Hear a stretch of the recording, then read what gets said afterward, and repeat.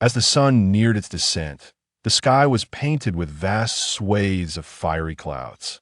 On the Serpentine Mountain Road, an SUV crawled along like a sluggish beetle, navigating the winding path.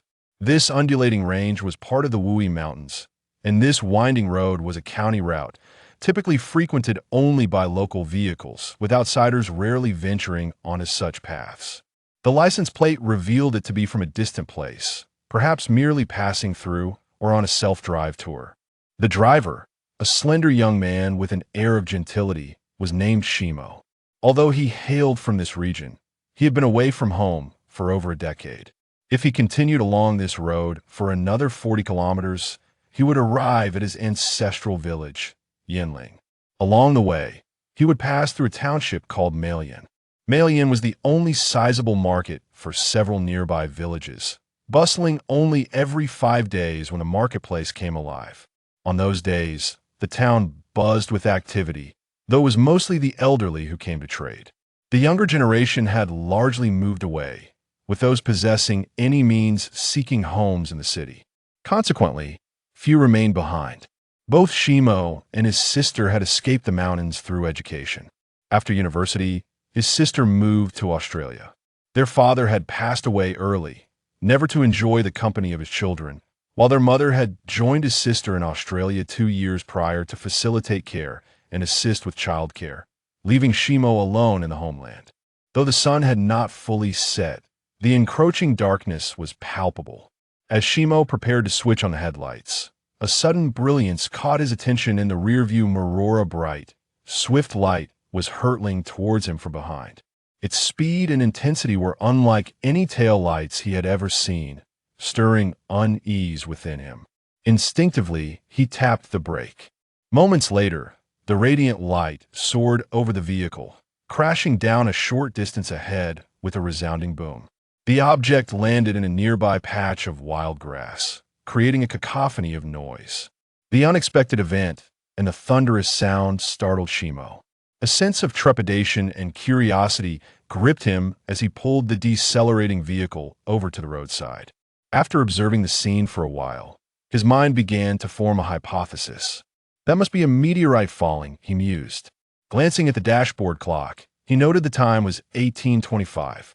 After a moment's hesitation, curiosity compelled him to step out of the vehicle for a closer look. At that moment, the sun cast its last rays, and the clouds over the mountains transformed into shades of deep purple, shrouding the surrounding area in an eerie stillness. He surveyed the dimming sky and retrieved a flashlight from the toolbox in the passenger seat, activating the hazard lights as he exited the car. As he stepped out, a chill breeze swept through the mountainous terrain, causing him to instinctively draw his neck into his collar. Standing by the roadside, he took a moment to assess the situation and pinpoint the location. It seemed to be near a patch of wild grass, about 20 meters ahead. He cautiously approached the edge of the grassland, peering down at a sprawling area of overgrown weeds, with a mountain stream faintly visible in the distance. With care, Shimo descended into the grassland, illuminating his path with a flashlight as he ventured toward the stream.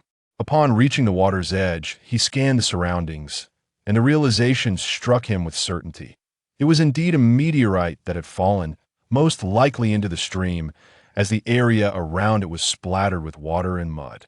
However, this posed a challenge in locating the meteorite. Gazing at the flowing stream and the multitude of pebbles scattered along its banks, Shimo hesitated. The flashlight's beam reflected off the water's surface, obscuring his view of the depths below. It was clear that to find the meteorite, he would need to immerse himself in the water and feel around, leaving its discovery to the whims of fortune. With all these pebbles, how will I find it? He muttered to himself. As the light faded further, he steeled himself and stepped into the frigid stream. His shoes became soaked, and the icy water soaked through his pants. Rolling up his sleeves, he plunged his hands into the cold water, unsure of the meteorite's size or shape, relying solely on instinct. Most of the stones felt slippery, covered in microorganisms due to years of submersion, and thus he dismissed them as potential meteorites. Undeterred, he retrieved a few pebbles to examine, ultimately confirming his initial judgment.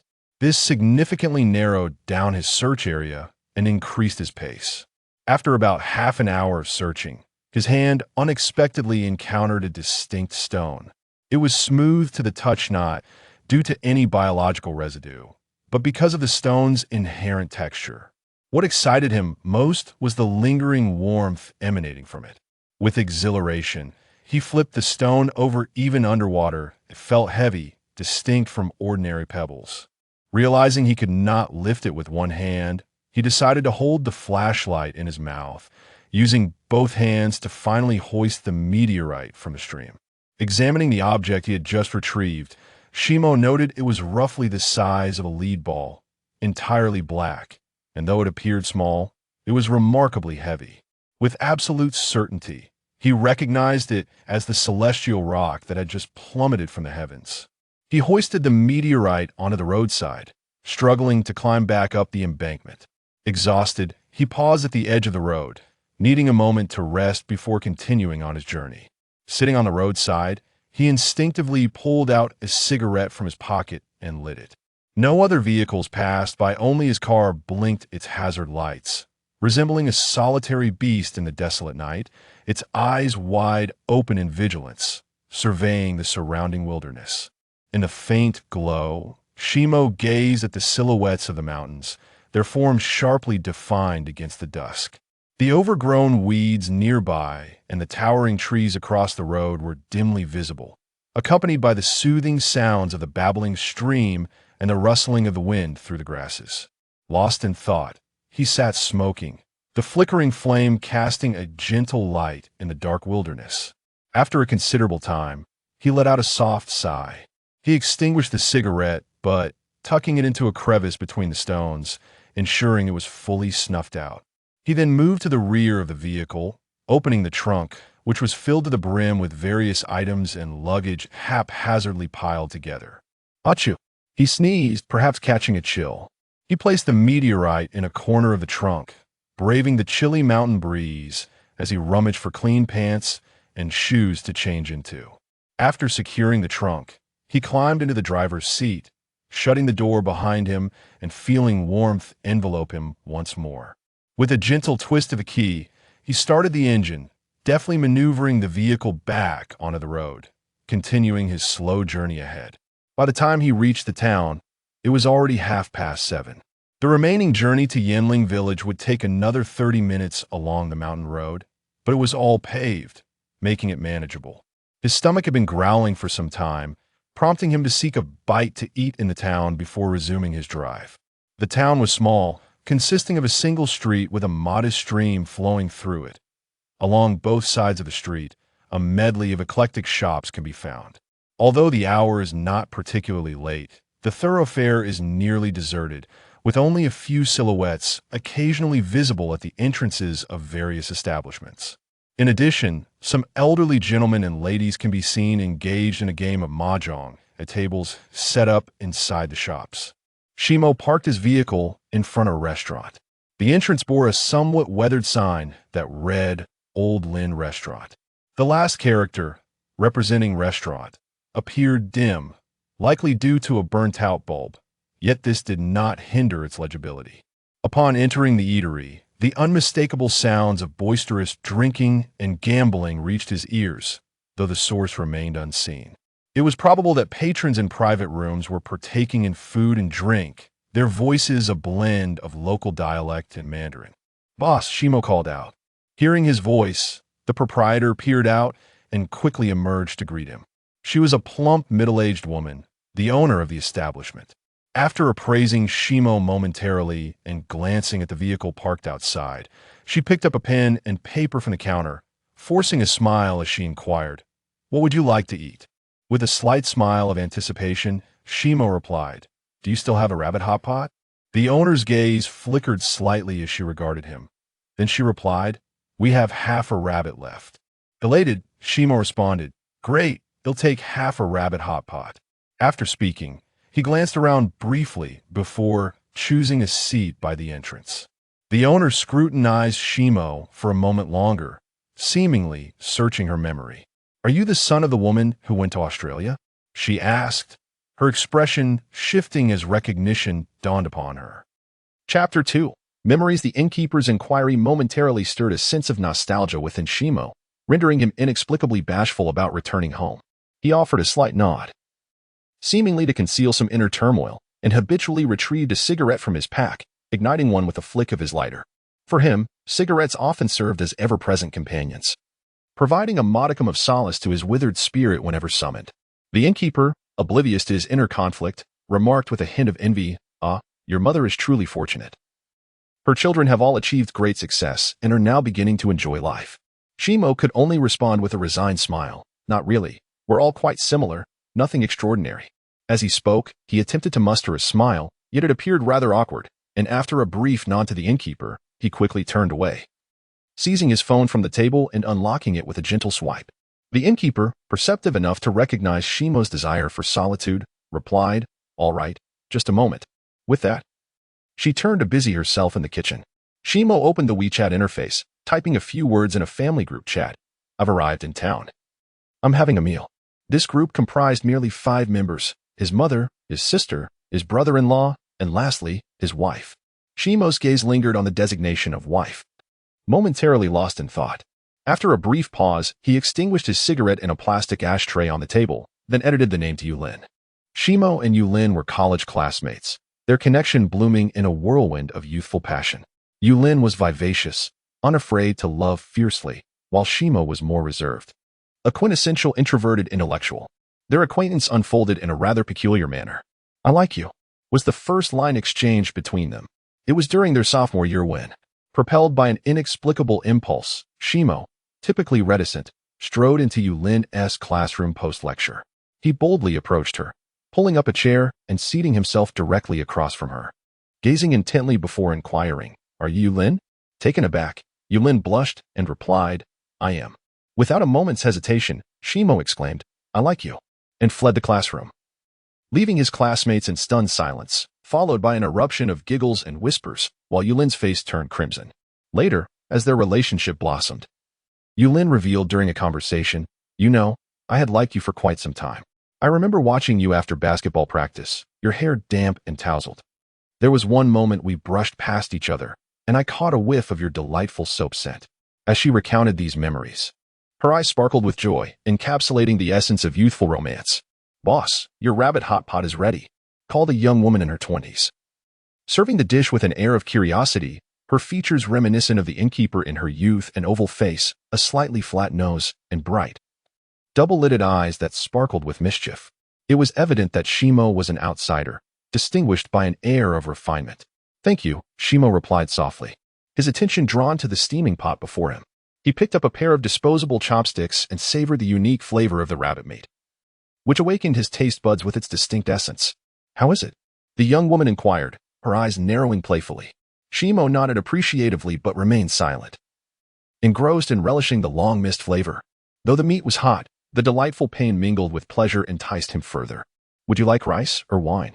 she asked cheerfully. After wiping his mouth with a napkin, Shimo looked up and smiled. "Just a bowl of rice, please." "All right," she chirped, her voice melodious as she darted into the kitchen, soon returning with a steaming bowl of rice. "Thank you," he said, beginning to eat heartily. After a satisfying meal, he patted his full belly, wiped his mouth, and stood up. "Boss, I'd like to settle the bill." The innkeeper emerged, glancing at the table, seemingly pleased with the order. "That'll be 62 yuan. Just give me 60. Her daughter peeked out from behind, quickly tidying up the tableware. Shimo glanced around, pointing to a QR code on the wall. "I can pay with this, right?"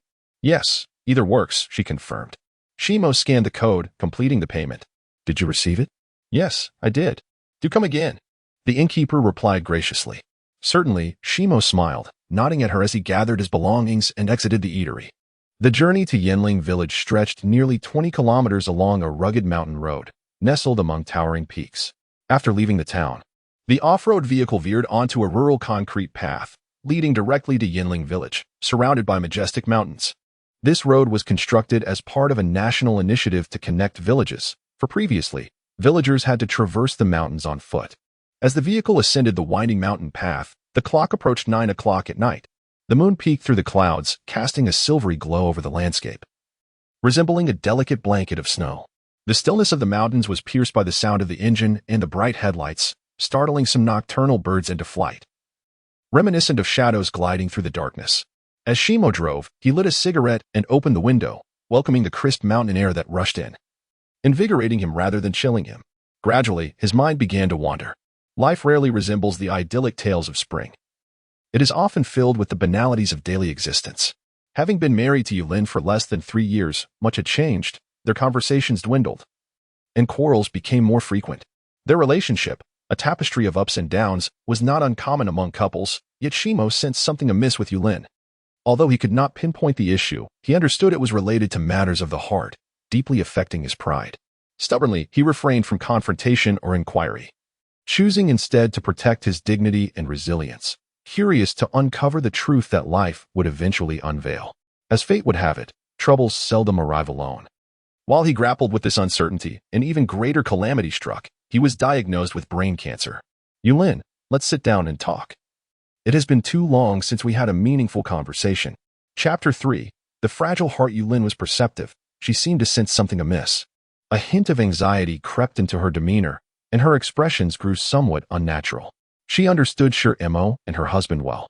She knew that the calmer he appeared on the surface, the more intense the turmoil lurked beneath.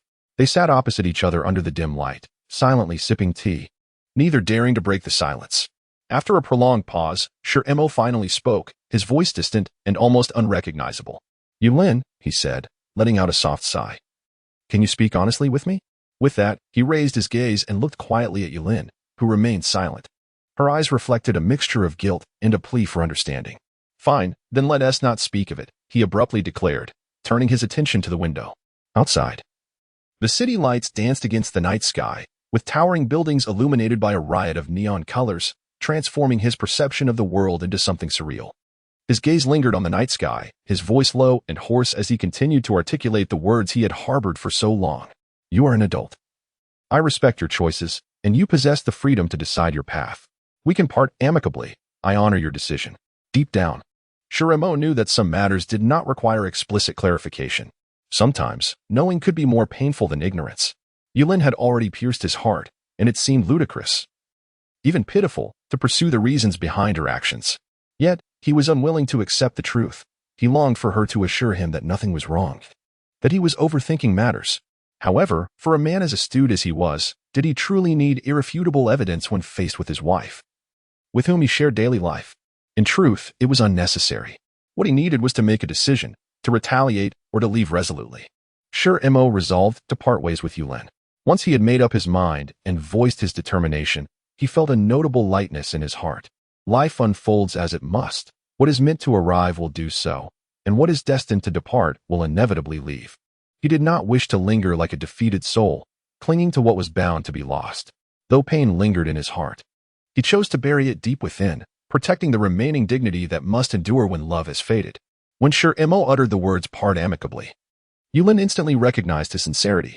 She had awaited those words for a long time, yet hearing them spoken aloud evoked an unexpected wave of emotion. The disparity between imagination and reality often leads to disillusionment. She instinctively covered her mouth with her hand, a stifled sob rolling in her throat, tears escaping her eyes unbidden. In this world, most individuals are neither wholly good nor entirely bad. Each person is unwittingly propelled by fate, their lives altered by a moment of indulgence, a fit of rage, or an unguarded word. Perhaps Yulin had contemplated, or perhaps she had not seriously considered, this day, yet she was destined to confront it. Suddenly, she realized her life was on the brink of transformation, as if the past were about to be punctuated with a finality. Can we start anew? Yulin choked out. I am weary. I am truly exhausted. Let us release each other. Yulin, Emo replied, lighting a cigarette. The burning ember transformed into curling wisps of smoke beneath the light, intertwining and swirling before gradually dissipating. A shrill screech of tires pierced the air as the SUV came to a sudden stop. After securing the handbrake, he hurriedly exited the vehicle, bending down to inspect the area around the driver's seat, extinguishing all traces of embers and sparks, ensuring no hazards remained. Only then did he take a flashlight and approach the front of the car to examine it. One of the front wheels rested precariously on the curb. Had he moved just a meter further, the vehicle would have rolled down the steep slope beside it. Emo stood on the grassy verge by the curb, dazed for a moment, Despite knowing his days were numbered, a lingering fear gripped him.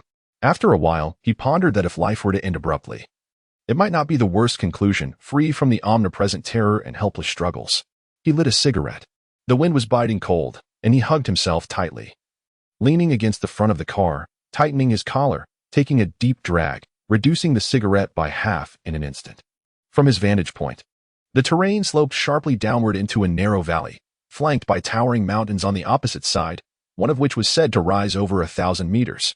Locals referred to it as Jinyan Mountain, home to two ancient temples that had stood for centuries.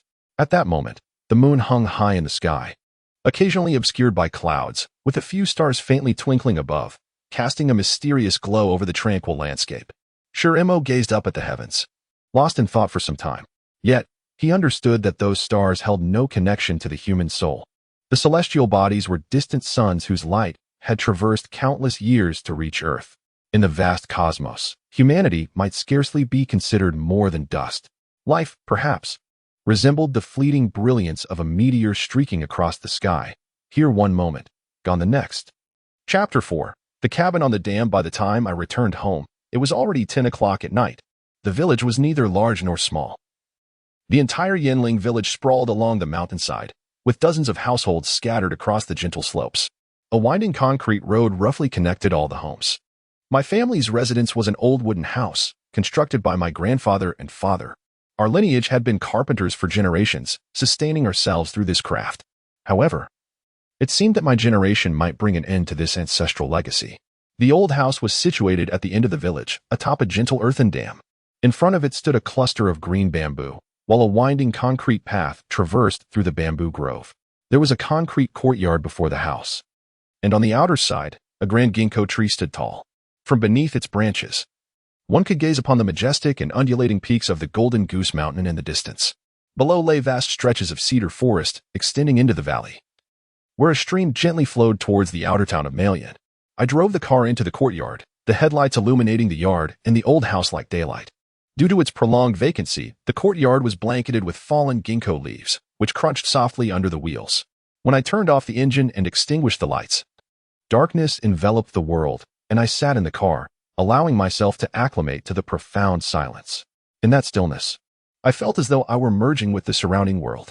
After a while, I opened the car door and jumped out, heading to the old house's corridor to turn on the lights, only to discover there was no electricity.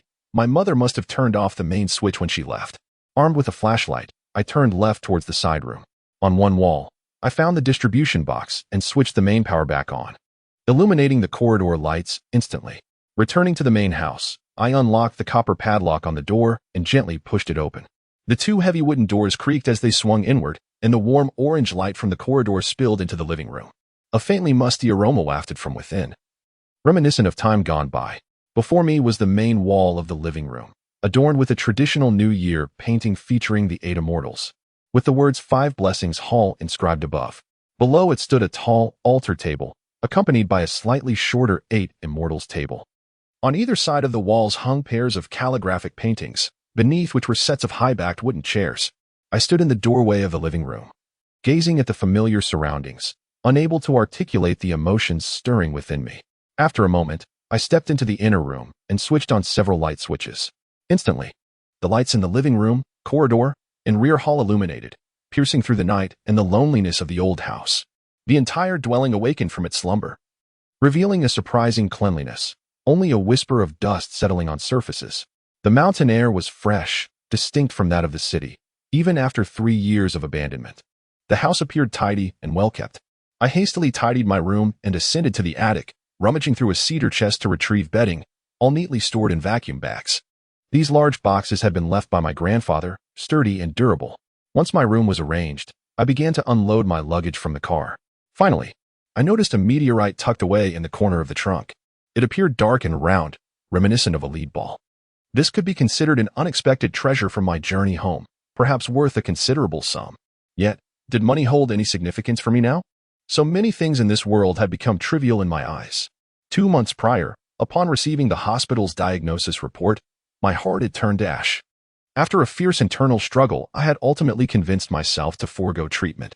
My marriage was already on the rocks, and I could not bear to live in a state of degradation, despairing, and yearning for pity. Moreover, seeking treatment with no tangible hope seemed utterly futile. Another reason I refrained from treatment was my father, who had succumbed to lung cancer a decade ago. I vividly recalled the hardships he endured in his final days. His frail body suffering greatly.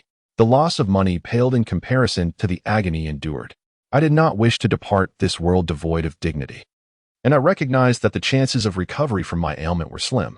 I aspired to live my remaining days with some semblance of honor. After all, when the time came, it would be a commonplace event, inevitable for all, merely differing in the length of one's existence. I never disclosed this matter to Yuan.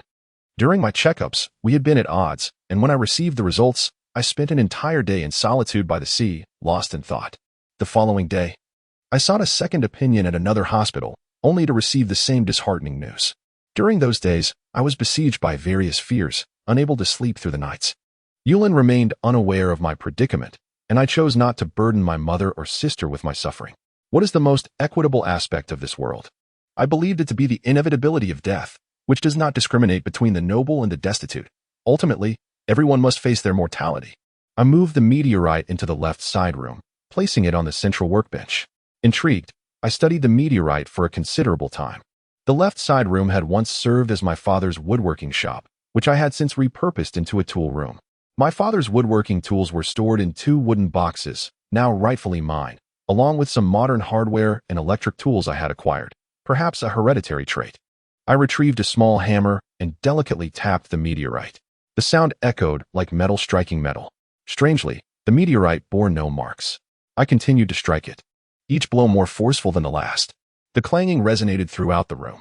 Upon examining the meteorite again, I noticed it was still unblemished. Doubt stirred within me as I murmured, "What kind of metal is this celestial meteorite? Its hardness is astonishing." Then, a thought struck me, and I quickly searched the right shelf, soon discovering a magnet in a cardboard box. I turned and cautiously brought the magnet close to the meteorite, attentively gauging its reaction. There was none. I tried several times without any response. What could this substance be? Chapter 5. The endless sky, a solitary contemplation, devoid of any meaningful outcome, left Shimo feeling weary. He rose, set down his hammer, and turned off the light, closing the door behind him as he exited the room. He resolved to take a shower and retire for the night, deferring all thoughts until the sun would rise again the following day. To the left of the living room lay his chamber, directly across from a restroom. In the past, the old house would never have accommodated a bathroom indoors. Such antiquated layouts no longer suited their evolving needs. Consequently, during the last renovation, adjustments were made, resulting in the installation of 2 bathrooms, one on each side of the house. Care was taken to maintain the overall aesthetic and functionality of the residence during this transformation, with a wash basin, toilet, and shower stall all present, exuding a simple yet charming inn-like atmosphere. After making slight adjustments to his bedding, he slipped beneath the covers. Yet, in the enveloping darkness, he tossed and turned for what felt like an eternity, unable to find slumber. Outside, the stillness prevailed, occasionally interrupted by the gentle rustling of bamboo leaves in the wind, while myriad thoughts paraded through his mind like a revolving lantern.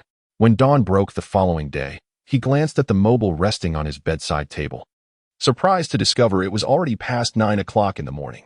He could not recall the hour at which he had succumbed to sleep, but it must have been late. Remaining in bed for a couple of minutes, he sought to clear his mind. With his eyes wide open, he stared vacantly at the ceiling, his vision slightly blurred. The familiar, time-worn cedar planks seemed to shimmer in and out of focus. Today, the sun rose as it always did, heralding the commencement of a new chapter in his life, one that Shimo had contemplated for quite some time. His plan was simply to have no plan.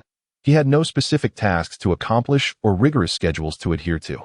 For him, the greatest satisfaction lay in the mere act of waking each day to witness the sun's ascent. Everything else would unfold naturally. He felt a profound gratitude for the choices he had made, as he could scarcely envision himself confined to a hospital bed, enduring daily medication, injections, surgeries, and chemotherapy. Nor did he wish to confront the anguish, consolation, pity, and helplessness of his loved ones. Regret had certainly visited him, along with bouts of self-pity.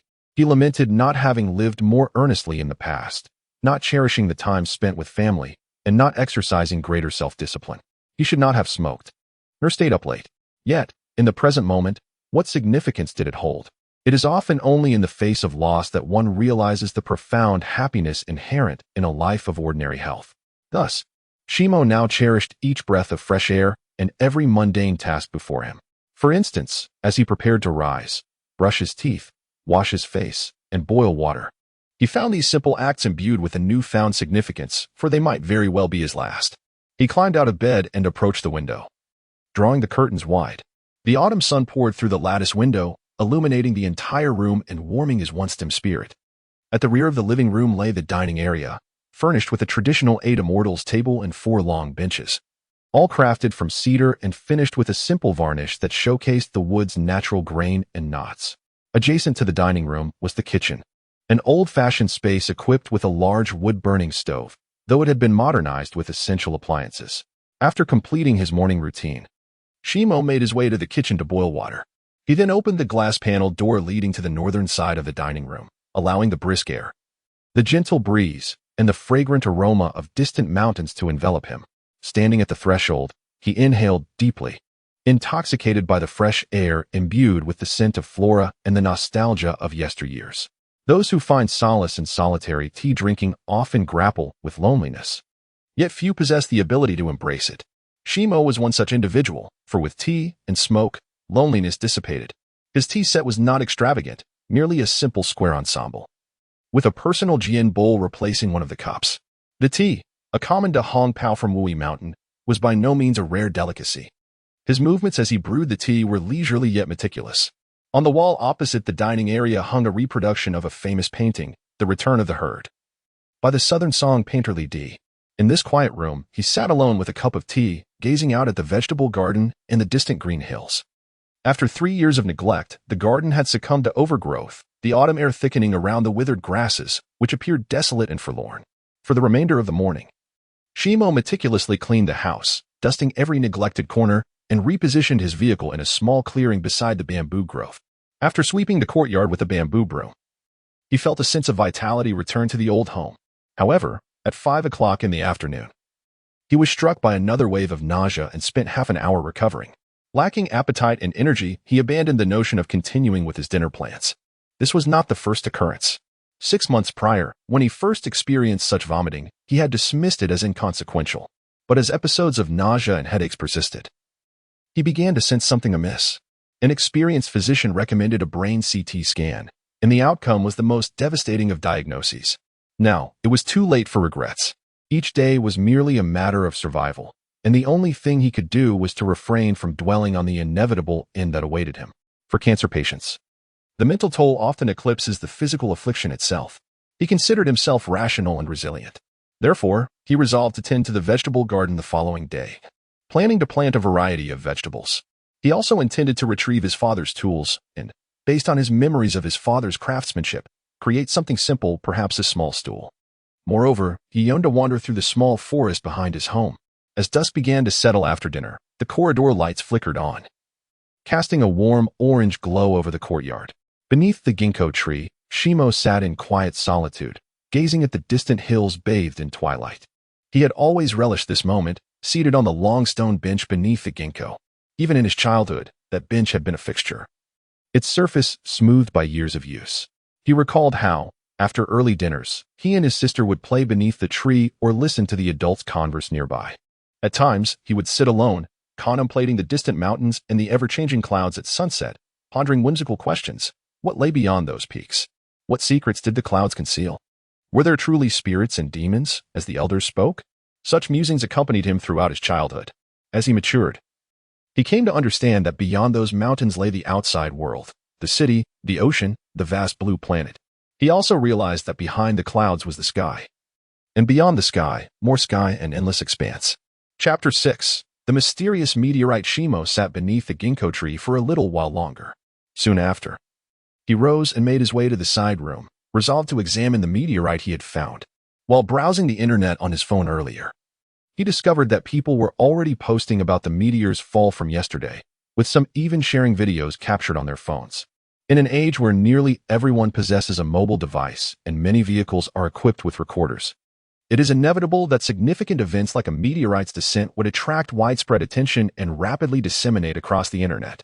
However, Shimo paid little heed to this, as he was the sole witness to the event, and no one knew that the meteorite had ultimately come into his possession. As an ordinary individual, He had never been particularly interested in such matters before, although there had been news about meteorite falls and meteor showers occasionally surfacing online. He had merely regarded them as general information, browsing them briefly before forgetting. Yet now, as a first-hand experiencer who had genuinely collected a stone from the cosmos, he felt an invigorating curiosity and interest towards the meteorite that was markedly different from his previous indifference. He had always believed that meteorites were simply stones, yet he now learned that they come in various types. Most meteorites are indeed just stones from beyond the Earth, but a handful are iron meteorites, and some even resemble glass meteorites. The vast expanse of the universe conceals countless secrets, and humanity can perhaps only catch fleeting glimpses of them through these celestial visitors. It was evident to Shimo that the meteorite he had retrieved last night was likely an iron meteorite, he mused. One particular post caught his attention, stating that some meteorites contain a significant amount of primordial material formed in the universe, which bestows them with immense scientific value. These meteorites could even harbor metals yet undiscovered in the solar system, or special metals resembling those crafted by intelligent life. The post claimed that such meteorites are generally priceless. Shimo pondered deeply, wondering if the meteorite he had found contained metals unknown on Earth. The thought ignited a spark of excitement within him. After all, humanity's innate curiosity is a vital force embedded in our genes, propelling countless scientific discoveries and the relentless advancement of civilization. His gaze inadvertently fell upon the meteorite resting on the table, and under the light, it appeared quite ordinary, a dark, rounded stone emanating a faint, steel-like glimmer. He reached out to touch the meteorite, feeling its frigid surface akin to wrought iron. He had already struck it with a hammer the day before, and it had proven remarkably resilient, showing no signs of damage. Perhaps I could use a hacksaw to grind down a bit of powder or slice off a small piece to send to a laboratory or donate for testing. In his final moments, contributing even a small token to humanity would not be in vain. If his name could one day be associated with the discovery of this metal, it would be an everlasting legacy.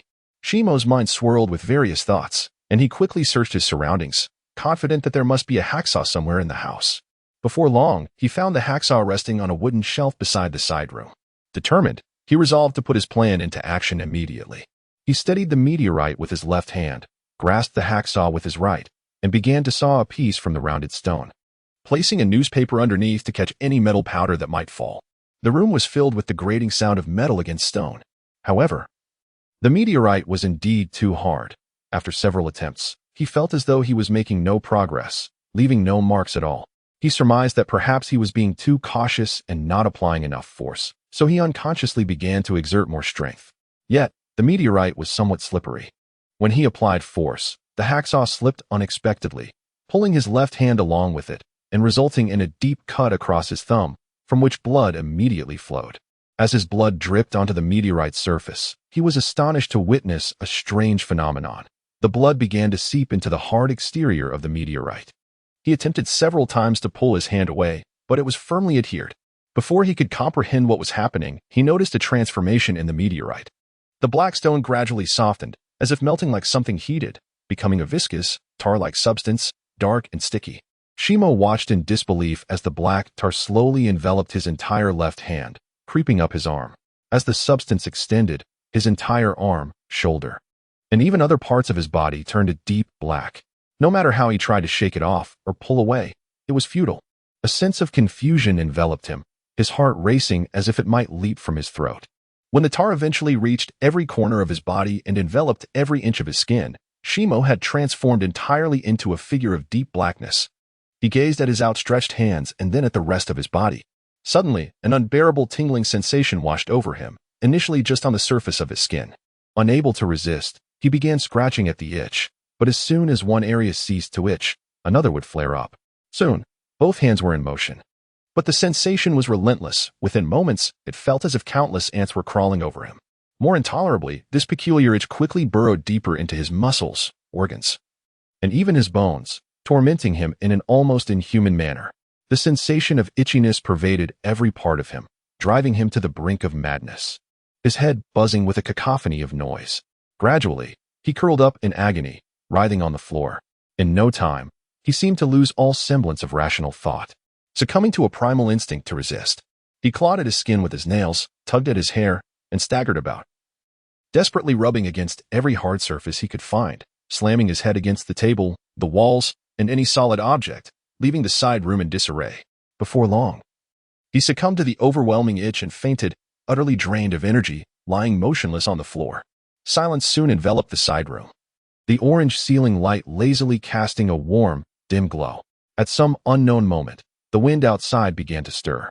The autumn breeze swept in, carrying with it some withered, yellow leaves that filled the room before escaping through the adjacent window, producing faint, mournful whispers. His disheveled hair danced in the wind, and a single yellow leaf spiraled down, briefly landing on him before darting off to some unknown corner. Shimo awoke in the darkness, finding himself in a vast void surrounded by a dazzling array of stars. Without a doubt, he was in outer space. A beautiful planet lay beneath his feet, and his gaze effortlessly pierced through distance and clouds. He beheld vast, majestic landscapes, undulating mountains, and flowing rivers. Silvery streams meandered across the expansive terrain, ultimately merging into a boundless, argent ocean. In the distance, a gentle star radiated warm sunlight, illuminating this land and sea. Graphite felt as though he were dreaming. All of this appeared devoid of scientific rationale, as if he possessed a divine perspective, surveying the entirety of the planet. Moreover, he was oblivious to the passage of time. Yet, after an indeterminate duration, the tranquility before him was suddenly shattered. The once gentle star transformed into a furious blaze, and Graphite instinctively understood that the entire star system was on the brink of annihilation. A mysterious force emanating from the endless abyss of darkness had ensnared the system, with the star being its first victim, its form drawn into the void by an invisible might. Indeed, this natural force originated from a black hole traversing this void. A colossal planet from within the system hurtled through space, colliding violently with the beautiful planet. The impact generated immense shockwaves that swept across its surface, igniting the entire world in flames, sending countless fragments of rock, large and small, into the vast emptiness. The entire star system was ablaze. It was shattering. It was plunging into the dark abyss. This phenomenon of interstellar matter, drawn by overwhelming gravity, exhibited a peculiar splendor, resembling a distorted abstract painting of exquisite beauty. The collision between the star and the black hole unleashed unimaginable explosive energy as blinding blue gamma rays traversed the void, crossing countless stars and galaxies, akin to the final wail of this star system before its demise. Then, Graphite beheld something surreal. The silver ocean of the planet transformed into a colossal, silvery, latex-like mass, constantly shifting forms, reminiscent of a jellyfish in the deep sea. The ocean had morphed into a jellyfish. Moreover, this jellyfish appeared to writhe and struggle as if it were a living creature. It sensed the impending doom of the star system and yearned to escape the clutches of the dark abyss. Fighting desperately against the fate of being consumed by the black hole, it struggled and swayed, and this seemed to endure for an eternity. Finally, its enormous form extended countless tentacles, igniting and propelling itself backward. It burned itself in a bid to generate sufficient thrust to flee into outer space, resembling a gecko on Earth severing its own tail to survive. This process felt interminable, yet also seemed but a fleeting impression in Graphite's mind. He witnessed the jellyfish nearly incinerate itself entirely. Ultimately, only a minuscule fragment managed to escape, coalescing in the void into a black meteorite, which then silently drifted into the distant expanse. Graphite instinctively followed this meteorite as it embarked on a journey through the void. The black meteorite wandered through the cosmos for an indeterminate span, seemingly in hibernation, gliding through the void, motionless. This experience bore little relation to the concept of time, becoming a vivid impression in Graphite's mind. One day, it approached a blue planet, subsequently succumbing to the planet's gravitational pull and descending towards it. Graphite then beheld the land below, the mountains and valleys, the winding mountain roads, a vehicle, and a solitary figure. That figure was himself. Chapter 7. The Phantom in the Cramped Room. Graphite slowly opened his eyes, feeling as though he had awakened from an eons-long slumber. A profound sense of antiquity washed over him. Bewildered, he surveyed his surroundings. The remnants of celestial memories quickly faded, replaced by the familiar confines of the room and its still objects. To his left, a shelf cluttered with an assortment of tools lay askew on the ground. Various implements scattered about. In the corner, 2 carpenter's boxes remained undisturbed, while saws of varying sizes hung haphazardly on one wall, some having fallen to the floor. The grid window on the right stood ajar, revealing a yard beyond, shrouded in darkness and silence. Soon after, fragmented memories surged within him like a tidal wave. He recalled recent events, a meteorite, a steel saw that had grazed his hand, in the dark asphalt that had enveloped him. Instinctively, he lifted his hands and found them restored to their usual state, his clothing slightly disheveled, but his body otherwise intact.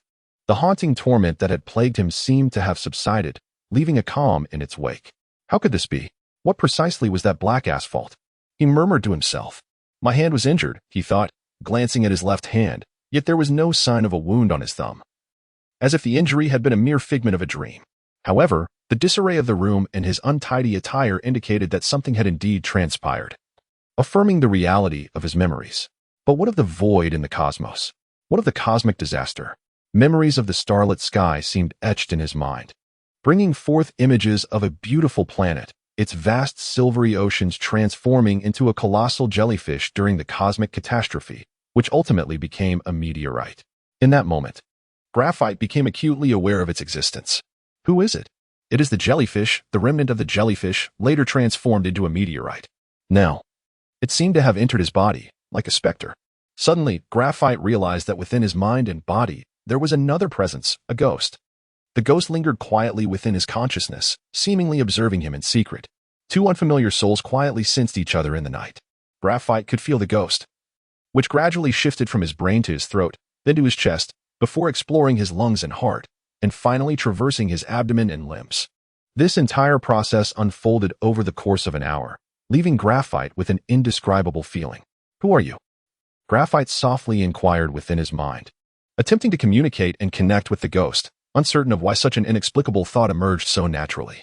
He continued to ask, repeating his questions in an effort to engage with the ghost.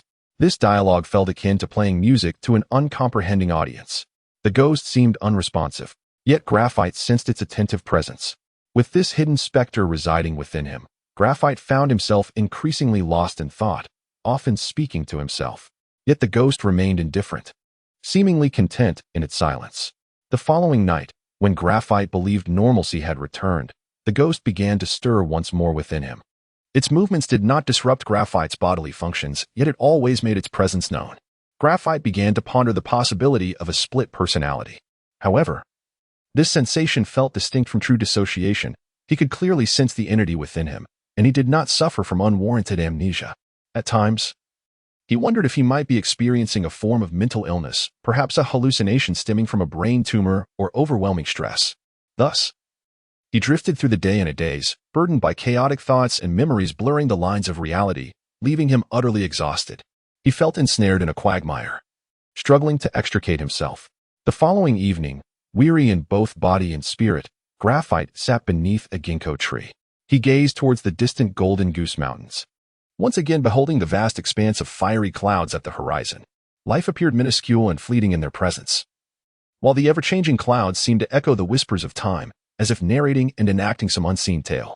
Graphite became immersed in this ephemeral beauty, momentarily forgetting himself, his anguish, and the myriad joys and sorrows of the past, as well as the phantom concealed within him. His heart felt hollow, his mind adrift. Then, a voice emerged from the depths of his consciousness. You. Graphite's heart jolted. This voice came from within his body, of that he was certain. Soon, the ghost uttered another word. You. Instantly, he queried within his mind. Who are you? You. The ghost seemed limited to this singular utterance. In the midst of Graphite's incessant questioning and explanations, the ghost persisted in its repetition of that one word, resembling an infant learning to speak, initially uttering simple sounds like dad or mom. Yet, this simple you brought Graphite immense joy, marking a significant breakthrough. It felt akin to a parent hearing their child call them for the first time. His elation stemmed from the realization that he had not lost his mind or fractured his personality. The ghost undeniably resided within him, establishing a form of mental connection, albeit one confined to a single word. Graphite's body housed a ghost. This entity was an extraterrestrial being, akin to an alien native, with both souls aware of each other's existence, yet hindered by a language barrier. This was the predicament Graphite now faced. Numerous unanswered questions plagued his thoughts. Why had this extraterrestrial being entered his body? What had it done to him? Could it harm him? Was he to be possessed? Countless inquiries flooded Graphite's mind, each more pressing than the last. Chapter 8. The Star Spirit and the Ink Beneath the Ginkgo Tree. The night exuded an extraordinary tranquility. Shimo gazed upward at the vast firmament, where parts of the sky were obscured by leaves, while the exposed areas revealed a profound darkness speckled with twinkling stars. The specter residing within him, once a jellyfish, hailed from this enigmatic expanse above. Behind this seemingly serene night sky lay countless thrilling tales, both past and ongoing. With each shimmering star perhaps concealing an entire galaxy, and within the unseen dark planets, an array of bizarre beings might thrive. How expansive is the night sky? What is the essence of the universe? Shimo sat quietly beneath the ginkgo tree, lost in contemplation. Suddenly, his thoughts turned to the spirit within him. It had coexisted with him in harmony for a day and a night, and regardless of its intentions, Shimo had gradually begun to accept this reality, becoming accustomed to the spirit's presence. In truth, he sometimes felt that this arrangement was not so bad. Due to his brain cancer, he differed from others, deep within. He had already embraced a resolute acceptance of mortality, granting him a unique perspective on life that surpassed that of the ordinary. Perhaps this encapsulates the notion of impermanence that people often speak of. For him, the phrase "life is impermanent" was no longer a mere slogan, but a palpable truth he had come to witness. I do not know what kind of life you are, but I deeply empathize with you and the fate of your galaxy. Shimo seemed to speak to himself. Or perhaps he was engaging in a leisurely dialogue with a friend. Indeed. I must thank you for allowing me to glimpse some secrets of the cosmos during my brief existence. Though everything remains shrouded in mist, I have at least caught a glimpse of another facet of the universe, witnessing its boundless expanse and the passage of time. I am truly grateful. I have no regrets in death. He chuckled self-deprecatingly, murmuring further. His gaze lingered on the vast sky above, contemplating the endless twinkling stars. If possible, I feel we could become friends. We reside within the same body, do we not? I harbor no malice toward you, and I sincerely hope you can treat me kindly, as well as my fellow humans. Shimo sensed the spirit listening quietly, pondering whether it perceived his words as if deciphering an ancient text. He experienced a peculiar sensation, likening the spirit to a small stray dog he had once encountered in the wilderness, now resting at his feet, attentively absorbing his words. Despite knowing it might not comprehend human speech, he could not help but treat it as a confidant, rambling on. Little Huang, he would call it each time, and the little creature would wag its tail, joyfully circling around his feet. He was uncertain why memories of little Huang resurfaced. Perhaps it was a feeling. He perceived the silent yet occasionally responsive spirit as akin to that long-lost companion, quietly sharing moments of solitude with him. How about I give you a name? He suddenly mused, speaking softly to it. What shall I call you? Perhaps Star Spirit would be fitting? I believe it suits you well. For you are the sole survivor of your galaxy and the only intelligent being I have encountered from your realm. He laughed, the spirit of the starry sky. As he gazed upward, a flicker of understanding seemed to pass through the spirit. Shimo continued to chatter. By the way, my name is Shimo, with stone for the first character and ink for the second. The spirit stirred slightly, responding with a gentle utterance of the character for ink from the depths of its consciousness. Shimo quickly realized that the spirit had just spoken to him. It understood his words and could even learn to articulate the character for ink. Was that you speaking? Star Spirit? He inquired. The spirit softly repeated the character for ink once more. Thus, under the celestial expanse, beneath the ginkgo tree, within the embrace of the night, a momentous dialogue unfolded between two souls from disparate worlds. Although this exchange merely confirmed their respective names, it marked the inaugural interaction between humanity and an extraterrestrial entity, witnessed solely by the eternally silent ginkgo tree. In that moment, Shimo felt an inexplicable connection, a profound intertwining of destinies between himself and the spirit. Engaging in a dialogue of souls on a conscious level, he experienced a newfound understanding of existence. In a sense, souls were no longer the elusive and intangible entities of the past, but rather concrete realities. Shimo suddenly contemplated that perhaps souls existed in a higher dimension, a concept of which humanity had only scratched the surface. The truth of this world remained veiled in mist before his eyes. Yet he had advanced further than any other human. This conversation beneath the ginkgo tree held immense significance for Shimo. Once composed, he acknowledged that he had encountered a third kind of contact, a so-called meeting with extraterrestrial life. While he was uncertain whether the star spirit was indeed an alien, who determined that extraterrestrial beings must resemble humans to be considered sentient. At the very least, he could ascertain that the star spirit was an intelligent extraterrestrial life form, capable of escaping the cataclysm that befell its galaxy and conversing with him. As he pondered further, Shimo found himself ensnared in a web of contradictions and confusion. On one hand, he felt an inexplicable affinity for the spirit, while on the other, a rational caution emerged. Having read numerous science fiction novels about third-kind encounters, the most renowned being Liu Cixin's The Three-Body Problem, as well as countless Hollywood films on similar themes, Shimo understood humanity's varied fantasies regarding such encounters. In the past, naive scientists even transmitted signals into the cosmos, expressing humanity's existence and friendly intentions. However, in recent years, humanity began to reconsider the appropriateness of such actions.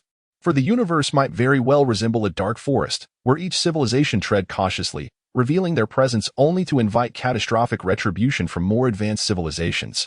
After reading The Three-Body Problem, Shimo found this notion profoundly resonant. The universe might indeed be a dark forest, with Earth's evolutionary journey mirroring a condensed version of the cosmos, revealing a brutal truth of survival of the fittest. Those unable to adapt to their environment would inevitably fade into the annals of history. Darwin's theory of evolution elucidated the reality of life's progression. Competition determined survival. Could this principle be extrapolated to the universe at large? Did the cosmos harbor countless strange forms of life, leading to potentially fierce competition among different species? The implications of the star spirit's existence for humanity were indeed ambiguous for Shimo. Would it ultimately seek to usurp him? Usurp? Shimo chuckled to himself, bemused by the absurdity of the term that had sprung to mind, perhaps a consequence of his indulgence in fantastical literature. Would it silently thrive and expand on Earth? Its form once as vast as an ocean, now seemingly diminutive, perhaps merely an illusion? A sudden uncertainty enveloped his mind regarding many matters. Beneath the starry sky, the night air was as cool as water. Sitting beneath the ginkgo tree, time appeared to slow to a crawl. The room remained in the same disarray as it had been the previous night, resembling a scene after a robbery, with belongings scattered everywhere. Before this moment, he had been somewhat dazed, unable to tidy up. Now, he finally felt tranquil and alert. To his astonishment and curiosity, he raised his arm and discovered that the star spirit had emerged from his palm. The star spirit appeared peculiar, resembling a small ball of silvery glutinous rice, exuding not an eerie or ghostly presence, but rather an endearing and slightly daft demeanor. It wiggled towards the saw in his hand, promptly adhering itself to it. The subsequent scene left him utterly taken aback. The star spirit, clinging to the saw, began to gnaw at it like a young silkworm, its pace surprisingly swift. In a matter of moments, it had consumed more than half the saw, which then clattered to the ground, the star spirit following suit to continue its feast. And within a few breaths, a perfectly intact saw vanished before his eyes. This unexpected revelation filled him with both surprise and delight. The astonishment stemmed from the fact that the star spirit could consume metal, indicating it might be a creature that feeds on such materials. The joy arose from its seemingly gentle and adorable appearance, suggesting it was inherently docile. Of course, these were merely his speculative musings. Watching the star spirit effortlessly devour the saw, he felt a twinge of regret. These tools were heirlooms from his father. Though not particularly useful, they held sentimental value and significance, and could still be employed for woodworking tasks. As the star spirit wriggled towards another saw, he instinctively called out, "Hey, star spirit." Uncertain if it could still communicate with him after leaving his body, yet the words escaped his lips without forethought. Chapter 9. Bacteria or cells. The glutinous rice dumpling on the ground seemed to hear the call of graphite, pausing momentarily, truly halting its advance towards the saw. Subsequently, a voice echoed within graphite's consciousness. It was the voice of the star spirit. Its tone was peculiar, reminiscent of a metallic dolphin sound, yet not jarring. It resonated like the playful calls of a dolphin, clear yet gentle to the ears. The star spirit urgently repeated this syllable, seemingly indicating its desire for that delicacy. Graphite pondered. Perhaps the saw appeared as a delectable treat in its eyes. Furthermore, Graphite realized that even when separated from its own form, the star spirit could effortlessly maintain a connection of consciousness with him. This revelation suggested that an enigmatic bond had formed between them following the bizarre events of the previous night, allowing these two distinct souls to engage in extraordinary communication, transcending the confines of space. "Ah, star spirit, do you wish to consume metal? Please wait a moment. I shall select a few for you. You mustn't indiscriminately eat everything. Some of these items still serve a purpose for me, all right?" Hey. The star spirit persistently echoed these two words, leaving Graphite puzzled regarding its intent. However, he noticed its obedient nature, as it seemed to vaguely comprehend his wishes, not consuming recklessly, but adhering to his guidance. This realization sparked a wave of joy within Graphite, who felt elated to have such an adorable and obedient extraterrestrial companion. The anxieties that had plagued him gradually dissipated. Soon, Graphite rummaged through the room, gathering a small pile of relatively useless metals and placing them on the workbench. He then retrieved the glutinous rice dumpling, speaking softly, "Here, these are your treats. Go ahead and eat. I shall watch you." The dumpling chirped joyfully and swiftly slithered towards the pile of metals, voraciously consuming them at an astonishing pace. While its movements were indeed serpentine, they were anything but slow. Describing it as rapid would not be an exaggeration. Graphite watched in wide-eyed curiosity, observing that he could not discern how the star spirit consumed the metal. It lacked a dedicated mouth, nor did it exhibit corrosive properties like acid. Rather, it appeared that the metal simply dissolved upon contact with the dumpling. Could it be countless microscopic organisms or cells? Graphite speculated. From the dreamlike scenes, it seemed that the star spirit's essence permeated the entire planet, encompassing oceans, rivers, and lakes as if they were part of its being. Might it resemble the algae, bacteria, or cells found on Earth? Graphite mused. Well, perhaps it could only be conjectured. Thus, when the meteorite adhered to him the previous night, it was likely that countless minuscule bacteria or cells penetrated his body, which would explain how something could merge seamlessly with him. If they were smaller than his own cells, that would indeed clarify matters. Before long, another question arose. Why had the black meteorite entered, only for the small rice dumpling to emerge? Perhaps a portion remained within his body, the star spirit's leftover essence, signifying that part of it was trapped within him, unable to exit freely. Suddenly, Graphite realized the reason behind the torment he had endured last night. Could it be that a portion of the star spirit's microbial essence or cells had fused with his body, becoming one? He then recalled the mysterious disappearance of the wound on his thumb from the previous night. Could it be that these enigmatic microbes or cells had healed his injury? With these thoughts racing through his mind, Graphite found it increasingly difficult to remain calm. Following this line of reasoning, could his brain cancer also heal spontaneously? His heart began to race uncontrollably, and his breath grew heavy. In that moment, he made another discovery. The rice dumpling, while consuming the metals, left behind a fine powder beneath it. If one did not observe closely, or if the quantity were minimal, it would be nearly undetectable. It was indeed consuming and refining metal. Graphite's mind reeled once more. However, he soon found himself chuckling. The interchange of intake and output was a perfectly natural phenomenon. Humans, too, engaged in such processes of consumption. Since it was a living being, it required sustenance. Thus, the digestion, absorption, and excretion of materials was entirely normal. No longer lost in thought, Graphite began to tidy the room. He lifted the collapsed wooden shelf that his father had crafted long ago. Although it had once felt heavy, he now sensed a surprising strength within himself as he bent to reposition it. Had his own power increased? This unexpected revelation filled him with delight. Suddenly, he recalled the miraculous healing of his thumb injury from the previous night and felt compelled to test it. He quickly organized the entire room, then went to the kitchen to retrieve a small fruit knife. After sterilizing the blade with a lighter, he gently drew it across his fingertip. The act of self-harm made him uneasy, even a little apprehensive, yet he pressed on to validate his hypothesis. Blood welled up immediately, but as Graphite had surmised, it was swiftly stemmed, the pain dissipating as well. His clotting ability far exceeded that of an average person, and the wound began to scab over at an astonishing speed. In mere moments, the injury seemed to vanish. Gently, he touched the minute scab on his finger, and it fell away effortlessly, revealing skin that was entirely unblemished, with no scar remaining, only a faint white mark indicating where the wound had once been. He was certain that in no time, even that trace would disappear completely.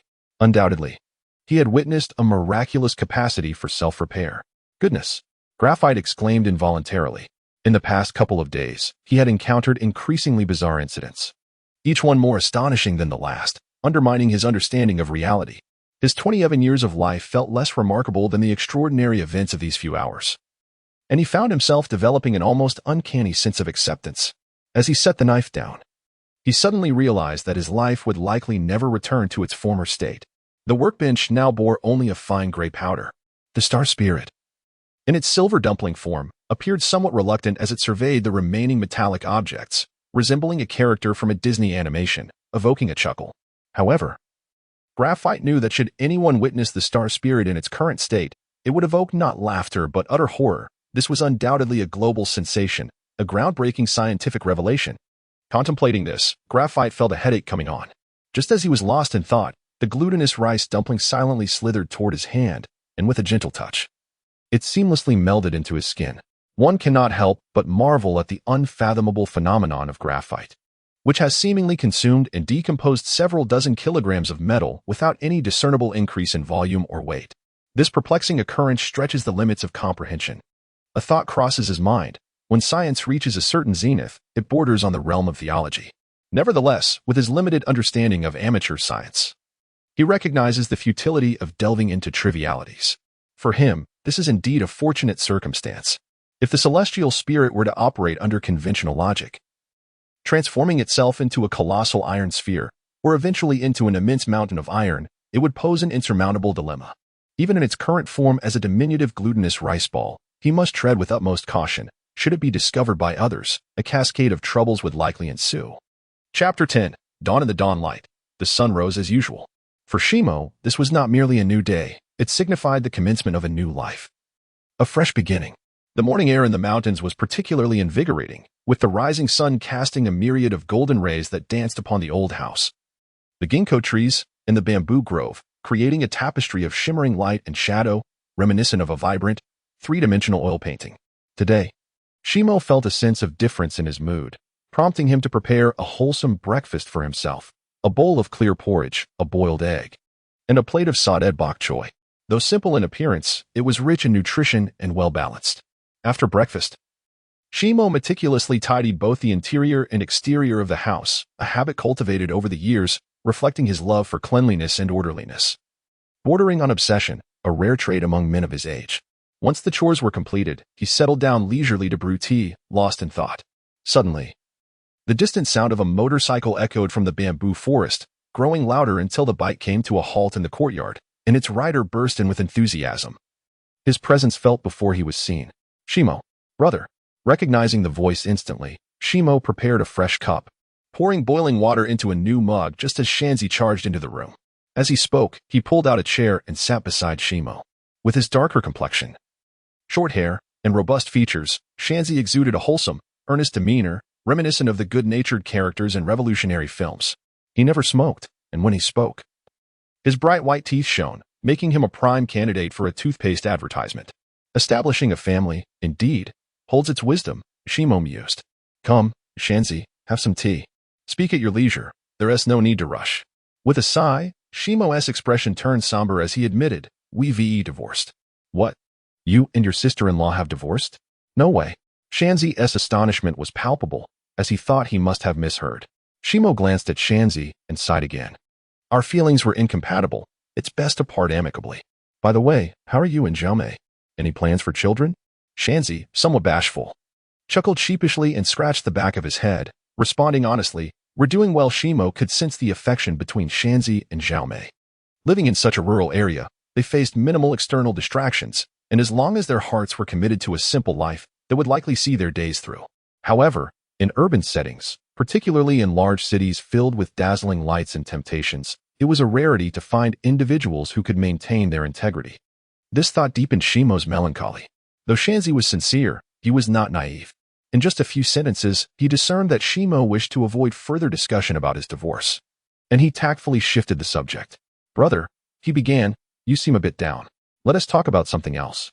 Shanzi's words warmed Shimo's heart. Although he was in a rush to pursue another relationship, the genuine concern and familial affection expressed by Shanzi touched him deeply. Shimo nodded with a smile. Shanzi, it's all right. Do I seem like someone who can't find a partner? Now that I've finally regained my freedom, I intend to savor this newfound air of liberty. There is no need to rush into dating. I'll let fate decide. Speaking of which, how's your chicken farming project coming along? Brother, I've got over 500 chickens now. I set up a chicken farm by the bamboo grove and plan to add another 500 after the new year. When will you come to visit? Oh, and I almost forgot. I brought you 2 free-range chickens, already prepared. My memory is terrible. Let me fetch them. Before Shimo could respond, Shanzi dashed outside. Shimo chuckled at his brother's eagerness, sipping his tea thoughtfully. He resolved to visit Shanzi's family soon, bringing a little money for his uncle and aunt. A small gesture of goodwill. Shanzi's father had suffered a stroke 5 years prior, leaving him with limited mobility, which meant Shanzi had not been able to seek work elsewhere. With 2 older brothers working in distant towns, the absence of a younger person at home left the elderly couple struggling. Moments later, Shanzi re-entered, carrying a bulging plastic bag and headed straight for the kitchen. Brother, I'll put these in the freezer. Remember to eat them soon. The fresher, the better. By the way, Shanzi, I heard a few years back someone tried to open a mine in our village. What happened with that? Yes, but it never materialized. I heard they were digging for gold, a group of investors from outside, but they lost over $1 million and decided not to continue. Now it's all overgrown. Where exactly? You know the old village committee? There's a fork in the road there. If you follow that path for a couple of kilometers, you'll find a hollow in the mountain. That's where the mine entrance is. Shimo nodded thoughtfully, sighing. It's fortunate they didn't find anything. Otherwise, our village would have suffered greatly. Our environment would have been devastated. Do you know who authorized their excavation? Shanzi's expression darkened slightly. Who knows? It must have been those officials at the village committee. I heard those investors had connections in town. Let it be. Shimo waved his hand dismissively. How are your parents' health? My father is the same, but my mother is doing well. Good to hear. I'll visit them soon. After lunch and a brief rest, Shimo decided it was time to visit the hollow Shanzi mentioned. He drove to the location and soon spotted the mine entrance. Although he was aware of the fork in the road, he had never ventured here before. The path, marked by clear tire tracks from the occasional tractor hauling bamboo, was uneven and overgrown yet manageable for his off-road vehicle. Upon reaching the mine entrance, he found a flat area overrun with weeds. An old, rusted iron frame, likely used for loading or lay partially obscured by the underbrush, alongside 2 corroded oil barrels, some of which had rusted through. After parking his car and securing the door, Shimo brushed aside the tall grass to inspect the iron frame. The mine entrance was situated at the base of a steep slope, surrounded by a dense bamboo forest thriving in the region's soil and climate.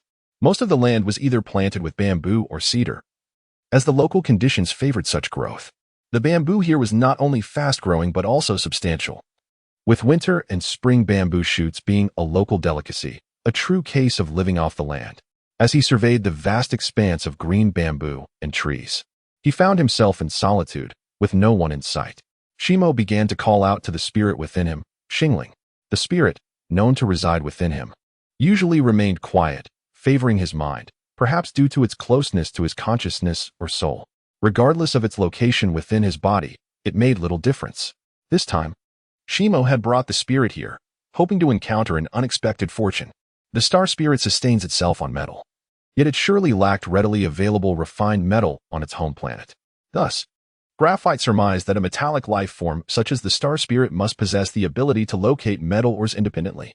This is why he decided to bring some along to test its viability. If successful, the star spirit's future sustenance would be assured. If not, it would have to resort to scavenging for scrap metal. Soon, Graphite sensed a gentle stir from the star spirit, which had been dormant in his mind. Star spirit, I have procured some metal for you. Awaken from your slumber. Moreover, there is a mine we ought to explore. Hurry, come forth. Regardless of whether the star spirit comprehended his words, Graphite continued to chatter away. He believed that language necessitates a conducive environment. He could not refrain from speaking simply because it could not respond, for if this continued, it would undoubtedly never learn to communicate. Thus, he resolved to converse frequently with the star spirit, even indulging in a bit of verbosity. Graphite was uncertain how the star spirit resided in his mind while simultaneously perceiving the external world. Nevertheless, it seemed that upon finishing his remarks, the star spirit vaguely grasped his intent. More significantly, it appeared to have detected the presence of the large iron framework, for at that moment, Graphite distinctly felt its excitement. The star spirit, as per its usual manner, emitted a series of soft sounds within his consciousness. Ink, ink, ink. As Graphite extended his hand toward the iron framework, the star spirit swiftly glided into his palm. Before he could place his hand upon the structure, a silvery, glutinous mass erupted from his palm, plummeting with a soft thud onto the iron framework, instantly adhering to it. Subsequently, it began to dissolve and absorb the rusted metal, while fine, grayish particles, akin to flour, cascaded down in the process. Chapter 11. Encounter with the serpent. The entrance to the mine, roughly 2 meters high and over a meter wide, lay obscured by overgrown weeds after years of neglect. At this moment, the mouth of the mine was nearly concealed, revealing only its upper half. Shimo, parting the wild grasses, approached the entrance and cautiously peered inside. There, he discerned a vague scattering of rubble and vegetation. The light only penetrated about 10 feet into the darkness, beyond which visibility faded into an ominous blackness. The cavern ceiling dripped water from several rocky crevices, resembling the gaping maw of an ancient beast, poised to devour, or perhaps, the portal to a hellish abyss, where unseen threats lurked in the shadows. A sense of foreboding crept over him, as if something unseen was watching from the darkness. Despite not knowing what it was, an unsettling chill coursed through him, raising the hairs on his arms. Shaking off the feeling, he attributed it to his own trepidation. This disquieting sensation compelled him to toss a few stones into the mine before proceeding. What on earth?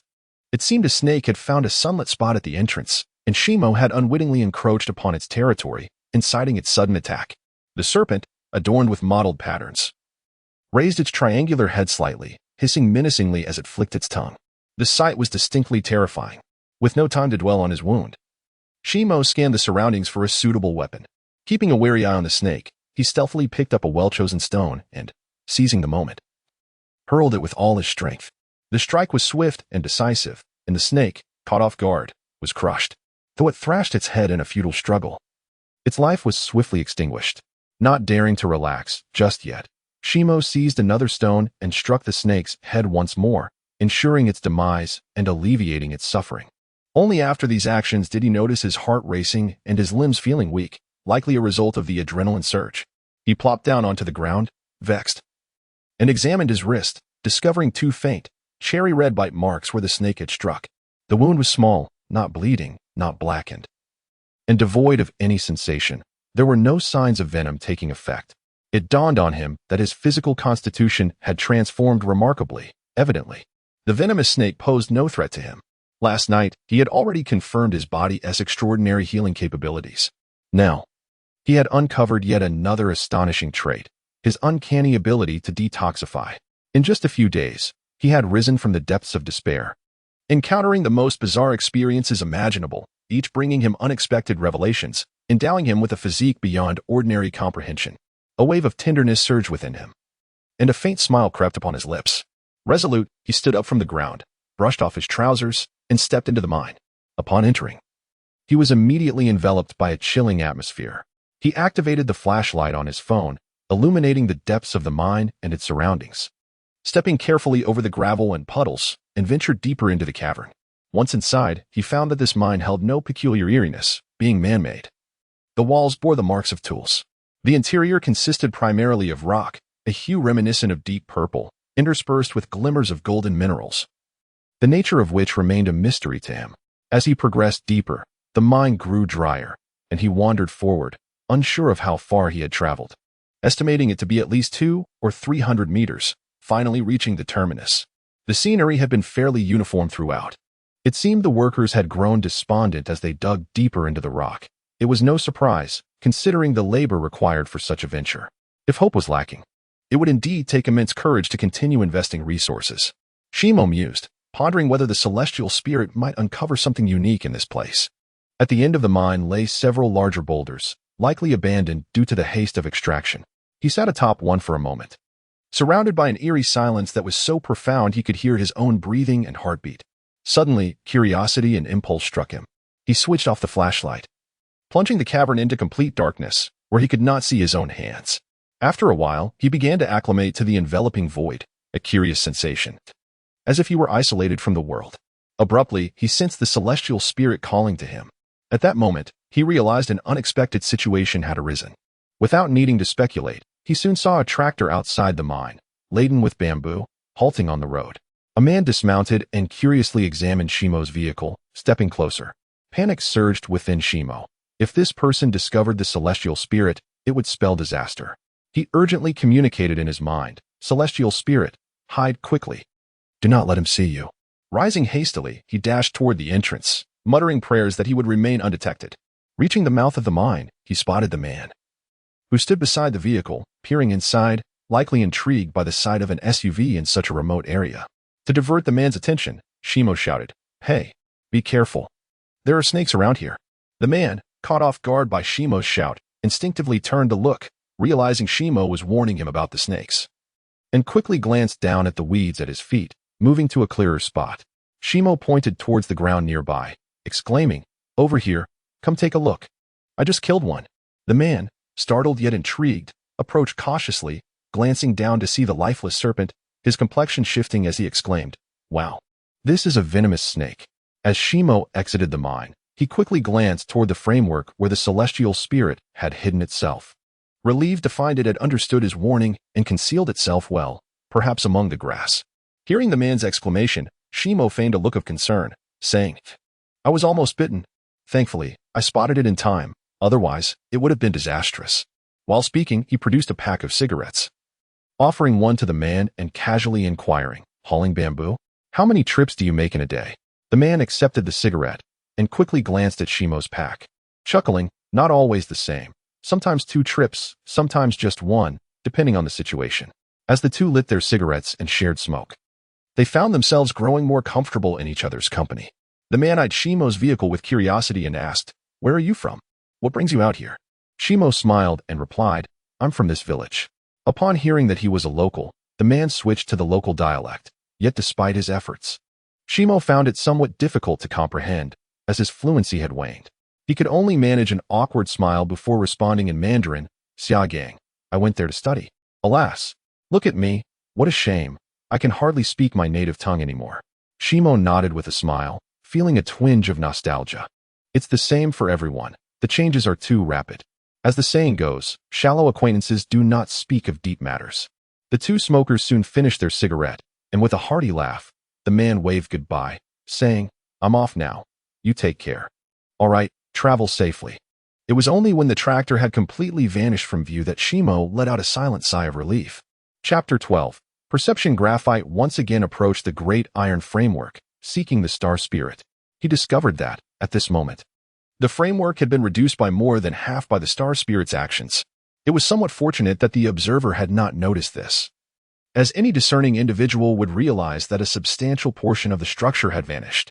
In broad daylight, such an occurrence was rather peculiar, for it was evident that this was not merely the result of scrap metal collection. It appeared as if it had mysteriously disappeared into thin air. Graphite found no sign of the star spirit nearby. Where could this creature have concealed itself? "Star spirit," he called out in his mind. To his astonishment, the star spirit seemed to materialize from nowhere, still suspended upon the iron framework, leisurely continuing to consume the remaining metal. Graphite was struck with curiosity. Where had it been hiding moments before? How could it have suddenly appeared? Could it possibly possess the ability to become invisible? He immediately inquired, "Star spirit, where were you hiding just now? How did you emerge? Is it truly invisibility?" A jolt of realization coursed through him. No, something felt amiss. Graphite's thoughts whirled as he suddenly grasped why he felt this way. Although the star spirit's movements had not been slow, he sensed that the spot where it had been seemed somewhat different. Indeed, it had disguised itself as part of the iron framework. This was not invisibility, but rather a clever camouflage. No wonder he had been momentarily deceived into thinking it had vanished. The star spirit could disguise itself at will, and the disguise was flawless. Graphite marveled inwardly. The longer he interacted with the star spirit, the more he appreciated its extraordinary nature. Furthermore, he felt an unsettling sense of having forgotten something crucial, yet he could not recall what it was. Often, individuals find themselves in such predicaments, where vital details elude their grasp. At that moment, Graphite was indeed in such a state of oblivion. He turned and caught sight of the inky blackness of the mine's entrance. Suddenly, he was jolted by a realization. What had he forgotten? How had he escaped from the cave? From the moment he had received the star spirit's call, everything had felt surreal. Additionally, when he had rushed outside in a moment of panic, he had not turned on his flashlight. In such utter darkness, how had he managed to navigate his way out so effortlessly? This was indeed extraordinary. Now, 2 bizarre occurrences had unfolded before him. How could he explain them? No. He had overlooked another significant detail. The star spirit did not comprehend human language, so how could it understand his warning? Logically, it should not have grasped his words. Moreover, he sensed that the star spirit seemed to grasp his thoughts intuitively, as if they shared a silent understanding. Was it a form of conscious communication? A mental exchange? Graphite pondered in confusion. Why was all of this happening? Yet now, aside from uttering the words "you" and "ink," the star spirit could not provide him with any further clarification. It seemed that all enigmas could only be unraveled through his own exploration and gradual understanding. He cautiously stepped back into the dark mine, this time without activating his phone's flashlight. As he advanced deeper into the cavern, the light gradually faded, and his vision began to blur. Graphite suppressed the urge to illuminate his surroundings and continued onward into the abyss. Once again, he found himself enveloped in complete darkness, unable to see his own hand before his face. His footsteps slowed, and he cautiously moved forward, relying on his instincts. Suddenly, a miracle occurred. Just as Graphite subconsciously prepared to navigate by feel, his awareness expanded, revealing a profound clarity that could only be described as perception. It was as if a veil had been lifted, and all he had to do was embrace this newfound ability. He had been confined by the limitations of human thought, but now he had inadvertently opened a window to the world beyond. In that moment, his perception was no longer bound by memory or abstract reasoning. It became direct and unmediated, penetrating all barriers and unveiling the world before him. This mode of observation transcended mere sight, for it was an all-encompassing awareness of his surroundings. The transformation and experience he encountered in that instant felt dreamlike. Graphite stood frozen, as if time itself had paused, overwhelmed by an exhilarating rush. His perception surged forth, flooding into the world around him. The entire realm appeared surreal, encompassing not only the surface but even the subterranean depths. He could distinctly sense the rocky structures hidden behind the walls, the intricate patterns and textures. His awareness extended further, traversing the rock above the mine, revealing the tangled roots of various plants beneath the soil, even breaking through the earth's surface to behold the verdant hills and green bamboo.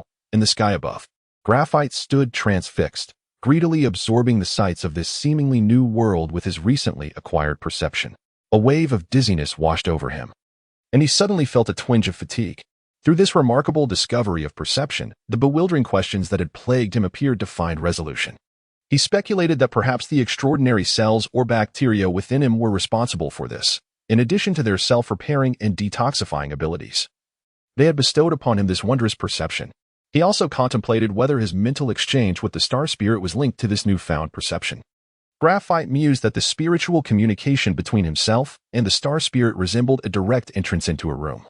Whereas human language was akin to knocking and waiting for a response, human communication, relying on questions and answers, was invariably separated by a door, leading to lies, misunderstandings, and distortions as no one could see the truth within.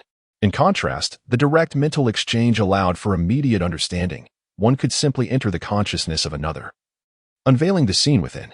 This explained why the star spirit, despite its inability to comprehend human language, understood his warning to hide. It had entered the realm of his consciousness and witnessed the caution he projected.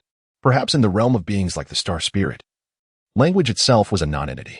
Graphite suddenly comprehended why the star spirit lacked language and relied solely on conscious communication. The entire silvery ocean embodied a singular life form. This was akin to an individual communicating with their own body without the need for words. To extend one's hand required no verbalization, only intent. Now, he was part of the star spirit's essence, or conversely, the star spirit had become a part of him. Any communication between them required only consciousness, devoid of language. Yet, what if one day, a person's left hand possessed a soul and began to speak? That would indeed render the situation intriguing. Graphite felt the world transform into something fantastical and absurd. Yes, he mused further, the modes of communication, consciousness and language, each bore their advantages and disadvantages. Consciousness manifested its power through functionality, direct, clear, and simple, where a thought could be immediately conveyed. Language, however, showcased its artistry. The same novel, the same words, elicited diverse interpretations among readers, and the same phrase could evoke varying understandings based on the listener. Yet language was often fraught with uncertainty and deception. Contemplating these thoughts, Graphite wondered, did the star spirit still need to learn human language? However, while the convenience of consciousness communication is undeniable, it does seem rather dull. Soon, Shimo made a resolute decision. He must teach the star spirit to speak. Although linguistic communication can be fraught with deception, it possesses an inherent artistry that ignites human creativity and imagination. It stands as one of the most resplendent jewels of human civilization, a treasure that must not be forsaken. He certainly did not wish for the star spirit, a soul that might share his days and nights for eternity, to remain a silent and mute being. Chapter 13. The body Graphite and star spirit journeyed once more into the depths of the mine. Despite Graphite's enhanced perception, which allowed him to penetrate the layers of rock and discern the conditions beneath, he remained utterly ignorant of the myriad granular, blocky, and compacted substances surrounding him. He could not clearly differentiate between metallic ores, soil, and stone. In essence, he found himself in a treasure trove yet unable to recognize the riches it held. He mused to himself about the necessity of learning more about metallic elements. The large iron frame had been entirely absorbed by Star Spirit, leaving no remnants of the two dilapidated oil barrels. To Star Spirit, they may well have been rare delicacies. Before encouraging Star Spirit to explore for minerals, Graphite decided to engage in conversation with it. Graphite inquired, "Star Spirit, can you disguise yourself as this rock in my hand?" At that moment, he held a piece of an unknown black purple or he had just picked up from the ground. Soon, he received a response from Star Spirit. It wriggled on his left hand and swiftly transformed into an identical piece of black-purple ore. This brief exchange, devoid of any verbal communication, was a testament to their profound connection, as if thoughts were shared effortlessly. Graphite felt certain that his conjectures regarding their mental communication were indeed accurate. This realization filled him with a sense of joy and mild excitement, even though he was still adjusting to this novel mode of interaction. Moreover, he believed that his previous definition of Star Spirit's disguising abilities was insufficiently precise. It would be more accurate to define it as simulation. Uncertain of the degree of similarity this simulation could achieve, he resolved to practice this mimicry with Star Spirit several more times. As practical experience is the ultimate test of truth, Graphite again communicated, "Star Spirit, simulate that saw for me." Instantly, the piece of black-purple ore in his left hand morphed into the saw that Star Spirit had previously absorbed. The simplicity of this transformation belied the richness of information and meaning it contained. In a burst of excitement, Graphite urged Star Spirit to simulate various objects: a fruit knife, a mobile phone, a flashlight, a lighter. Through these experiments, Graphite was unequivocally convinced that he had stumbled upon a remarkable treasure. Star Spirit could simulate any object within its perceptive range, regardless of whether their specific functions matched. This singular attribute alone was nothing short of extraordinary. Without delay, Graphite decided to conduct further experiments. He first tested the simulated lighter. Snap! No flame. He tried again, snapping 3 times, yet the simulated lighter failed to ignite. He then retrieved his own lighter and demonstrated its functionality, asking, "Star Spirit, observe this original lighter. It produces a flame. Why does your simulated lighter not ignite? Did you not replicate the internal gas?" He quickly received Star Spirit's response, "Must I sacrifice to ignite it?" Graphite decisively instructed, "Ignite it, Star Spirit. We require the results of this experiment." Evidently, Star Spirit had not only simulated the object's exterior and physical properties, but had also replicated its chemical attributes. Subsequently, Graphite tested the mobile phone and flashlight, and the results confirmed that all could perform their intended functions. These outcomes exhilarated Graphite, causing his heart to quiver with excitement. The results indicated that Star Spirit was capable of not only simulation but, more crucially, energy conversion. Its capacity for transformation exceeded Graphite's imagination. It could convert thermal, electrical, and chemical energy. What did this signify? It suggested that Star Spirit's simulations operated at least at the molecular level, if not deeper, effectively mimicking the entirety of an object's physical properties. Take the smartphone, for instance. The components, materials, circuits, designs, and software involved encapsulated a significant portion of human technological achievement, and yet Star Spirit had managed to replicate the phone's functionalities. This revelation implied that it was akin to a copier of civilization. In other words, human advancements held no secrets before it. Graphite was suddenly flooded with boundless thoughts about the future. "Star Spirit, if I understand correctly, you should be able to locate the necessary metallic ores by yourself, yes? How do you typically find minerals?" Then, Graphite's consciousness opened a door. This form of mental communication was truly remarkable. It was as if he had unlocked the door to Star Spirit's consciousness. The information he sought lay laid out before him in plain sight, ready for exploration. Likewise, he realized that he could not guard against Star Spirit, which could penetrate his thoughts at any moment. Thus, Graphite comprehended that Star Spirit indeed possessed the instinct to seek out metallic ores, and he understood why he had been endowed with such extraordinary perceptive abilities. From an evolutionary standpoint, beings like Star Spirit, which subsist on metals, inherently require a sense of perception to discern the distribution of underground minerals. Much like certain fish in the depths of the ocean that, despite lacking eyes, possess sensory organs essential for survival. This exemplified the theory of evolution: function dictates form. Evidently, like countless bacteria inhabiting Earth, which thrive without the need for sight and adhere to their own survival principles, Star Spirit's mode of existence necessitated the evolution of astonishing perceptual capabilities. Naturally, Graphite remained uncertain about these speculations. He was not a scientist, merely an amateur with limited knowledge. His meager understanding confined him to conjecturing possible answers. Perhaps the truth was far beyond his reach. Regardless of the nature of the minerals beneath his feet or their quantity, Graphite felt fortunate that Star Spirit recognized the presence of useful sustenance in the vicinity. Thus, as he watched Star Spirit seamlessly merge into the ground, as if it were part of his own being, a wave of relief washed over him. Star Spirit will have its nourishment secured, Graphite thought. It was now the break of dawn. A little sparrow flitted about the roof of an old house, carefree and joyous. Suddenly, a sound startled the sparrow, prompting it to take flight to a nearby ginkgo tree, where its keen little eyes cautiously observed the source of the noise. With a creaking sound, the front door of the old house swung open. A slender man stepped out, his complexion appearing somewhat pale. He was neither handsome nor unattractive. His most striking feature was his eyes, dark and piercing, imbued with a depth that hinted at experiences both profound and serene. He appeared delicate and refined, his gaze settling upon the yard. Last night's autumn breeze had scattered fallen leaves across the yard. He turned to grab a bamboo broom and began sweeping the ground, the swishing sound filling the air. After experiencing the terror of life and death, certain thoughts and perspectives inevitably change, much like the subtle yet nurturing touch of spring rain. Graphite, having undergone such a harrowing trial, had transformed. Once proud and obstinate, now enlightened and appreciative, he learned to cherish these simple, unadorned days, the tranquil passage of time. After breakfast, Graphite took a hoe to the backyard, intending to tidy up the vegetable garden and plant some crops. Although he had left home at a young age to pursue his studies and responsibilities, he had hardly engaged in farming duties, yet his rural upbringing made the task manageable. After a day of labor, he found himself surprisingly invigorated rather than fatigued. It was as if the physical activity had rejuvenated him, leaving him with an indescribable sense of clarity and joy. As dusk approached, following dinner, he routinely sat for a moment beneath the ginkgo tree. The following day, Graphite rose earlier, at 6 o'clock. He resolved to go for a run that morning. After a day of tranquility, his previously nebulous thoughts began to crystallize. He understood that if one lacks health, all else becomes mere illusion. He determined to cultivate his physical well-being, regardless of the extraordinary abilities bestowed upon him by his corporeal form. He felt it imperative to maintain a grounded mindset and strive diligently. From the moment he emerged from the abyss, he reminded himself of the inherent unpredictability of life. Additionally, he aspired to use running as a means of self-assessment. He sought to comprehend himself in this new body.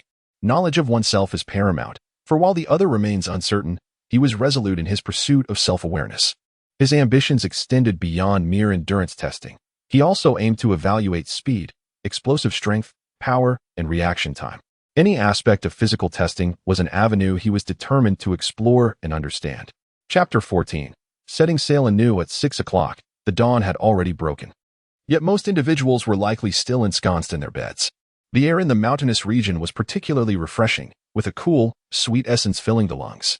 Shimo, in his modest courtyard, engaged in a brief warm-up, setting his sights on a 20-kilometer run along the village roads. For an ordinary person, this posed a considerable challenge, and in the past, Shimo would have deemed such an endeavor as beyond his limits. However, now he felt emboldened to take on this challenge. After warming up, he sensed his body and mind were attuned to their optimal state. He commenced his run, gliding through his small bamboo grove, passing by the quaint homes of the village, and along the rural road, his steps light and joyful. As he exited the village, he continued his steady pace along the winding mountain road. Flanking the path were lush trees, at times vast pine forests, other times towering cedar groves, and expanses of bamboo. Shimo inhaled the pristine mountain air deeply, savoring the myriad of sensations that exercise bestowed upon his body, feeling the significant transformation from his former self. At the 10-kilometer mark, he felt invigorated and at ease. According to his original plan, he should have turned back, completing the intended 20 kilometers. Yet, given his current state, it seemed overly conservative. Thus, he impulsively decided to revise his goal, maintaining a steady pace towards the 20-kilometer point, which suddenly expanded to a full 40 kilometers, an official marathon distance. Transitioning from an untrained individual to a participant in an international marathon was nothing short of extraordinary. As he navigated the serpentine mountain road, he felt as swift as the wind, harmonizing with the morning light and the gentle breeze, all while the mountain sparrows and squirrels watched him run forward. Before long, he reached the 20-kilometer mark, and the feedback from his body reshaped his self-perception. Clearly, this newly fortified physique was extraordinary. He had sweated profusely, his heartbeat quickened, and his breath grew more labored. Yet, he sensed that this might not be his limit. His body was still acclimating, and perhaps further surprises awaited him. The outcome was not merely ideal but astonishing: 40 kilometers on mountainous terrain, completed in 1 hour, with the limits of his endurance still unknown. The international marathon circuit might soon learn of a new world record. On this morning, an Asian had redefined the boundaries of achievement.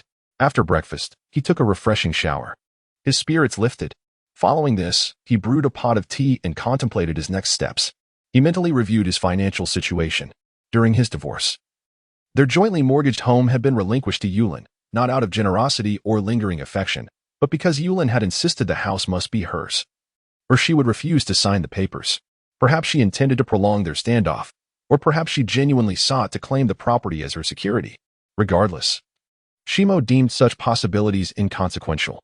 He could no longer endure the situation. By this juncture, love and marriage had devolved into a state of disorder. The once profound affection dissipated, and vows had transformed into hostility and silence. With a grim expression, Shimo signed the final property settlement agreement, while Yulin trembled as she inscribed her name. When she finally achieved her desires, a solitary tear fell, staining the thin divorce papers. As he departed, Shimo appeared calm. Yet who could discern the profound pain gripping his heart for himself, for Yulin, and for the lost years of youth? That tear stain seemed to imprint upon time itself. Subtle, yet striking. Shimo calculated his remaining funds, 20,000 in cash, alongside 70,000 in his stock account, totaling his life savings of 27 years. The only concern weighing on his mind was his family. He was uncertain how to broach this matter with his mother and sister. Ultimately, he resolved to leave a letter for them at the end of his journey. Yet now, all these considerations and plans had vanished. This time, he bid farewell to his youthful naivety and past mediocrity. With an inexplicable melancholy and a sense of the inevitable passage of time, he embarked on a new journey, infused with reverence and gentleness, as if reborn. Before setting off, Shimo opened the door to the consciousness of the star spirit and peered inside. To his astonishment, the star spirit had transformed from its original form into something far grander. Deep within the dark subterranean rock, the once diminutive manifestation now resembled a vast expanse of stars, sprawling endlessly across the underground strata, tirelessly collecting the nutrients it required. What a marvelous life it was! Formless and formless, like frost or snow, brilliant as the stars. Shimo marveled in silence. He departed quietly, leaving no trace, as though he had never been there. Noticing that time was drawing near, Shimo stepped out of his home. With one hand gripping the steering wheel, he gazed ahead at the road, while the wind poured in through the window, tousling his hair like waves of wheat. At that moment, the car's audio system played the haunting melody of That Person by Zhou Yanning. I loved someone, I hated someone. I wish to spend my life with that person. I desire a complete fate for two. Perhaps in the hurried rush, we can understand. To gather those fragments that belong to us or do not belong to us, until the end of time. Upon hearing the phrase until the end of time, an unexpected warmth surged in his eyes, as if struck by a weighty hammer to the chest. In that instant, an emptiness enveloped him, leaving him to feel as though he wandered alone in this vast world, adrift like a floating weed, devoid of support. Suddenly, the deeply buried sorrow within him surged forth. Over the past 6 months, whether faced with betrayal in love or the threat of terminal illness, he had endured in silence, shedding not a single tear. But now, the simple phrase until the end of time seemed to strike at his deepest pain, and, in an unguarded moment, tears welled in his eyes. He clenched his brows tightly, biting down on his teeth, desperately holding back the flood of emotion, yet his furrowed brow remained unyielding, as though fearing that relaxation would unleash a torrent of tears. From this moment on, love had perished. Chapter 15. A half-familiar face as they approached Malian Town. The vehicle came to an abrupt halt after navigating a bend in the mountain road. 2 cars ahead appeared to have been involved in a minor collision, completely obstructing the path. The drivers on either side were embroiled in a heated argument, and it seemed there would be no resolution anytime soon. Regaining his composure, Shimo concealed his expression and waited patiently for a while. After some time had passed and tranquility returned, he reluctantly exited the vehicle, intending to assess the situation. As he approached, he discerned that a local agricultural vehicle had lightly grazed a Cadillac SUV. It was not a significant accident.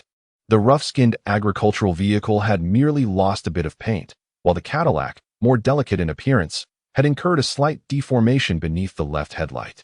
Upon inspecting the license plates, he noted that both vehicles were registered in the same region. The driver of the agricultural vehicle had a sallow complexion, making it difficult to ascertain his true age. He scrutinized Shimo with beady eyes, exuding a somewhat unruly and brazen demeanor despite being alone on the scene. In contrast, the Cadillac was occupied by 4 individuals, 2 men and 2 women, who, based on their attire and mannerisms, appeared to be city dwellers exploring the countryside. Although this group was larger, their assertiveness paled in comparison to that of the agricultural driver. The young man negotiating with the agricultural driver was short and stocky, likely in his mid-20s, with a trendy buzz cut that lent him a comical air. Beside him stood a tall, strikingly handsome man, exuding an air of cool detachment. His long hair reminiscent of a pop star, artfully styled to cascade over one side of his face. He appeared increasingly impatient, on the verge of losing his temper. The two young women accompanying them were vibrant and youthful, standing by the roadside, enjoying the scenery and occasionally whispering and giggling, seemingly oblivious to the unfolding drama. "I say, it's just a minor incident. Could you perhaps take a photo and move your vehicles? You're blocking the entire road," the stocky man exclaimed, clearly agitated. "It's merely a scratch, yet my car has sustained more damage." He turned without signaling, which is why we couldn't stop in time. His agricultural vehicle has hardly been affected. I suggested a compensation of 400 yuan to settle this amicably, yet he insists on 1,000. "Come on, can you mediate here? Isn't he trying to extort us?" His words flowed rapidly but were articulated clearly, succinctly summarizing the events. After finishing, he shot a look of annoyance at the agricultural driver before turning his gaze back to Shimo. The agricultural driver eyed Shimo with suspicion before addressing the group. His voice rough and dismissive. "What are you talking about? You hit me. That's your fault. You think I wanted this?" Shimo couldn't help but feel a twinge of disdain for the agricultural driver's opportunistic behavior. After a brief pause, he addressed the driver. "Honestly, 400 is reasonable. If I were in your shoes, I would let it go. Calling the police will only prolong this. Do you want to wait here while I pass?" His words, though understated, hinted at a deeper understanding of the situation. Delaying police involvement could lead to complications regarding fault, and it might take a significant amount of time without necessarily yielding any compensation. The handsome man, unable to contain his irritation, interjected, "What are you doing? A bin? Call the police." Enough with the back and forth. It's unclear whose fault it is to begin with. The stocky man glanced at him, nodded, and raised his phone as if to call the authorities, furrowing his brow as he reiterated, "So, it's 400. If not, then forget it and let the police handle it." The agricultural driver, uncertain about his own culpability for not signaling, cast a few wary glances at Shimo and then at his vehicle, which was indeed registered out of town. His bravado diminished as he muttered, 400 isn't enough. What about the time wasted? I'll need to factor in lost wages." The stocky man and the handsome one, noticing the agricultural driver's shift in demeanor, also recognized Shimo's vehicle as being from Xiagang. The handsome man's interest peaked, and he glanced at Shimo a few more times without speaking, while the stocky man, more amiable, smiled broadly and pointed at his companions, saying, "Hey, you're from Xiagang? My friends here are also from Xiagang. What a coincidence. In this remote area?" Encountering fellow Xiagang residents brought a sense of surprise and warmth to Shimo, who had spent many years studying and working in Xiagang, having long since relocated his household registration. After exchanging nods and greetings with the group, Shimo explained, "This is my hometown. I'm from a nearby village. But Xiagang is my second home as I worked there for quite some time." The stocky man laughed heartily. "Well then, we are indeed fellow townsmen. I'm from Yicheng County." His enthusiastic demeanor was infectious, and Shimo shook his hand, smiling, "Indeed, we are compatriots." As Shimo played the peacemaker, subtly aligning himself with the Xiagang group, the agricultural driver sensed a shift in the atmosphere. With Shimo's encouragement, he began to reconsider his stance. His beady eyes darted around, and his earlier bravado diminished considerably, revealing that he was merely a laborer, not a true ruffian, though he harbored a penchant for petty gains. Observing the situation easing, the stocky man quickly proposed, "How about this? I'll add another 100, making it 500. Honestly, I really don't want to waste any more time on this." After some hesitation, the agricultural driver relented, grumbling, Fine, I suppose I'm just unlucky. 500 it is." He acquiesced, effectively retreating while managing to maintain a semblance of pride, with the agricultural driver no longer disputing. The stocky man felt a wave of relief wash over him, promptly handing over the 500 yuan to conclude the minor traffic mishap amicably. Once the agricultural vehicle departed, the group exchanged pleasantries, and Shimo learned more about their backgrounds. The stocky man was indeed a local, while the other three were his friends and relatives from Xiagang, enjoying a countryside outing together. One of the young women, sporting a ponytail, was the stocky man's cousin, her bright, almond-shaped eyes sparkling like blossoms. She was dressed in light denim pants and a fitted casual jacket. The other young woman had her hair styled in a half bun, wearing loose beige hiking pants and earthy-toned hiking shoes, her white fitted windbreaker accentuating her striking features, particularly her clear, autumn-like eyes. This girl radiated a calm demeanor, exuding an air of aloof elegance, as if she were unattainable. Chapter 16.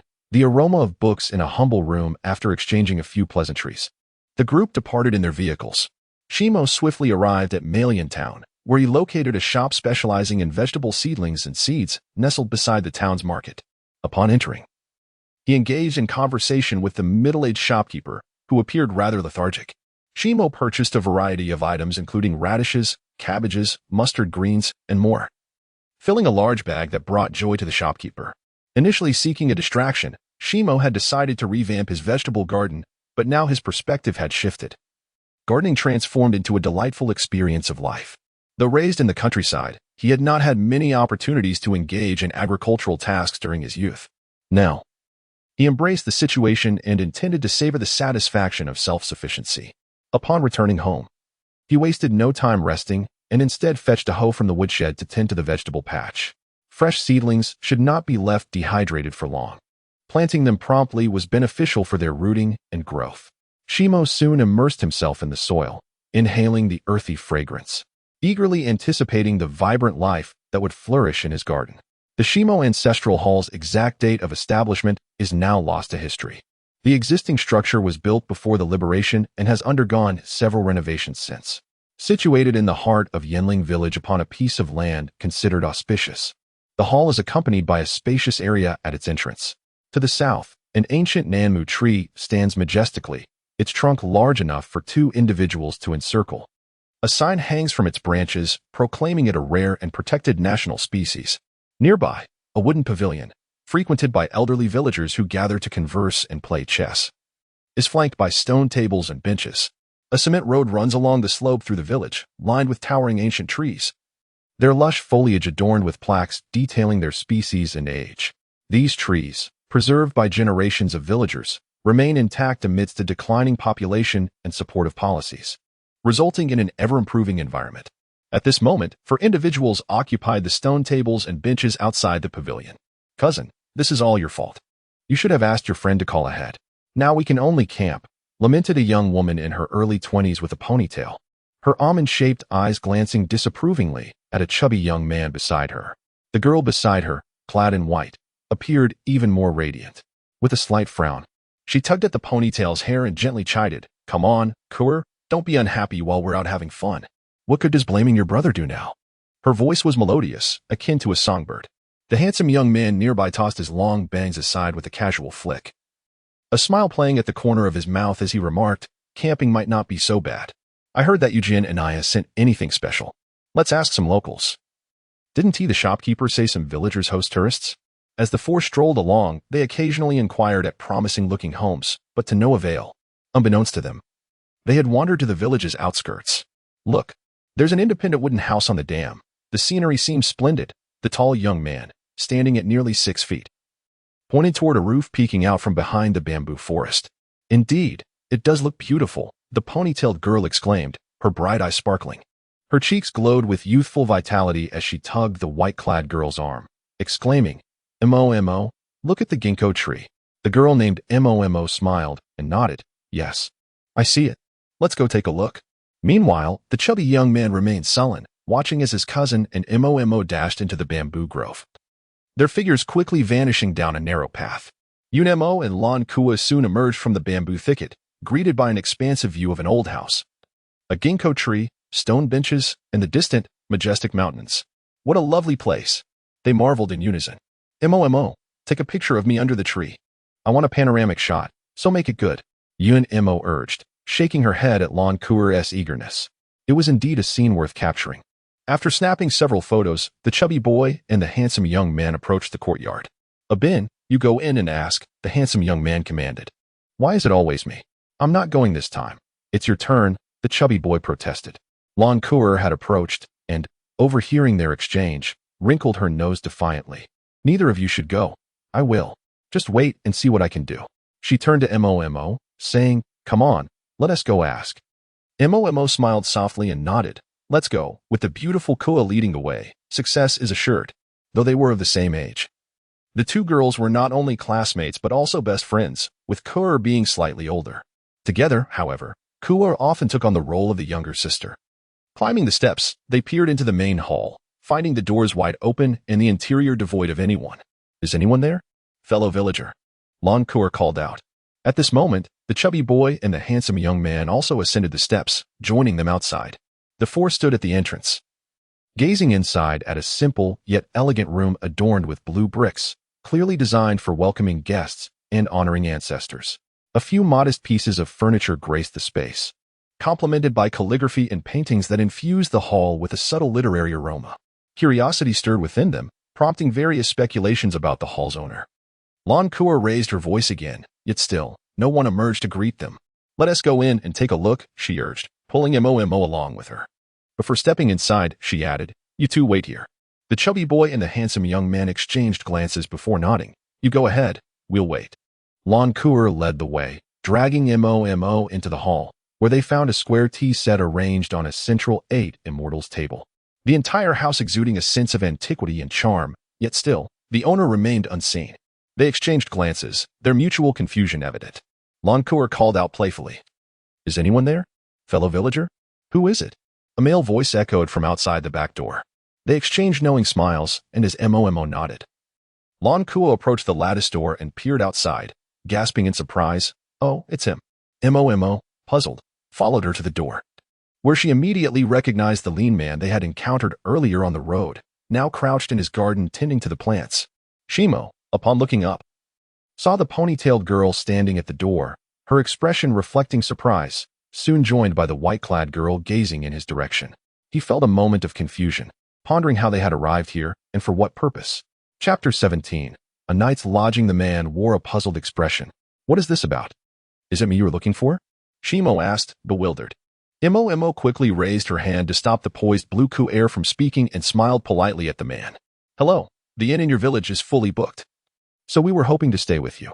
Her face flushed, and she suddenly found it difficult to continue. Blue air boldly glanced at her, burst into laughter, and playfully made a face before turning to the man with a bright smile. We are looking to borrow a place to stay. Do you have any available rooms? We will pay you for it. Blue air spoke with a rapid-fire cadence, her voice loud and clear, leaving Shimo momentarily stunned. Borrow a place to stay? He soon regained his composure and murmured, well? Blue air impatiently interjected, what do you mean by well? Do you have a room or not? Her demeanor was carefree, completely disregarding the decorum typically expected of guests seeking accommodation. There is a room, but I fear you might not find it comfortable, Shimo replied after a brief contemplation, choosing not to dwell on her lack of decorum. Especially since she was a young woman, and men often exhibit a natural leniency towards attractive females, an inclination ingrained within the human psyche. Yay, that's wonderful. Blue air beamed, her excitement palpable. Then it's settled. I'll go inform them. By the way, there are 4 of us. After saying this, she waved goodbye to Shimo, pulling Momo along as she rushed outside to call her companions. Soon, Shimo could hear Blue air's melodious laughter from afar. See, I told you. As long as I step in, everything is fine. Feeling a mix of confusion and resignation, Shimo began to prepare for the arrival of these unexpected guests. I can only offer you 2 rooms. You can arrange them as you see fit. Also, will you be staying for 1 day or? Shimo inquired of the 4 of them. After a brief introduction, Shimo learned that the chubby one was named Chinbin, the handsome young man was Yi Tianyu, the girl in white was Yunmo, and the last was the vivacious Blue air. Before anyone could respond, Blue air eagerly clapped her hands and exclaimed, 2 rooms will be enough. Momo, and I will share one. Perfect. The chubby one added, let us make it 2 days and see how things go then. Shimo nodded in agreement. All right, I will show you to your rooms. The chubby one then asked, brother, how will we settle the payment? By the way, can you prepare meals here? Shimo hesitated for a moment and replied, oh, what payment? I'm not running a business. It's really not a big deal. Having decided to stay at the old house, the group went their separate ways. The chubby one went to fetch the car. Yi Tianyu helped Shimo gather spare bedding from the attic, and the 2 girls busied themselves tidying up the rooms. The old house had a total of 4 bedrooms, one of which was a guest room. The other 3 belonged to Shimo, his mother, and his older sister. Due to the abundance of belongings, his mother's room was not suitable for guests. So the chubby one and Yi Tianyu would occupy the guest room while Blue air and Yunmo would stay in his sister's room. Once everyone was settled, Shimo accompanied the chubby one and Yi Tianyu to boil water for tea, while the two girls went outside to enjoy the scenery and take photographs. Brother, I see you also appreciate tea. You were fortunate to meet me, huh? Do you know what I do? The chubby one said mysteriously, sipping from his teacup.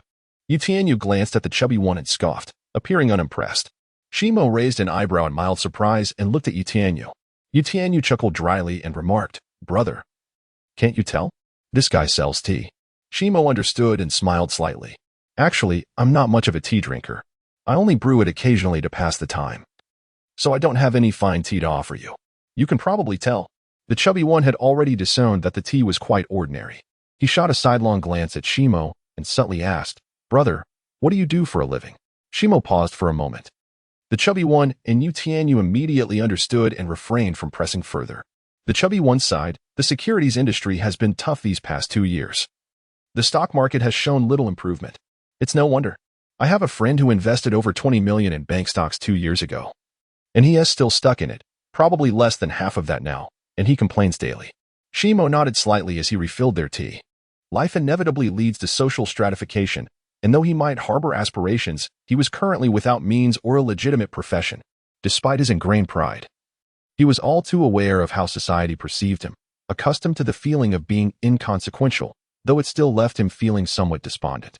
The chubby one continued to voice his grievances. Sigh, everything is difficult these days, competition is fierce. Tianyu laughed lightly and teased, What? Is the tea business affected by the trade war too?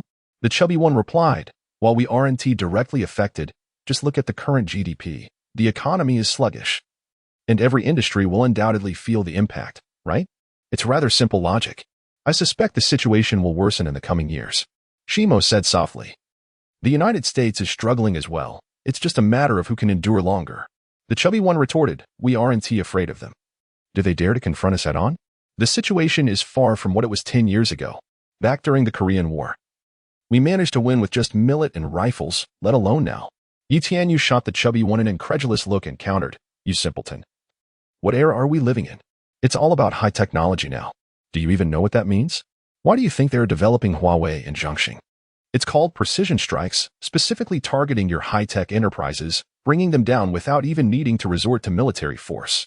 The chubby one picked up a cigarette from the table, offered one to Shimo, and took one for himself. After lighting it, he took a drag and exhaled a cloud of smoke, smirking, Oh, so you're the expert? You think you know better? Shimo accepted the cigarette. It was a brand indicating the chubby one's affluence. He smiled slightly and continued, This is the inevitable reality of historical development.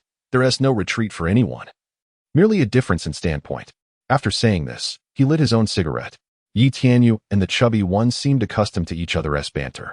He turned to Shimo, smiling slightly, and asked, Who do you think will emerge as the ultimate victor?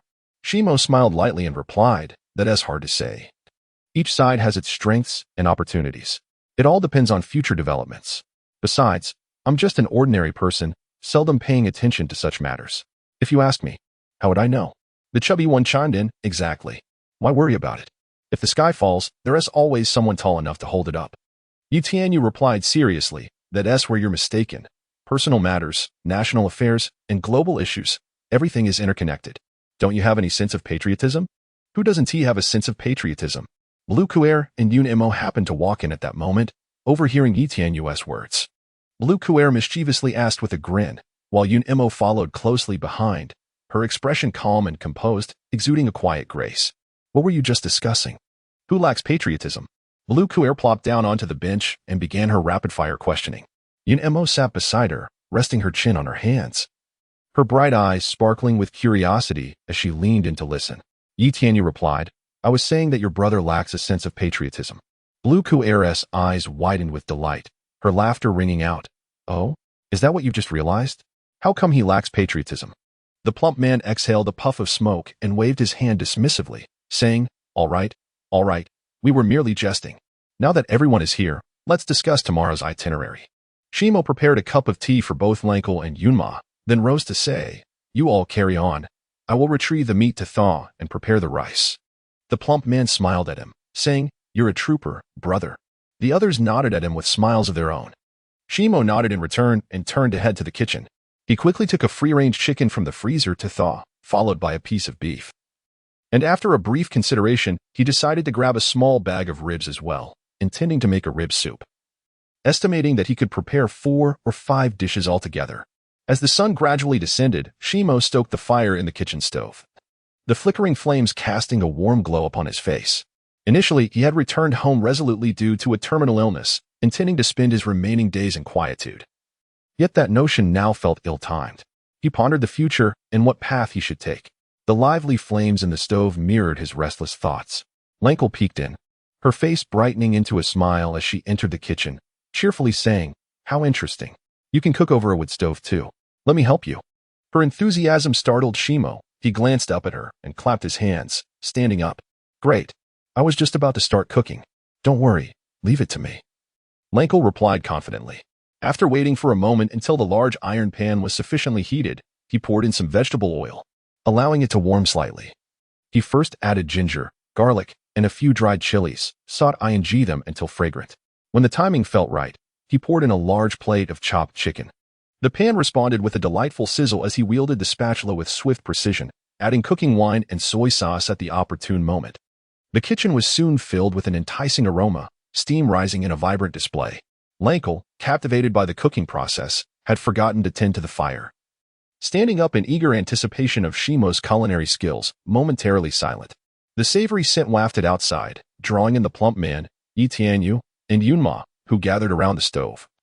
Mesmerized by the sight and aroma of the delectable chicken, their mouths watering without them realizing it. "Keep an eye on the fire, don't just stand there," Shimo reminded them, glancing up. After ensuring the chicken was fragrant and well-cooked, he added boiling water, covered the pot, and began to simmer the dish.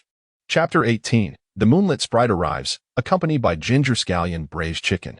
A flurry of activity ensued as a few individuals hurriedly cleared space on the table. 6 dishes were presented in total: 2 meat, 2 vegetables, 1 soup, along with a plate of peanuts brought by the chubby fellow, and a bottle of freshly opened Wuliangye from the previous day. The wine was poured generously, and the 5 of them, brimming with joy, straightened their postures. Shimo was the first to raise his glass. "Ladies and gentlemen, serendipity is a rare treasure. Let us toast to this fortuitous encounter." He lifted his cup, a rare smile illuminating his face. "Cheers." Unconsciously, everyone rose, their faces alight with joy as they clinked glasses with one another. The sound of glasses ringing filled the air, igniting a vibrant atmosphere. Among them, Lankur, the shortest, had the loudest voice. "Bottoms up. Bottoms up." Yunemo, too, revealed a rarely seen smile, her delicate lips parting as she softly chimed, "Cheers." Her voice, though soft, was like the gentle tinkling of a spring. The chubby fellow, without hesitation, proudly displayed his belly, exclaiming, "Come on, let us drink. Here's to the 2 lovely ladies, may your youth be everlasting. And to the 2 gentlemen, may you prosper and amass great wealth." Though his words lacked poetic finesse and bore a hint of rustic charm, they resonated with joy and comfort, causing the group to erupt in hearty laughter. "Now, to taste my culinary skills. This ginger scallion braised chicken is quite simple to prepare. Just follow a few steps, and you'll master it in no time. The key lies in the ingredients: fresh, tender chicken with a delightful texture. Come, try it." As the host, Shimo took it upon himself to serve his guests, placing a piece of chicken into each bowl. Lankur graciously accepted, while Yunemo expressed her gratitude softly, and the chubby fellow and Yi Tianyu exchanged polite refusals. "Brother, you're too kind. This has been my favorite dish since childhood. It's best enjoyed hot, so dig in." Shimo, with a radiant gaze, encouraged them. Lankur, with her playful demeanor, accidentally burned her tongue, exclaiming a soft "oh" as she blew on it repeatedly. Yunemo leaned in, whispering, "Can't you eat more slowly? No one is competing with you for food." Lankur pouted, casting a sly glance at her friend, momentarily forgetting her role as the elder sister. Yunemo gave her a disapproving look, shaking her head gently, seemingly unfazed by their contrasting personalities, which had surprisingly forged a close friendship. Yunemo appeared graceful as she ate, delicately holding the chicken leg with one hand and using chopsticks with the other. Lowering her head to nibble daintily, her lips pursed in concentration. The act, though inherently unrefined, seemed to emanate from her effortlessly, her skin luminous and translucent as snow, with fine strands of hair glistening at her temples, lending her a captivating charm. The chubby fellow was the first to voice his approval. This is truly delightful." He gave Shimo a thumbs up, nodding appreciatively, then raised his glass. "Come on, brother, let us drink to this." The glasses were 3-ounce crystal vessels, filled to the brim. Shimo raised his own glass, offering a faint smile. He had never been one for heavy drinking, yet he was sensitive, often finding himself either overindulged by others or drinking excessively on his own. Thus, he spoke little, simply clinked glasses with the chubby fellow, and drained it in one go, leaving not a drop behind. Cough, cough. The strong spirit's intensity compelled him to turn his head slightly, clenching his fist as he coughed lightly. The 2 glasses of 56-degree liquor coursed through him, igniting a warmth that soon painted his pale face a deep crimson. "Brother, are you all right?" the chubby fellow inquired, leaning closer with concern. "I'm fine, just drank a bit too quickly." Shimo waved his hand dismissively. Before long, he sensed an unusual sensation in his stomach, and without realizing it, his consciousness delved within. To his astonishment, the strengthening cells in his body were now at work. The cells forming his digestive system seemed to interpret the alcohol as a toxin, swiftly breaking it down into water and beneficial nutrients, causing the burning sensation to dissipate rapidly. Compared to venom, alcohol was but child's play to them. The human body is a complex and complete life system, composed of approximately 40 to 60 trillion single cells, all originating from a single fertilized egg through division. The process of life is an unfathomable grand endeavor. Originally, Shimo was like any ordinary person, with cells performing their designated roles and renewing at an average rate of every 2 for years. However, now, his body had incorporated the starry cells, which, for mysterious reasons, not only resided within him but had also fused to replace his original carbon-based cells. In essence, aside from his soul, which remained the same, his bodily cells had been reinforced and replaced by metallic cells. Now, these enhanced cells exhibited remarkable abilities without altering the original integrity of his bodily life system. He still required carbon-based food to generate the energy necessary for his body. Yet, a curious thought crossed Shimo's mind. Could he perhaps try consuming metal? Instantly, he dismissed the notion as absurd. Glancing at the other 4 seated around the table, he felt a peculiar discomfort. The meal concluded with merriment shared among hosts and guests alike. Directly opposite Shimo's old house lay Jinyanshan, one of the primary destinations for the chubby fellow and his companions. Another renowned site in the village was Hongjun Road, a historical route once frequented by guerrilla forces in the Red Army. Thus, a stone path traversing the mountains near Yinshan village had become a well-known tourist attraction. The chubby fellow and his companions sought a familiar guide, naturally inviting Shimo to accompany them the following day to retrace the steps of the Red Army. Although straightforward to navigate, with road signs available in the village and inquiries to locals providing easy directions, Shimo felt inclined to decline, wishing for solitude to contemplate certain matters. However, he could not resist their enthusiastic pleas, particularly Lan Kuer's teasing remark, "Are you worried we won't pay you as a guide?" This left him both amused and exasperated, compelling him to acquiesce. As the clock struck 11, the house gradually descended into tranquility. Shimo took a hot shower and proceeded to extinguish the lights throughout the house, leaving only a hallway lamp for nighttime illumination. Outside, the autumn moon hung high in the sky, casting a silvery light that quietly blanketed the courtyard and the main hall, resembling a delicate layer of frost, reminiscent of a fairy tale realm. Shimo was awestruck by the enchanting scene before him. He tiptoed out of the main hall and into the courtyard, meandering to the ginkgo tree, where he gently settled onto a stone bench, feeling as though he had stepped into a fairy tale. Alone, he sat there in silence, beneath the vast expanse of the sky adorned with countless stars. In this moment, his heart brimmed with tranquility. For an instant, Shimo felt as if he had become one with the serene universe, devoid of self, joy, sorrow, or thoughts, transcending all distractions. At his age, one would not typically harbor such peculiar thoughts. Yet, being inherently contemplative and having endured various life upheavals, coupled with extraordinary encounters with alien life, had rendered him more mature than his peers, prompting deeper reflections. His mind sank into a realm of introspection, a state of oblivion to both self and surroundings, akin to an old monk in deep meditation. Unbeknownst to him, at some point, Yunemo had also stepped outside, discovering Shimo seated motionless on the stone bench, resembling a statue. Initially intending to retreat back indoors, her curiosity got the better of her. She traversed the courtyard and arrived beneath the ginkgo tree, softly humming behind the graphite statue. Her gentle sound transformed the stone figure into a living being. The man turned his head, and upon recognizing her, bestowed upon her a faint smile. "Still awake?" he inquired. Yunma's gaze wandered to the indistinct, distant mountains. "Aren't you awake either?" The autumn moon shone particularly bright this night, a sight seldom witnessed by Yunma in the city. Enraptured by the beauty of the moonlit world, she took a few delicate steps forward, her feet pressing into the soft, withered grass beneath her. The night breeze caressed her, cool and invigorating, as she instinctively clasped her coat tightly around her chest. Her eyes beheld the verdant trees, adorned with silvery moonlight, resembling a blanket of shimmering snow. A string within her heart was unexpectedly plucked, stirred by the enchanting scene and the alluring moonlight. Suddenly, she recalled the presence of another behind her. Rarely did she find herself alone with a male companion, yet in that fleeting moment, she nearly overlooked his existence. He seemed as if he were part of this moonlit realm, awakened only by her arrival. For the first time, she truly observed this individual, who appeared to possess an almost ethereal quality. Among the men she had encountered, each would typically gaze at her with a spark of admiration. Most were driven by carnal desires, judging by appearances, a truth she recognized well. Yet strangely, she now realized that throughout their encounter, he regarded her as one would an ordinary person, his gaze perpetually serene and unfaltering. Is it that I am not beautiful enough? Yunma pondered, quickly dismissing the thought. Perhaps he suffered from some ailment. Could he be homosexual? This notion ignited within her a profound curiosity, a touch of gossip, and a hint of competitive spirit. She turned, flashing a charming smile, unconsciously radiating her feminine allure. With measured grace, she stepped lightly across the grass, her movements reminiscent of a dance floor. Even her words and inquiries seemed to diverge from her usual demeanor, as she was unaccustomed to initiating conversation with a young man.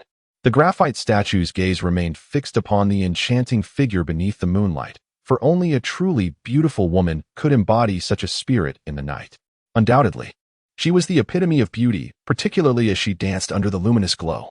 The autumn moon and twinkling stars, the mountains and the ginkgo. The dancing spirit bathed in moonlight, all enveloped by the omnipresent silver frost that blanketed the landscape. Chapter 19. If Heaven Allows. Graphite paused for a moment, asking, "What did you say?" It was evident that he had momentarily drifted off. Yunemo felt a surge of irritation. Despite her efforts to perform, her sole audience seemed distracted. "I asked you why you left Xiaoport," she stubbornly reiterated, unwilling to concede defeat. "Ah," Graphite responded with a noncommittal sound, leaving the conversation hanging. After a brief silence, Yunemo, frustrated, tugged at her collar and sat down beside him, leaning closer. "What are you ing about?" Her previously cheerful demeanor had been completely disrupted by him. Graphite let out a slight sigh, lifting his gaze toward the horizon. Yunemo could not see where his eyes landed, but she imagined it must be somewhere very distant. Her curiosity intensified. After a prolonged silence, Graphite turned to her and unexpectedly inquired, "Aren't you cold?" "What?" Yunemo thought she must have misheard. Was this person incapable of engaging in proper conversation? His comments were completely off topic. She had not paid much attention to him before, but now she deliberately observed him. She noticed that his face was quite ordinary, albeit pale, and under the moonlight, it resembled a stone-carved statue, illuminated by the silvery glow of the moon. Akin to white jade. Yunemo stared blankly at him. Graphite stood up, glanced at her, who appeared somewhat dazed, and sighed, "Let us go inside and sleep. We have to climb the mountain tomorrow." After uttering these words, he turned and walked toward the house. After a few steps, Yunemo finally followed suit, silently trailing behind him. It was around 2:30 in the morning. Graphite lay in a state between sleep and wakefulness, as the stellar spirit gently nudged open the door to his consciousness. The stellar spirit could have entered quietly, yet it seemed intent on rousing Graphite. Akin to someone loudly conversing in his ear, calling out "Emo, Emo." Graphite soon understood the reason. The stellar spirit had left the underground at some point and had transformed itself into a little mountain sparrow, joyfully soaring through the night sky. Through a shared exchange of consciousness, Graphite learned that the stellar spirit, out of curiosity, had perceived the little sparrow and, intrigued, scanned its physical structure and movement patterns. Utilizing its extraordinary abilities, the stellar spirit attempted to mimic and fly. After several initial failures, it finally mastered the skill of flight. The stellar spirit was filled with curiosity and excitement, for it could now rely on aerodynamics to freely traverse the skies, venturing wherever it desired. Moreover, it began to attempt mimicking other small creatures, such as squirrels, earthworms, and ants, studying every little life form it encountered. With its innate perception, the stellar spirit penetrated the exterior of these beings, understanding their cellular composition and life systems. For the sentient stellar spirit, this was exceedingly simple. In the stellar spirit's former planetary home, there were no other life forms for it to reference. However, on Earth, it encountered innumerable life samples to scan and emulate. Graphite pondered whether the stellar spirit could eventually mimic a human. This thought quickly dawned on him, and he realized it was quite evident. However, he also understood that the current number of cells was insufficient for it to replicate a being as immense as a human. Mimicking was not a creation ex nihilo. It relied on a vast number of cells as its foundation for three-dimensional construction. Thus, the population of cells determined when the stellar spirit could undertake the simulation of humanity. Graphite mused mischievously about what would occur if the stellar spirit managed to simulate a dinosaur in the human world. He suddenly felt an urgent desire for an increase in the cell population. Then he wondered whether they had exhausted the metal mines below. But he soon realized he was mistaken. It was not that the mines had been depleted, but rather that the stellar spirit's previously sparse cells had undergone extensive self-division. At this moment, countless cells were still laboring and dividing deep within the mines. From this perspective, the cells bore a significant resemblance to bacteria on Earth. They did not reproduce sexually, but rather through self-division. There is a saying that bacteria, produced within 36 hours, could cover the Earth's surface to a depth of 1 foot. Such a reproduction rate is truly terrifying, but fortunately, these bacteria on Earth divide quickly and die just as swiftly. Most perish within minutes, hours, or days. However, the cells did not seem to replicate at such rapid rates, and their lifespan was not comparable to that of bacteria. Perhaps this was a fundamental distinction between iron-based and carbon-based life. Iron-based life forms possessed a long and enduring lifespan, allowing the stellar spirit to control all the cells and occupy its home planet, creating a vast population akin to an ocean. In the early Earth, apart from bacteria, there was no other life. However, as evolution progressed, the two planets diverged onto different paths. Iron-based cells evolved into the stellar spirit, while countless bacteria and microorganisms on Earth evolved, shaping the planet into a diverse ecological system. As this information gradually coalesced in Graphite's mind, vague thoughts began to emerge. If the cells possess the infinite reproductive characteristics of bacteria, along with the sentient soul of the stellar spirit and unique talents that carbon-based life lacked, then why not harness these attributes? Why not devise a means to achieve something significant on Earth? A sudden idea blossomed within Graphite. This notion did not arise from thin air. After he resolved to set sail anew, he had already begun contemplating his future. He decided that he would establish a company alongside the stellar spirit. Once this thought took root, it felt as if a spark ignited a pile of kindling within him, causing flames to blaze vigorously. If heaven permits, it shall not bring calamity. The following day, the group prepared and retraced the Red Army's path, ascending the mountains continuously. Although Graphite had never traversed this route himself, he was aware of the way to go. However, he was utterly ignorant of its history, anecdotes, or the tales of yore, rendering him an inadequate guide. Fortunately, the other four, including Fatty, showed little interest in such matters, merrily walking along the stone-paved mountain trail, chatting and enjoying nature. Upon reaching a stream and water pool, they all paused, each finding a stone to sit upon and rest. Graphite noticed that Utianyu was closely following Yun-Emo, attentively serving her with conversation and laughter, evidently enamored and striving to win her affection. Naturally, he sat beside her, engaging in light banter and offering water. Graphite sat a little farther away, taking a bottle of mineral water for himself. Lukur, feeling somewhat bored, approached and sat down beside him, tilting her head to ask, "Brother Graphite, how much longer do we have to walk on this road? Is it far?" Graphite smiled and replied, "To be honest, this is my first time on this mountain path. I only know that if we keep going forward, it will lead us to another township. It should be quite far. I doubt we will reach it. Oh, by the way, there's a small village beyond the next ridge. Many hikers consider that their destination. We can aim to reach there," Graphite added. "You'll feel the novelty wear off after a few days," Graphite chuckled. "I'm not certain right now. Probably after the new year," came the response. With a gentle chuckle, Blue Cour turned her head, remarking, "You're quite an enigmatic person, so solitary. Doesn't it bore you to be alone in the countryside? Do you not have employment? Oh, and might I inquire, do you have a girlfriend?" Shurimo paused momentarily, then quickly composed himself, responding, "A girlfriend? To be frank, I recently went through a divorce." Blue Cour was taken aback, casting a curious glance at Shurimo, as if to say, "I wouldn't have guessed." Shurimo chuckled noncommittally, placing a cigarette between his lips and shielding the lighter as he ignited it with a sharp click. "It would be peculiar if you could discern such things," he mused, exhaling a plume of smoke. Blue Cour instinctively pouted slightly, then glanced at him with renewed curiosity before turning her gaze towards the distance, falling silent.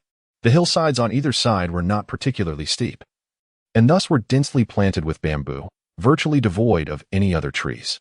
The uniform, lush bamboo forest was, as Blue Cooler had noted, reminiscent of scenes from martial arts films, even more evocative than those cinematic shots. The bamboo groves exuded tranquility and depth, akin to a traditional Chinese landscape painting. The mountain stream cascaded through the ravine, striking stones of various sizes and shapes, creating a spray of snowflake-like droplets. The water was so clear as to be almost transparent, revealing the colorful pebbles on the stream bed.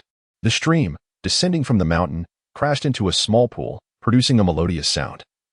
Like a piece of music performed by nature itself, a small mountain sparrow flitted across the bamboo tips, alighting on a swaying branch not far away. Gently rocking in the breeze, Shirimo was stirred, lifting his head to observe it. Chapter 20. Luo Li and the Star Spirit. What is the Star Spirit planning to do? Thoughts of confusion swirled within Shimo's mind. However, he soon received the Star Spirit's consciousness, revealing that it intended to venture out in search of minerals. Previously, the subterranean mining area had developed a considerable number of cell colonies. These cells would autonomously divide and proliferate until the area had been thoroughly depleted. At that point, the Star Spirit would simply gather and merge them once more. The countless minuscule cells, numbering in the trillions, functioned as the Star Spirit's limbs or avatars, responding to its every thought with astonishing precision. Yet, Shimo harbored lingering concerns, primarily fearing that the Star Spirit might inadvertently expose itself. In the unpredictable tapestry of the world, one could never be too cautious. Thus, Shimo conveyed his thoughts to the Star Spirit. Remember, Star Spirit, that secrecy in affairs is paramount. You must never reveal your existence carelessly in front of others.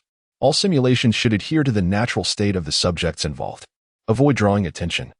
And do not engage with strangers, as this pertains to your safety. The Star Spirit acknowledged with a clear consciousness, interspersed with its limited vocabulary. Shimo found the situation somewhat amusing.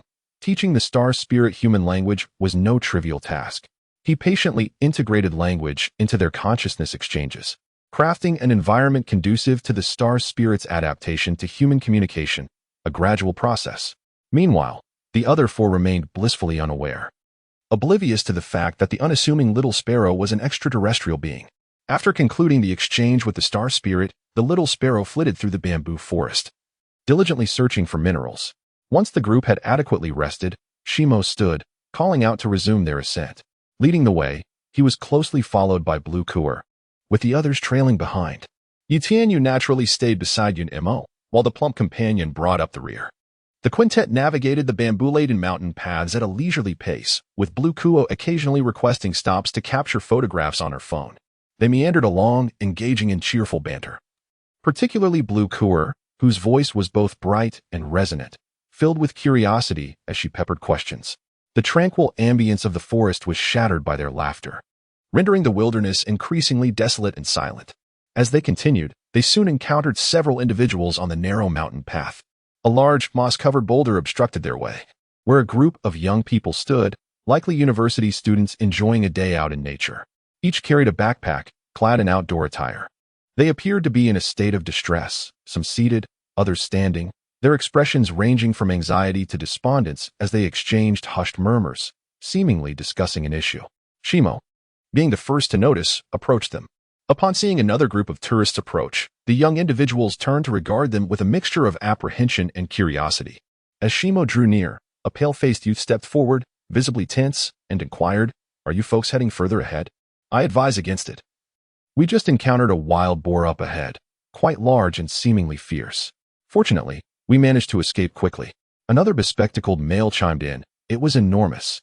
I swear it had tusks at least this big," gesturing with his hands, clearly shaken by the encounter. Blue Cooler, curious as ever, interjected from behind Shimo. "Wild boar? What's there to fear?" The two young men exchanged incredulous glances, bewildered by her question, and replied in unison, "What is there to fear from a wild boar?" One paused before adding, "Miss, you've never seen one up close, have you? A single charge could be fatal, or at the very least, leave you gravely injured. I'm not joking, I speak from experience." Shimo leaned towards Blue Cooler, quietly explaining that adult wild boars could indeed be dangerous, and it was best to avoid them. He observed the group closely and noted that among them, 4 were male and 2 were female. One of the girls appeared injured, sitting on a stone at the roadside, accompanied by another girl wearing glasses. A young man was crouched beside her, examining her injury, while the others, some squatting and others standing, looked on helplessly. Shimo casually inquired, "Is someone hurt?" The pale-faced youth glanced at the injured girl and replied with a sigh, "She twisted her ankle while running. It's swollen and she can't walk." The others stood beside Shimo, curiosity evident in their expressions. As Shimo approached the injured girl, he noticed her brow furrowed in pain, beads of sweat forming on her forehead. She possessed striking beauty, her delicate features accentuated by her current distress, evoking a sense of compassion. Her companion, similarly aged, wore black-rimmed glasses and bore an expression of concern. Repeatedly murmuring, "What should we do? Is it still very painful, Luoli?" The young man crouched in front of Luoli gingerly removed her shoe and sock, revealing a swollen ankle. Another boy held a small bottle of ointment, but it was clear that they were at a loss for effective solutions in this remote wilderness. The excitement of their outdoor adventure had long dissipated, leaving only concern in its wake.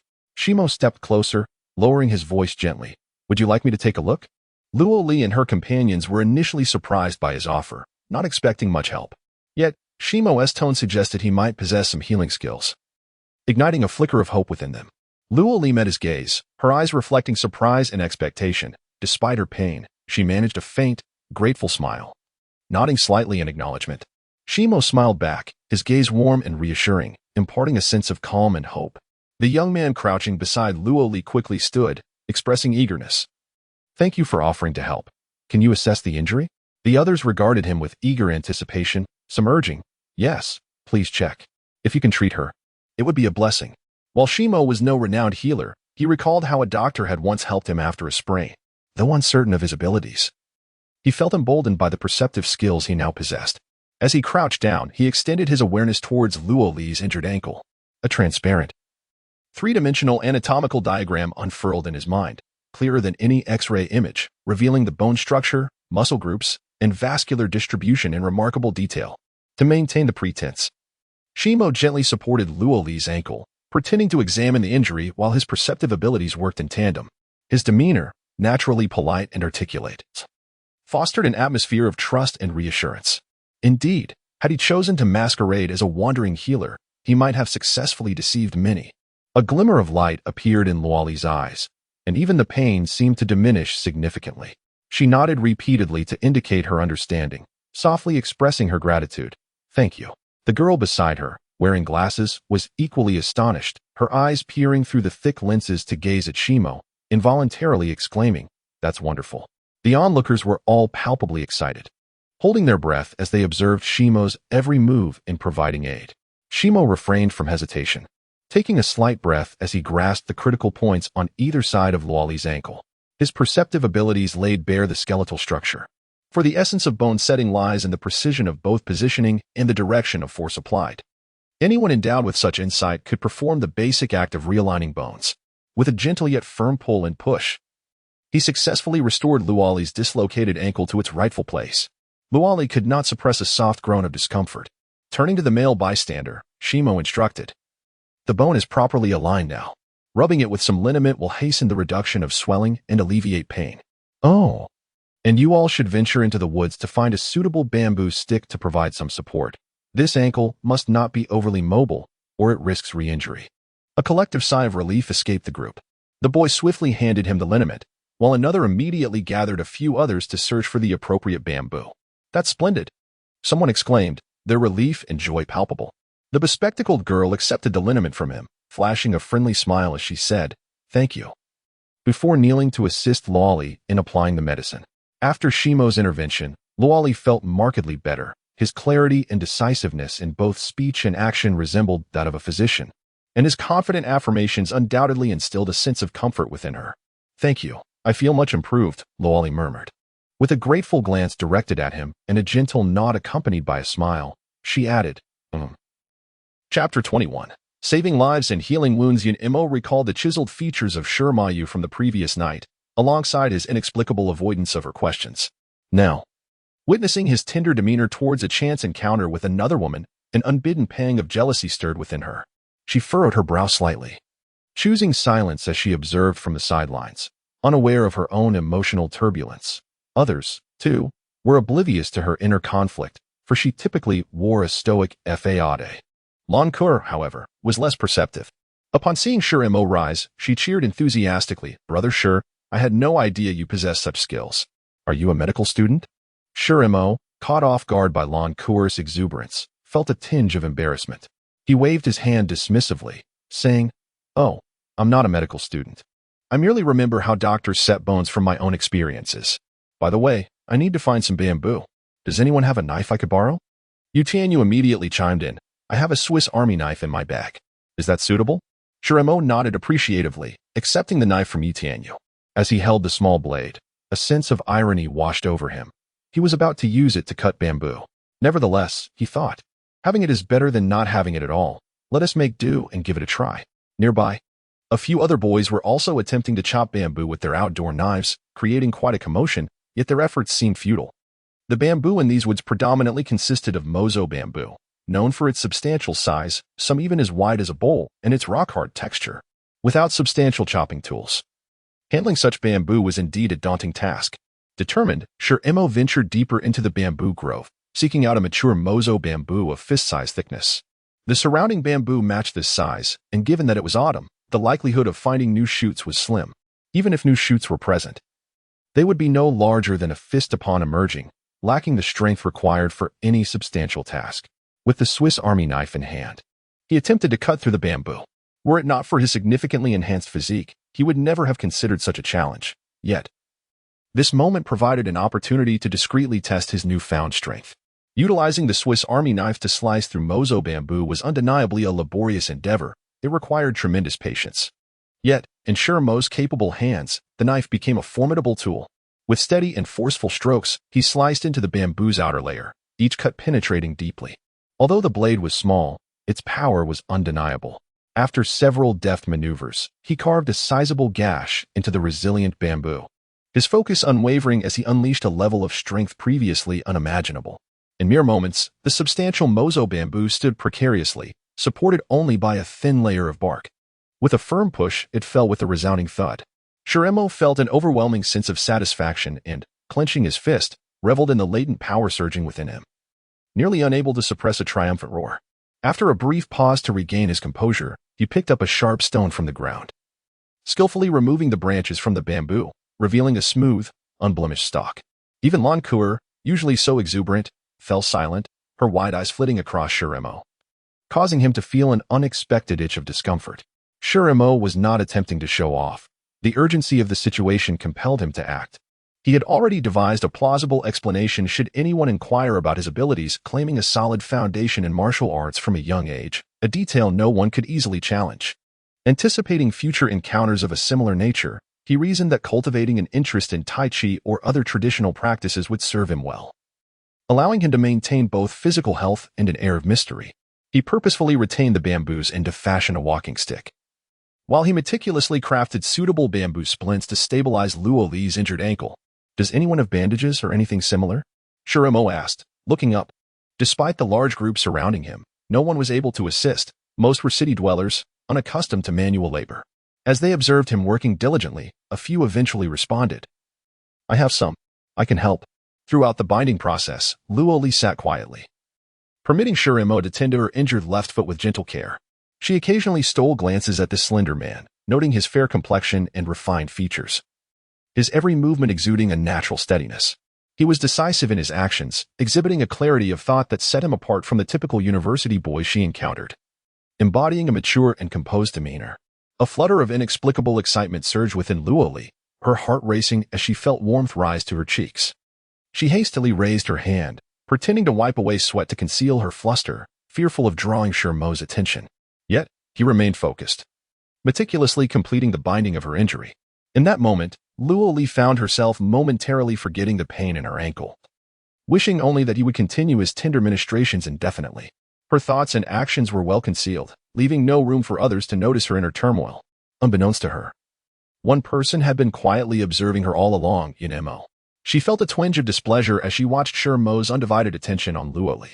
While there was nothing inherently wrong with this, the fact that the recipient of his care was a striking beauty who could rival her own was a different matter entirely. An unexplainable sense of loss crept into Yunmo's heart as she observed Luo Li's subtle gestures and expressions, intensifying her discontent. She turned away, gazing at the lush bamboo forest, feeling an emptiness within her. Having grown up in a life of luxury and beauty, surrounded by admirers, she had always taken it for granted. Now, after her earlier encounter with Shur-Emo and the appearance of an equally enchanting rival, she was left with an overwhelming sense of defeat. Yun-Emo silently scolded herself. What is wrong with me? Why does this matter? At that moment, Yi Tianyu approached her, hands clasped behind his back, inhaling deeply as he sighed. The air is quite refreshing. I assenti it, Emo. His natural charm was accentuated by his relaxed demeanor. Yun-Emo glanced at him. Her previously positive impression of Yi Tianyu now tinged with disdain. He seemed pretentious and superficial, merely flaunting his good looks. In stark contrast to Shur-Emo, who appeared unassuming yet resolute. Her perception of Yi Tianyu plummeted. She forced a smile, replying, "Yes, the air is indeed pleasant." Feeling increasingly impatient, she stood silently, her thoughts clouded with frustration. Shur-Emo handed the completed bamboo walking stick to Luoli, smiling as he said, "Here. Give it a try." Luoli looked up at him, her demeanor composed, and with a modest smile, she nodded. "All right, thank you." As Shimo extended his hand, Luoli placed hers into his grasp, feeling her small hand enveloped by a warm palm that lifted her with gentle strength. A wave of enchantment washed over her, and she let out a soft ouch. Instantly, Shimo, filled with concern, inquired, "What's wrong? Does it hurt?" Flustered, Luoli shook her head, her cheeks blooming with a rosy hue as she shyly replied, "It's nothing. Really, not painful. Oh, it does hurt." At that moment, her mind felt somewhat dazed, causing her words to tumble out in a jumbled manner. Observing her distress, Shimo recognized her delicate complexion and nodded towards the bespectacled girl nearby, suggesting, "Why don't you help her walk a few steps?" The girl promptly stepped forward, supporting Luoli with gentle care, saying, "Come on, Luoli. Let us walk slowly and see how it goes." Luoli glanced up at Shimo, the flush on her face fading, her eyes sparkling like autumn waters, now filled only with gratitude. Shimo smiled softly, nodding reassuringly, "All right, take it slow on the way. If you tire, rest a bit. And be careful not to strain your bones further." Luoli's companions, now aware that the situation had largely resolved, approached her with concern. Some expressed their thanks to Shimo, while others exchanged light-hearted banter with the plump boy and Lankle. The earlier tension and gloom that had pervaded the stony path had dissipated like mist in the morning sun. Having witnessed the matter come to a close, Shimo signaled to the others, preparing to set off. Unexpectedly, Luoli, leaning on her bamboo staff, called out to him, her lips lightly biting as she blushed and said, I still don't know your name." Shimo responded with an easy smile, "Shimo." With Shur meaning stone and Emo meaning ink. A smile blossomed on Luoli's face as she softly repeated, "Shimo." Then, turning to him, she added, "Big brother Shimo, thank you. May I add you on WeChat?" With her large eyes fixed on him, she displayed a newfound courage, shedding her earlier shyness. Shimo was momentarily taken aback, but quickly broke into a smile, "Of course. Here, let me scan you." He then took out his phone. In no time, they exchanged WeChat contacts, and both groups waved goodbye to each other. Chapter 22. The horizon as they watched Luo Li and her companions gradually recede into the depths of the bamboo forest. Shur-Emo picked up his backpack from the ground and slung it over his shoulder. He patted the stout man squatting on the ground smoking and said, "Let us be on our way." The stout man flicked the cigarette but onto the ground, stamped it out with his foot, stood up, brushed off his pants, and teased Shur-Emo, "I say, brother, you're quite something. I thought you were reluctant to leave. That young lady is quite lovely. You should put in some effort." Haha. After finishing his jest, he slapped Shur-Emo on the shoulder and burst into laughter. "You're overthinking it," Shur-Emo replied coolly. "Don't be shy, young man." The stout man feigned seriousness, winking at Shur-Emo. Shur-Emo chuckled and shook his head, choosing not to engage further. Just as he was about to walk away, Lancour furrowed her brow and hurriedly caught up with him, nudging him. "Hey, didn't they mention wild boars ahead?" Upon hearing this, Shur-Emo hesitated, his heart filled with unease. He was not particularly afraid of wild boars. The likelihood of encountering one in the mountains was slim, and he had become considerably bolder than before. However, he was not alone now. What would happen to Lancour and Yun-Emo if they did come across a wild boar? Even the stout man and Yi Tianyu would be in a precarious situation. Could he ensure their absolute safety? These thoughts lingered in his mind. With a heavy heart, Shur-Emo involuntarily halted his steps and turned to look at the four behind him. Lancour, noticing his sudden stop, asked in confusion, "What's wrong? Aren't we going?" Mo smiled at Lan Kuer, then called out to the others, "Comrades." Once everyone turned to him, he continued earnestly, "Kuer is right. Should we discuss whether to proceed? Those few people mentioned wild boars ahead. While the chances of encountering one are low, it is still a consideration. What do you all think? Momo, what is your opinion?" Tianyu turned to Mo, seemingly intent on following her lead.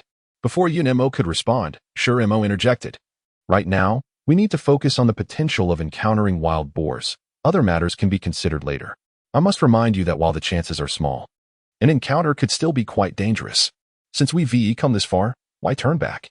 I believe we should continue." Mo suddenly voiced her opinion. To everyone's surprise, as she insisted on moving forward. With her chin slightly raised and lips pursed, her gaze fixed intently on Mo, leaving her thoughts unknown. Tianyu glanced at Mo in mild astonishment and said, "Very well, let us continue." Mo observed Mo from a distance, impressed by her courage. After a moment's hesitation, he said, "All right, but if we encounter any danger, remain calm and look out for one another. Also, it's best not to stray too far from me. If there are no objections, let us proceed." Having finished speaking, he glanced at the stout man and Lan Kuer, noting their lack of dissent. He nodded and waved, then let us go. With that, he turned and strode ahead, prompting Lan Kuer to hastily follow. Tianyu trailed closely behind Mo and whispered, "Momo, rest assured, as long as I'm here, I won't let any danger come near you." Mo did not respond, her mind a tumult of unfamiliar emotions, an experience she had never encountered before. Confused, she silently followed the path behind Lan Kuer, her thoughts swirling. As Mo led the way, he remained vigilant, extending his perception to investigate any unusual sounds or uncertainties within the forest. As he traversed the path, he continuously employed this remarkable intuition, increasingly aware of its wonders. His observational capacity expanded, revealing many previously unseen aspects of the world, which felt significantly larger. If not for the mental toll of maintaining this heightened perception, he might have sustained it indefinitely. However, he was forced to intermittently withdraw his focus to stay alert. Yet, throughout their journey, aside from glimpses of mountain birds, spiders, insects, and flora, he saw no sign of wild boars. Finally, when they emerged from the bamboo grove, the scenery opened up before them. They found themselves at the mid-slope of a mountain, where a few houses nestled among the greenery, indicating they had reached their destination. Mo had only heard of this place before and had never been here, but now he felt a mix of novelty and curiosity. "Comrades, we have arrived." Mo exclaimed enthusiastically, pointing ahead and calling back to the group. Lan Kuer and the others perked up, glancing towards the direction Mo indicated, their faces unconsciously brightening with smiles. "Let us go. Just a few more steps, and we'll be there," Mo encouraged loudly. With a cheer, they quickened their pace, momentarily forgetting their earlier fatigue from the hike. Soon, they reached a group of wooden cabins. Before them lay a medium-sized mountain lake nestled between two hills, its clear waters reflecting the surrounding verdant mountains, blue sky, and white clouds. The sun shone brightly, illuminating everything in a particularly vibrant and pristine manner. The wooden cabins appeared newly constructed, likely established by the village as a tourist rest stop. Traces of barbecuing lingered in the open space nearby. Yet the area was eerily devoid of people, based on Mo's knowledge of the village. He speculated that it was probably only during peak tourist seasons that someone would stay here to provide services to visitors. Otherwise, the place remained unmaintained. Only 2 of the cabins were locked. The others had their wooden doors ajar, allowing visitors to come and go freely. The interiors were empty, presumably intended for camping or tent pitching, though their exact purpose remained uncertain. In any case, the atmosphere was remarkably tranquil, exceedingly quiet. The stout man unloaded his backpack on a long corridor in front of the cabin, plopped down on a wooden bench, let out a long sigh, and waved a cigarette towards Mo. Upon hearing the stout man's call, Mo looked up, immediately understanding. He nodded, walked over, accepted the cigarette offered, and sat down beside him. After lighting it with his lighter, he leaned back against the wooden pillar of the corridor, squinting slightly as he relaxed and smoked. At that moment, Lan Kuer and Mo showed no signs of fatigue. Instead, they seemed invigorated, urging Tianyu to be their photographer and take pictures of them. Naturally, Tianyu eagerly obliged, excitedly shooting photos of the 2 young women. Meanwhile, Mo and the stout man lounged on the long bench beneath the corridor, puffing away in silence. After a while, the stout man broke the silence. "Mo, I must admit, the scenery here is quite splendid, and the key is its tranquility. It's nothing like those crowded tourist attractions where the beauty is marred by throngs of people. Sure Mo exhaled a puff of smoke, his eyes still half closed, and replied languidly, "Indeed, as the ancients said, when crowded, even the finest scenery becomes a burden. No matter how beautiful a place, it becomes a nuisance when overrun with people." The stout man nodded in agreement. "Absolutely. If you were to develop tourism here, it might be promising. I wonder who initiated this? Why is there no management?" Sure Mo speculated. "It's likely led by our village committee, with some government subsidies. Tourism here is a slow and steady endeavor. It's not easy to make a profit. Our surrounding economy isn't very developed, and the local population isn't large. Most outsiders only know of Wui Mountain and Wooden Tea come here." The stout man pondered, acknowledging Sure Mo's point. Such places typically attract only adventurers or young people from nearby counties seeking nature. That seems likely. After a moment of hesitation, Shimo finally spoke. "I fear you may laugh at me, but I have a desire to embark on a small business venture and start my own enterprise." The stout man straightened slightly, his gaze intensely fixed on Shimo, intrigued as he inquired, "Brother, what kind of business do you intend to pursue?" This fellow appeared to possess an innate acumen for commerce, showing a particular interest in entrepreneurial endeavors. Shimo replied, "At present, I am uncertain. I merely wish to escape the confines of traditional employment." The stout man's enthusiasm waned upon hearing this, as he had anticipated a more promising idea, only to find it a mere daydream. After a moment of contemplation, he proposed, "Why not join me in the tea business? You could handle sales in Xiagang while I manage the supply chain. We could create a seamless production and distribution process. Besides, I am also planning to establish my own brand in Xiagang. What do you think, brother? Do you have any thoughts?" Shimo smiled and responded, "Chinbin, I appreciate your kindness, but this may not be suitable for me. I am still contemplating other options." The stout man encouraged, "I suggest you give it some serious thought. The risks are minimal, and you can share any ideas with me at any time." Shimo admitted, "To be honest, I currently lack direction. Let us discuss this further after the new year." The stout man nodded sincerely, saying, "Brother, entrepreneurship is not an easy path. Should you consider other ventures, do let me know, and I will gladly offer my counsel." Observing Shimo's scholarly demeanor, he recognized him as a decent person, genuinely willing to assist. Moreover, given Shimo's impressive performance on the mountain road, it was clear that he was not as simple as he appeared. He too harbored a desire to cultivate connections. Chapter 23. Scenic Lake. "Well, I shall seek your counsel when the opportunity arises," Graphite casually replied. "What counsel? We are all here to share ideas. As the old saying goes, 3 cobblers with their wits combined can surpass Zhuge Liang." The chubby one chuckled. Ding dong. Graphite's phone chimed with a WeChat notification. He opened his phone, somewhat surprised to find a message from the recently added Luoli. "Thank you for today," she wrote, accompanied by a handshake emoji. Upon reading her message, Graphite's mind instantly conjured an image of Luo Li's innocent and cheerful demeanor. Soon after, she sent a photo from the scene, indicating she was still on the mountain path, but likely nearing the village, perhaps taking a moment to rest. Following that, she sent another message. "I feel good. Just resting now. We should be arriving soon. How about you?" accompanied by a smiling emoji. Graphite could easily envision her smiling while holding her phone. After a moment of contemplation, he lifted his phone and snapped a picture of the surrounding scenery, promptly sharing it with Luoli. "We have arrived at our destination. Here is a photo from the scene." Once he sent the message, he set his phone down and gazed into the distance, exhaling deeply as if releasing a heavy burden from his heart. "That girl, right, brother?" The chubby one leaned against the opposite pillar and asked with a hint of mischief. "Indeed, she is quite remarkable," Graphite replied, smiling. "Yet, there are many remarkable girls," Graphite added. "But the chances of encountering them are few," he continued. "I say, discussing whether she is suitable or not seems rather inappropriate," Graphite stated nonchalantly. "All right then. I didn't realize you had a touch of spiritual cleanliness." The chubby one smirked, lighting a cigarette and tossing one over, asking, "Brother, how old are you?" "I am 27. And you?" Graphite countered. "Just a year older than you." "Haha, little brother." The chubby one chuckled exaggeratedly. Ding dong. Graphite chose not to respond, merely glancing at his phone again. "Luoli, we're setting off again. The scenery is beautiful. What a pity," followed by a crying emoji. An image of the adorably playful Luoli flashed in Graphite's mind, causing an inexplicable flutter in his heart. "Thank you," he replied, adding a cheerful emoji. Before his divorce from Yulin, Graphite seldom chatted with other girls on WeChat. When he did, it was typically about mundane matters, making this interaction a novel and refreshing experience for him. He exhaled the last puff of smoke, discarding the cigarette and extinguishing it with his foot. Should I consider quitting smoking? A thought suddenly crossed his mind. The nicotine from tobacco posed little harm to his body, that much was certain. He smoked purely out of an ingrained habit, a consequence of long-term smoking. He had attempted to quit before.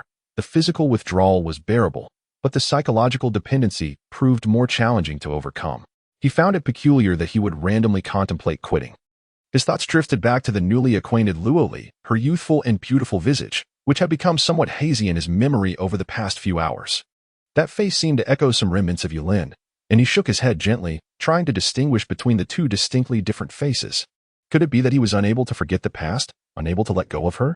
Perhaps everyone's past is akin to smoke, faint yet persistent, difficult to relinquish. Would he carry this heavy burden throughout his life? Graphite opened a bottle of mineral water and took a sip, strolling outside the corridor. His gaze fell upon the tranquil lake not far away, its surface resembling a mirror, reflecting all images and creating an inverted world above and below. If one stared too long, it could induce a sense of disorientation, blurring the lines between reality and illusion. He called out to the still lazy chubby one, Chin Bin. Aren't you coming out for a stroll? Haven't you rested enough? Coming. The chubby one lazily replied, getting up to join him. The two ambled along the lakeshore, where three figures were posing for photos, seemingly enjoying themselves. Graphite suddenly remembered his promise to Luo Li and began searching for various compositions with his phone, framing what he deemed beautiful landscapes. During high school, he had participated in the art club and consistently practiced sketching after school for 3 years, come rain or shine. Therefore, he possessed a considerable foundation in art and composition. In his compositions, there would always be elements that stood out, capturing immediate attention.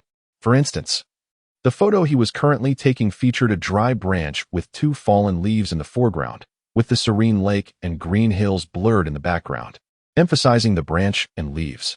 After selecting around 5 photos that encapsulated the scenic characteristics of the area, he quickly forwarded them to Luo Li. Brother, you are quite dedicated, the chubby one remarked, observing Graphite's efforts to take pictures seemingly for the sake of a girl. A gentleman ought to assist in fulfilling her wishes. She expressed regret over leaving the journey unfinished, so I decided to send her a few photos. Graphite felt compelled to explain, despite not knowing why. He found himself confused by the chubby one's teasing. Did he truly have different feelings for Luo Li?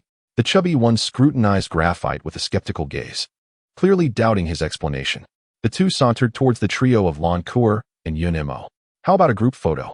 The lively Lan Kuer suggested as she saw Graphite and the chubby one approaching, waving enthusiastically. Graphite smiled and said, I'll take a photo of the 4 of you. You can choose the best spot. Such a hassle. The chubby one grumbled but acquiesced to his cousin's request, stepping forward to find a position. Yay! Lan Kuer exclaimed, gesturing with her hands. Everyone smile. I'm about to take the picture. Once Graphite finished taking the group photo and was about to return the phone to Lan Kuer, she suddenly grabbed his sleeve, exclaiming, Come on, brother, sure, let us take a picture together.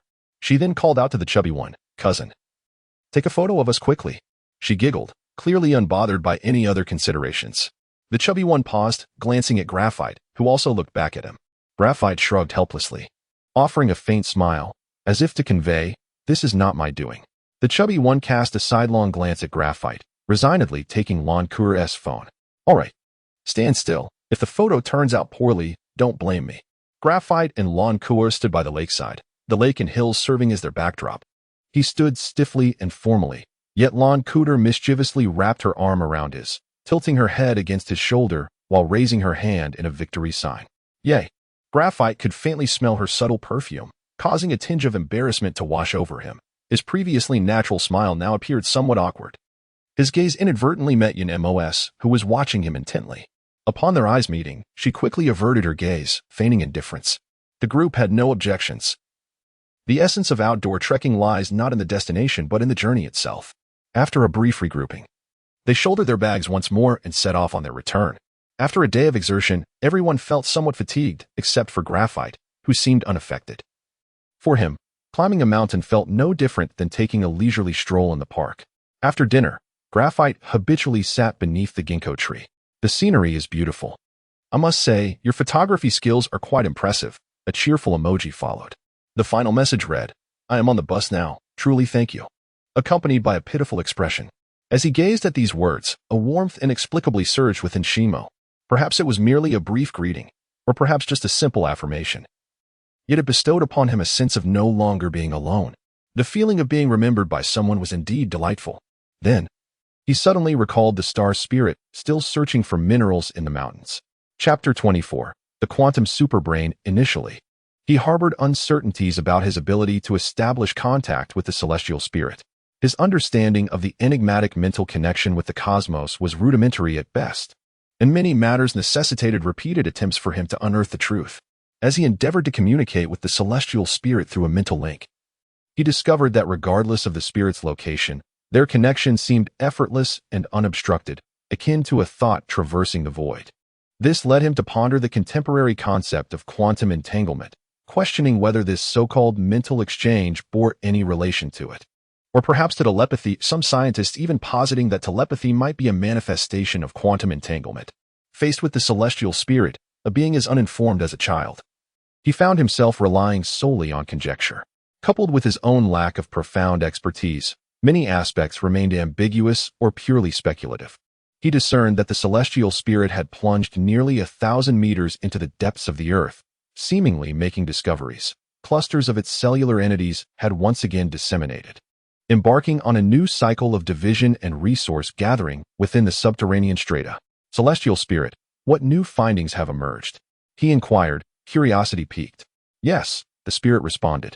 While on our home planet, any cellular entity could communicate and exert control from any corner of the globe. Each cell is both a part of me and a reflection of my essence. Understanding the mutual curiosity that bound them, akin to a shared exploration, they frequently engaged in these enlightening exchanges. Are you familiar with quantum entanglement? He asked. No, what is it you speak of? The spirit replied. Quantum entanglement refers to the profound connections between two or more quantum systems that exist beyond classical locality. It implies that regardless of distance, entangled quantum entities maintain an intrinsic link. He struggled to articulate this complex concept, recognizing the limitations of his own comprehension. Quantum science remained at the forefront of human inquiry, with humanity still grappling with its intricacies, particularly for someone of his ordinary standing. I still do not fully grasp it, the spirit admitted. It seems the language barrier is significant, he observed. You must learn human language. Otherwise, truly understanding human civilization will be a formidable challenge. And our communication will be fraught with obstacles. Perhaps you can learn while mining, he suggested, starting from the basics at that moment. Their interaction resembled that of an erudite scholar conversing with an illiterate. While their everyday exchanges were manageable, discussions involving specific terminologies often faltered as the meanings eluded them. The spirit needed to build its knowledge from the ground up, mastering language to eventually grasp the full tapestry of human civilization. He sighed deeply, muttering, "If only I could transfer my memories to the celestial spirit." Memory transfer. An epiphany struck him as he contemplated this. Was not mental communication akin to opening a door? Why could the celestial spirit not download his memories? This realization, akin to a light bulb illuminating a darkened room, dawned on him. His memories, encompassing a lifetime of learning, could be accessed by the spirit, which could explore these recollections without his consent. The crux of this phenomenon lay with the spirit. Should it possess the desire and motivation, it could effortlessly delve into his memories, acquiring the information it sought. Yet, neither he nor the spirit had previously contemplated this method of learning through memory. His consciousness had remained fixated on the traditional teacher-student dynamic, while the key to enlightenment lay within reach, obscured only by his insistence on a more arduous path. Life often unfolds in such paradoxical ways, wherein the solution to a problem is found unexpectedly, with minimal effort. Contemplating this, he was struck with inspiration and turned to the spirit. Do you know how I came to this world? His inquiry triggered the spirit's consciousness to access his memory vault. While he could not recall anything about his origin from a single cell, astonishingly, the spirit's exploration led it directly to the primal imprint of life's essence, revealing to him the gradual transformation from a solitary cell into a fully formed infant. For him, this was an unforeseen delight, a wondrous odyssey. He experienced the metamorphosis of life firsthand. Although he had previously learned of this process through scientific documentaries, the difference between knowing and experiencing was profound. One constituted mere knowledge, while the other became an indelible memory. In that moment, he experienced a profound shift in perception regarding himself and life itself. Yet, he bore a more pressing task ahead.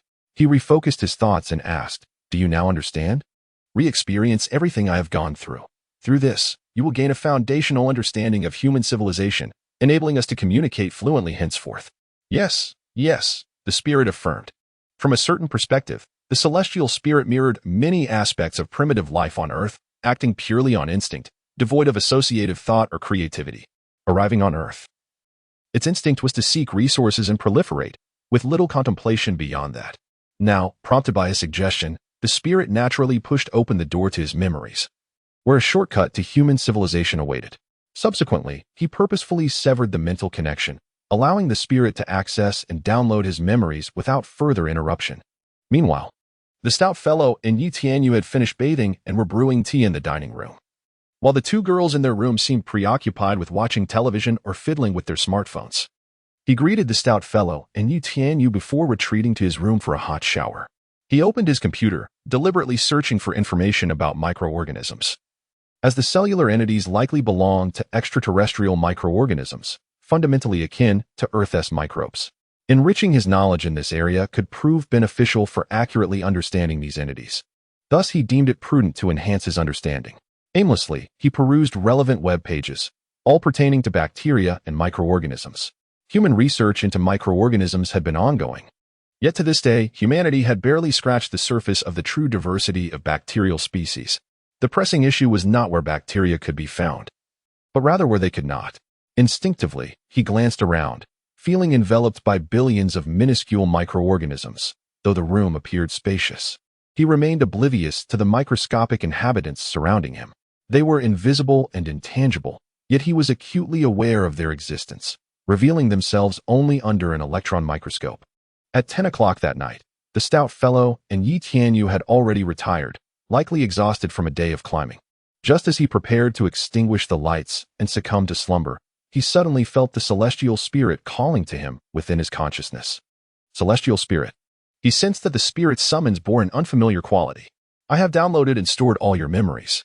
In that instant, he realized the spirit was communicating with him in a language and tone entirely familiar to him. This was impossible.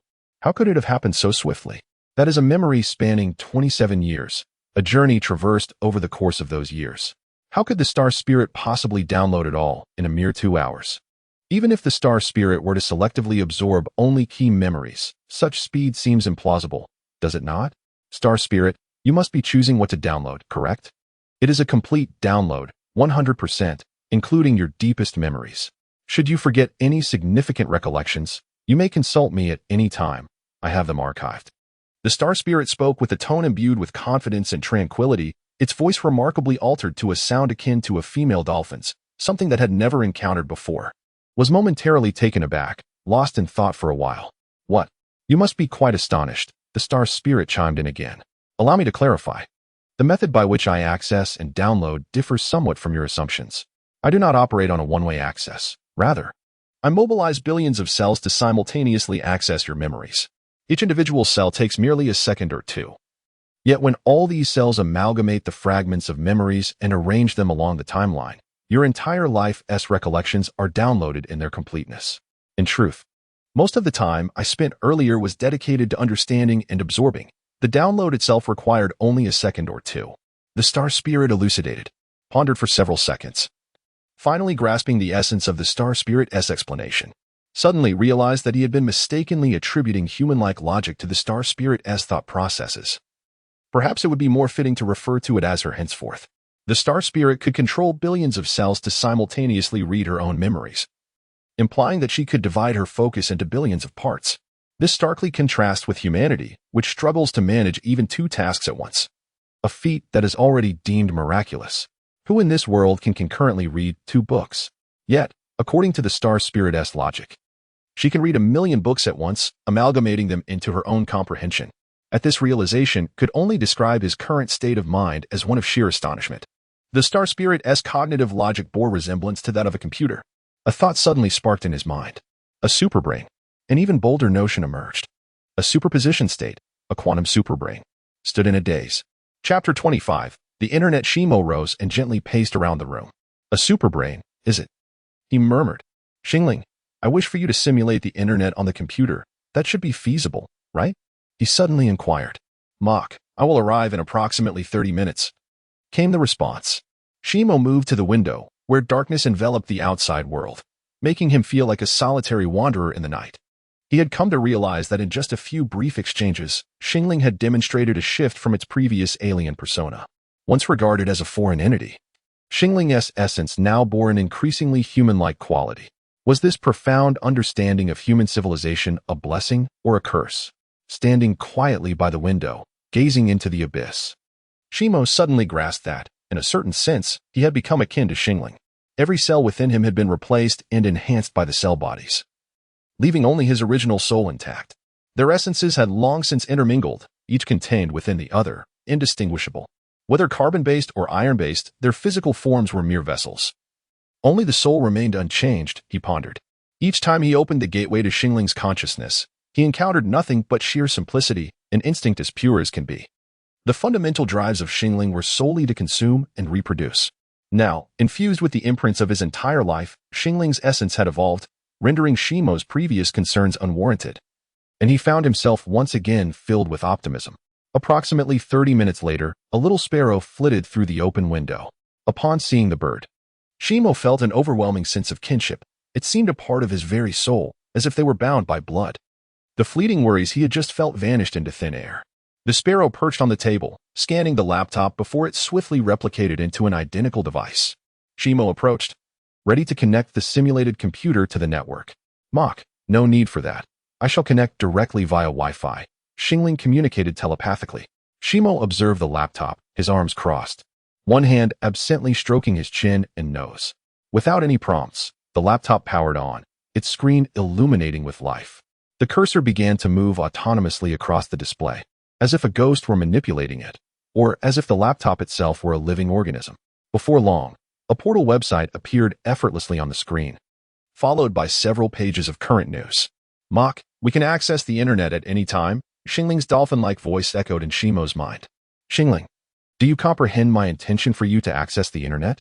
Shimo inquired.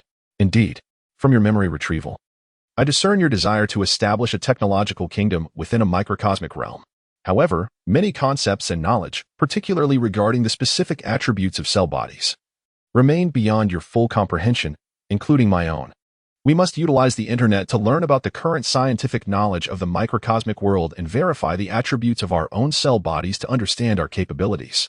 Hence, your main focus while browsing should be on scientific knowledge, particularly concerning nanotechnology, quantum science, and genetic technology, with an emphasis on natural sciences. Furthermore, you must thoroughly grasp the periodic table of chemical elements. We can examine specific samples in due time, Shimo continued. Let us begin by understanding ourselves, he remarked, gazing into the dark beyond the window, as if speaking to both Xingling and himself. Suddenly, the laptop screen went dark. Shimo understood that Xingling had begun its astonishingly rapid process of searching, downloading, and archiving information. At this moment, the illuminated display was superfluous for both of them. The following morning, just as dawn broke and while others remained in slumber, Shimo quietly rose. In the early morning of the mountain village, a delicate mist floated like gossamer among the trees and grass, creating a scene reminiscent of a celestial paradise. The verdant hills, wooden cottages, ginkgo trees, and emerald bamboos all appeared ethereal. As Shimo jogged through the forest, he inhaled the fresh, oxygen-rich air, reveling in an unprecedented sense of joy. Just as he had experienced before, the 40-kilometer international marathon now felt like a mere morning exercise. With time progressing and his mind and cell bodies aligning, his understanding and control over his own body deepened, unveiling the profound implications of this connection. On his return, as he passed through the bamboo grove, he unexpectedly spotted Yunma in the courtyard. Perhaps due to the chilly mountain morning, her jacket was zipped to the top as she engaged in light exercises, her graceful movements elegantly showcasing her well-defined figure. It was evident that she was a young woman who took great care of herself and held high standards. Good morning, Yunma. Shimo greeted, slowing his pace. The morning air is delightful, so I thought I would move about a bit, she replied, nodding gently. They're still asleep. I'll go prepare some porridge. You can continue. Shimo waved his hand dismissively. Yunma nodded, and as Shimo turned to enter the house, she stole a glance at him. In the morning light, his slender silhouette appeared remarkably agile and fit, causing her to momentarily freeze, questioning if she had misperceived him. Just as she sought to confirm, he vanished behind the door. She suddenly felt a warmth on her cheeks and quickly turned towards the unseen mountains, gently exhaling. Gradually, the flush faded, replaced by the coolness of the mountain air. After ensuring no one was around to witness her earlier embarrassment, she sighed in relief. Her beautifully shaped eyebrows curving into a crescent, the corners of her lips lifting slightly. That moment was undoubtedly her most enchanting, yet regrettably, no one was there to appreciate it. When the chubby one, Yi Tianyu, and Lan Kuer finally awoke, Shimo had already watered the vegetable garden. Once everyone was freshened up, they sat down to enjoy breakfast, which included porridge made with millet, steamed sweet potatoes, boiled eggs, and assorted pickled vegetables and peanuts. "What are your plans for today?" Shimo inquired while sipping his porridge. "We're climbing Jinan Mountain. Wasn't that agreed upon?" The chubby one remarked while peeling a sweet potato. "What, are you feeling lazy?" "Not at all. I was merely concerned you might be too fatigued from yesterday to have the energy for the climb. Jinan Mountain is far more challenging than the Red Army Road we traversed yesterday," Shimo replied lightly, popping a peanut into his mouth. "Shige, have you been up there before?" Lan Kuer asked curiously. "To be honest, I haven't tea, which is why I wish to accompany you. I've heard the sunrise and sunset from the mountaintop are breathtaking." Shimo smiled at her. "Will we get lost?" Lan Kuer asked innocently, a hint of worry in her voice. "Rest assured, although I have never been, I know the route well. From here, there's only one way eastward. We won't get lost. By the way, Jinan Mountain is right across from my house. It may look close, but it is quite far when you walk. Once we set off, you will understand," Shimo said, smiling at everyone. "Perfect. We all have tents, so that won't be an issue," Yi Tianyu chimed in after finishing his meal, wiping his mouth. "Oh, Shimo, do you have a tent at home?" he inquired. "I do not, but do not worry about me. There is a temple on the mountain where I can stay overnight," Shimo reassured them. As everyone had finished their meal, Shimo rose to begin clearing the dishes. Yunma also lent a hand to the tidying up. Shimo chuckled. "It's just a few plates. Allow me to handle it myself."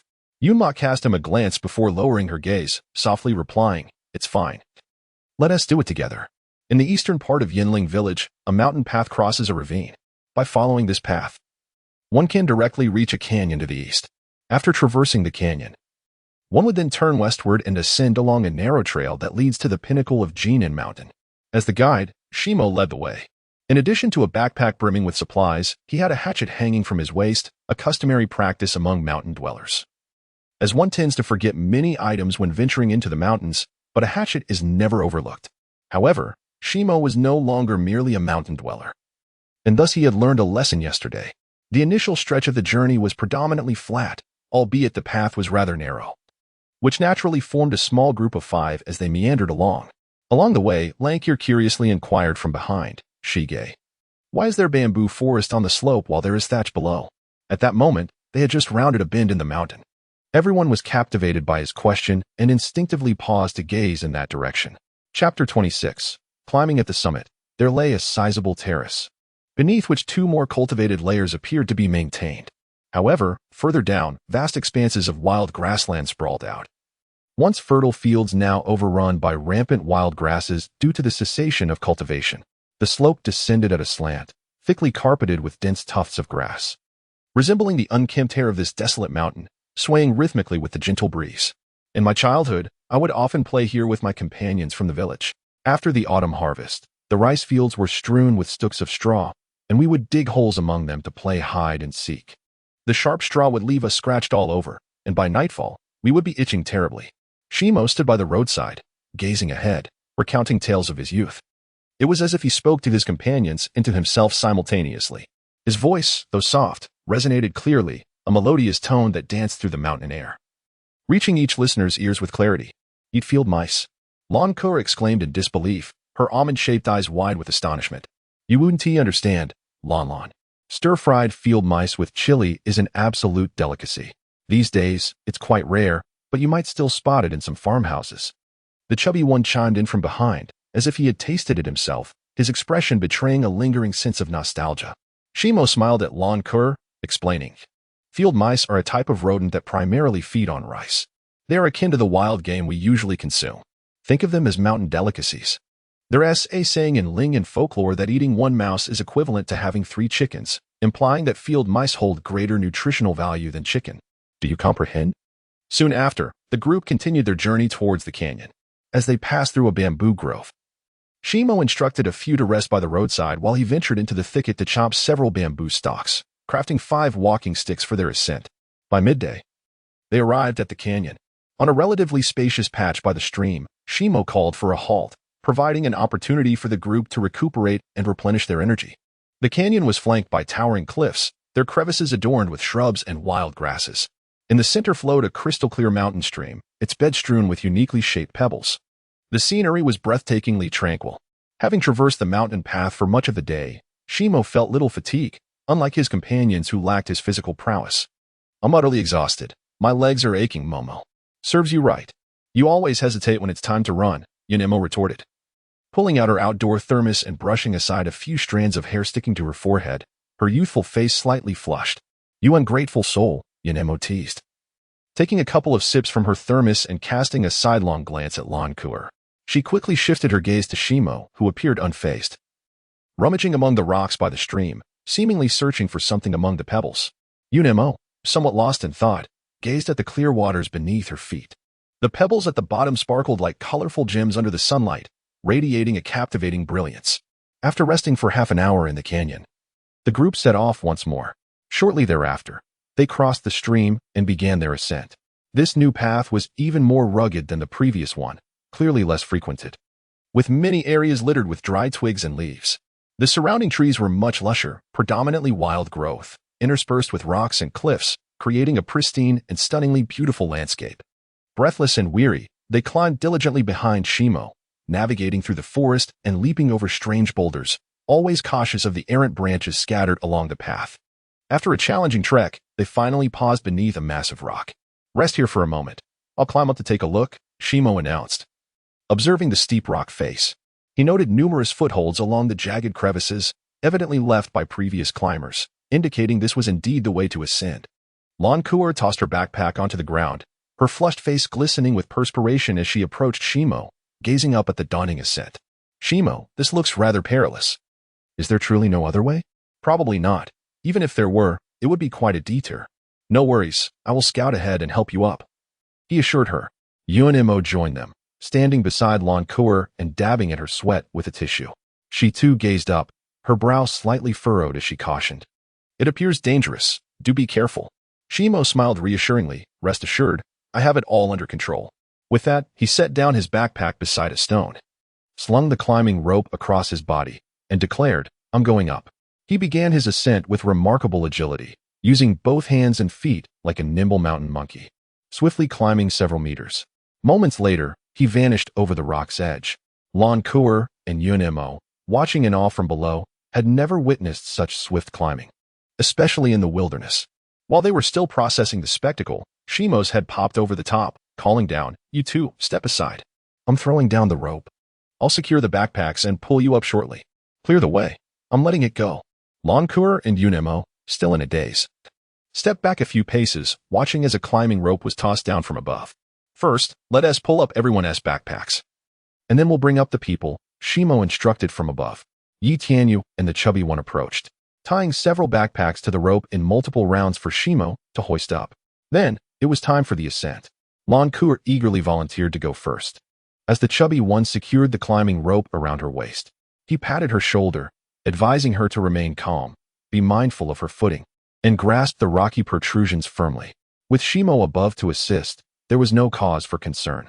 Take it slow, safety comes first. Do you understand? I understand, brother. Lankur replied, brimming with enthusiasm and confidence. Shimo, observing from above, had already secured one end of the rope to a tree, pulling it taut. Below, Lankur began her climb. Initially, her movements were cautious and slow, likely due to trepidation. However, she soon felt the rope securely fastening her waist, which instilled a profound sense of safety. As her anxiety eased, her movements became more agile and lighthearted, allowing her to ascend swiftly until Shimo pulled her up to the summit. Once atop, Lankur unfastened the climbing rope and joyfully shouted down, Ha! I made it. That was easy, Momo. You should hurry up too. The next to ascend was naturally Yunemo.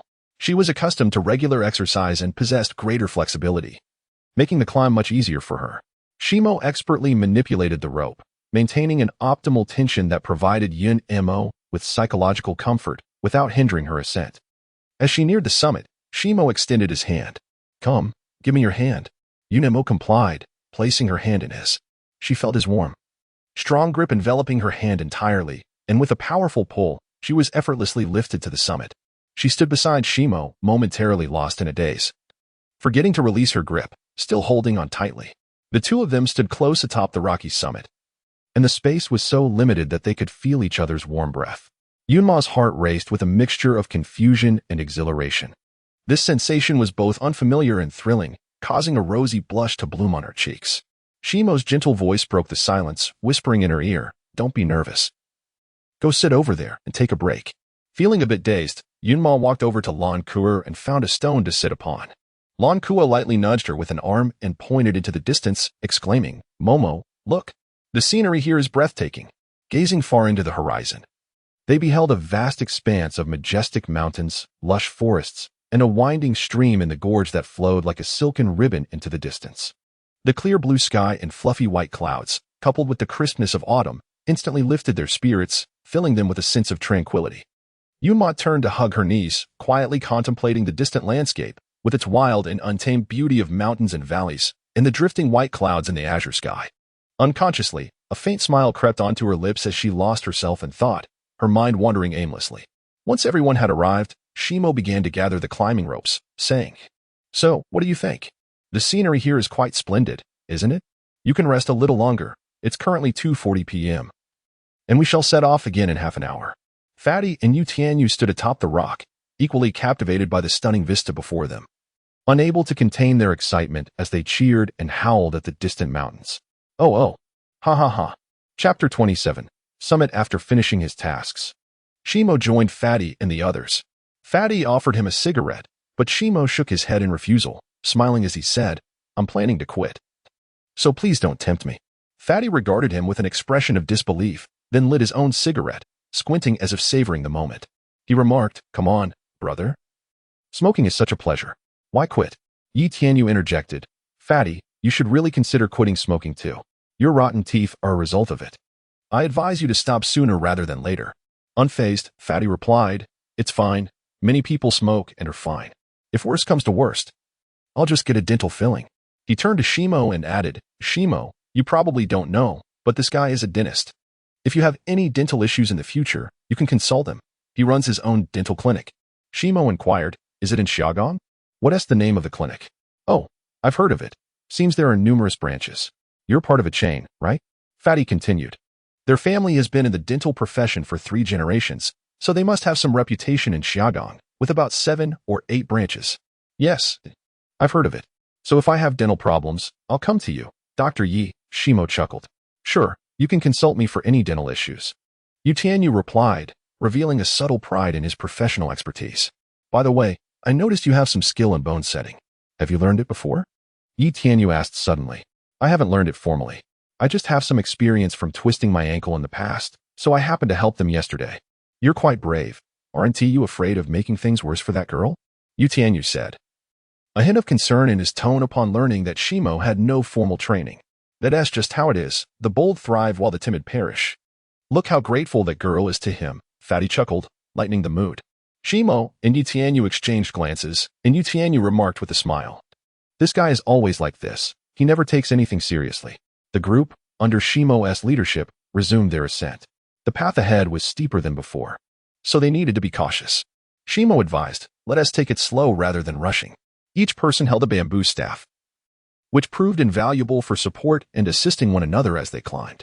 Whenever they encountered fallen branches obstructing the path, Shimo would clear them in advance. If they came across particularly treacherous spots, he would pause to carefully instruct those behind him. After climbing carefully for about 2 hours, they reached a rocky outcrop. Shimo leaned against a nearby stunted tree and pointed to a distant ruin above. "Do you see that? I've heard from the villagers that there is an abandoned Taoist temple here. Once we reach it, the summit will be just a half-hour away. Let us keep pushing. We're almost there."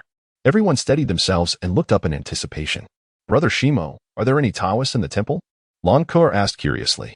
"I've heard there aren't any, but at the foot of this mountain, there is a larger temple with Taoists. However, they're not like the ascetic practitioners of old.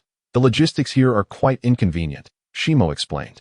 After a brief pause, they continued their ascent.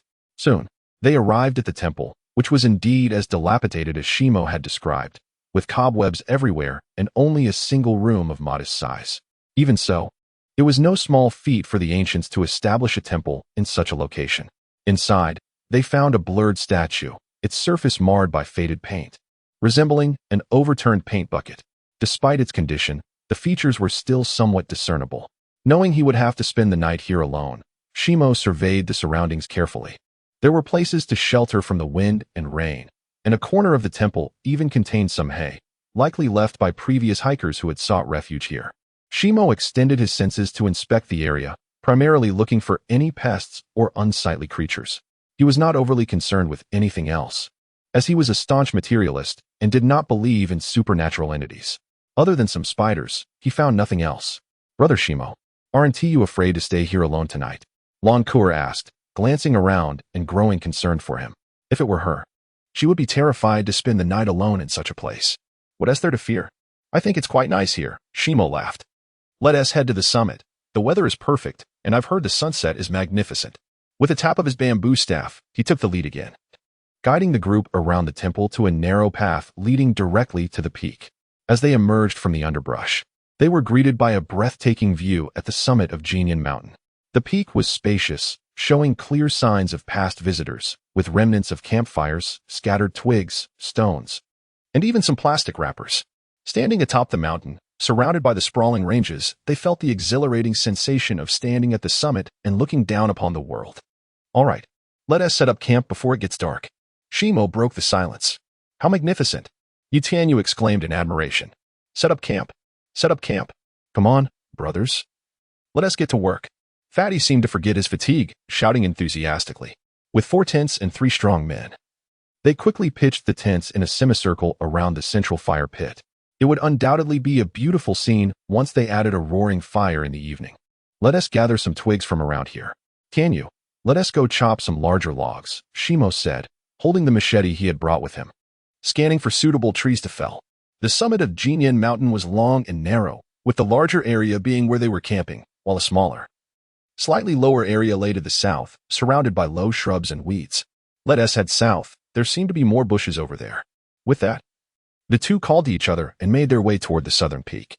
After locating a couple of bushes, Shimo began chopping wood, while Yutanyu helped gather the cut branches. The sun was gradually setting in the western sky, casting a golden glow along the horizon, and the last rays of the sun enveloped everything at the summit in a shimmering golden hue. In the center of the campsite, Shimo arranged the firewood in the pit to ignite a fire. "Let us take out our things and boil some water for coffee," he said, as the others gathered around. Drawn by the warmth of the moment, the smoke had left a grayish hue on his previously pale cheeks, but he was oblivious to it. Lankur lifted her phone to capture a couple of photos, then couldn't help but giggle, prompting the others to chuckle as well. Shimo looked at them in confusion. "What's wrong? Brother Shimo, you look so handsome right now." Lankur teased, pretending to be enamored. "You have dirt on your face," Yanemo giggled, quickly pulling out a tissue to hand to him, pointing to where the smudge was. Her eyes occasionally darted toward him, and although she tried to maintain her composure, she couldn't help but smile. Before long, the sky began to darken, and the temperature dropped. The central bonfire radiated an extraordinary brightness and warmth at this moment. Cradling a warm cup of coffee, the group gathered around the fire, its flickering flames casting a crimson glow upon their faces. They feasted on the provisions they had brought. Sharing tales of whimsy and adventure, their laughter swiftly swept away by the night breeze atop the mountain, only to erupt again intermittently. Unbeknownst to them, the moon had ascended into the sky, weaving in and out of the clouds.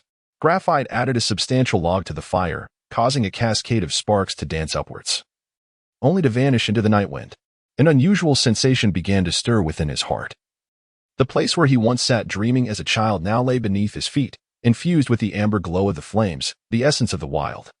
The sounds and scents, all bearing no resemblance to his imaginings, yet inexplicably stirring his soul. Reality and illusion, the tangible and the ideal, intertwined at that moment like the flickering flames, their brightness and obscurity intermingling. A thought crossed his mind, compelling him to delve into the burning flames, seeking to uncover the true nature of the world.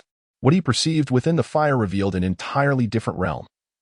The modest bonfire seemed to harbor a fierce tempest of flames, as countless organic cellulose fibers were consumed one by one.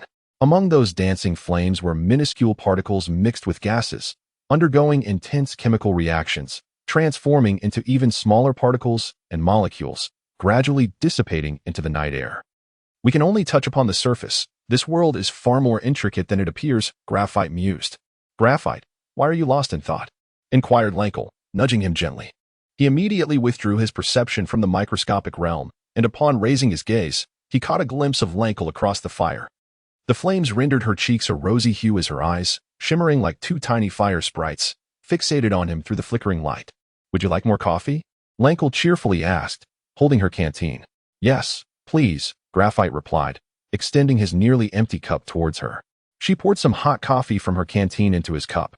Though the night breeze was chilly, those gathered around the bonfire felt a comforting warmth enveloping them. Chapter 28, Exploring the Microscopic World. Time has grown late. I must retire to the temple for the night. You all should rest early as well. It would be prudent to place stones over the bonfire before sleeping. Given the surrounding trees, we must remain vigilant about fire safety in the wilderness. Graphite rose, stretching his arms and yawning, then tilted his head to gaze at the sky. Sensing that night had fully descended, he lowered his gaze and spoke to them. The chubby one looked up and jested, "Why not squeeze in with me? Haha. I worry you might be whisked away by a fox spirit if you're alone in the temple at midnight." Blue Cooer shot her cousin a disapproving glance and was about to retort. "Hey, I wouldn't mind at all. See you all in the morning." Graphite took no offense at the chubby one's untimely jest, chuckling as he hoisted his backpack and switched on his phone as flashlight, conversing as he made his way down the mountain path. Be careful on your way. After a few steps, he entered the thicket. Once out of sight of the others, Graphite unconsciously quickened his pace. At this moment, he extended his perceptive abilities, rendering the world within several dozen yards around him vividly clear. Each step on the narrow path was anticipated with precision, and every obstructing branch was deftly avoided. One could say that even with his eyes closed, he could navigate down the mountain with ease and joy. The brilliant flames infused the dilapidated and cold temple with a touch of warmth. He spread a plastic sheet he had brought on a pile of grass, laying down a small sheet and blanket atop it. After completing these tasks, he lightly clapped his hands, a faint smile of satisfaction appearing on his face. I went to the hospital for an X-ray. The doctor said the treatment was excellent. A cheerful expression followed, accompanied by another. You can cook too? Impressive. Graphite couldn't help but chuckle. This young girl seemed to append an emoticon to almost every statement. Her youthful and vibrant visage sprang to mind, and he imagined her demeanor while texting, augmented by the vividness of the emojis, which he found exceedingly amusing. Today, our group ascended Golden Goose Mountain to watch the sunset. As night deepened, the sounds of the mountain wind fluctuated outside, occasionally seeping into the temple, causing the bonfire's flames to dance wildly. The rustling of the leaves in the mountain forest could be faintly heard as the wind swept through. In this chilly night, alone in the broken temple, solitude and desolation enveloped him. Graphite closed his eyes, pretending to doze for a long while, yet sleep eluded him. Not wishing to succumb to errant thoughts, he opted to extend his perception into the night, observing the world around him with newfound clarity. Utilizing his perceptive abilities mainly consumed his mental energy. The more he employed it, the greater the fortification of his spirit. An added benefit was that with increased mental exhaustion, he would easily succumb to drowsiness, making this method nearly as effective as hypnosis. Have they fallen asleep? Graphite pondered. Curiosity piqued, he extended his perception to the mountaintop. It was as if he had acquired a divine perspective, seeing the world in its entirety under the cloak of night. Humanity has always possessed a two-dimensional view. If perception is considered a perspective, then graphite represented humanity's first foray into a three-dimensional view, unfettered by the limitations of light. This signified a leap in human evolutionary history. At the summit, the chubby one and his companions were already resting in their tents, though a warm orange glow still emanated from Yun-Mo's tent. In the night, the tent fabric resembled a lantern, casting Yun-Mo's silhouette akin to a shadow play. Graphite restrained the urge to probe further with his perception. A gentleman is cautious in solitude and does not deceive in the dark.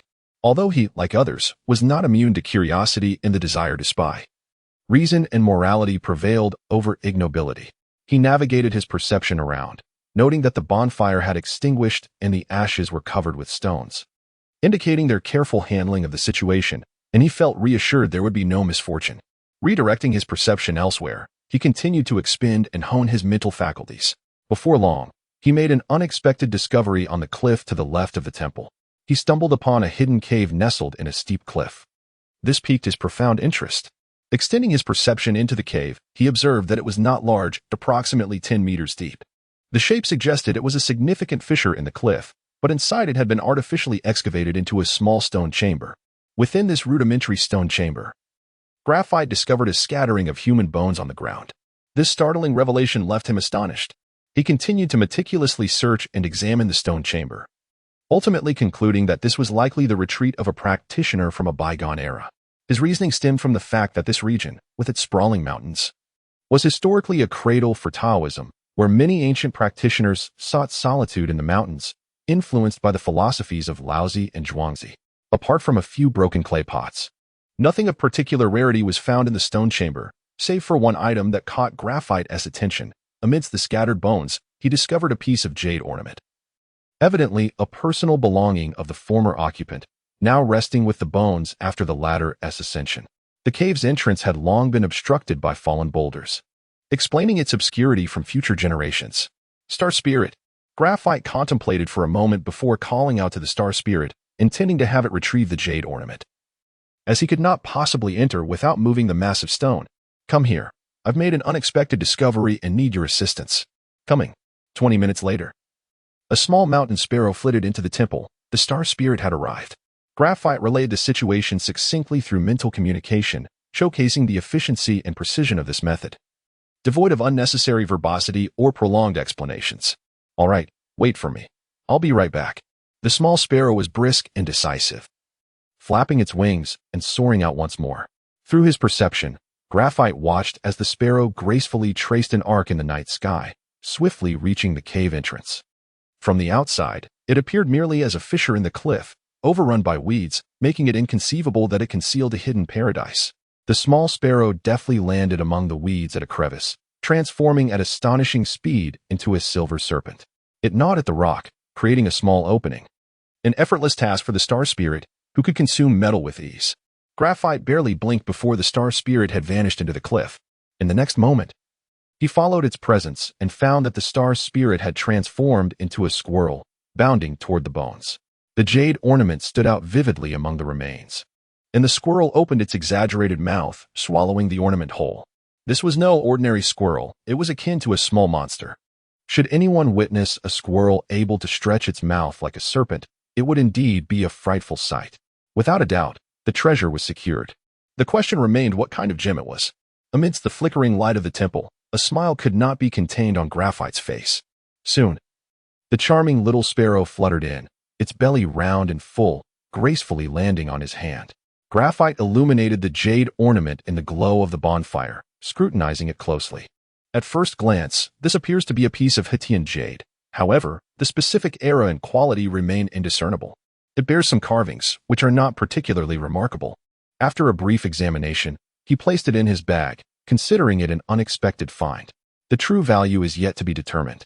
But what truly excites him is the thrill of having utilized his perceptive abilities to uncover something hidden within the subterranean caverns. He imagines that if he were to collaborate with Xingling in a treasure hunt, no concealed riches beneath the earth would escape their grasp. All those who seek fortune through ancient arts would pale in comparison.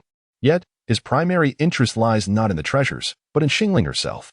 Recalling her nimble transformations and the exaggerated form of a squirrel, he gazes at the lifelike little sparrow before him. Although this is not his first encounter with Xingling's whimsical changes, he still finds it utterly astonishing. Xingling, I am intrigued. How do the cells accomplish these transformations? He inquires with keen interest. It is a process of simulation, akin to 3D printing, where countless individual cells stack and combine to replicate each organism's cellular structure, culminating in a complete biological system. What is the size of a single cell? He asks, curiosity piqued. According to Earth's measurements, a cell in its normal state is approximately 10 nanometers, exhibiting considerable elasticity. It can expand up to 1,000 times its size, roughly 10 micrometers, and can shrink to an extreme minimum of 1 nanometer. The cells automatically adjust their dimensions based on environmental factors, movement, nourishment, and perceived threats. In essence, each cell functions as an nanorobot. Let us venture into the microscopic world. Perhaps you will gain a more intuitive understanding. Certainly, let us explore the microscopic realm. He extends his perception towards the little sparrow, and as his awareness transitions from the macrocosm to the microcosm, his entire field of vision transforms. It is as though he has entered a different world, where everything appears altered compared to what he previously observed with the naked eye. He feels as if he has traversed into an alternate dimension, entering a landscape dominated by towering, bizarre trees, which he surmises to be the feathers of the sparrow. He then descends towards the ground, where those strange trees swiftly morph into colossal, jagged peaks, and the terrain below is a labyrinth of rugged, uneven ground, reminiscent of a wild and untamed land. Chapter 29. The sun is about to rise. The perception continued to delve deeper, penetrating the uneven terrain and entering a more microscopic realm. Before him unfolded a vast world composed of various cells, some motionless, others gently writhing, their delicate cell walls rendering them semi-transparent. The immobile clusters, pressed closely together, likely represented muscle tissue, while the constantly flowing particles were presumably blood cells. Star spirit. What about the cytoplasm? The cells of the sparrow often simulated through a singular or multiple iron-based nanobodies. Now, as we transition from the micron-sized cellular world to the nanoscopic realm, we can indeed visualize individual iron-based nanobodies. Subsequently, the perception of graphite and the star spirit soared into an even more minuscule domain. The cellular world transformed into a dreamlike expanse resembling enormous bubbles, one of which began to collapse, gradually revealing the true nature of the nanobodies. They resembled miniature steel beads or particles, silently suspended in this bubble-filled environment. Star spirit. Are these tiny steel beads the iron-based unicellular bodies? Yes, they are approximately 10 nanometers in size and can morph at will. With the connection and command of the star spirit's consciousness, the steel beads began to simulate a tadpole, gently swimming, soon transforming into a long, worm-like shape that moved with ease and agility. This is a simulation of Bacillus subtilis, roughly 5 micrometers in size. Oh, graphite. Akin to Lu Lao's first encounter with the Grandview Garden, gazed at the scene before him, observing the agile nanobodies, feeling a sense of bewilderment intertwined with an inexplicable thrill and excitement. After a while, Graphite once again directed his perception inward, eager to uncover what lay within these unicellular bodies. A quantum world? Indeed, within it, perception reveals only chaos, as all macro-level certainties seem to vanish in the quantum realm. It is a domain of randomness and uncertainty, where perception cannot anchor onto anything. In this chaotic quantum world, our perception reaches its limits. Shouldn't there be atomic nuclei, protons, and neutrons? Graphite queried in confusion. What you refer to are subatomic particles in a physical sense. Within the realm of metallic life, everything transforms. One cannot simply categorize the interior of a cytoplasm as atoms, protons, neutrons, or even smaller quarks. This represents a quantum state of life. Many physical laws from the macro world fail in the micro realm. This remains a mystery. Indeed, compared to those great scientists, we are akin to illiterates. And it is unnecessary to indulge in fanciful thoughts. I merely harbor a spark of curiosity. Gradually, Graphite regained clarity and rationality. He understood that both he and the star spirit were currently limited by humanity's existing knowledge. And attempting to comprehend these microscopic worlds with such scant understanding was nothing short of a delusion. As science delves deeper into the microscopic world, it increasingly resembles theology, transcending his imagination. This journey through the microscopic realm imparted profound shock and contemplation. With the wondrous capabilities of the cytoplasms under controlled conditions, treating humanity's foremost affliction, cancer, would become his primary project. Graphite himself had once been a brain cancer patient. Now, under the influence of the cytoplasms, his cancer cells had long since vanished. Star Spirit, our inaugural project will focus on cancer treatment. Do you think it feasible? Theoretically speaking, cancer is merely a mutation of cells within the human body. Eliminating these cells should not pose a challenge for the cytoplasms. It should be relatively simple. However, the pressing issue now lies in how to rationalize and commercialize this endeavor, operating within a corporate framework without exposing the secrets of the star spirit. On one hand, we aim to tackle the human dilemma of cancer, while on the other, we seek to enhance our own capabilities. This is what Graphite must contemplate now. To publicly announce a discovery for cancer treatment would be utterly imprudent and reckless. A simple investigation would unveil a convoluted history, leading to a cascade of troubles and inquiries. This approach is untenable. Graphite shook his head. A persona must be established, one that allows the star spirit to simulate a character, a mysterious yet brilliant scientist. Furthermore, a scientific laboratory must be constructed for the star spirit to conduct relevant verification and research, culminating in a comprehensive scientific report, while the core areas can remain confidential. The overall structure must withstand external scrutiny and examination. Star Spirit, you must embody an identity, a human identity that is eccentric yet capable of withstanding investigation, a scientific genius. Henceforth, you will appear in the public eye in this guise, maintaining a degree of mystery while being able to endure the inquiries of skeptics. I can sift through the global internet for similar identities or fabricate a vaguely historical yet plausible persona. I believe I can manage that. What about the number of cytoplasms needed for simulating a complete human? The quantity may be challenging to quantify. We should measure by quality. To simulate a complete human body, I will require 50 kilograms of cytoplasm. Including those splitting in the mining area, I currently possess around 60 kilograms, which is sufficient for a complete simulation. Do not indiscriminately utilize the cytoplasms from the mining area. This pertains to the future population of cytoplasms, graphite immediately interjected. By the way, Star Spirit, would supplementing with pure metals expedite the development of cytoplasmic numbers? Of course. I have calculated the exchange ratio to be approximately 1 in 10,000. In other words, from 10,000 tons of steel, we can generate 1 ton of cytoplasmic population. The exchange ratio may fluctuate slightly depending on the properties of various metals. Can we simulate 2 individuals simultaneously? Graphite suddenly speculated, inspired by the Star Spirit's multitasking capabilities. Quite simply, the limiting factor primarily depends on the population of cytoplasms. Understood. Graphite nodded unconsciously. The little sparrow on the blanket flapped its wings, soaring to the head of the central idol with just a few strokes. It lingered there for a moment, the flickering firelight casting its shadow onto the mottled wall behind, resembling a form of revelation. That shadow appeared to inscribe an exotic hieroglyph onto the stone wall, akin to ancient symbols discovered by humanity in desolate caves. The following morning, the campfire had reduced to a pile of ashen remnants.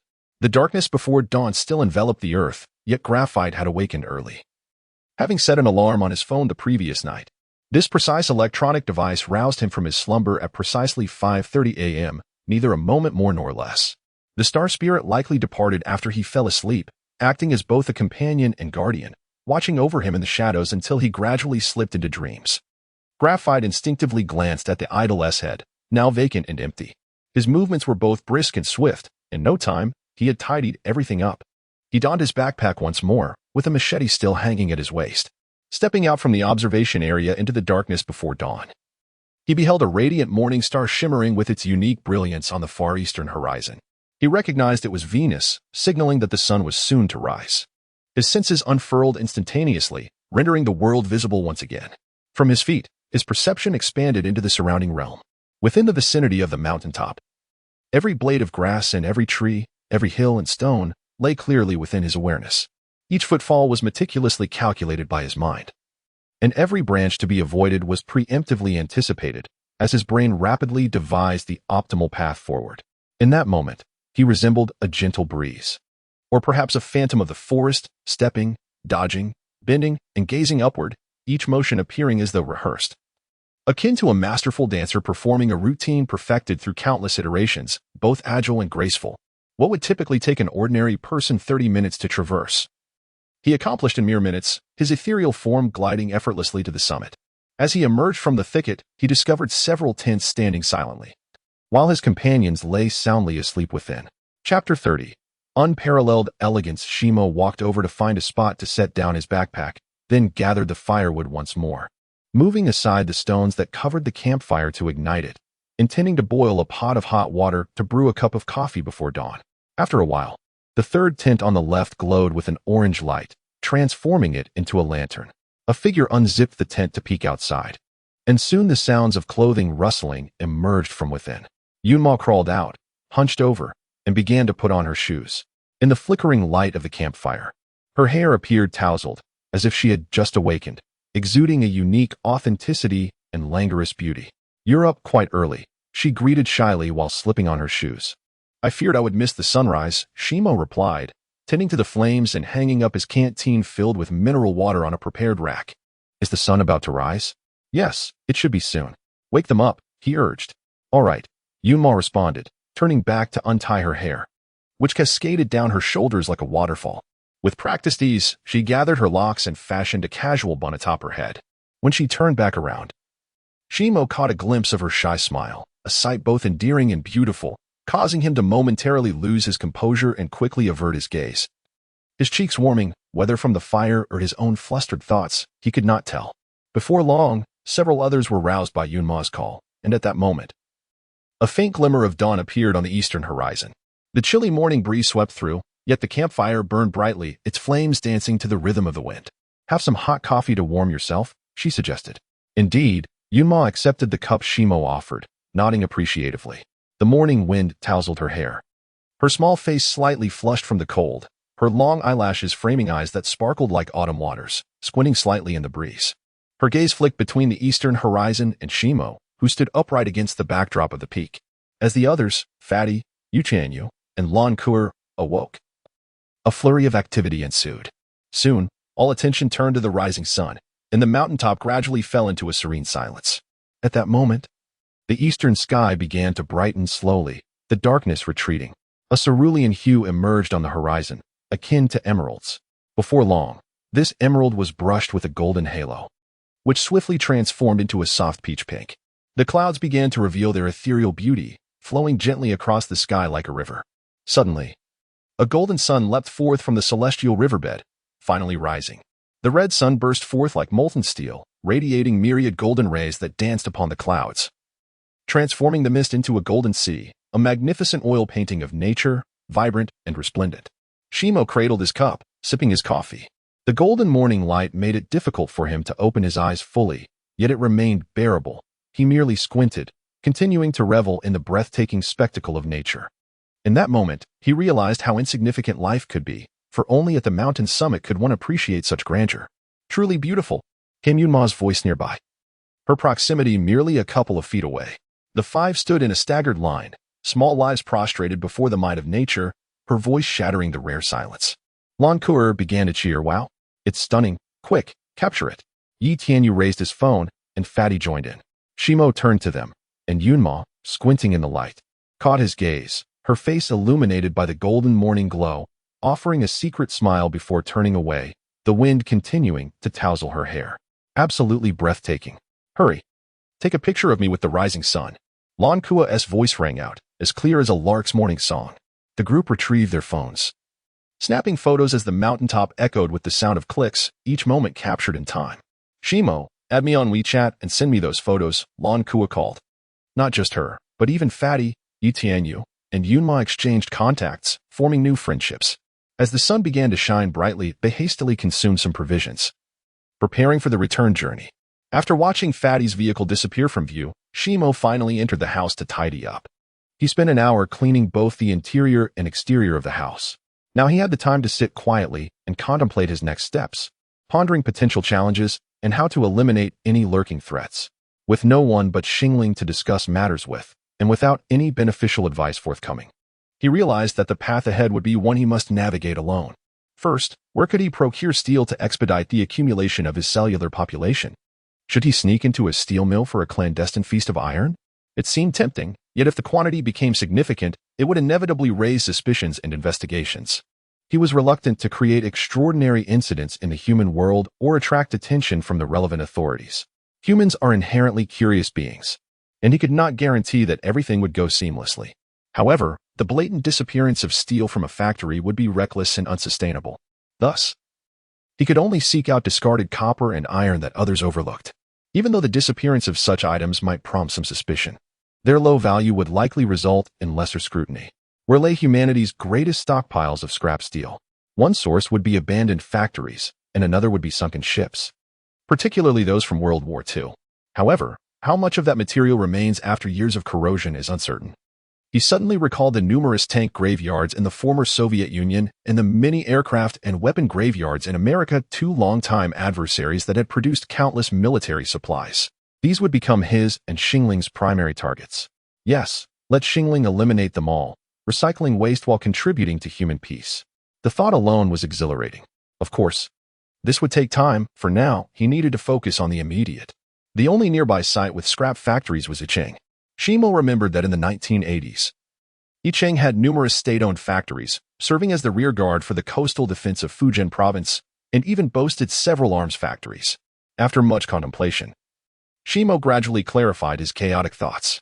He decided on a dual approach. One leg would venture to Yicheng in search of potential scrap factories, allowing Xingling to swiftly bolster the cellular population and lay a foundation for future development. The other leg would focus on how to earn his first pot of gold in life. For this, he was eager to try. Two feasible methods came to mind. First, underground treasure hunting for antiques, a task that would be exceedingly simple for him and Xingling, given their extraordinary perception capable of locating minerals thousands of meters underground, let alone small tombs and their accompanying artifacts. However, the sole concern was that excavating antiques was against national law and could tarnish one's moral standing. Thus, it remained merely a passing thought, not something he was particularly keen on pursuing. Moreover, it is this perceptiveness, this inspiration drawn from the jade ornament discovered last night. He is acutely aware that the prices of jade have been steadily escalating, as the burgeoning economy has led to an ever-expanding consumer base. Jade, a cherished gem among the Chinese, naturally commands a higher price. It serves not only as personal adornment but also as a means of collection and investment. Thus, where is jade most abundantly sourced? Undoubtedly, it is Myanmar. The jadeite mines in Myanmar have long been the primary source of jade materials for the domestic market. While excavating antiques may conflict with legal and ethical standards, mining stones seems permissible. Although minerals are technically state-owned, he conveniently overlooks this fact. Believing that collecting a few jadeite stones to aid humanity in conquering cancer is an endeavor worth pursuing and fundamentally necessary. Shimo is not devoid of moral principles. He is certainly not a rigid individual incapable of adaptation. As evening approached, Shimo made a phone call to Shanzi. Since Shanzi was at home, Shimo tidied himself up and set off to dine at Shanzi's residence, taking the opportunity to visit his uncle and aunt. Before leaving, Shimo discreetly slipped a small amount of money to both his uncle and aunt as a token of filial piety, though the elders often feign refusal. Familial bonds are largely sustained through such seemingly insignificant exchanges of courtesy, which they are unlikely to genuinely decline. At Shanzi's home, Shimo also met Shanzi's wife, Xiaomei, an intelligent and capable young woman from the mountains, who always greeted others with a warm, smiling demeanor. It seemed that Shanzi had mentioned Shimo's divorce. As Xiaomei inquired several times about arranging a meeting for Shimo to be introduced to potential partners, this couple was eager to promote their friend, while Shanzi was keen for his brother to remarry promptly. Later that night, Shimo instructed Xingling to gather the entities, preparing for their early morning expedition into the city to thoroughly scour the abandoned factories. He recalled that the state-owned alkali plant in Yicheng had long since closed down, making it the primary target for Shimo and Xingling. Chapter 31. Yelina's cutting-edge technology. The following morning, at the break of dawn, a flock of small sparrows emerged from the mountains, soaring towards the old house of Shimo. These sparrows merely circled above the dwelling for a brief moment before alighting beneath the front porch. An astonishing scene unfolded. The little sparrows flocked together, abruptly transforming into a silvery mist that swiftly coalesced into a singular entity. Each sparrow contributed to the shimmering vapor, which gradually solidified into a cohesive form, a graceful young woman clad in ancient attire, standing poised on the porch. This ethereal maiden surveyed her appearance with evident satisfaction, a delicate smile gracing her exquisite features, before she gracefully stepped into the main hall. Shimo, who was in the back room brewing tea, was momentarily taken aback, believing his eyes were deceiving him. As the enchanting figure approached, smiling and offering a slight bow, she spoke softly. "I, Xingling, pay my respects to you, sir." It was then that Shimo comprehended the reality before him. He stared at the captivating beauty for a long moment before bursting into laughter, incredulous as he pointed at Xingling. "You were supposed to simulate a persona, and yet you emerged as a celestial being. Do you wish for the world to know you are an extraterrestrial?" Xingling, her eyes sparkling like stars, responded with a playful smile. "Mock, this visage is crafted from your memories of women, intertwined with human aesthetic standards and the characteristics of contemporary beauties. Are you not pleased?" With that, she pirouetted gracefully, resembling a butterfly flitting through blossoms, embodying the essence of a mythological fairy, breathtakingly enchanting. "Indeed, I am thoroughly satisfied," Shimo affirmed, nodding and clapping in delight. He examined Xingling once more, realizing that her beauty truly epitomized the phrase peerless and captivating. Every aspect, from her stature and physique to her facial features and the innate grace reflected in her demeanor, was perfectly balanced. Neither ostentatious nor constrained, exuding an effortless charm devoid of any earthly triviality. However, there was one slight imperfection. Her perfection rendered her somewhat unreal, instilling in him a profound sense of illusion. "Xingling, as long as you are content, it is delightful to indulge in such appearances when alone." Yet we require an identity suited for the public. This is undoubtedly unsuitable. Of course, you need not worry, Xingling replied with a radiant smile. After scrutinizing her for a few more moments, Shimo nodded slightly. Interesting, indeed quite remarkable. Greetings, I am Yelena. A cold and distant voice introduced itself, as Xingling seemed to slip into the persona of Yelena.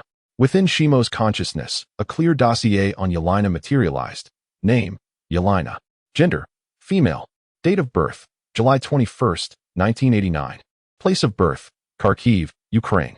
Her father was Jewish, her mother of Chinese descent, a graduate of the Kharkiv National University's Physics Department, currently a Master S student. Tragically, her parents perished in a car accident during her university years, and she met her end alongside her boyfriend in the violent conflicts of Ukraine on February 18, 2014. A date now known as the Bloodiest Day. Of course, the Ukrainian government records have since been altered by Xingling to list her as missing. Note, physical destruction of paper documents must be undertaken in Ukraine. The information was straightforward, aside from the slight complication regarding the physical documents. There appeared to be no significant issues. This Yelena was the identity Xingling had crafted for her future integration into the human realm. The reasoning behind how this physics graduate would later make astonishing scientific discoveries would be left for the media and the public to speculate. One advantage was that Yelena had no relatives left in Ukraine, and her former university classmates would have their memories gradually fade over the years. Furthermore, as she had perished amidst the chaos, locating eyewitnesses would prove difficult due to the tumultuous times. Another benefit was that Yelena had excelled in her studies in physics, establishing a solid foundation for her future scientific revelations, thus making her background credible enough to withstand scrutiny from those with ill intentions. As for how Yelena arrived in China, that would be a matter for Shimo and Xingling to embellish gradually. Excellent. This identity is quite fitting. Yelena shall be our chief scientist, Shimo mused after careful consideration, affirming that this identity bore no substantial risks. Mock. This persona should not be used casually in daily life, so I have prepared another ordinary identity. With that, Yelena began to twist and blur before Shimo's eyes, rapidly transforming into a completely different individual. Before him stood an unremarkable short man, perhaps in his early 30s. Standing under 5 feet 7 inches, with a buzz cut, a dark complexion, and small eyes. Name, Wu Ning. Nickname, Xiaowu. Role, driver and bodyguard. Xingling announced in a low, gravelly voice. Furthermore, I can change into numerous pedestrian identities as the situation demands, Xiao Wu continued, his voice soft yet clear. Akin to a lurking serpent. You have indeed considered this thoroughly, Shimo remarked with a smile. Additionally, extend your hand. Xiao Wu stepped closer. What for? Shimo asked, puzzled. Yet he complied.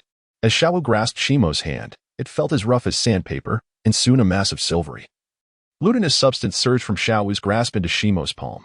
Shimo recognized this as a cluster of numerous tiny cellular entities, now writhing in his hand. Once all the cells had settled onto his palm, Xiao Wu released his grip. Shimo lifted his right hand, now covered in a mass of pulsating silver cells resembling a sticky mound of glutinous rice. Before he could voice his curiosity, Xingling explained. What you hold is a 10-kilogram cluster of cells that will remain within your body. You can command them at will to form any tools or equipment you require, be it a knife or a firearm. It can also serve as a disguise when necessary, allowing you to conceal your true identity. 10 kilograms of cellular mass? No wonder it feels so heavy, Shimo sighed. Indeed, I have issued the command. You shall direct them henceforth, Xingling affirmed. Just through thought, correct? Shimo quickly grasped her meaning. Precisely. Then allow me to experiment. Shimo focused his mind, establishing an indelible connection with the cluster of cells. Transform into a long knife. He silently commanded. In no time, the cells swiftly coalesced into a 3-foot-long blade, precisely as he envisioned it. A Desert Eagle, an AK-47 semi-automatic rifle. Shimo lifted the pristine AK-47, aiming it at a target beyond the vegetable garden, his expression shifting to one of astonishment as he lowered the weapon to scrutinize it closely, asking without lifting his gaze. I am unfamiliar with the principles of AK-47 manufacturing or its mechanics. How do the cells know how to assemble it so completely? I possess the information. Have you forgotten our mental connection? The cellular entities can directly connect to my database. The necessary items will be summoned for a complete simulated accumulation, akin to 3D printing. Remember, this is not a toy. It is a lethal weapon, capable of inflicting fatal harm. What about the bullets? What drives the kinetic energy of the gunpowder within each bullet?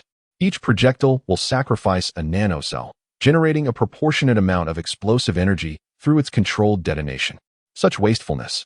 But how many nanocells are contained within 10 kilograms of cellular matter? 400 trillion. My word, what an astronomical figure. SUSI-MANHUA expressed his astonishment. Not so. The human digestive system alone harbors approximately 500 trillion bacteria. Are 400 trillion really that excessive? SUSI-MANHUA paused, contemplating the sheer quantity, having never particularly noted these details before. Nevertheless, he swiftly dismissed this thought. With 400 trillion cells, if the explosive energy of a single bullet only necessitates the self-detonation of one nanocell, does that not imply an almost infinite supply of ammunition? This is indeed advanced technology. Yet, it is not merely advanced. It is the innate ability of the nanocells, devoid of any significant technological sophistication. Very well. In the face of the innate capabilities of the nanocells, notions of advanced or cutting-edge technology become trivial. SUSI-MANHUA was momentarily overwhelmed by this revelation. One cannot dismiss it so easily. Technology can indeed evolve without limit, whereas innate talent is constrained by its own ceiling. Haha. It seems I have become a bit arrogant. You are correct. SUSI-MANHUA raised the AK in his hand once more, and suddenly, a thought crossed his mind. Simulate an 80% use condition. In an instant, this brand new AK bore the marks of previous use, transforming it into a weapon that appeared 80% worn. SUSI-MANHUA patted the cold, hard instrument of death, and with another thought, the AK-47 instantly dissolved into countless nanoscopic cells, merging seamlessly into his skin. Chapter 32. A grand sweep as he engaged in another round of simulated consciousness. The nanobots swiftly materialized in his hands, effortlessly assembling an AK-47.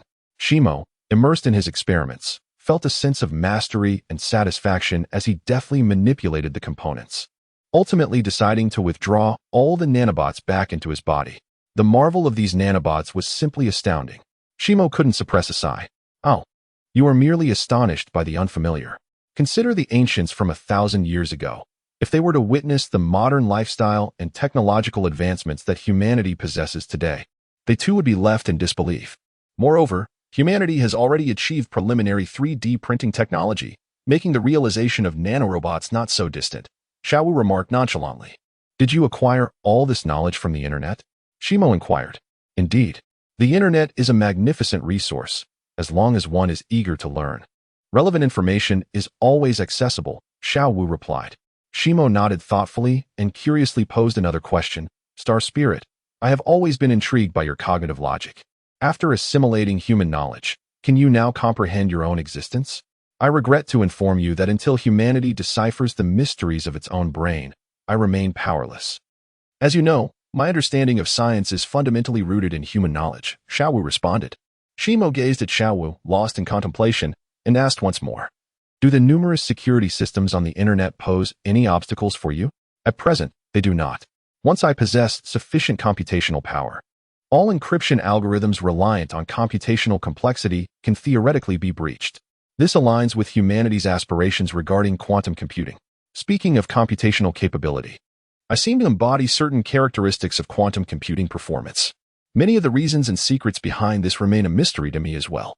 Thus, Star Spirit, can I interpret this as us being capable of quietly cracking modern encryption systems and unearthing global secrets? That interpretation is indeed valid. Much of humanity is still employing the RS encryption introduced in the late 1970s, yet new quantum cryptography is on the horizon. Our time of unrestricted access may be limited, and the next 5 years could prove to be the most crucial, Xiaowu elucidated. 5 years, you say? Shimo pondered deeply. I have constructed a comprehensive model of the human technological tree, a complete one, which is continually updated with the latest scientific advancements, Xiaowu stated. Shimo nodded, a realization dawning upon him that the hidden advantages he and Xiaowu currently possessed would not endure indefinitely, should humanity experience another technological explosion. The widespread adoption of nanorobots would hardly be surprising. Biological instincts will ultimately be surpassed by industrial technology, as technology embodies an understanding of rules, a higher form of evolution. He reaffirmed his determination to establish his own technological kingdom as swiftly as possible. Star Spirit, how about you take the wheel? Shimo suggested as he and Xiaowu arrived at the parking area by the bamboo grove. Do not forget that Xiaowu is precisely designated for this task.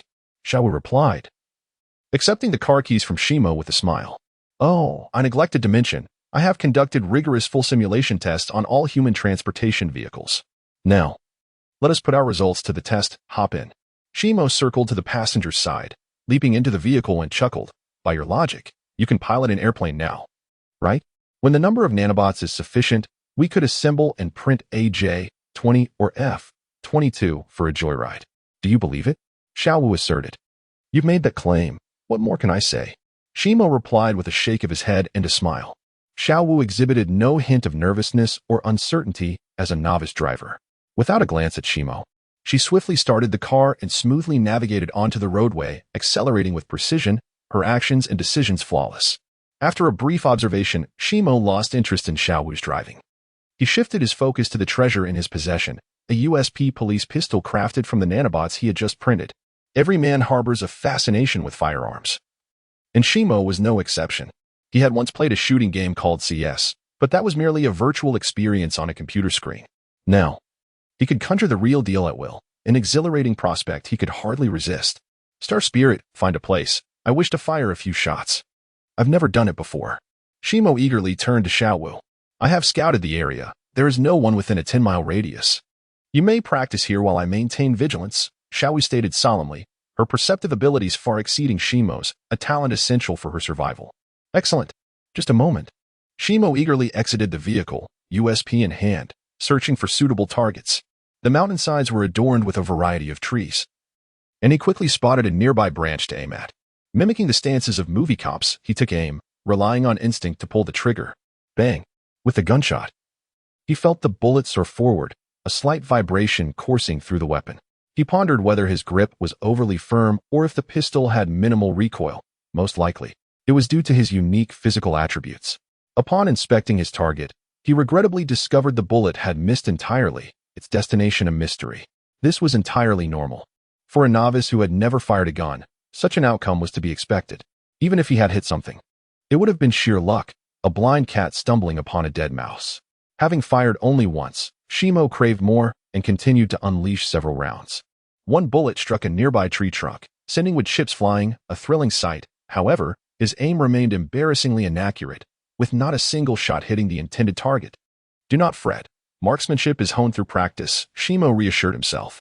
In this era of peace and prosperity, his interest was merely recreational, with no intention of entering a battlefield. He could refine his shooting skills over time. Just then, he noticed a few bees approaching him. AK-47. A brief thrill would suffice. He had no desire to squander excessive time on this endeavor. Are you done? Xiaowu inquired, maintaining her vigilant watch over the 10-mile radius to prevent any unexpected encounters. Let us move on. This is merely a trial, Shimo replied. Shortly thereafter, they arrived at the eastern outskirts of Yicheng. The state-owned alkali plant was situated in this area, one of the few large state-run factories during the planned economy era. By the 1990s, it succumbed to bankruptcy due to its inability to keep pace with the tide of change, leaving behind a vast expanse of abandoned factory grounds, now overgrown and transformed into a sanctuary for wild animals. Gazing through the car window, Shimo observed the neatly organized vegetable plots lining the eastern outskirts. The seasonal vegetables appeared well-tended and flourishing, vibrant and lush. For decades, the farmers residing in the outskirts had depended on these plots for their livelihood, tending to them with the care one would give to a child, which explained the exceptional growth of the crops.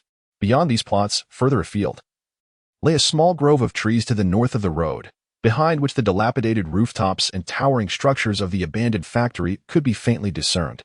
From a distance, the towering brick chimney resembled a tombstone for the factory, standing forlornly amidst the trees, a testament to the bygone era of prosperity that had long since faded, leaving only a sense of decay and desolation.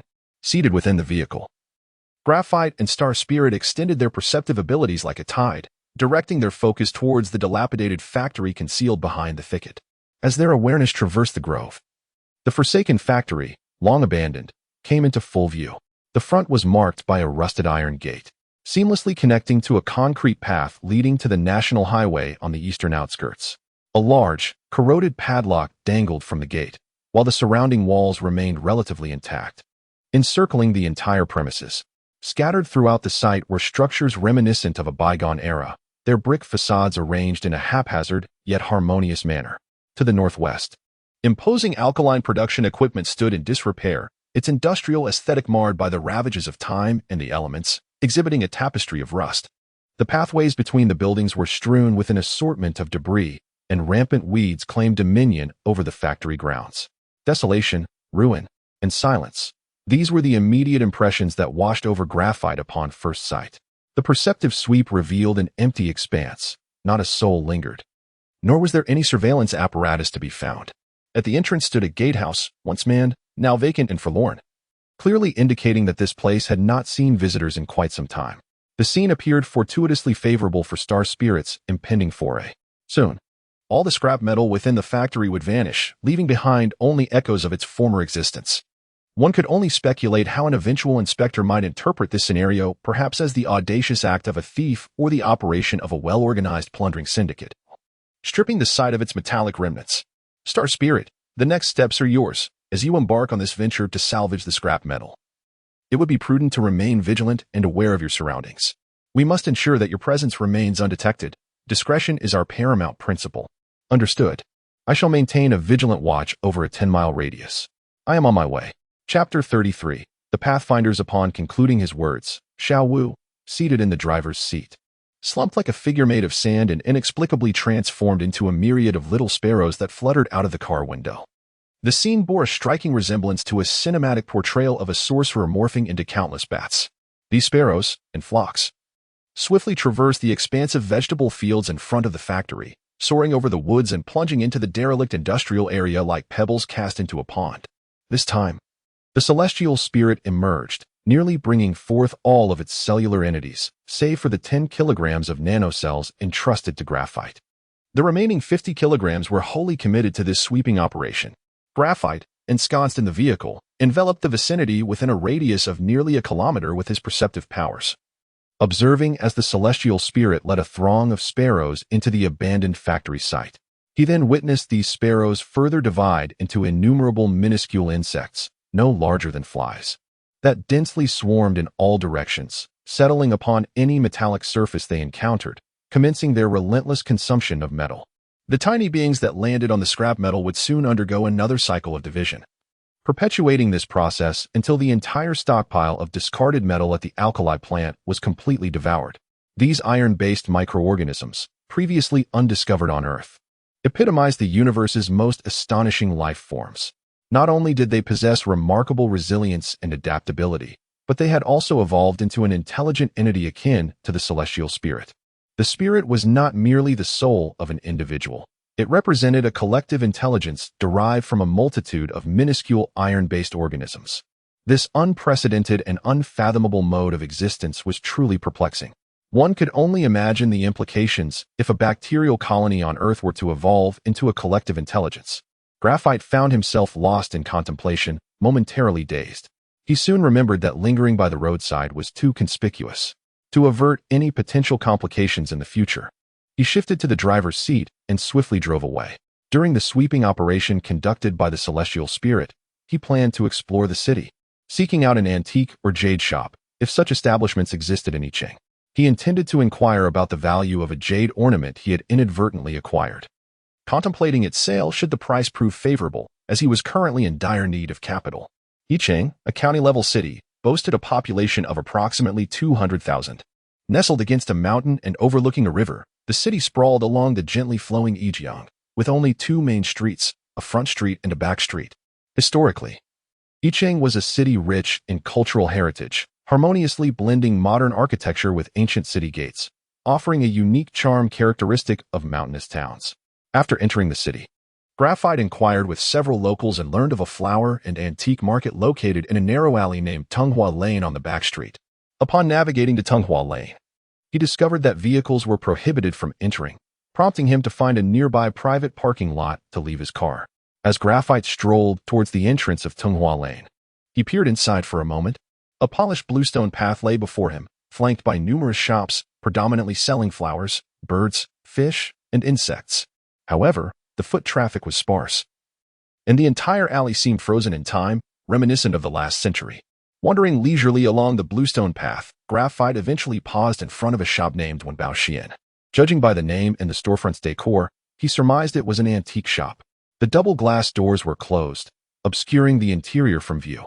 Yet a sign indicating open for business hung by the handle. With a hopeful disposition, he pushed open the glass door and stepped inside. At the far end of the shop, two individuals were leisurely brewing tea and engaging in conversation. Upon noticing Graphite's entrance, both turned to gaze at him. The man seated at the head of the table appeared to be the owner, in his 40s, with a gaunt face yet eyes that sparkled with vitality.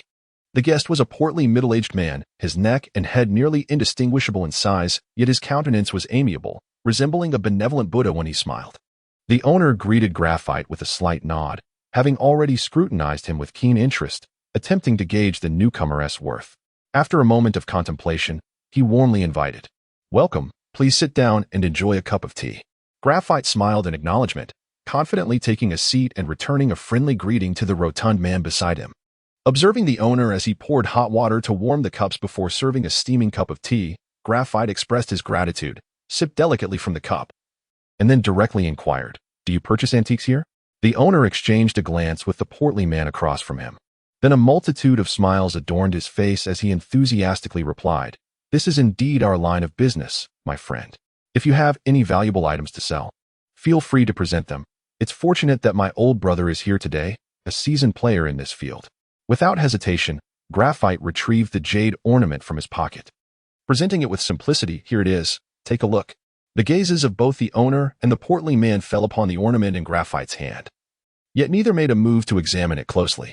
After a moment, the owner rose and beckoned Graphite, "Come, place your item here for a thorough inspection." He then turned and walked behind the counter, retrieving a tray adorned with a piece of red silk, which he indicated for Graphite to use.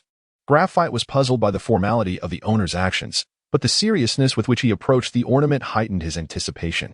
He stood and placed the ornament on the silk, instinctively folding his arms across his chest, awaiting the owner's assessment. The portly man, intrigued, also shuffled over to observe. Standing aside as a spectator, the owner donned a pair of cotton gloves and picked up the ornament, scrutinizing it with a magnifying glass. He examined it meticulously, flipping it over and back, yet his expression remained inscrutable. After several minutes, he set down the ornament and the magnifying glass, removed his gloves, and glanced at the portly man, gesturing towards the ornament on the tray. "Old Jean, perhaps you would like to take a look as well?" The portly man nodded. Appearing well prepared, swiftly donning gloves and picking up the magnifying glass to inspect the ornament with the same diligence. Graphite found it curious that such a stout individual possessed such dexterous and steady hands. The owner then turned to Graphite with a smile, saying, "We'll keep your items safe. Now, let us move over there for tea and discuss further." He refrained from commenting on the quality of the ornament or directly indicating his interest, simply inviting Graphite to join him for tea. Both the owner and the portly man lit cigarettes, enveloping the tea table in a haze of smoke. The owner prepared a fresh pot of tea while the electric kettle continued to heat water. After a leisurely puff, he inquired, "My friend, what is your surname?" "Oh, Mr. Sure," Graphite replied. The owner nodded, then reached beneath the tea table to produce a business card, presenting it with a flourish. "Mr. Sure, here is my card." Graphite examined the card closely. It bore the golden characters Wen Bao Xin alongside the name Su Jiandong. At that moment, the owner began pouring boiling water to brew the tea, and Graphite seized the opportunity to observe the antique shop with keen interest. Aside from a lengthy glass cabinet on the right side upon entering, there are rows of antique shelves flanking both sides. The cabinet houses an assortment of curiosities such as ornamental wrist strings and jade stones, while the shelves predominantly display vases, dishes, and peculiar stones, all contributing to the antique shop's charmingly archaic ambience. "Come, Mr. Sure, have some tea, Mr. Su said with a beaming smile as he brought over a cup of freshly brewed hot tea. "Thank you," Shiremo replied, lifting the teacup and immediately inhaling the fragrant aroma of the tea. "What a delightful brew," he exclaimed. "It seems that Mr. Sure is also a connoisseur of fine tea." Mr. Su remarked, still smiling. "Indeed, I enjoy tea, though I lack the expertise or particular preferences. I simply find it aromatic." Shiremo chuckled in response. "Haha, Mr. Sure is too modest. By the way, I had a glance at that item of yours earlier. It's an antique, and I am indeed interested in acquiring it. However, I wonder what price you have in mind? If we can agree, we might finalize this business today." Mr. Su smoothly transitioned into the main topic with a radiant grin. After a moment of contemplation, Shiremo replied, "To be honest, I am not well versed in your trade. Please suggest a price, and if it seems fair, I shall sell." The shopkeeper paused, exchanging a glance with his portly companion. "Oh, Mr. Sure, you jest. It is your possession, so it is only right that you set the price," he said while pouring more tea, deftly evading the question. "No, I insist you propose a price. To speak candidly, if it is too low, I shall retain it for myself, as I am unfamiliar with the market. If I were to quote an excessively high price, you might doubt my sincerity. But I genuinely do not understand." Sure Mo admitted his limited knowledge of this field. He estimated its worth to be around several tens of thousands. But his primary intent for the day was merely to explore, indifferent to whether the deal materialized. The proprietor, having encountered countless individuals, was keenly observant and discerning, ultimately sensing that Sure Mo's words might indeed hold a semblance of truth, though he still felt a hint of curiosity. Chapter 34. The listening system. He had just scrutinized the jade ornament. It was evidently a funerary item, indicating it was something from the underground rather than a treasured heirloom. However, the young man did not appear to be a tomb raider, as such individuals typically rush to liquidate their finds. This young man, in contrast, exhibited a calm demeanor, showing no urgency to part with it, which left him somewhat perplexed. After a moment of contemplation, the proprietor finally spoke. "Mr. Sure, while this is indeed an antique, I cannot ascertain its precise value. Our profession carries significant risks. Profit and loss are common occurrences. Since you have expressed interest, I shall make you an offer. I will purchase it for 50,000, considering it a gesture of friendship. Whether I profit or incur a loss is secondary. What do you think?" Upon finishing his statement, he fixed his intense gaze upon Sure Mo. Without hesitation, Sure Mo shook his head, declaring, 50,000 is far too low. If it is only worth that amount, I might as well keep it for my own enjoyment. And what does Mr. Sure consider a fair price?" The owner, seemingly anticipating this response, casually inquired while smoking. The owner paused, momentarily taken aback, and instead of responding, he merely smiled and shook his head slightly. Then, in a leisurely manner, he said, "Mr. Sure, unless you are jesting, it seems you are not well versed in current market trends. Unless you encounter someone utterly ignorant yet passionately fond of such items, it truly does not command that price today. If I acquire it, I would not only fail to make a profit but would also incur a loss." Sure Mo nodded, smiling as he remarked, "You see, I have already admitted my lack of market knowledge. If I quote a price that seems excessive, you might think I am joking." With that, he rose to leave. "I apologize for the interruption, but I shall take my leave now." The owner did not expect Sure Mo to depart so soon after only a brief exchange. It was evident he had no intention of selling at a low price. As Sure Mo turned to exit, the owner hesitated for a moment, then called out, "Mr. Sure, wait. We can negotiate the price further. Please don't rush away." Reluctantly, Sure Mo halted, turning slightly to smile. "Sue, to be honest, I am not inclined to sell for less than 200,000 at this moment. I truly apologize." "Sue," the owner implored, "is there absolutely no room for negotiation?" Sure Mo offered a wry smile and shook his head. "Without that amount, I shall simply keep it for my own collection." Sighing, Sue expressed his resignation, acknowledging he could not force a purchase. "Very well, Mr. Sure, should you reconsider and be willing to lower your price, do call me. Or feel free to visit my shop anytime. Could you leave me your number? Perhaps you could stop by for tea sometime." Sure Mo nodded, replying, "Certainly. I will reach out if I decide to sell." He then shared his contact number with Sue. After departing from the antiquity shop, Sure Mo continued to meander aimlessly. Upon receiving instructions, a portion of the nanocells emerged from his palm, swiftly coalescing into several simulated mosquitoes. These mosquitoes then flew back toward the antiquity shop, stealthily infiltrating through the crack of the glass door.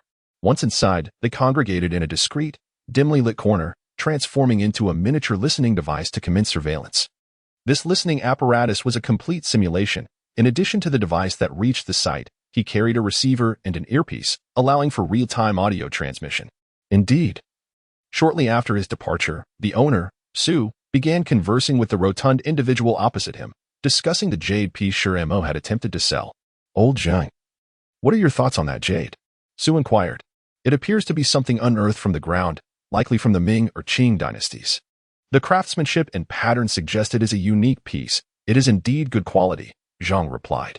"While the item is decent, that young man does not seem like a grave robber. Where could he have procured such underground goods?" Zhang pondered. "Perhaps he stumbled upon it by chance. Look, you offered him 50,000, yet he is unwilling to part with it. I say, old Sue, if you can secure it for 200,000, There is still profit to be made. Are you not concerned he might disappear? Zhang questioned. He won't disappear. I merely wish to test the waters. If all else fails, I shall contact him in a day or two. By the way, how much do you believe it could be resold for? Su asked. It is hard to say, but it should fetch at least 500,000. If you target the Shanghai market, you might find better prices there.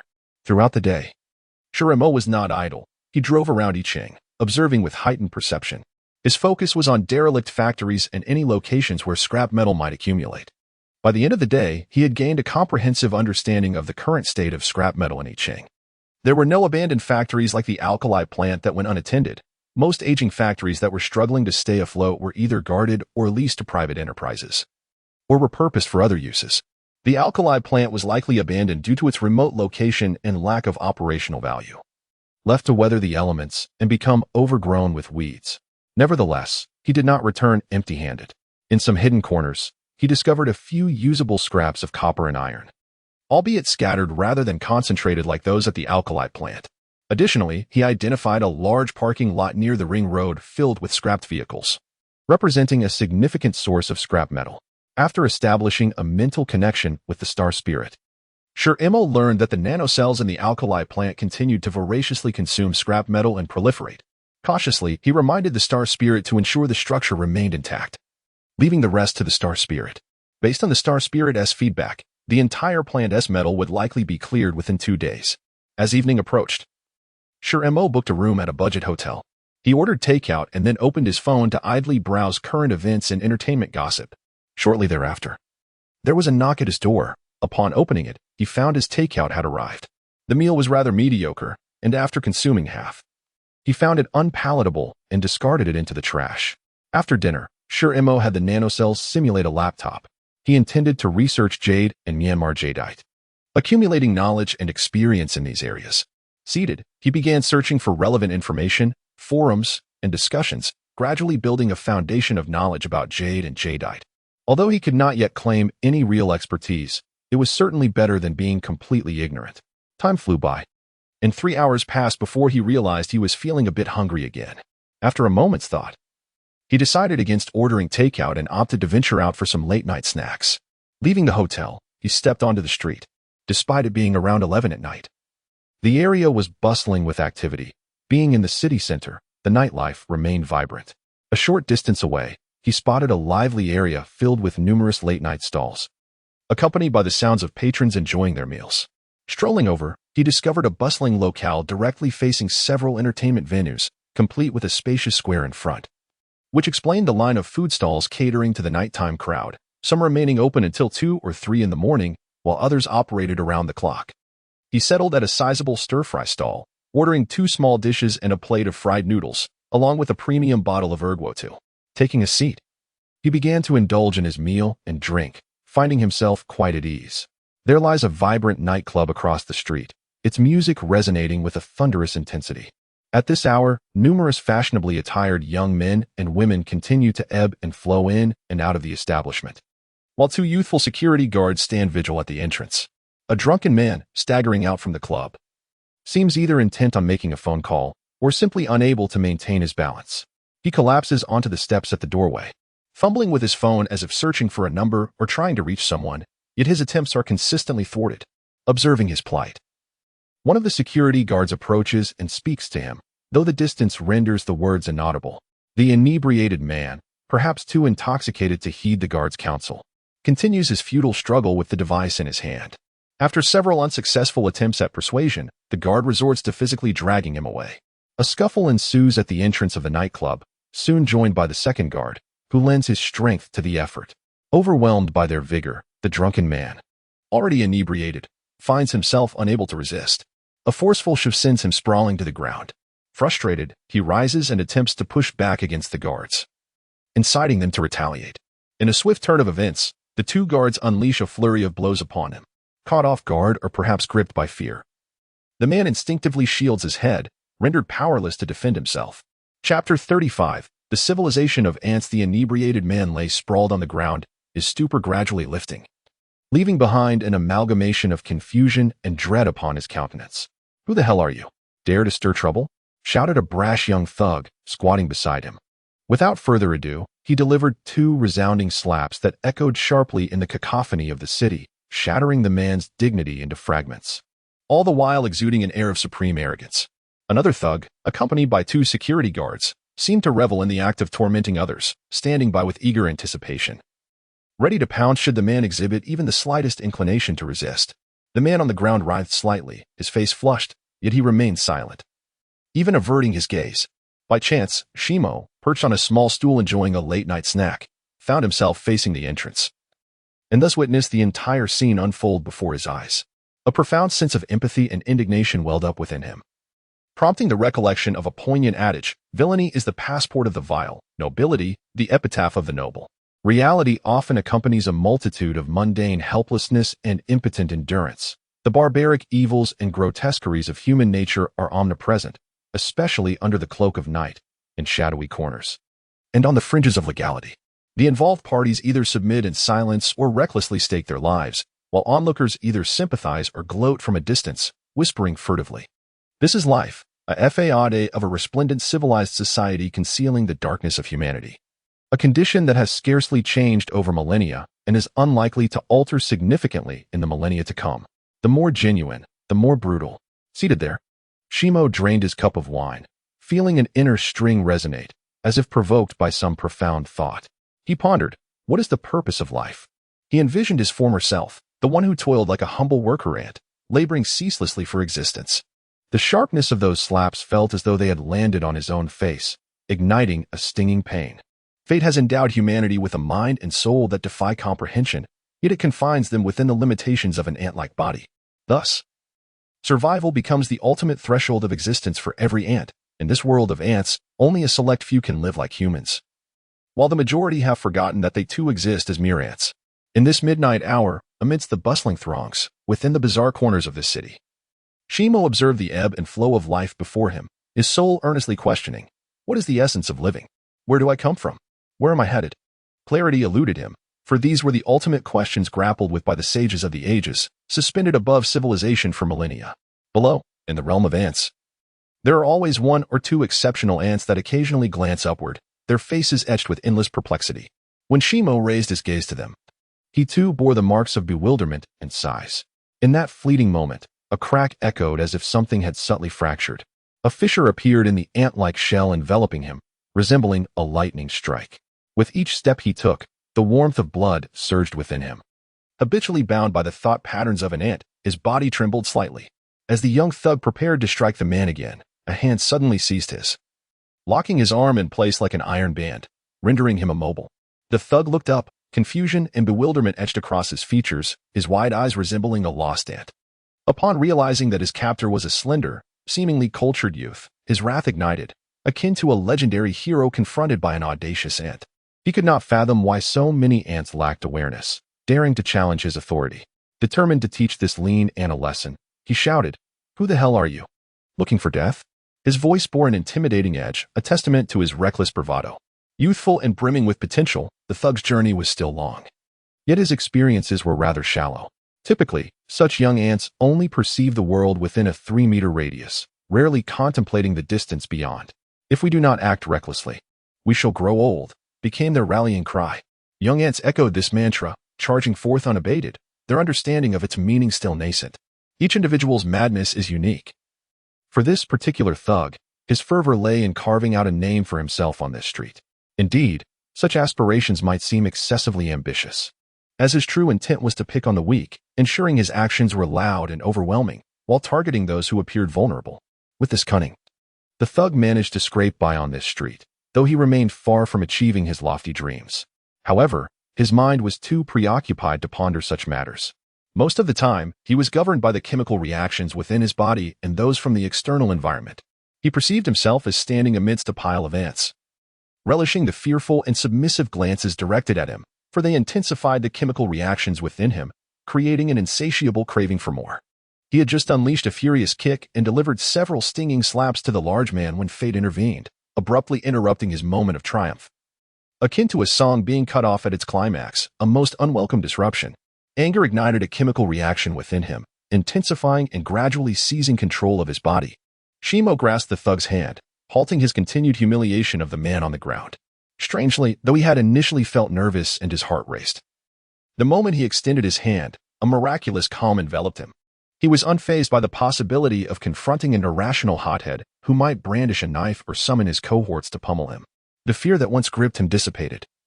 He recognized the thug before him as merely another insignificant little ant, of which a few more made little difference. This ant was obstructed in its path. Akin to an ant on a hot skillet, yet so what?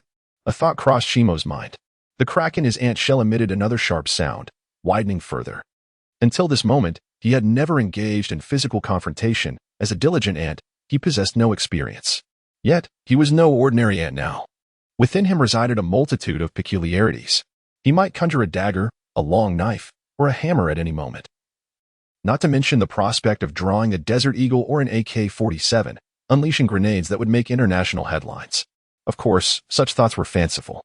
Should he truly wield an AK-47, the ensuing scene and outcome would be unfathomably chaotic. You have gone too far. How can you assault a drunken man? Is there no law? Shimo declared resolutely, casting a stern glance at the two security guards and the other thug, his eyes brimming with righteous indignation. Clearly, he was deliberate in presenting himself as a champion of justice. Such events often lead to numerous subsequent interpretations, nevertheless, regardless of the outcome. His initial stance upon the moral high ground is inherently justified. Thus, should he later find himself amidst an uncontrollable tumult, he would still garner the overwhelming approval of the masses, or so he believes. The ruffians who intervened, the onlookers, and the two security guards who had previously engaged. A total of 4 individuals were momentarily taken aback. Some among the initial bystanders perked up, sensing the anticipation of drama, while others, newly arrived, inquired about the unfolding events, eager to grasp the context and settle down to witness the spectacle. In the tapestry of life, individuals like Shimo who dare to voice such sentiments are remarkably rare. They predominantly exist within the realm of cinematic narratives. The 4 individuals were perplexed, their expressions clearly conveying their bewilderment. It was indeed a sight to behold. Shimo stood before them, appearing as an unremarkable, slender, bookish youth, the epitome of an ordinary passerby. He was a bold yet foolish scholar. Instinctively, the 4 individuals scrutinized Shimo, discovering no trace of any authoritative presence emanating from him, nor any discernible advantage. The notions of chivalrous heroes or martial prowess belonged to the realm of fiction, far removed from their reality.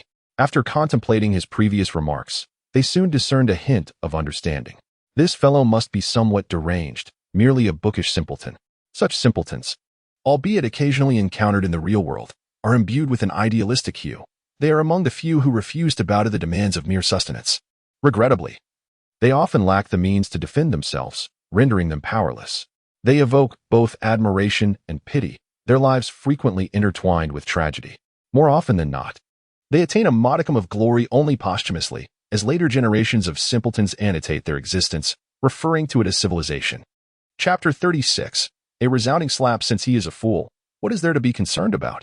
A ruffian, long eager for action, immediately glared and spat venomous curses. Damn it, are you seeking death by meddling? At this moment, the drunken man on the ground had fully sobered up. He cast a grateful glance at Shimo, his lips quivering as if to speak, yet ultimately fell silent, bowing his head once more. He had been automatically disregarded. All attention had shifted to Shimo. The ruffian, who had been crouching, suddenly sprang to his feet, appearing to forget the iron grip that had held him. He leaned in close to Shimo, scrutinizing him like an ant, and bellowed menacingly, "Damn you, watch me kill you."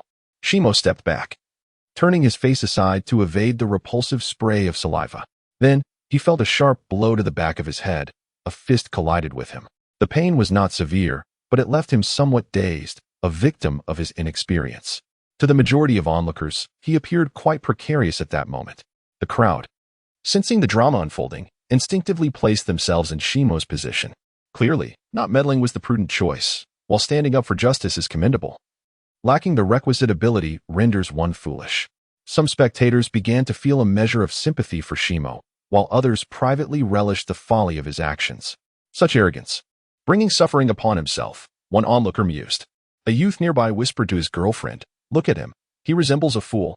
Others, intrigued, raised their phones to record the scene, anticipating ample likes and attention for their social media posts.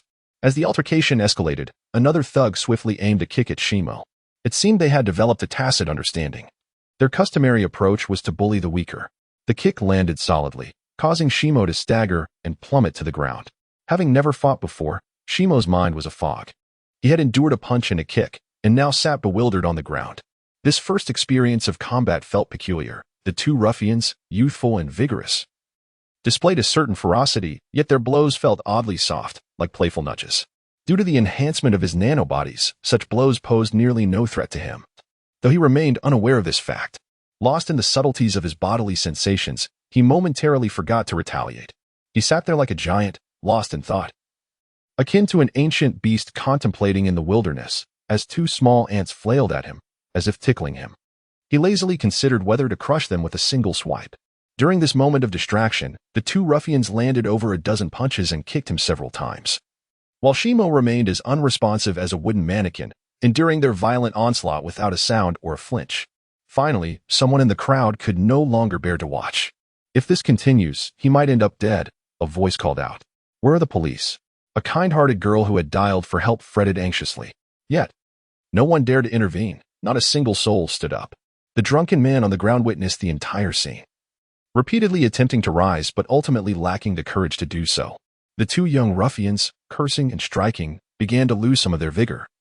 Yet their arrogance reached a peak. They had anticipated confronting a fearless fool, but instead encountered a soft target, and with so many spectators around, they felt a swell of pride and satisfaction, adding another tale of heroism to their repertoire. One thug spat at Shimo. Damn you, worthless trash. After their performance of violence and ridicule, they believed the matter concluded and turned to leave. Wait. A clear voice rang out, articulating each word precisely, catching the attention of all present. However, they had overlooked Shimo on the ground, assuming he was beyond consciousness. Who spoke? Was the unspoken question in everyone's mind.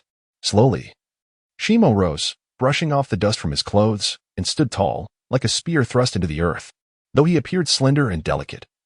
In that moment, he exuded an undeniable presence, almost as if he had transformed from a lifeless dog into a formidable figure. It was peculiar. Those who had witnessed him being beaten now struggled to reconcile this new, imposing stance. Gradually, they realized it was he who had spoken. Wait. The crowd held their breath, eager for the unfolding drama. What? Do you plan to leave after beating me? Shimo asked with a smile, the ease of his demeanor strikingly incongruous with the situation. The two ruffians exchanged bewildered glances, a mix of confusion and fear crossing their faces. At that moment, a group of individuals emerged from the bar, likely alerted to the commotion outside. A security guard approached a well-dressed man, presumably in charge, whispering a few words to him. After listening, the man nodded and walked over to Shimo, scrutinizing him with a frown. Shimo bore several noticeable footprints on his attire and a smudge on his cheek. Yet his expression remained calm, almost bizarrely unfazed. Were you the one causing trouble at the entrance? The man inquired in a gruff voice. Your wording is inaccurate. To be precise, it was your people who assaulted me without cause, Shimo replied placidly. How could it be without cause? Were you not the one seeking conflict with our security? The man retorted. Is that your version of the story? Are you the one in charge? Shimo suddenly laughed. Enough of this charade. If there's nothing else, be on your way. If you continue to cause trouble, it will not end well for you. The man's tone grew impatient, laced with subtle threats. His followers had gathered around, their collective gaze fixated on Shimo, as if their very stares could extinguish his life. Shimo smiled again, yet his eyes held a glimmer of frost. It is not as simple as you claim. I demand an explanation. The man's demeanor cooled, and he glanced around, choosing silence. At that moment, one of the ruffians seemed to receive a signal, quickly striding towards Shimo, bringing his face close once more, and growled. You vile wretch, seeking death. As he spoke, his hand swiftly rose, delivering a sharp slap to Shimo's face. Shimo regarded him with a detached gaze, as if observing an insignificant insect. A hand swung towards his face, and he observed every detail of the movement, the trajectory in mid-air, the shape of the palm clearly, as if the scene were unfolding in slow motion.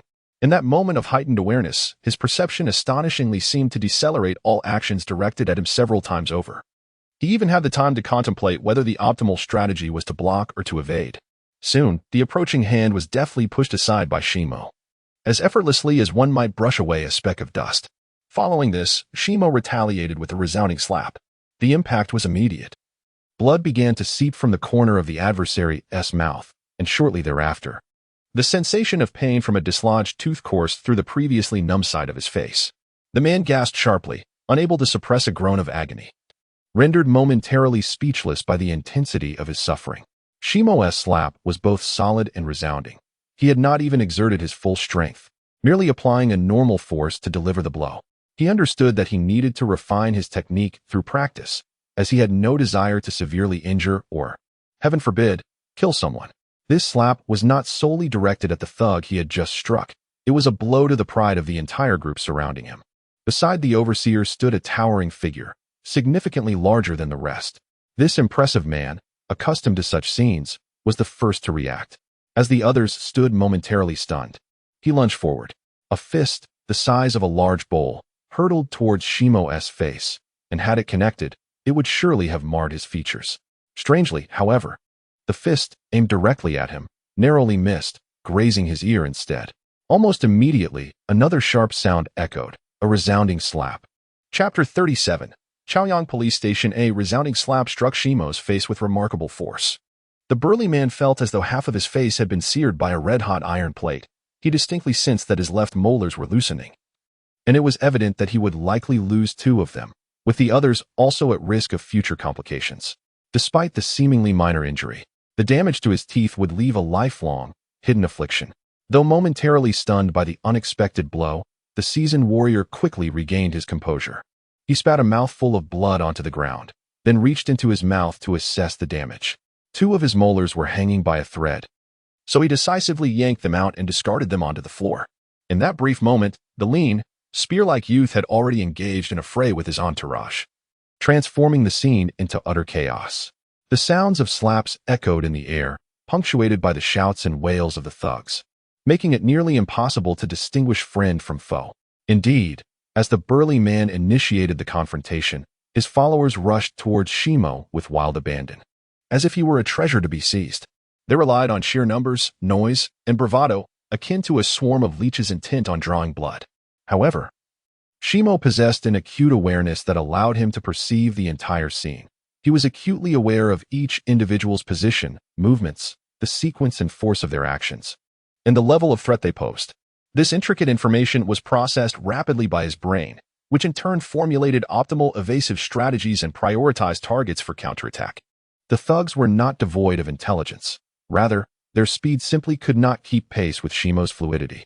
From his perspective, they were merely clumsily performing a slow-motion act before him, their facial expressions contorted in a grotesque display of tension and excitement, their bodies undergoing rapid chemical changes indicative of stress. If necessary, he could even penetrate their faade. Witnessing the frantic beating of their hearts and the swift flow of their blood, a natural response to stress. The atmosphere was charged with an insurmountable chasm between Shimo and the thugs, a confrontation between disparate dimensions, the outcome of which was all but predetermined. In the apparent chaos, Shimo moved with ease and grace, his palms striking like lightning. Any individual who dared to bare their teeth in his presence received a swift and resounding slap. His control over his own strength became increasingly refined. He adjusted the intensity of his strikes according to each target, delivering more force to the stocky individuals and slightly less to the frail ones, resulting in a uniform effect of numbed faces and lost teeth. 1 slap each, without exception, except for the ringleader, who had yet to engage. Initially, the scene was tumultuous and vibrant, but it soon settled into a hush, leaving only a few thugs moaning in confusion. Onlookers, the ringleader, the burly man, and several still somewhat coherent thugs stood in stunned silence. The spear-like youth, unperturbed, stood with his hands clasped behind his back, while others avoided him as if he were a harbinger of doom. The expressions of the thugs were filled with fear and disbelief. None were fools, for the earlier spectacle had not only bruised their egos but shattered their psychological defenses. Cruelty is contingent upon the target. One does not lash out at a wall. At this moment, the youth embodied that wall, a solid, unyielding barrier. When Shimo saw that no one else dared to confront him, he leisurely approached the ringleader and inquired, "Now, can you provide me with an explanation?" The ringleader's eyes flashed with fear. He had witnessed everything unfold, realizing that his thugs had acted like fools, flailing about aimlessly, while Shimo had dispatched them with effortless precision. As the ringleader stood in a daze, the distant wail of police sirens pierced the air. He felt a wave of relief wash over him. While his line of work typically shunned interactions with law enforcement, the arrival of the police now felt like a savior. He was at a loss for words, not knowing what to say, but with the police on the scene, he decided it was best to leave the matter to them, confident that he had sufficient backing. Before long, a police car adorned with flashing red and blue lights pulled over to the roadside. 4 officers emerged, casting a brief glance at the crowd before striding purposefully towards Shimo and the others. "Who called the police? What is the situation here?" boomed a robust officer. "Who led the inquiry?" "Over there." A fight broke out. Someone pointed towards Shimo's group. The ringleader hurriedly approached, pointing at Shimo and breathlessly informing the officer, "Officer, I am the manager of the Maying Deba. This individual caused a disturbance and injured several of our employees." What a classic case of the villain crying foul. The ringleader loudly lodged his complaint, then leaned in with a forced smile, whispering, "Our boss is Chun Hongju, Mr. Chun." The officer cast a sidelong glance at the ringleader, uncertain if he had heard correctly, and then resumed his inquiries. "Who initiated the altercation? Why were you fighting?" He advanced towards the site of the brawl. Upon arrival, the officer surveyed the battered and bloodied thugs before locking his gaze onto Shimo, who wore an expression of calm indifference. He nodded slightly and smiled at the officer, stating, "You arrived just in time." Before Shimo could elaborate, the ringleader again stepped in front of him, fervently explaining, "Officer, here is the situation. We were conducting business as usual when this man suddenly caused a ruckus at our entrance. Our security couldn't contain him. And when 2 employees attempted to intervene, he assaulted them. Look at our employees. They came out to restore order, only to be met with violence." As the officer listened, he scrutinized Shimo with skepticism. "Was it just him?" Another officer inquired. "Just him," the ringleader asserted confidently. "He single-handedly fought all of you?" A younger officer asked incredulously. "Well, I can't say for sure. Regardless, it was only him. Our employees tried reasoning with him, but they didn't really engage," the ringleader stammered, realizing the implausibility of his own words. Another officer approached. "Captain Luo, I've gathered the details. It appears both parties were involved, but it was the Deba staff who struck first.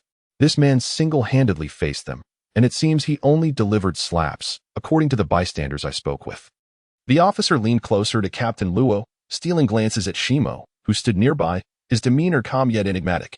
Captain Luo, increasingly skeptical, ordered, "You 4, secure the scene and assess the injuries." He then fixed his gaze firmly on Shimo, asking, "Where are you from? Do you have your ID on you?"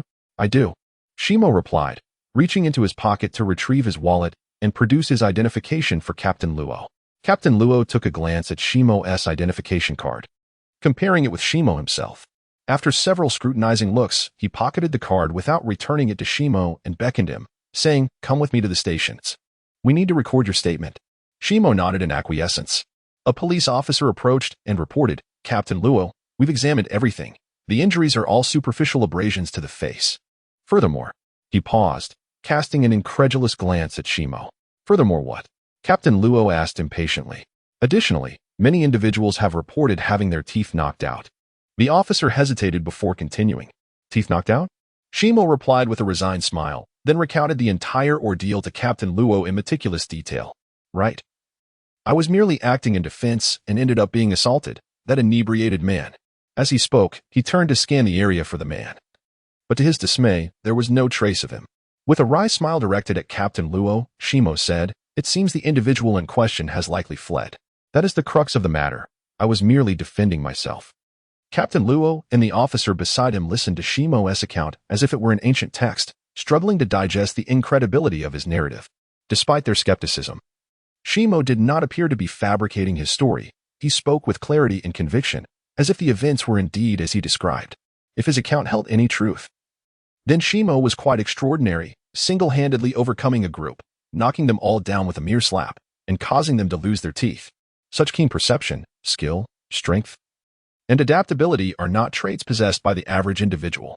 Moreover, he claimed to have initially endured a beating from 2 thugs, and there were indeed marks of footprints on his body and face, rendering the situation rather peculiar.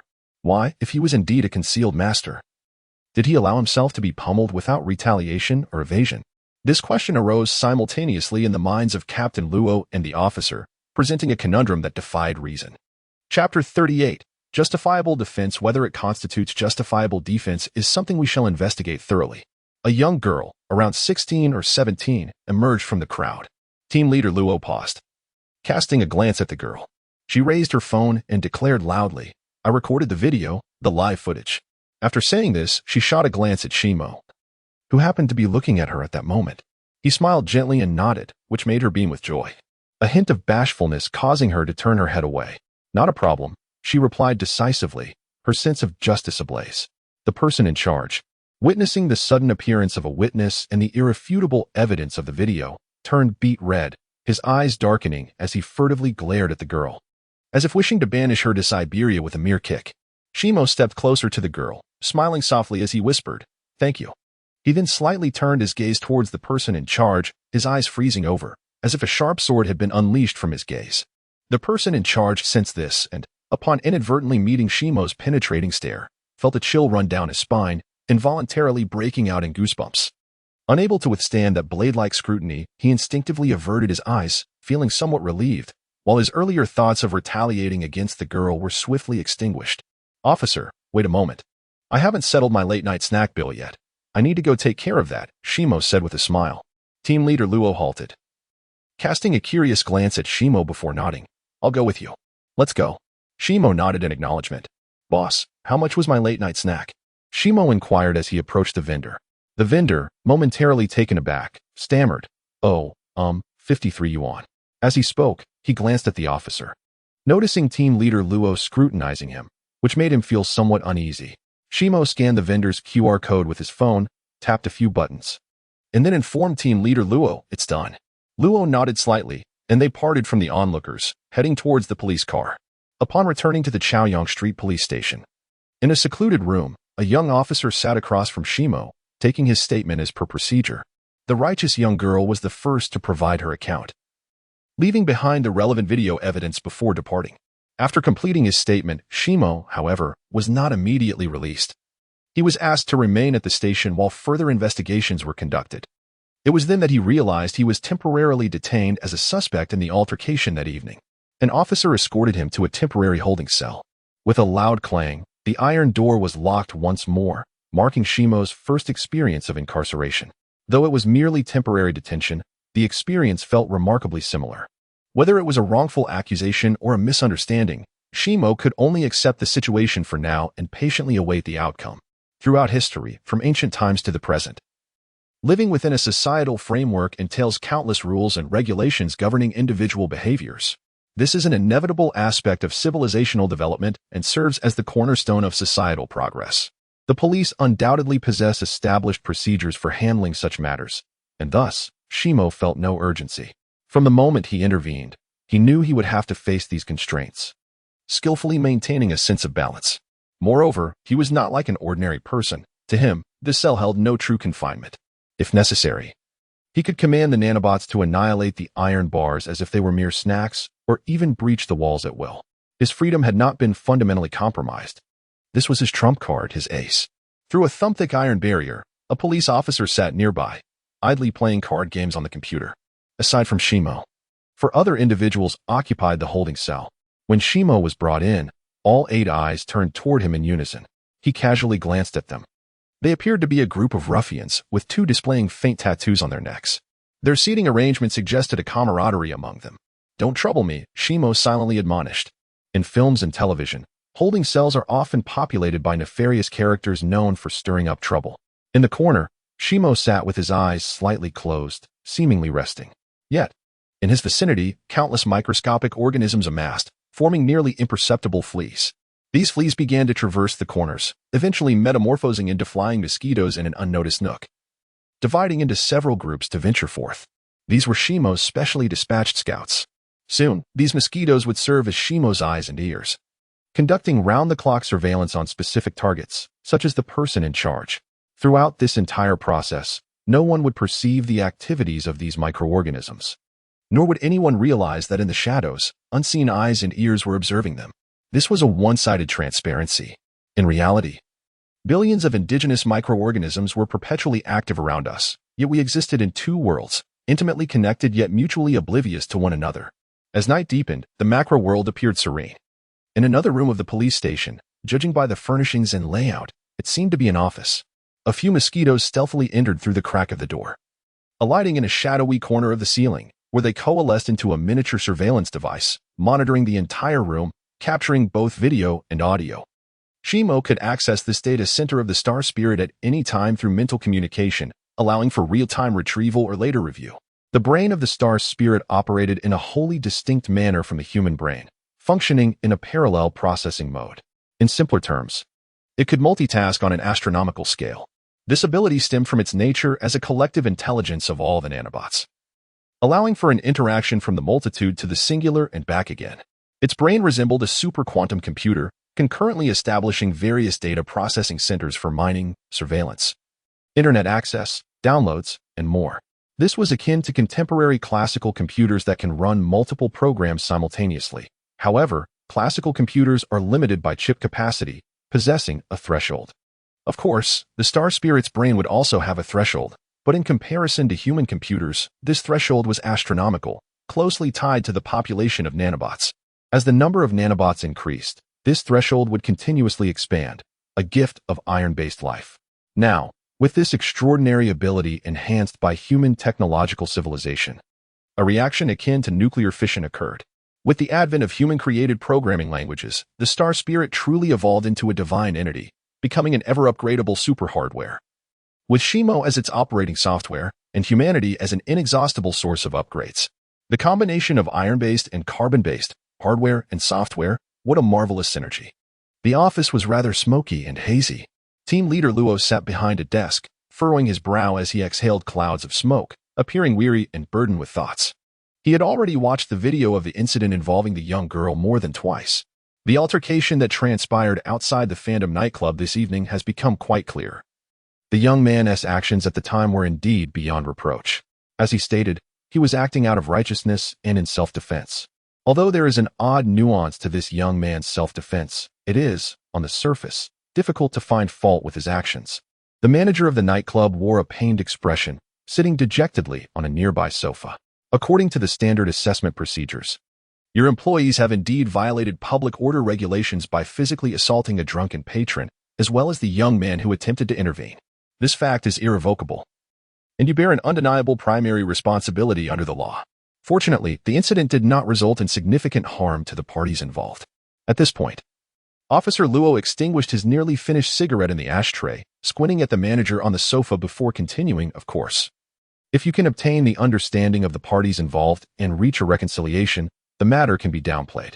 Whether to reconcile and how to do so depends on your willingness. You understand this, don't you?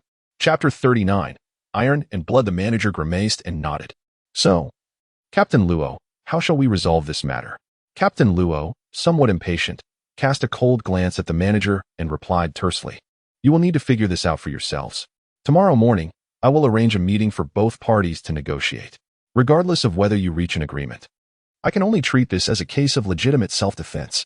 There is little more to say. You must understand the current situation. I am at a loss for words if you cannot even handle this trivial matter. Do you believe the outcome would be significantly better if you were the one who assaulted you? You ought to assess the scene, with hundreds of eyes upon you. Reverting to your old tactics is tantamount to courting disaster. Beads of cold sweat trickled down the manager's forehead as he nodded, his lips trembling, unsure of what to say. In an inconspicuous corner of the office, a hidden miniature camera ceased its surveillance and swiftly transformed into several mosquitoes, which then flew out, trailing behind the manager. After the manager departed, a police officer entered Captain Luo's office. Captain Luo, should we continue to detain that graphite fellow? The officer approached the desk, extracting a cigarette from the box atop it and lighting it as he spoke. Yes, keep him in custody. We will facilitate mediation tomorrow, trying to encourage a private settlement. Captain Luo instructed. This individual may appear frail, but it is astonishing how formidable he is. Yet it is curious, given his remarkable skills. Why was he initially overpowered by two thugs? He endured so many blows. Could it be that he was feigning weakness, playing the part of a pig to eat the tiger? That seems the only explanation. He is quite composed and not to be underestimated, Captain Luo remarked, his brow furrowing deeper. And how shall we report to Secretary Chun? The officer inquired softly, lowering his gaze. Report? What in the world do we say? How are we to handle this? Organizing a settlement is already a concession on our part. Sooner or later, Secretary Chun will be sunk by his own son, Captain Luo vented, exhaling the last puff of smoke and crushing the cigarette, but into the ashtray. For heaven's sake, what era is this? How dare they behave so audaciously? He rose from his seat. I'm going to take a nap. Call me if anything arises. Oh, and investigate this graphite fellow. Find out more about him. Understood. the officer replied. Captain Luo turned and went to the adjacent break room, closely followed by several mosquitoes that trailed him quietly. In the dead of night, in an office on the second floor of the enchanting nightclub, Chen Hongzhu rested his feet on the grand desk before him, reclining deeply in his chair. His brow furrowed with agitation. On a nearby sofa sat a burly man with one side of his face bruised and swollen. He was the one who had clashed with the graphite earlier that night. He appeared equally dejected, his face a picture of frustration as he chain-smoked. The door swung open, and the nightclub manager, just returned from the police station, stepped inside. The manager cautiously observed the room before approaching the grand desk, bowing slightly in respect. Mr. Chen, the police suggest we consider a settlement. There are eyewitnesses, and, additionally, we have video evidence. The police have essentially determined that we bear primary responsibility, while the other party acted in self-defense. Upon hearing this, Chen Hongzhu erupted in fury, springing to his feet to berate the manager. What could argue? How have you managed to mishandle such a straightforward situation? Self-defense? A settlement? How do you propose we settle this? He leaned closer to the manager, his eyes blazing with indignation. The manager, quaking with fear, averted his gaze but could not escape the intensity of Chen's stare. When I left, the incident had already transpired, and things escalated too quickly. I speak.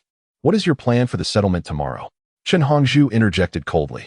In a corner of the temporary holding cell at Chaoyang Police Station, Graphite sat in silence, eyes closed. Yet his mind was immersed in a data center constructed by star spirits. Through a network of nanocell structures, he had accessed a remarkable array of surveillance data, comprehending nearly all that had transpired and was yet to unfold. He found the experience both novel and exhilarating. He had only ever witnessed such high-tech monitoring and espionage films. Yet here it was, manifesting in reality, even more fantastical than the cinematic portrayals. Indeed, from this moment onward, the world would become transparently one-sided for him, should he so desire. He opened his eyes slightly, the night deepening around him. The patrolling officers had seemingly departed, likely retreating to the adjacent break room for rest. Casting a glance at the four individuals on the other side of the cell, one soon rose and approached Graphite. Turning his head, Graphite squinted at the approaching figure, internally lamenting the impending trouble. The individual was tall and gaunt, with a dark green tattoo visible on his neck, his face bearing the unmistakable marks of addiction. His body seeming so frail that a gust of wind could easily whisk him away. In that moment, Graphite shifted his internal stance, since trouble was unavoidable. He resolved to confront it directly. He leaned back against the wall, squinting coolly at the lanky figure as he approached. The tall figure crouched down before Graphite, peering at him with feigned nonchalance. Graphite remained relaxed, his gaze imbued with a mixture of chill and disdain. The moment their eyes met, a silent contest of wills commenced. After a few tense seconds, the tall figure finally spoke, his voice low and gravelly. Why are you here? Chapter 40. In the dead of night.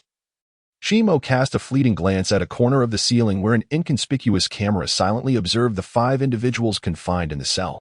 Meanwhile, the 4 men surrounded Shimo like ravenous wolves, their eyes glinting with a ghostly green light. A stout, bald man with a face full of rough contours narrowed his small eyes and leaned closer to Shimo, scrutinizing him with an air of inexplicable menace and hostility. Shimo regarded him with indifference, feeling a wave of nausea wash over him at the sight of the grotesque face intruding upon his space. In response, he closed his eyes, slightly tilting his head to the side, and feigned slumber. This act of blatant disregard incensed the 4 men completely. The fleshy features of the bald man quivered slightly, a fierce glint flickering in his gaze as his lips curled to utter 3 ominous words, teach him a lesson. The lanky individual beside him could no longer contain himself. Barely had the bald man finished speaking when he launched a swift kick toward Shimo, as if they bore an irreconcilable enmity. His kick was executed with full force, aimed directly at Shimo's face. The seated Shimo sensed a sharp gust of wind approaching and instinctively inclined his head to evade the blow. The lanky man kicked nothing but air, nearly losing his balance. Fortunately, the wall was directly behind Shimo, and his foot collided with it, producing a dull thud. He winced as pain shot through his foot, quickly regaining his stance. At that moment, the bald man and the other 2 also began to attack. Since Shimo remained seated, they predominantly resorted to kicking, cursing as they did so. Yet, despite their apparent numbers and bravado, they could not dislodge Shimo from his position against the wall. With his hands acting as iron shields, he effortlessly deflected the incoming kicks. Although he appeared somewhat disheveled, it was the 4 assailants who were truly at a disadvantage. The quartet, seemingly indulging in a futile exercise, continued to assault the unyielding wall, exhausting their energy in the process. With every additional kick, their feet grew increasingly sore. Yet they remained oblivious to their predicament, relentlessly attacking Shimo as if the wall were their true enemy. Shimo surmised that the camera in the corner had recorded ample footage of their violent antics. Just then, the bald man delivered a powerful kick that was less than 20 centimeters from Shimo. Seizing the moment, Shimo clenched his fist and struck the man's shin with unerring precision. The bald man let out a scream reminiscent of a slaughtered pig, his leg twisting grotesquely backward in a horrifying display. Shimo's punch had broken his leg cleanly in two. What goes around comes around, Shimo mused silently. The other three thugs froze at the sound of their comrades' agonized cries. Upon witnessing the distorted leg of their leader, their faces paled, fear replacing their earlier bravado. The bald man writhed on the ground, moaning, "My leg, my leg." The trio exchanged glances. Uncertainty etched across their faces, unsure of how to proceed. At that moment, the tranquility of the night was shattered by the bald man's wails, awakening the otherwise peaceful police station. After a while, a cacophony of hurried footsteps echoed outside. Several on-duty officers had been roused from their slumber and rushed in. The officer who had entered first turned to Team Leader Luo, saying, "Team Leader, these men are fighting inside, and it seems the injuries are severe." By now, 5 or 6 officers had gathered outside, peering through the iron bars at the moaning bald man sprawled on the ground. Their expressions were a mix of confusion and disbelief. According to the lanky man's earlier account, it was Shimo, seated calmly, who had delivered the blows, leaving them perplexed. Shimo glanced at Team Leader Luo, offering a resigned smile. Luo found Shimo's demeanor both amusing and entirely plausible. "I will keep an eye on things. It is best if your account holds true. Otherwise..." He paused before instructing, "Xiaozhong, Xiaoli, take him to the hospital, and ensure they are separated for detention." He trailed off, focusing on the aftermath. The officers scrambled to lift the bald man out and hurried off in a police car toward the hospital. The remaining 3 were taken elsewhere for detention, leaving Shimo alone in the spacious cell, seated in the corner, awaiting the calm that would eventually return to the night. Undoubtedly, Shimo had acted in self-defense. Yet the question of whether his response was excessive lingered. From the video, it was evident that Shimo exhibited no hint of fear or trepidation. His immense confidence suggested he was no ordinary individual, capable of delivering a blow strong enough to fracture bones. Such capabilities were typically associated with elite soldiers or boxers. Yet to inflict such damage in close quarters was almost unheard of. Who was he? What was his background? What past did he carry? Team Leader Luo fell into deep contemplation, the ash from his cigarette finally succumbing to gravity and burning his finger. Startled from his disordered musings, he reached for the cigarette box on the table and lit another, his brow furrowing even deeper than before. Chapter 41. Released from imprisonment the following morning, shortly after 9. Shimo was escorted into a mediation room, where he faced the manager of the nightclub from the previous night. The manager appeared to have had a restless night, as evidenced by the pronounced dark circles under his eyes and the palpable fatigue etched across his face. In stark contrast, Shimo, despite having had little sleep himself, bore no trace of weariness. He looked nothing like a person who had spent a night in a cell. Aside from the two of them, a police officer sat nearby, taking notes. "Allow me to clarify," the officer began, opening his notebook. "Today marks the first mediation session for both parties. Do you both agree to proceed?" Upon receiving nods of assent from the involved parties, the officer made a note and continued, "You may each articulate your intentions for mediation, after which we can engage in mutual discussion. Who would like to begin?" Shimo glanced at the nightclub manager, who appeared to be in his early 30s, clad in a striking silver suit. His thin lips and phoenix eyes gave him an air of superficiality. Yet it was clear that the strain of the previous night had taken its toll on him. With a cold glance at Shimo, the manager turned to the officer and said, "Let him speak first." The officer remained neutral, directing his gaze towards Shimo. With a smile, Shimo replied, "Very well. Allow me to express my thoughts." He sat up straight, placing his hands on the table with fingers interlaced, and fixed his gaze on the manager. "I have 3 demands. First, I require an apology from the Phantom nightclub. Second, I insist on severe punishment for the assailant. And third, I seek financial compensation." Upon concluding his statement, he turned to the recording officer, spreading his hands, and declared, "These are my terms." The officer hesitated, then inquired, "What amount do you seek in compensation?" Shimo smiled again. "The amount is irrelevant. We can discuss it once they agree to compensate." The officer blinked in surprise but nodded before turning to the nightclub manager. The manager's face twisted momentarily, a flicker of malice darting through his eyes. Yet he quickly masked his emotions and began to articulate his stance. Our position is that this conflict was an unfortunate accident, resulting in considerable harm to our personnel. However, in the spirit of amicable negotiation, we are willing to forego any claims for personal injury from Mr. Shimo. We propose that both parties reconcile and sever ties henceforth. After delivering his statement, the manager cast a fleeting glance at Shimo. Shimo shook his head subtly, clearly unimpressed by what he perceived as an attempt to evade accountability. Leaning back in his chair, he crossed his arms, choosing silence. He understood that any words at this moment would be futile, opting instead to observe the unfolding events. The room fell into a brief silence, thick with an unusual tension. Ahem, the officer interjected, glancing between the two. This approach will not lead to resolution. I advise both parties to make concessions. Shimo lowered his gaze, his arms still crossed, resembling a meditative monk, remaining unyieldingly silent. Another heavy silence ensued. Eventually, the manager clenched his teeth and spoke hesitantly. In fact, we have 7 or 8 individuals injured, and you. Shimo abruptly raised his gaze, halting the manager's convoluted argument with a firm hand gesture. Please understand, I was acting in self-defense. This is not a contest of who suffered more. You surely realize that. The manager found himself momentarily at a loss, as if suddenly grappling for breath. He stared intently at Shimo, but all he could perceive were Shimo's abyss-like eyes, calm to the point of evoking fear. Another round of uncomfortable silence enveloped them, marked by unspoken tension. After a moment, the manager stammered, "Very well, I agree to apologize. We will terminate the 2 security personnel involved. As for compensation, what amount do you seek?" As he finally managed to utter these words, his gaze turned frosty. Like a serpent poised to strike, he understood that if he did not relent, the other party would remain obstinate, and given the evidence at hand, escalating the matter would only complicate their position further. Shimo smiled faintly, well aware of the manager's internal calculations. Would there be retaliation afterward? He felt no apprehension. Whether they resorted to overt intimidation or underhanded tactics, as long as they remained oblivious to his true capabilities, he would not feel unduly pressured. The less informed they were, the better. $1, he declared. Once this matter is settled, I will not pursue it further. Both the officer and the manager stared at Shimo, their expressions tinged with incredulity. Just $1 in compensation? Indeed, $1. What I seek is not monetary gain, but a recognition of the nature of this incident. Shimo reaffirmed.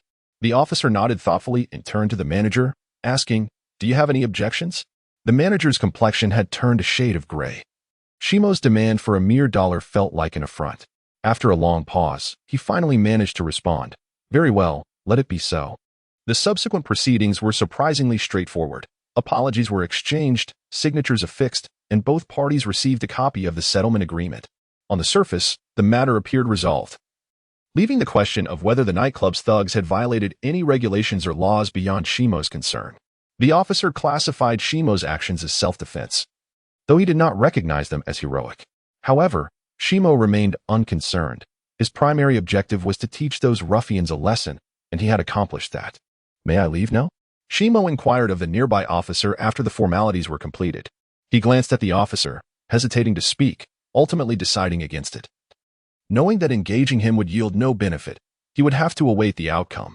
In the temporary detention area of the police station, Shimo sat quietly alone in a corner.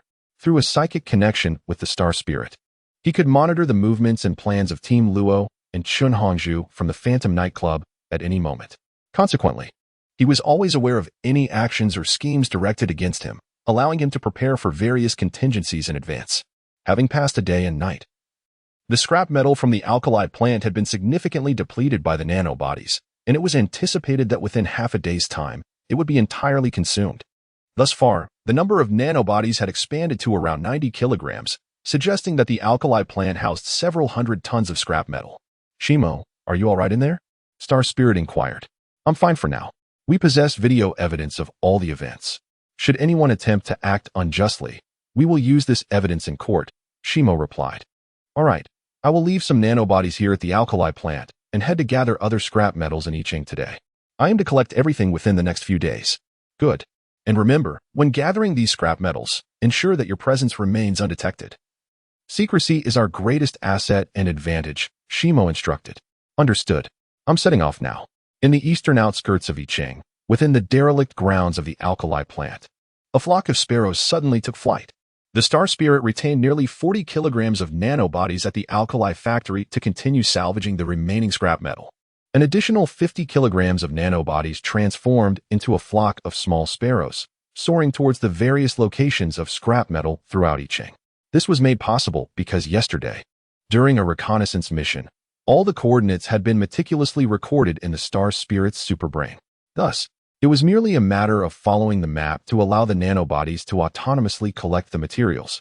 While maintaining surveillance to prevent any possibility of detection was a fundamental requirement. Each nanobody, existing in a microscopic realm, resembled a miniature computer or a nanorobot. They could operate independently and maintain seamless communication with the Star Spirit's main brain at any moment. Complicated calculations and judgments were solely executed by the Star Spirit's superbrain, with individual nanobodies serving merely as simple executors. This arrangement ensured that each nanobody possessed decision-making and operational capabilities that rivaled those of any human brain.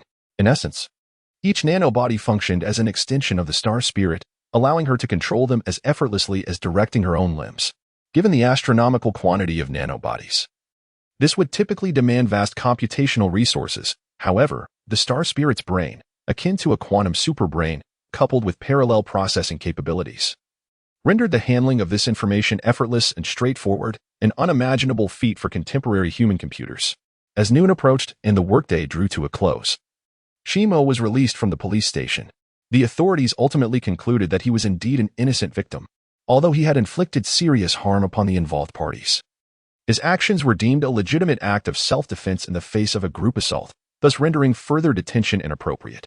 Team leader Luo gazed through the glass window at Shimo as he exited the police station, his brow still furrowed in deep thought. The slender silhouette before him exuded an air of peculiarity and mystery. A police officer approached from behind Luo, offering a cigarette, and the two ignited their smokes by the window. Team leader Luo, the information on this individual is quite sparse. Should we assign someone to follow him? Inquired the officer. Luo exhaled a heavy plume of smoke, inhaled deeply once more, and continued to fix his gaze outside. After a moment of contemplation, he replied, "Not for now.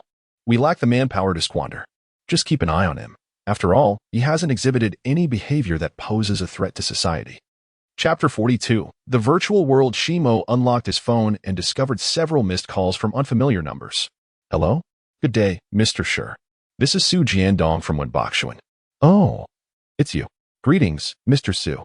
Hello. Do you have some time today? Could you come by my shop? We need to discuss that item of yours a bit further. What do you think? A smile crept across Shimo's face as he held the phone. He deduced that the other party had likely agreed to purchase the jade piece for 200,000. Otherwise, he wouldn't have initiated the call. He had anticipated this conclusion since yesterday, having overheard their conversation in the shop. The market estimate for that jade was expected to reach 500,000, making the 200,000 offer quite lucrative, one that Mr. Su would certainly not let slip by. He had no intention of raising the price further. 200,000 already exceeded his psychological threshold. One must know when to seize the opportunity. Greed could lead to misfortune. It was his principle in life to allow others a fair chance to profit as well, ensuring smoother dealings. Mr. Su, I stand by my word. If you agree to the 200,000, I will find time to come over. I have other matters to attend to, and I hope you understand. Mr. Su fell silent for a moment. All right, Mr. Sure. I will accept the 200,000. When can you come? I can head over now, Shimo replied with a smile. Good, come over right away. I will be waiting for you in the shop. Mr. Su was swift and decisive, indicating he had long been prepared for the 200,000 purchase. See you shortly. Yes, see you soon. At the Chaoyang police station, Shimo summoned a ride via a mobile app. Shortly after, a BYD electric vehicle arrived. He leaned out to check the license plate, confirming it was indeed the car he had called for. Once inside, the driver inquired, "To Tunghua Lane?" "Exactly. Let's go." The car navigated swiftly, bringing Shimo to the entrance of Tunghua Lane. The vehicle could not proceed further, so Shimo alighted and walked the rest of the way. Soon arriving at the entrance of Wenbakshuan Antique Shop, he glanced up briefly before pushing open the glass sliding door and stepping inside. Mr. Su was seated in his usual spot, brewing tea at the tea table. "Hello, Mr. Sure. Haha, please, take a seat and enjoy a cup of tea." Shimo smiled and nodded. "Hello, Mr. Su. Haha, good. Sit down. Once Shimo had settled, Mr. Su promptly prepared a cup of tea and brought it over. Here. Enjoy your tea. After savoring the tea and placing the cup down, Mr. Su remarked, shall we proceed with the transaction now? You brought the item, I presume? Shimo nodded with a smile, of course. He retrieved the jade ornament he had prepared earlier from his pocket. Mr. Su stood and said, apologies, Mr. Sure. But let us adhere to our usual protocol and inspect the item first. This time, Mr. Su examined the jade even more meticulously, taking approximately 10 minutes before finally nodding with satisfaction. He set down the magnifying glass and smiled at Shimo. No problem, Mr. Sure. I will take the item. Please provide me with your account number, and I shall transfer the funds to you immediately. Mr. Su utilized mobile banking at the counter, and soon, Shimo's phone chimed with a notification. Checking his phone, he confirmed that the 200,000 had been successfully transferred to his account. I've received it, Mr. Su. Thank you. Shimo smiled. Not at all, Mr. Sure. I appreciate your straightforwardness in business. Should you have any antiques to part with in the future, do keep me in mind. Mr. Su grinned. Certainly, I look forward to collaborating again. After sitting for a while longer, Shimo rose to take his leave. Very well, Mr. Su. I shall take my leave now. Safe travels, Mr. Sure. Do come by for tea sometime. Mr. Su beamed, escorting him out. Shimo waved and stepped out of Wenboxuan. Upon returning to his room, he took a hot shower and emerged in a bathrobe, collapsing onto the bed, fully relaxing, gazing at the ceiling. He reflected on the events of the previous night, exhaling deeply. From this moment onward, his life had irrevocably changed. The experiences of that night allowed him to genuinely feel the difference within himself. His body, having undergone nanosite transformation and enhancement, exhibited extraordinary resilience and combat prowess. Coupled with his newfound perceptual abilities, Shimo found that confronting an ordinary individual was now akin to a crushing victory for him. From now on, few could pose a threat to his safety. This transformation from an ordinary person to a formidable force filled him with profound emotion and exhilaration. What excited him even more was the Star Spirit's quantum superbrain. The quantum superbrain now demonstrated comprehensive monitoring capabilities, computational power, and control, functioning akin to a super-intelligent operational center. This endowment would empower Shimo, equipping him with a formidable support system. Information gathering, analysis, and organization became effortless, for in this information age, he who held dominion over information would emerge as the ultimate victor. Moreover, with the steady increase in the number of nanosites, he essentially commanded an inexhaustible source of combat personnel. His sole requirement now was to amass an army. Unexaggeratedly speaking, should he wish to overthrow a small to medium-sized nation in the future, it was certainly within the realm of possibility. Lying on his bed, a myriad of thoughts flooded his mind. Before he realized it, he gradually drifted into slumber. This was a modern information center imbued with an aura of science fiction. The entire center was replete with sleek and futuristic electronic devices, alongside orderly office equipment and seating, exuding a style that was both simple and modern. In the distance, enormous floor-to-ceiling windows revealed a view of the azure ocean outside. At this moment, Shimo stood before a holographic 3D projection array within the information center. This array resembled a square sandbox, measuring 8 meters on each side. In its center, a 3D projection displayed the comprehensive topography of Ichang, with markers indicating the locations of the alkali plant and various sites of scrap metal. Small yellow dots represented areas where the nanosites were currently engaged in metal collection. Beside Shimo stood a strikingly beautiful woman, none other than Yelena, who had appeared in the old house previously. Dressed in a white blouse and a black skirt, complemented by black high heels, her figure was both alluring and statuesque. Her face bore the exquisite features of a mixed heritage beauty, embodying a perfect blend of Eastern and Western elegance. Star Spirit, how many nanosites do we currently have? Shimo turned to Yelena, smiling as he inquired. Currently, we have 200 kilograms of nanosites. We have collected nearly 2,000 tons of scrap metal, with little remaining for collection. The extent of our gathering is bound to attract various attention, yet no one has detected our presence, Yelena replied calmly, her expression as tranquil as still water. Graphite nodded, turning away from the central 3D projection stack in the hall, and walked towards a silver-white titanium door on the left, with Yelena closely following. As they approached, the doors silently slid open, revealing a vast, oversized balcony adorned with exquisite Nordic anti-corrosion wood, exuding the fragrant aroma of pine. In every corner of the balcony, various green plants and bonsai stones were artfully arranged, crafting a natural and unpretentious ambience. Above them stretched a cerulean sky, dotted with fluffy, cotton-like clouds drifting lazily. In truth, this entire realm was a virtual world constructed by the stellar spirit's quantum superbrain. This concept was conceived by Graphite, who envisioned a reality indistinguishable from the actual world, achieved through the fusion of the stellar spirit's quantum superbrain and human digital simulation technology. Should an ordinary person find themselves drawn into this place, they would be oblivious to its virtual nature, for everything appeared exceedingly real. Humanity had long been devoted to researching fully immersive virtual worlds, yet, given the current capabilities of human computing, such a world remained unattainable due to the immense computational resources required. The realization of this dream seemed possible only with the advent of quantum computing. However, for the stellar spirit, an inherently quantum superbrain, such feats could be effortlessly accomplished. The only missing elements were the idea itself and the requisite technological knowledge. Yet, as the stellar spirit gradually assimilated human scientific knowledge, she was now capable of effortlessly realizing this dream, resulting in the creation of this ultra sci-fi information center, or rather, an immersive virtual world. Standing at the balcony's edge, one could gaze into the distance. Beyond lay a shimmering ocean, with gentle waves rippling under the caress of the sea breeze, sunlight dancing upon the water's surface like scattered gold. Occasionally, a solitary seagull would soar gracefully in the distance. At this moment, both Graphite and Yelena were fully realized virtual entities, yet this virtuality was so immersive that it was nearly imperceptible. Even the sensation of the sea breeze against their faces was flawlessly rendered through the precise calculations of the quantum superbrain. The entire information center was situated atop the ocean, surrounded by an endless expanse of water. It resembled a solitary island upon the sea, akin to a large deep-sea oil rig standing majestically amidst the waves. Leaning against the balcony railing, Graphite gazed into the horizon and suddenly felt an overwhelming silence surrounding them. After a moment of contemplation, he chuckled, "Stellar spirit. I believe this place could benefit from the addition of several virtual NPCs, servers, programmers, security personnel, and so forth." Yelena nodded, a charming smile gracing her exquisite features, and said, "Just a moment." Chapter 43. The Gambling City Soon. A semi-transparent display screen materialized just a meter in front of Shimo. The screen showcased a row of virtual NPC characters, both male and female, of various ages. "Mo, it's time for you to choose and set them up," Yelena said. Shimo nodded, placing his finger on a hand symbol located at the bottom right corner of the display. Instantly, the screen recognized his hand as a pointer. As he glided his hand to the left, the characters on the screen began to scroll in the same direction.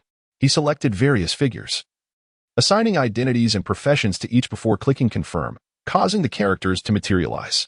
Leaning against the railing, Shimo felt the gentle sea breeze tousle his slightly disheveled hair. The sun cast a warm glow upon him, and through the floor-to-ceiling windows, he could observe the silhouettes of people moving about in the information center's grand hall. Everything appeared so natural and harmonious, evoking a sense of tranquility and peace. "From now on, let us name this virtual information center Naxing Center. What do you think, Star Spirit?" Shimo smiled. Yelena nodded, gently adjusting her frameless glasses, and replied, "Sounds good. Star Spirit, I suddenly think we could start an internet enterprise, perhaps in gaming. Creating ultra-realistic virtual reality games where users can don headsets to enter our virtual world. I believe this would have significant market potential," Shimo proposed. Yelena tilted her head thoughtfully at Shimo and inquired, "While it's not difficult to implement, how will we explain our server to the outside world? With humanity's current level of computer technology, this seems implausible."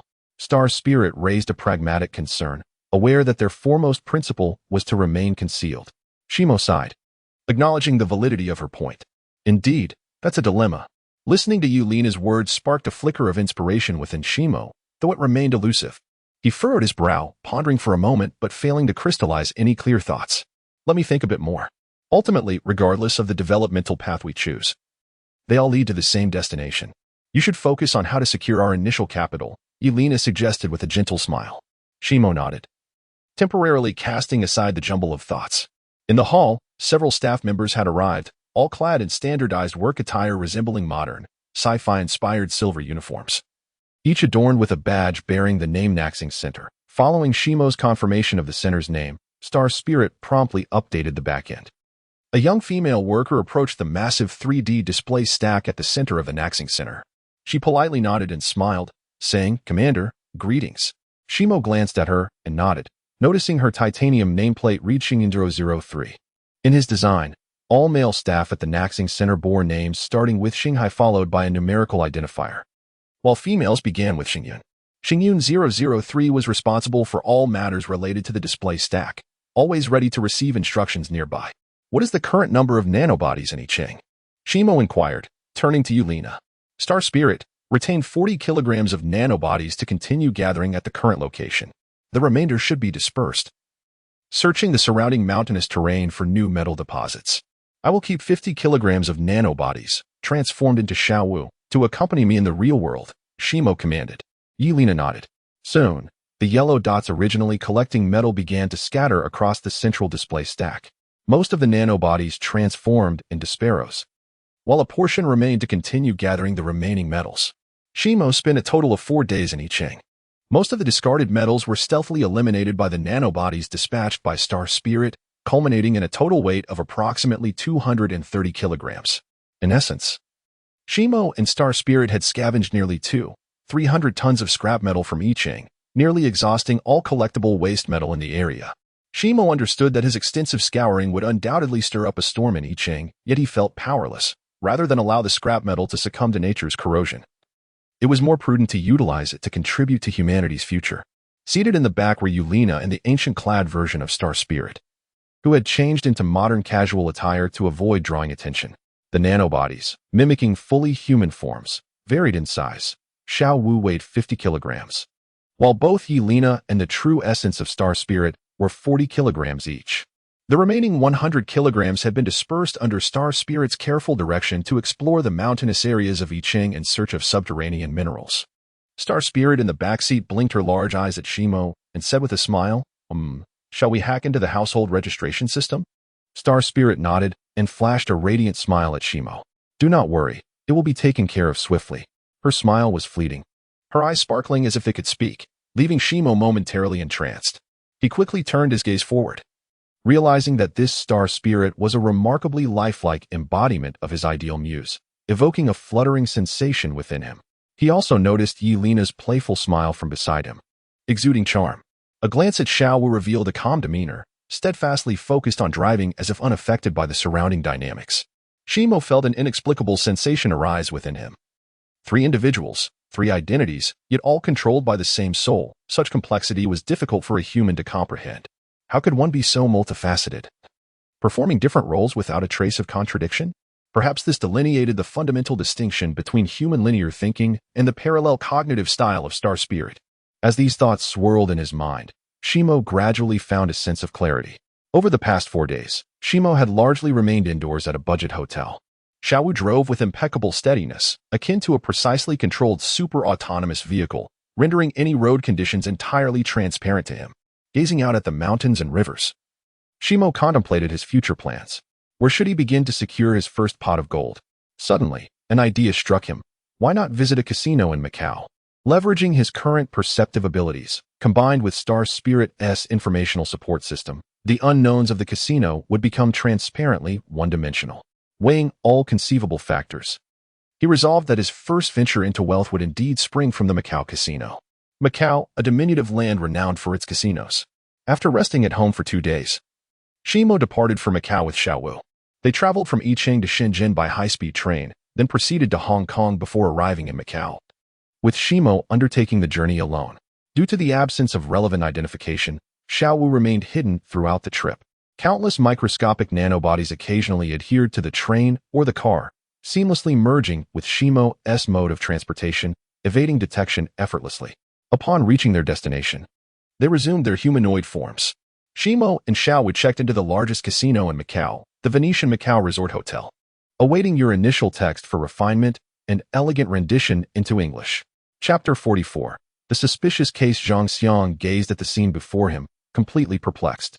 Not only that, but according to the gathered information, numerous thefts of scrap metal had occurred throughout I Ching in recent days, all committed by an assailant who left no trace at the scene. It was evident that these incidents were the work of the same perpetrator. Several detectives continued to photograph various locations at the site, where the alkali factory structure remained largely intact, yet all the metal had vanished without a trace, leaving only a significant amount of fine powder resembling flour. This powder had been collected as evidence in specialized plastic bags. Beyond that, no human traces could be found, no footprints, no signs of forced entry, and no evidence of vehicles coming or going. Even the wild grasses within the factory grounds showed no signs of disturbance, as if the scrap metal had simply evaporated into thin air. Zhang Xiang turned to see Wang Guangyin approaching. Wang Guangyin was an old classmate. They had graduated together from the Southwest Criminal Investigation Academy and were subsequently assigned to the same unit for nearly 2 decades.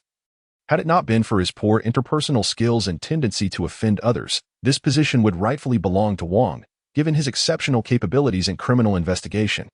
Although their collaboration had led to the resolution of several significant cases, Zhang Xiang was acutely aware that it was Wang's analytical skills that were pivotal in solving these mysteries. Guangyin, any leads? Zhang Xiang inquired, offering a cigarette. Wang Guangyin accepted it, and as they lit their cigarettes, they each perceived a profound sense of confusion on the other's face. Wang Guangyin nodded and suddenly remarked, Xiangzi, could this not be the work of a human? They exchanged glances, both taken aback by the other's astonishment, yet simultaneously enlightened. If it were not human, then what could it possibly be? Soon, they found themselves ensnared in a deeper fog. Macau, at the Porcelain Crystal Resort Hotel. In an opulent suite, a corpulent middle-aged man lounged on the sofa, sipping coffee, his pudgy fingers adorned with 2 oversized gold rings, each set with emeralds, giving him the appearance of a nouveau riche. This man, known as Jia Yu, hailed from Shaanxi and was referred to as Director Jia. He was a mainland tourist disguised by the entity known as Shimo, as he currently possessed 10 kilograms of nanobodies.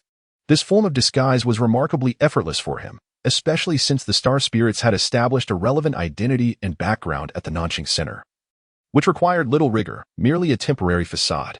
The identity of Xiao Wu was intended for long-term use, thus he would not waste it frivolously. At present, he had altered his appearance to resemble that of a wealthy bodyguard. The room is secure, Xiao Wu communicated telepathically to Shimo. Shimo nodded slightly, glancing at his Rolex gold watch, noting it was nearly 6 o'clock. Let us dine. After dinner, we shall indulge in the casino. Shimo rose, his movements surprisingly nimble and agile, contrasting sharply with his bulky physique, lending an oddity to his demeanor. As they exited the room and traversed the corridor, Shimo intentionally adjusted his walking posture, attempting to embody an arrogant nouveau riche, swaggering with a noticeable swagger. He was uncertain whether he appeared natural in this guise. On their way to the restaurant, they frequently encountered passers-by who paid him no mind. Perhaps individuals like him were too commonplace in such establishments, allowing him to gradually relax and contemplate how soon he would strike it rich in the casino, unwittingly adopting a semblance of the nouveau riche persona. The Porcelain Crystal Resort Hotel itself was a grand entertainment center, offering an abundance of culinary delights. Tourists could indulge in exquisite meals without leaving the premises while engaging in extravagant gambling. The hotel boasted various entertainment facilities and fitness salons, all aimed at retaining guests to extract every penny from them.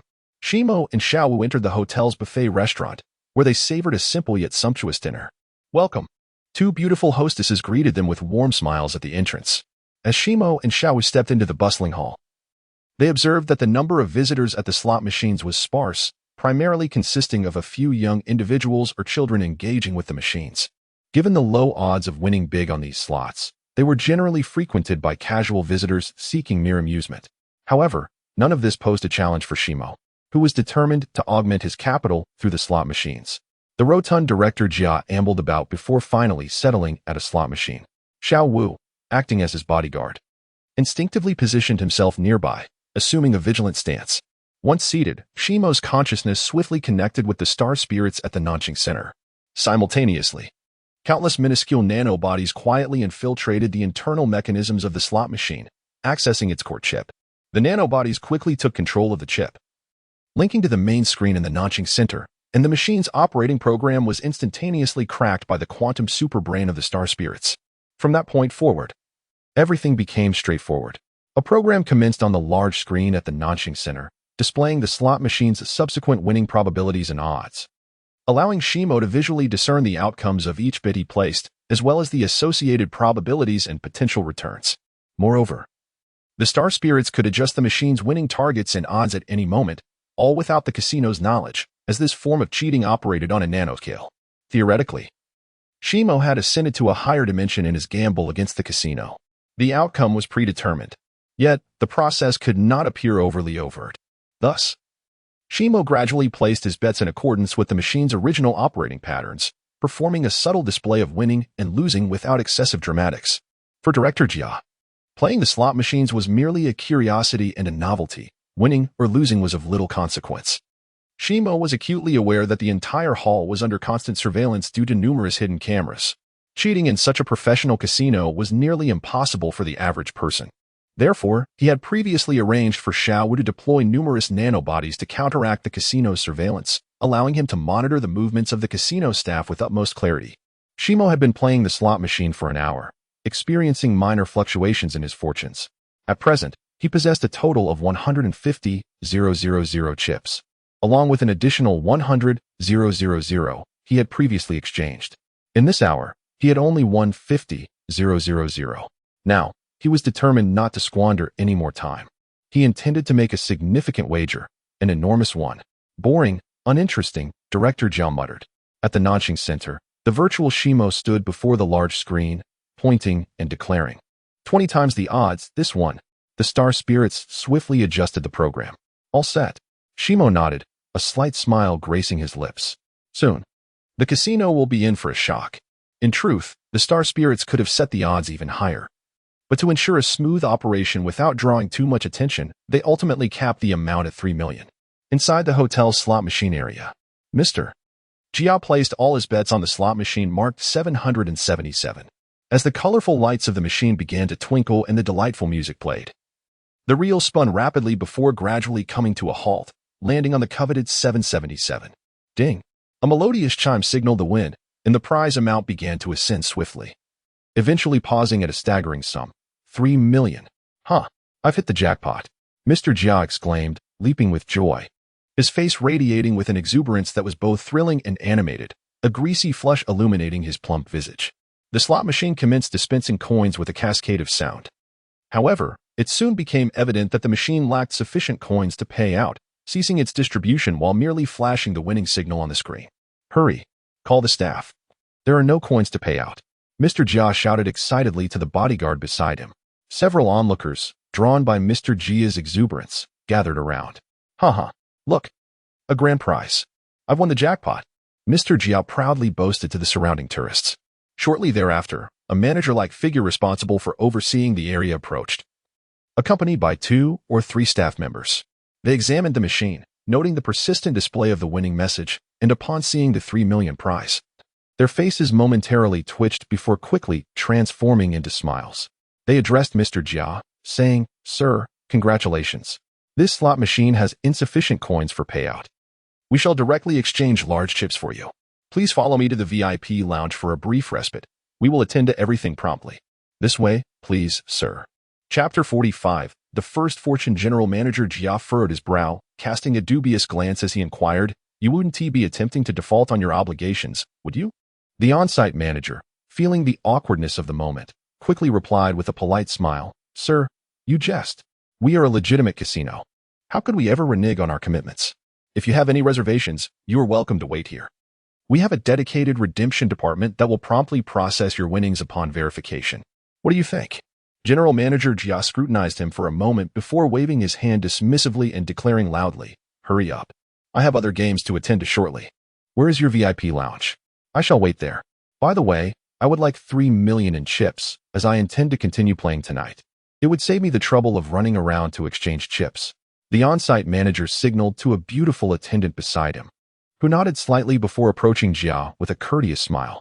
Sir, please follow me this way. After a polite bow and gesture inviting him to proceed, she led the way. General Manager Jia and his bodyguard, Xiao Wu, nodded in acknowledgement and followed her. Under the guidance of the captivating attendant, they arrived at an elegantly furnished VIP lounge, where they settled onto a genuine leather sofa. Almost immediately, young attendants emerged with an array of drinks and exquisite snacks. Sir, please bear with us. The redemption department will attend to you shortly, the charming attendant remarked before gracefully exiting the room.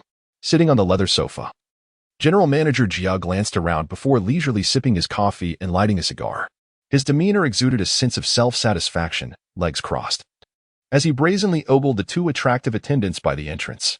Xiao Wu, his bodyguard, sat beside him with a perpetually disgruntled expression, as if the world owed him a debt. Meanwhile, the door to an office within the hotel swung open. The on-site manager from the gaming hall stepped inside. There were 3 individuals in the office, all clad in black suits, who turned to regard the manager's entrance.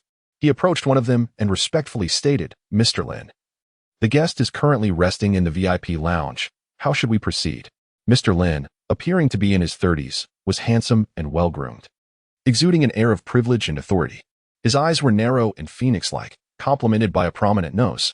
It was evident that the 3 individuals had scrutinized the situation multiple times. One of them, a Western man with tousled brown hair, bore an ageless quality. Though he seemed to be middle-aged, he stood with arms crossed, one hand gently stroking his chin, his gaze intensely focused on the screen. After a moment, he turned and remarked, "Lin, there should be no issue. I see no signs of cheating." Lin glanced at the foreigner and nodded. "Jason, have you confirmed that?" Jason, an anti-cheating expert from Las Vegas, had been dispatched to Macau for technical support when the hotel opened. He nodded affirmatively. Lin then turned to another slightly overweight middle-aged man, hesitating briefly before sighing. "Mr. Kong, please handle this. Do your utmost to accommodate him and find a way to keep him at the casino." Mr. Kong nodded and instructed the on-site manager, "Prepare the 3 million in chips. I will accompany you to meet the client." The manager nodded, and together they exited the office. The door to the VIP lounge opened, revealing Mr. Kong and the on-site manager, followed by a young male attendant carrying a tray laden with large denomination chips. Naturally, Stone was fully aware of the events that had transpired in the office. The surveillance system set up by the nanobots ensured that no detail escaped him. Before Mr. Kang's arrival, Stone was already informed of everything, leaving him in high spirits and particularly relaxed, buoyed by the success of his initial endeavor, which filled him with confidence for the money-making plans ahead. "My apologies for keeping you waiting, sir." Mr. Kong entered with a beaming smile, warmly greeting Stone as he approached the sofa. Noticing the young attendant, he gestured for him to present the tray. The young man politely stepped forward, placing the platter of chips on the coffee table before quietly retreating to stand in the background. "Sir, this is your reward for today. Please count it to ensure the amount is correct." Mr. Kong beamed, embodying the grandeur of a major casino. Stone, lounging on the sofa with a substantial cigar in hand, his round face gleaming with satisfaction, nodded approvingly and chuckled. "Ah, splendid. Playing here is exhilarating. My luck is on my side today. I plan to explore more of your offerings later. Ah ha ha." It was clear that this affluent individual was currently intoxicated by victory, reveling in his triumph. Mr. Kong, casting a casual glance at the rotund general manager Jia, silently thought, "I'm not afraid of your presence. I fear your absence." Yet, he maintained a courteous demeanor, smiling, "Indeed, sir, your luck is remarkable today. You are welcome to try our exclusive VIP room tonight." With that, he produced a VIP card from his suit pocket and respectfully extended it with both hands. Xiaowu stood and accepted the VIP card, swiftly passing it to the still relaxed Stone, who examined it with interest before looking up and smiling at Mr. Kong. "Excellent. I shall visit your VIP room tonight if time permits." Xiaowu counted the chips on the coffee table and nodded to Stone, "General Manager, the amount is accurate."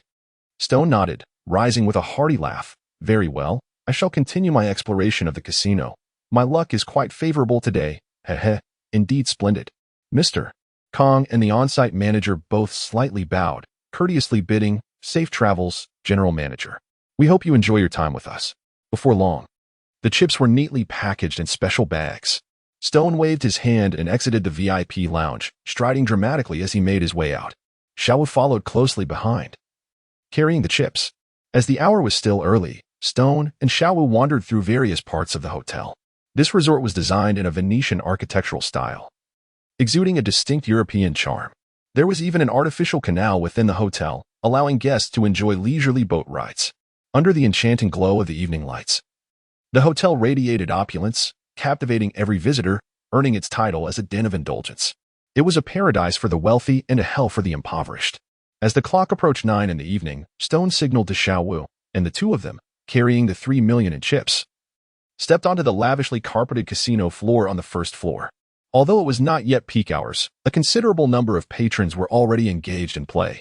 After perusing the hall, they settled at a table with a limit of 100,000. Xiaowu stood behind Stone, embodying the protective presence of a bodyguard. At that moment, only Stone occupied the table, with a young and attractive dealer presiding over the game. As Stone placed the 3 million in chips before him, the dealer's eyes lit up, and she greeted him with a warm smile. "Good evening, sir." Stone nodded, extracted another cigar, ignited it with his Zippo lighter, and exhaled a plume of smoke, prompting the dealer to hurriedly turn her head to avoid the cloud. As the scene unfolded, Shimo couldn't help but burst into laughter, his plump hand resting on the gambling table, revealing 2 magnificent gemstone rings. He tapped the table lightly twice, grinning as he asked, "So, shall we begin?" The dealer, with a warm smile, nodded in agreement. "Sir, let us commence. Please place your bets. Once placed, they are final." She gestured towards the table, indicating the start of the game. The forthcoming round would be PPBBB, with the player winning 2 rounds, followed by the banker winning 3. The celestial spirit swiftly revealed the anticipated outcome of the game. Feeling fortunate today, Shimo decided to bet on himself. Clutching a cigar, he juggled the chips with his other hand, exuding an air of confidence, ultimately placing a hefty wager of 100,000 on the player. The dealer, intrigued by the boldness of this visitor's initial bet, felt a twinge of excitement as she dealt the first card to Shimo's position, followed by one for the banker, and then alternating between player and banker until 4 cards had been dealt. Now, all that remained was to reveal and check the cards, with the possibility of drawing an additional card. Without even glancing, Shimo knew he held a jack of spades and a 6 of hearts, totaling 6 points, while the banker had 5. Yet, despite his knowledge, he played up the suspense. Mr. Jia, brimming with excitement, placed his cigar into the ashtray and hoarded his 2 cards in his palm, his greedy and exhilarated eyes gleaming. "I'll pass. Just like this," he declared. Behind him, Xiao quickly surveyed the surroundings and waved at a nearby waitress. "Bring my boss a cup of coffee," he instructed as the waitress approached to serve. Meanwhile, the dealer glanced at her own cards, deciding not to draw any further. "Sir, please reveal your cards," she prompted with a smile. Shimo turned over his cards, exclaiming, "I have 6 points. I'm certain I've won. Hurry, reveal your cards." Mr. Jia shouted, his face flushed with exhilaration. The dealer's expression dimmed momentarily, yet she maintained her habitual smile as she flipped over the banker's cards, announcing, "Player 6 points, banker 5 points. The player wins." Swiftly, the dealer elegantly compensated Shimo with his winnings of 100,000 chips. Thus, the evening's captivating spectacle had officially begun. Chapter 46. The VIP Lounge. Naturally, Shimo did not always have the upper hand over the dealer. He astutely placed his bets according to the principle of advancing 3 and retreating 2. Each wager was a substantial sum of 100,000. He appeared to be a seasoned player of probability games, yet also resembled a wealthy patron who was unconcerned about such trivial amounts. Occasionally, when he won a few rounds in succession, he exhibited a fitting level of excitement, while a few losses prompted him to sigh in disappointment. After half an hour of play, 2 more guests gradually joined the table. Shimo cast a glance at them as they took their seats, but soon disregarded their presence, as they seemed to be ordinary tourists. The dealer had also begun to adapt to Shimo's betting style. This affluent gambler had already tipped her 10,000 during their half hour together, which spurred her enthusiasm, as generous patrons were a rarity. Meanwhile, in the casino surveillance room, Lin and the previous attendant Jason observed the happenings. Aside from the 2 of them, several staff members were glued to their computer screens.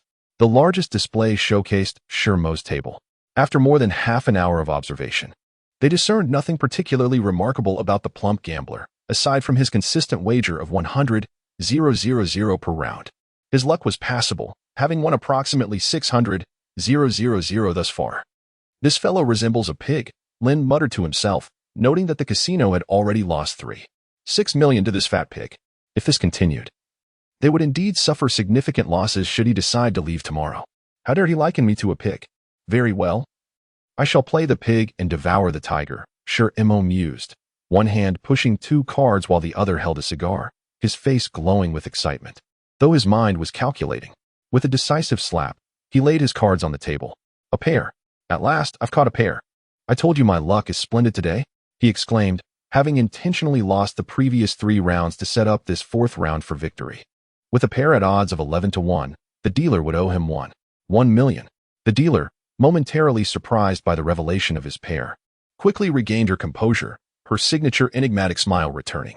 "The dealer shows 7 points. The player has a pair," she continued methodically, calculating the chips and announcing the results. The dealer had won from the other 2 players but incurred a heavy loss to Shimo's pair. Generously, Shimo selected a 10,000 chip from his stack and tossed it to the dealer, grinning. "This is for you." Thank you for dealing me a good hand.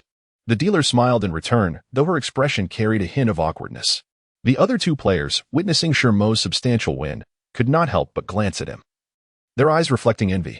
What fortune you possess, one remarked with a grin. Shermo nodded in acknowledgement, responding, Indeed, I am on a lucky streak today. I just won 3 million on the slots. 3 million on the slots. Is that true? You are truly remarkable. The astonished expression on his companion's face revealed disbelief at such luck. Yet here sat the very embodiment of it. Shermo observed him, noting that this man seemed even more exhilarated than he himself. With a resigned shrug, he took a deep drag from his cigar, exhaling a thick cloud of smoke that enveloped the table before dissipating. At this moment, his chip stack had grown to 3 million. The game continued. In the following half hour, Shermo's prowess became evident as his luck soared, as though his pair had ignited a signal flare, causing his stack to swell continually until a manager-type figure approached. It was apparent that he was another floor manager. He leaned in to whisper a few words to the dealer, who nodded and relinquished her position. Gentlemen, I shall be your dealer from now on. I hope you enjoy your game, he said politely. It seemed the casino intended to change dealers. Shermo calculated his chips, estimating around 5 million, and decided not to waste much time here. He stood, stretched his back, and inquired, Where is your VIP lounge? I'd prefer to play there. This area feels too cramped. The manager's eyes brightened at this, and he responded with a warm smile, Please wait a moment. He turned to the previous dealer and instructed, Please escort this gentleman to the VIP lounge. This way, sir. Entering through a side door of the hall, they traversed a corridor adorned with luxurious carpets. The dealer opened a heavy wooden door and gestured for Shermo to enter. Inside, though not as expansive as the outer area, it was elegantly appointed, blending opulence with a sense of understated sophistication. Upon entry, 2 charming female attendants greeted him with smiles. Welcome. May I ask what you would like to play? One inquired politely. I'll play Baccarat, Shermo replied, his face gleaming with excitement. Please follow me. The attendants led Shermo and his companion, Xiao Wu, to a Baccarat table where 4 players were already engaged. Shermo took a seat, while Xiao Wu placed the chips down and retreated to a nearby sofa to wait. The minimum bet at this table was 10,000, with a maximum limit of 1 million. The seated players merely glanced at him before returning their focus to the game. Shermo observed that they appeared to be regulars, relaxed and seasoned, their attention primarily on the cards rather than on unrelated matters. Please place your bets, once placed. They cannot be changed. The dealer's clear and gentle voice resonated again. This dealer seemed more mature and attractive than the previous one, clearly among the elite capable of managing the VIP lounge. Shermo casually tossed a 200,000 chip onto the table, betting on the player, envisioning the outcome as BBBBP, with the banker winning 4 consecutive times. For the first round, he decided to lose intentionally. He was acutely aware that the casino's surveillance room was once again focused on him, with Lynn and Jason standing by, scrutinizing his every move. To his left sat a middle-aged man with graying hair, dressed in a casual yet stylish suit, exuding a distinct British flair. Noticing the new affluent player placing a 200,000 bet for his first hand, a subtle, knowing smile crept across the man's face as he placed a 50,000 wager on the player. Shermo noted that this man, too, was destined to lose this round. The individual placing the largest bet at the table was a young man, seemingly in his late 20s, with small eyes yet possessing a certain handsomeness. He mumbled indistinctly, but it was evident that he was of Korean descent. Wagering 600,000 on the banker to win, it appeared that fortune favored him this round. Beside him sat a woman whose age was difficult to ascertain. Likely around 30, impeccably well-maintained. She held a slender cigarette between her fingers, casting a sidelong glance at the Korean and offering a subtle smile before placing a bid of 100,000 on the player. It seemed inevitable that she would incur a loss this round. Soon, all bets were placed, and the dealer gracefully began to distribute the cards. As the cards were revealed, it was no surprise that Shermo lost his first hand, while the others, except for the Korean, also fell to the banker. Among them was a mainland gambler with a noticeable northeastern accent, who had wagered 300,000. His fortunes appeared bleak as he had nearly depleted his chips. And with a reluctant slap on the table, he muttered, Damn, it's the banker again. At this moment, the Korean was in high spirits. Being the sole victor at the table, and with the largest bet to boot, he chattered animatedly, tossing a few small chips to the dealer as a tip. Radiating a sense of triumph, the dealer methodically collected the chips and dispensed payouts. Shimo, in the meantime, lit a cigar, deftly manipulating his Zippo lighter between his fingers, and exhaled a plume of smoke, his plump visage appearing unfazed. The game proceeded, yet Shimo faced a streak of 5 consecutive losses, each amounting to 200,000 in chips. After this series of defeats, Shimo adopted a more cautious demeanor, opting for smaller bets initially. Gradually, he began to increase his wagers, displaying a hint of impatience typical of a wealthy gambler. However, it seemed that his luck had begun to shift, as he started to experience a turn of fortune. Chapter 47. The high-stakes gamble. It was approximately 11:30 p.m. The chips before Shimo had accumulated to around 6 million. He began to raise the stakes, placing the maximum bid of 1 million. The banker revealed an 8, while the player had a 9, leading to a win for the player. The dealer, with a robotic precision, announced the scores before handing Shimo another million in chips. The banker showed a 7, the player a pair, and again the player emerged victorious, receiving yet another million. The banker displayed a 9, the player a 3, resulting in a win for the banker. The banker then revealed a 2, while the player had a 5, and the player won once more, adding another million to his pile. The dealer's expression began to change. A middle-aged British gentleman cast a glance at a wealthy man beside him. The handsome Korean and a stunning woman also discreetly observed this remarkably fortunate wealthy man. A fellow from the Northeast, who had later exchanged 3 million in chips but had lost more than 1 million, also glanced at Shimo, acknowledging his impressive luck. Realizing that Shimo was from the mainland, he couldn't help but strike up a conversation. "All right, let us bet on the banker," he declared. The dealer shot him a look, reminding him that the bets were final. The dealer continued to chant, "Bets are locked in. Bets are locked in." Shimo slammed his hand on the table, commanding, "Deal the cards, no need to change." As the dealer dealt the cards in sequence, Shimo instinctively knew he had a total of 4. But the banker had the lowest hand at 0. "Mr. Lin, come take a look." A staff member from the surveillance room approached Lin. "Not him again." Lin furrowed his brow. Perhaps this man was merely experiencing a streak of good luck? They operated a legitimate casino, and without concrete evidence, they could do nothing about a player winning. After all, a casino thrives on both wins and losses, or else how could they attract gamblers? "Can you discern anything, Jason?" Lin inquired. Jason shook his head slightly, asserting, "He cannot be cheating." Lin pondered for a moment and stated, "I will go meet him. You keep your eyes on the footage." Jason nodded, continuing to monitor the video feed. Shimo glanced at his watch. It was already past 1 a.m. His stack of chips had now swelled to over 15 million, a sum still far from his target of over 100 million. To achieve this goal, he needed to exercise patience, akin to fishing. Only with patience could one catch the big fish. With a decisive motion, Shimo tossed another million in chips onto the player's side. The dealer felt his eyelids twitch. The other 4 players hesitated briefly before also betting on the player. Having spent considerable time in the casino, they recognized that this rather unseemly wealthy man was evidently on a lucky streak. So following his lead appeared to be a sound decision. The dealer, attempting to maintain composure, forced a smile that was more painful than a frown. "Bets are locked in. Bets are locked in." Suddenly, the man from the Northeast called out and added more chips to his bet, now mirroring Shimo's wager of 1 million on the player. It appeared he was losing his composure.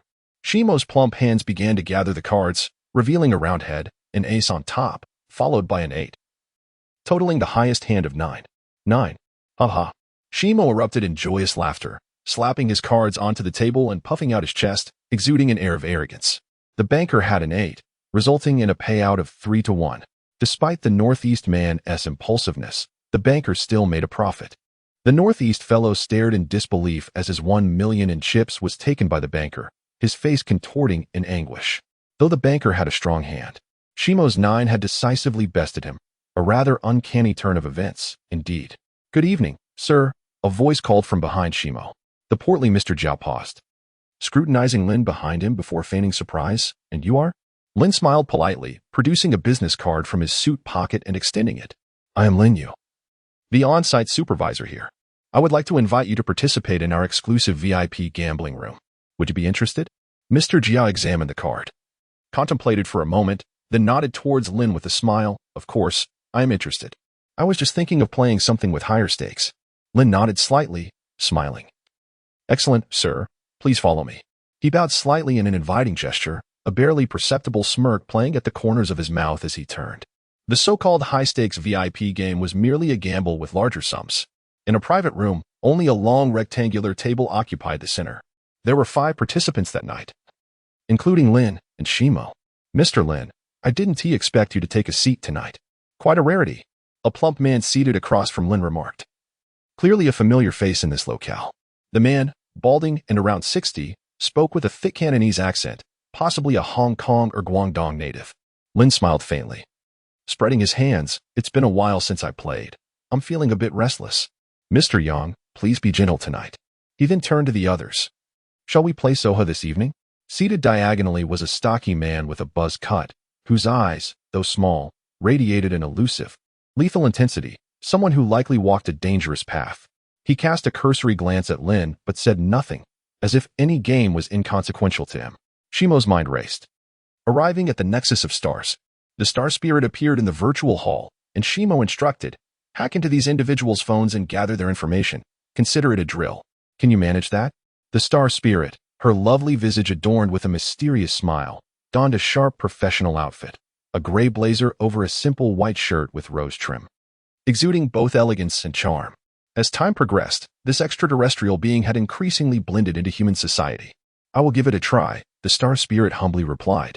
Mr. Yang, a wealthy owner of a storage company in Hong Kong, was a regular here, holding assets exceeding $1 billion.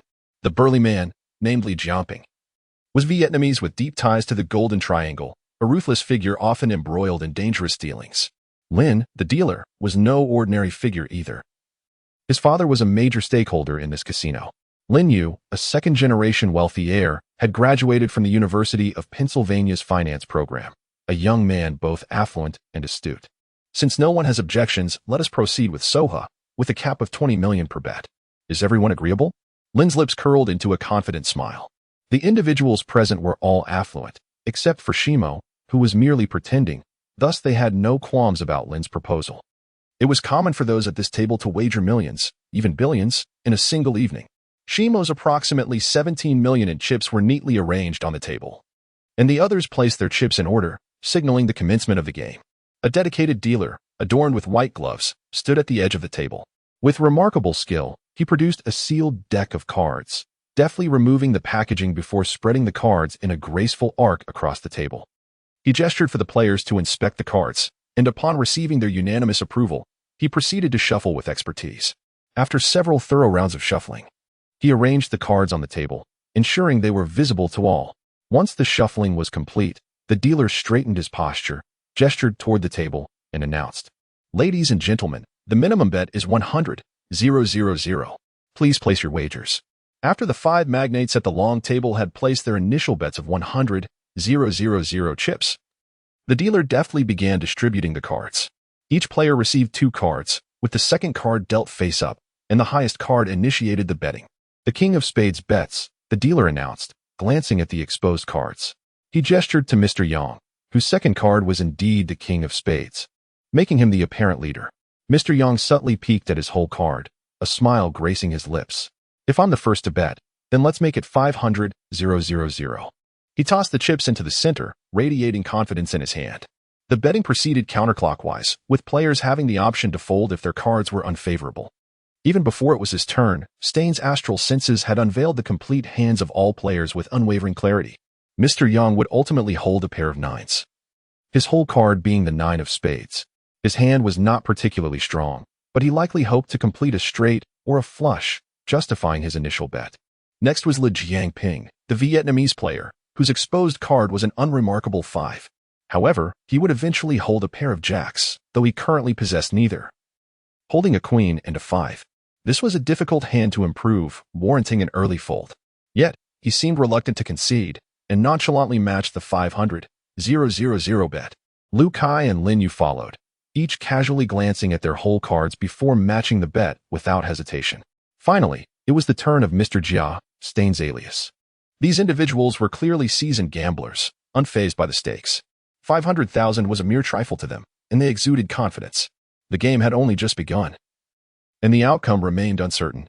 However, for Stain, everything was predetermined. His only concern was to act naturally and avoid arousing suspicion. His plump hand extracted a cigar from the humidor, and he expertly clipped the end with a specialized cutter. With a distinct ding, he lit the oversized cigar, filling the air with smoke and its pungent aroma. A young, attractive waitress promptly delivered a glass ashtray.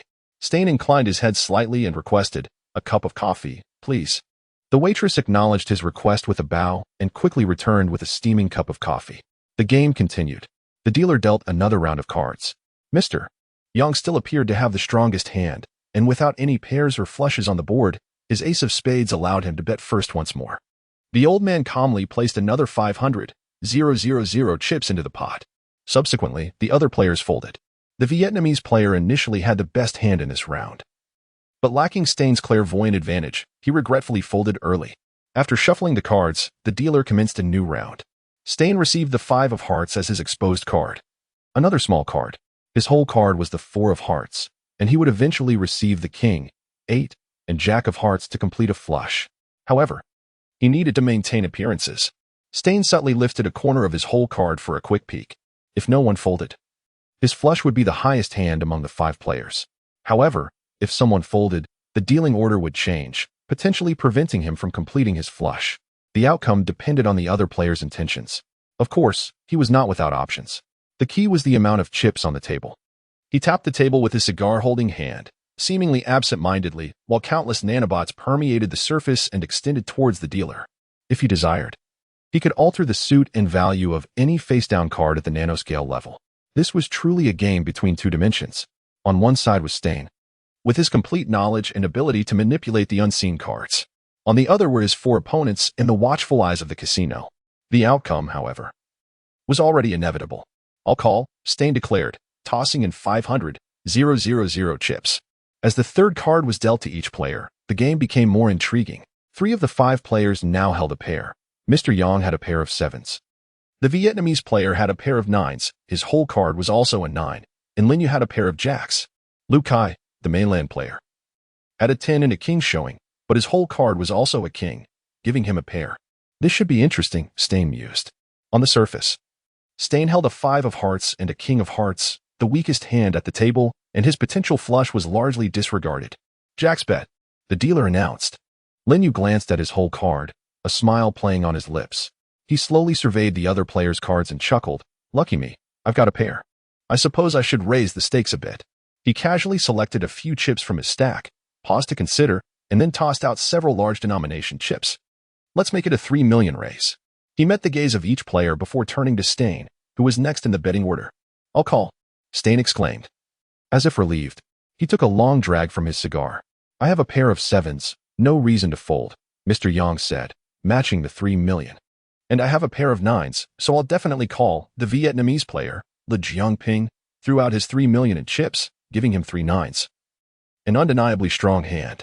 Finally, it was Lu Kai's turn. He held a pair of kings, and he knew he currently had the best hand. "Well, if everyone's feeling so generous, I'll play along." Another 3 million joined the growing pile in the center. The pot now contained a staggering 18 million chips. The dealer dealt the 4th card. "Jack's bet," the dealer announced. Lin Yu still had his pair of jacks, but his new cards, a 4 of diamonds and a 4 of clubs, gave him a second pair. Lin Yu, unperturbed, maintained his smile. "Still the highest?" "Another 3 million, then." "I have 3 hearts, so of course I'll call," Stain replied immediately. Mr. Yang's hand was also improving. He had a pair of 7s showing, and the ace of clubs paired with his ace of diamonds in the hole, giving him 2 pairs. He chuckled softly, placed 3 million chips into the pot, and turned to the next player. The Vietnamese player, holding 3 9s, also called. Lu Kai still had only a pair of kings, but he stubbornly called as well. The game was only in its second round, yet a deadlock had formed. Each player believed in their hand and their chances of winning. When the final card was dealt, Stain revealed the highest flush on the board, 5, king, 8, and jack of hearts, with the 4 of hearts in the hole. "Flush bets," the dealer announced, gesturing to Stain. As Shimo focused intently, he paused momentarily to scrutinize the countenances of each player at the table, seemingly attempting to gauge their psychological states and hidden strategies. While also contemplating his own betting options, he feigned contemplation for a brief moment, pursing his lips, his eyes darting back and forth with keen observation. "I raised by 5 million," he declared decisively, arranging the substantial chips and pushing them into the center. He exuded an imposing presence, as if he truly possessed a flush. Indeed, he did hold a flush. If no one else were to cheat, victory would be assured. Yet, could anyone dare to cheat before him? Unbeknownst to them, they were engaged in a gambling game against a player operating on a higher dimension, or rather, a game of handing out money. Boss Yang held a pair of aces and a pair of sevens. It was nearly inconceivable for him to refrain from participating, especially since several million was a trivial amount in his eyes, requiring little resolve to make the decision to call. I too shall call 5 million, declared the Vietnamese player. Li Jiangping clutching 3 nines. He cast a dubious glance at the hands displayed on the table, pondering for a considerable time before finally pushing forward his chips to match the bet. Lu Kai appeared to be quite the gambler, despite possessing merely a pair of kings. In a context where everyone else displayed pairs and potential flushes, he still chose to gamble on the supremacy of his lone pair. Thus, he too called, willingly putting forth another 5 million. Clearly, he was unperturbed by the money he had acquired. Finally, it was Lin Yu's turn. He drew a diamond 8, culminating in his final hand of a pair of jacks and a pair of fours, 2 pairs. This was his first encounter with Shimo in a game of Soha, and he was unfamiliar with the latter's character traits. The opponent might be bluffing or genuinely holding a flush. With his 2 pairs in hand, he had much to deliberate. His gaze slowly swept across the cards and faces of each player. I fold. After considerable reflection, he ultimately arrived at this conclusion. The impetus for his decision stemmed not from uncertainty about whether Shimo possessed a flush, but rather from his assessment that the Vietnamese player likely held 3 nines and Boss Yang at least a pair. With a strong possibility that he himself had a pair of aces, the odds of winning appeared slim, having been long accustomed to the casino environment. He understood the importance of cutting losses in a timely manner. Thus, he chose to withdraw. Please reveal your cards. The dealer called out softly from the side. As the cards were unveiled, everyone witnessed that Shimo indeed held a flush. Hearts 5, King, 8, Jack, along with the Heart 4. Chapter 49, Cheating. Good heavens! Li Jiangping exclaimed, throwing down his hand of 3 nines onto the table in frustration. His gaze cast a sinister glance at Shimo. Had it not been for Shimo's flush, victory would have been his. Unfazed, Shimo leisurely placed his cigar into the ashtray. Haha, I concede, I've won, he declared with a smile, rising to gather the amassed chips totaling 18 million in front of him. Boss Yang remained impassive, merely smiling in silence. El Kai exhibited a hint of disappointment on his face but offered no further reaction. Shimo picked up his cigar once more, taking a puff, and nodded at Lin Yu with a grin. Fortunately, this is just the beginning. I've merely taken the lead. The outcome remains uncertain. Lin Yu chuckled and nodded in agreement. Indeed, it's just the beginning. Let us continue. With that, he tossed 100,000 in chips into the center. As all players placed their bets, the dealer commenced a new round of shuffling and dealing. Unbeknownst to them, they played until 3 in the morning. Throughout the night, Shimo experienced both wins and losses, ultimately netting a profit of over 30 million, maintaining an air of normalcy. The most significant losses were borne by El Kai, a determined player who stubbornly clung to any semblance of a good hand, having lost around 50 to 60 million thus far, the most among the 5. Boss Yang and Li Jiangping were even, while Lin Yu had managed to secure a modest win. A pair of kings, please speak, the dealer announced. Li Jiangping revealed his pair of kings and a jack. He glanced at the visible cards of the others. Boss Yang held a pair of 10s and a 5. El Kai, a pair of 7s and a queen. Lin Yu showcased a flush with diamonds, 9, ace, and 5, while Shimo revealed a pair of 3s and an ace. Nearly 26 million in chips lay in the center, marking another grand gamble. I raised 6 million, Li Jiangping declared, casting a cold glance around the table. It was evident that this round was tightly contested, with each player holding a chance to win. The cards were closely matched, leaving only their psychological resilience to determine the outcome. Unsurprisingly, each player followed suit in turn. The dealer methodically dealt the final card. Lin Yu received the best of it, drawing the 8 of diamonds, bringing his visible hand to a flush of 9, ace, 5, and 8 of diamonds. If his whole card were also a diamond, he would indeed have a flush. Flush, please speak, Lin Yu announced, peering at his whole card, gently rubbing his hands together, and casting meaningful glances at the faces of the other players, seemingly deep in contemplation. I raised 3 million, Lin Yu stated with a smile, his gaze sharp yet subtle as it swept across the table. It was now Shimo's turn to decide whether to call. His visible hand was the weakest, merely a pair of 3s, with the others holding stronger hands. Yang, Li, and El exchanged looks, presuming the affluent Shimo would likely fold. However, what Shimo uttered next astonished everyone. Haha, Lin, you wouldn't actually have a flush, would you? Let us see your whole card. The words "let us see" echoed through the room, the first time such a challenge had been issued that night, and from the player with the weakest hand, no less. Questions arose in everyone's minds. Was he merely bluffing, or did he truly possess 3 threes? Lin Yu maintained his smile, but a pang of discomfort pierced his heart. He knew his whole card, a club ace, making his hand merely a pair of aces. Next was Boss Yang, possessing a pair of 10s and a 5, thus 2 pairs. Who was attempting to bluff? Lin Yu? Or was it the affluent Shimo? The notion of folding due to a bluff was hard for Yang to digest. Narrowing his eyes, he scrutinized the table before finally smirking. Very well, I see your challenge.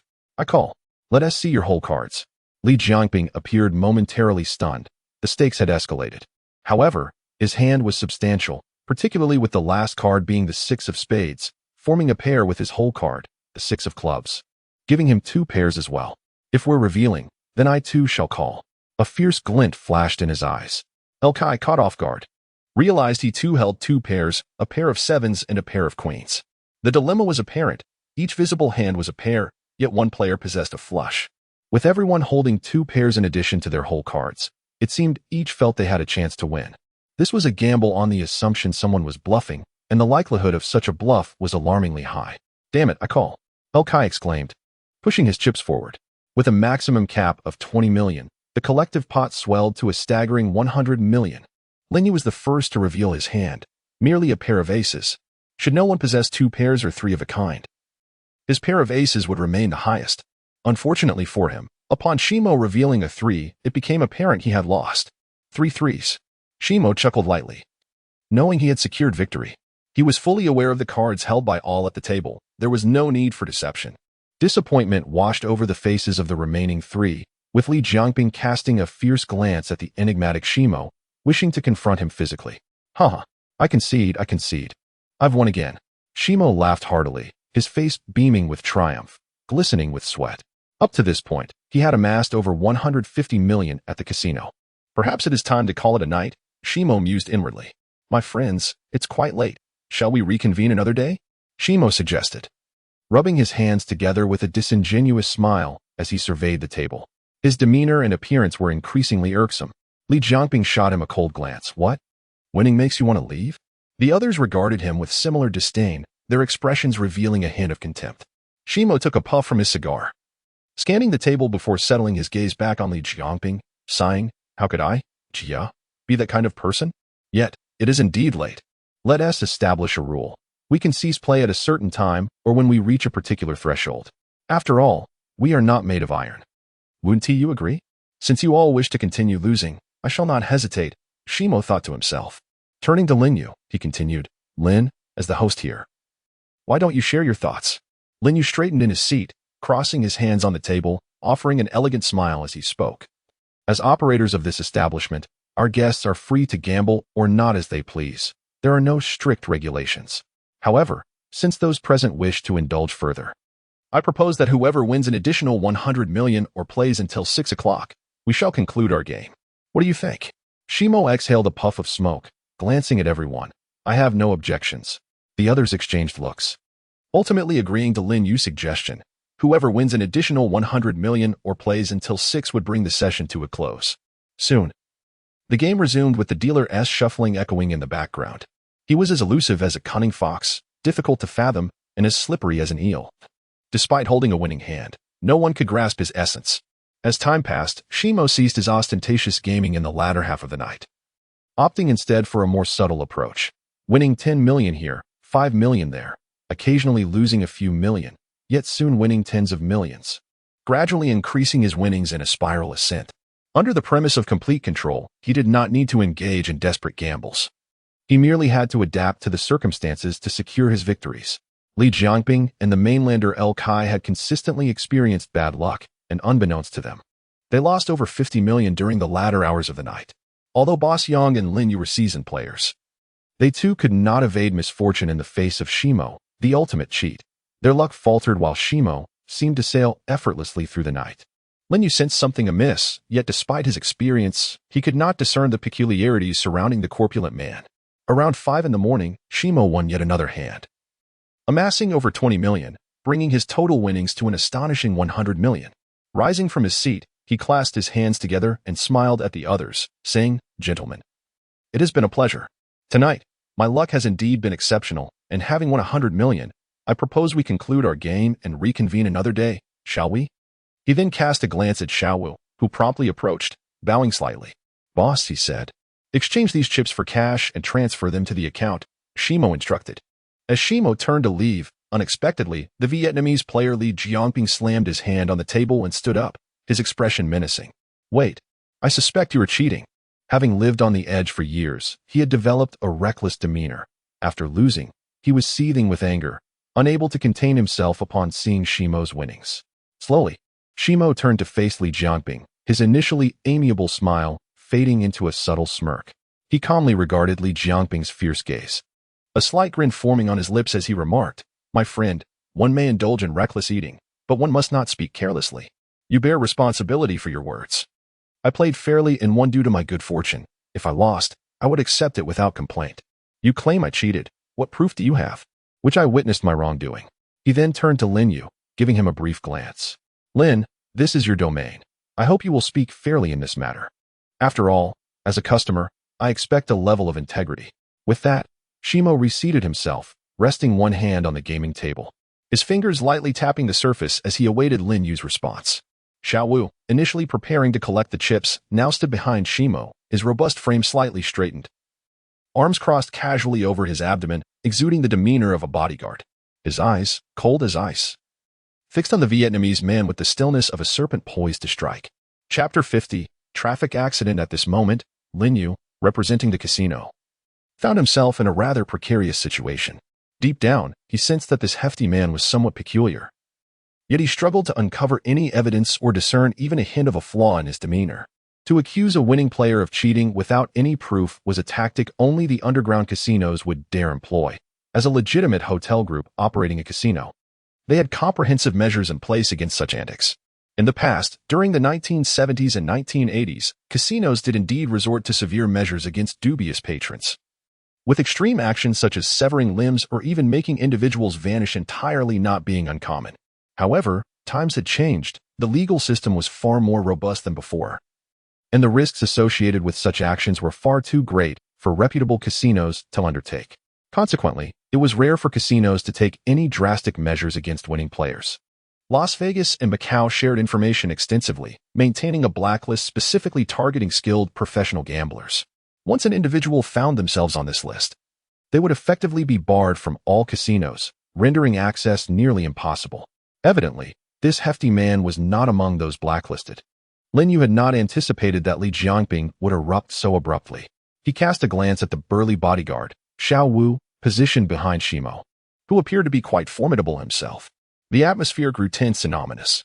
After a moment of contemplation, Lin Yu raised his gaze to Li Jiangping and said, Brotherly, you claim that General Jia is cheating, but do you possess any evidence? If you have discovered something as a participant in this game, you certainly have the right to point out how the other party is cheating. Please, share your findings. We are a legitimate casino and will not tolerate any cheating here. Li Jiangping, who had impulsively slammed the table moments earlier, now found himself at a loss for evidence. He shot a cold glance at Shimo and his bodyguard, curling his lips in disdain, his eyes shimmering with defiance. I lack evidence, but I have reasons to suspect. It is your casino's duty to investigate. Do you not have extensive surveillance? Take your time. You will surely uncover his flaws, will you not? Li Jiangping spoke slowly. Beside him, Hong Kong's boss Yang regarded Li Jiangping with thoughtful eyes before glancing at Shimo, remaining silent and lost in contemplation. The mainlander, Lu Kai, had lost the most that evening, yet he was unaccustomed to such a charged atmosphere, merely darting his eyes around, much like boss Yang, without uttering a word. Shimo leisurely lit another cigar and regarded Li Jiangping with a cold gaze. If an investigation is warranted, I have no objections. I stand untainted and fear not the shadows. However, as he pronounced the word however, his tone shifted sharply, and he pointed his cigar at Li Jiangping, stating coldly, What if the casino finds no evidence? The temperature in the room seemed to plummet, as Shimo's words carried an unmistakable weight of tension. Everyone present felt a sense of disorientation. For the once ordinary hefty man had suddenly transformed, exuding an air of arrogance and confidence that seemed uncharacteristic. This was no ordinary demeanor for a man of his stature. Suddenly, Lin Yu's phone rang. I apologize, everyone. I must take this call. He glanced briefly at Li Jiangping before turning to Shimo with a smile. All right, Boss Jia. Winning and losing are part of the game. I believe Brother Li is merely mistaken. Truth be told, no one has yet successfully cheated at my casino. Please, calm down. You may exchange your chips and leave at any time. We will not obstruct your exit. How does that sound? He smiled and spread his hands in a gesture of goodwill. Shimo realized that the call had come from Jason, who had been closely monitoring the game from the surveillance room. As such, reviewing the footage would yield no results. For Shimo's method of cheating was of a far more sophisticated nature. With the casino owner having spoken, Shimo felt no need to engage further with the Vietnamese man. He nodded at Lin Yu and instructed Xiao Wu, go and exchange the chips. We are leaving. Without a backward glance at Li Jiangping, he turned and headed for the door. The others in the room observed the hefty figure departing, feeling the fatigue settle in after a long night of cards. They exchanged farewell gestures and prepared to leave. As the bodyguard disappeared behind the door, Li Jiangping could not help but clench his fists. Though he had spent the entire night playing cards, Shimo felt no drowsiness. Rather, he was filled with an inexplicable exhilaration. 250 million had securely transferred to his account, and within a mere 24 hours, he had truly become a billionaire. This new identity stirred a sense of excitement within him. He stepped out onto the balcony, where the first light of dawn was beginning to illuminate the horizon. The city's lights still shone brightly, yet dawn brought a profound stillness, interrupted only by the occasional sound of cars racing down the streets. His mind was a whirlwind of past dreams and boundless visions for the future. With the morning light breaking, a fresh, damp breeze blew in from the Pacific, painting the distant clouds in hues reminiscent of Monet's Impressionist paintings. Xiao Wu emerged from the room, leaning in to whisper in his ear. The Vietnamese man just made a call. He is arranging for someone to kidnap you. Should we preemptively eliminate the threat? Upon returning to the room, Shimo took a brief nap. When he awoke, it was nearly noon. He took a hot shower, and after tidying up with Xiao Wu, they proceeded to the hotel lobby to check out, intending to catch a taxi to the border and then take a train to Zhuhai. After settling the bill, the pair arrived at the hotel lobby entrance, where a taxi soon pulled up. Climbing into the car, Shimo instructed the driver, to Gombe Port Station, please. The taxi departed swiftly towards their destination, but Shimo was aware of a black Toyota trailing closely behind them. It seemed that the Vietnamese man was rather swift in his actions, having arranged for someone to follow him in no time. He exchanged a glance with Xiao Wu, who instantly understood. The road was congested, with the black Toyota lingering 4 or 5 cars behind them, following at a leisurely pace. Xiao Wu rolled down the window, resting an arm on the ledge, while countless nanobots moved stealthily beneath the surface, attaching themselves to the vehicle. Once the quantity reached approximately 1 kilogram, these nanobots dropped onto the road, seamlessly blending in with the asphalt, rendering any changes invisible to the trailing vehicle. Now was the moment for the nanobots to showcase their power. Under Xiao Wu's command, they maneuvered to the Toyota's rear axle, where they began to consume the metal with astonishing speed. Within a minute, the axle was visibly gnawed away, and as the damage expanded, it could no longer withstand the pressure. With a resounding snap, the axle fractured. One rear wheel, along with a portion of the broken axle, ground harshly against the asphalt, sending sparks flying in a dramatic display.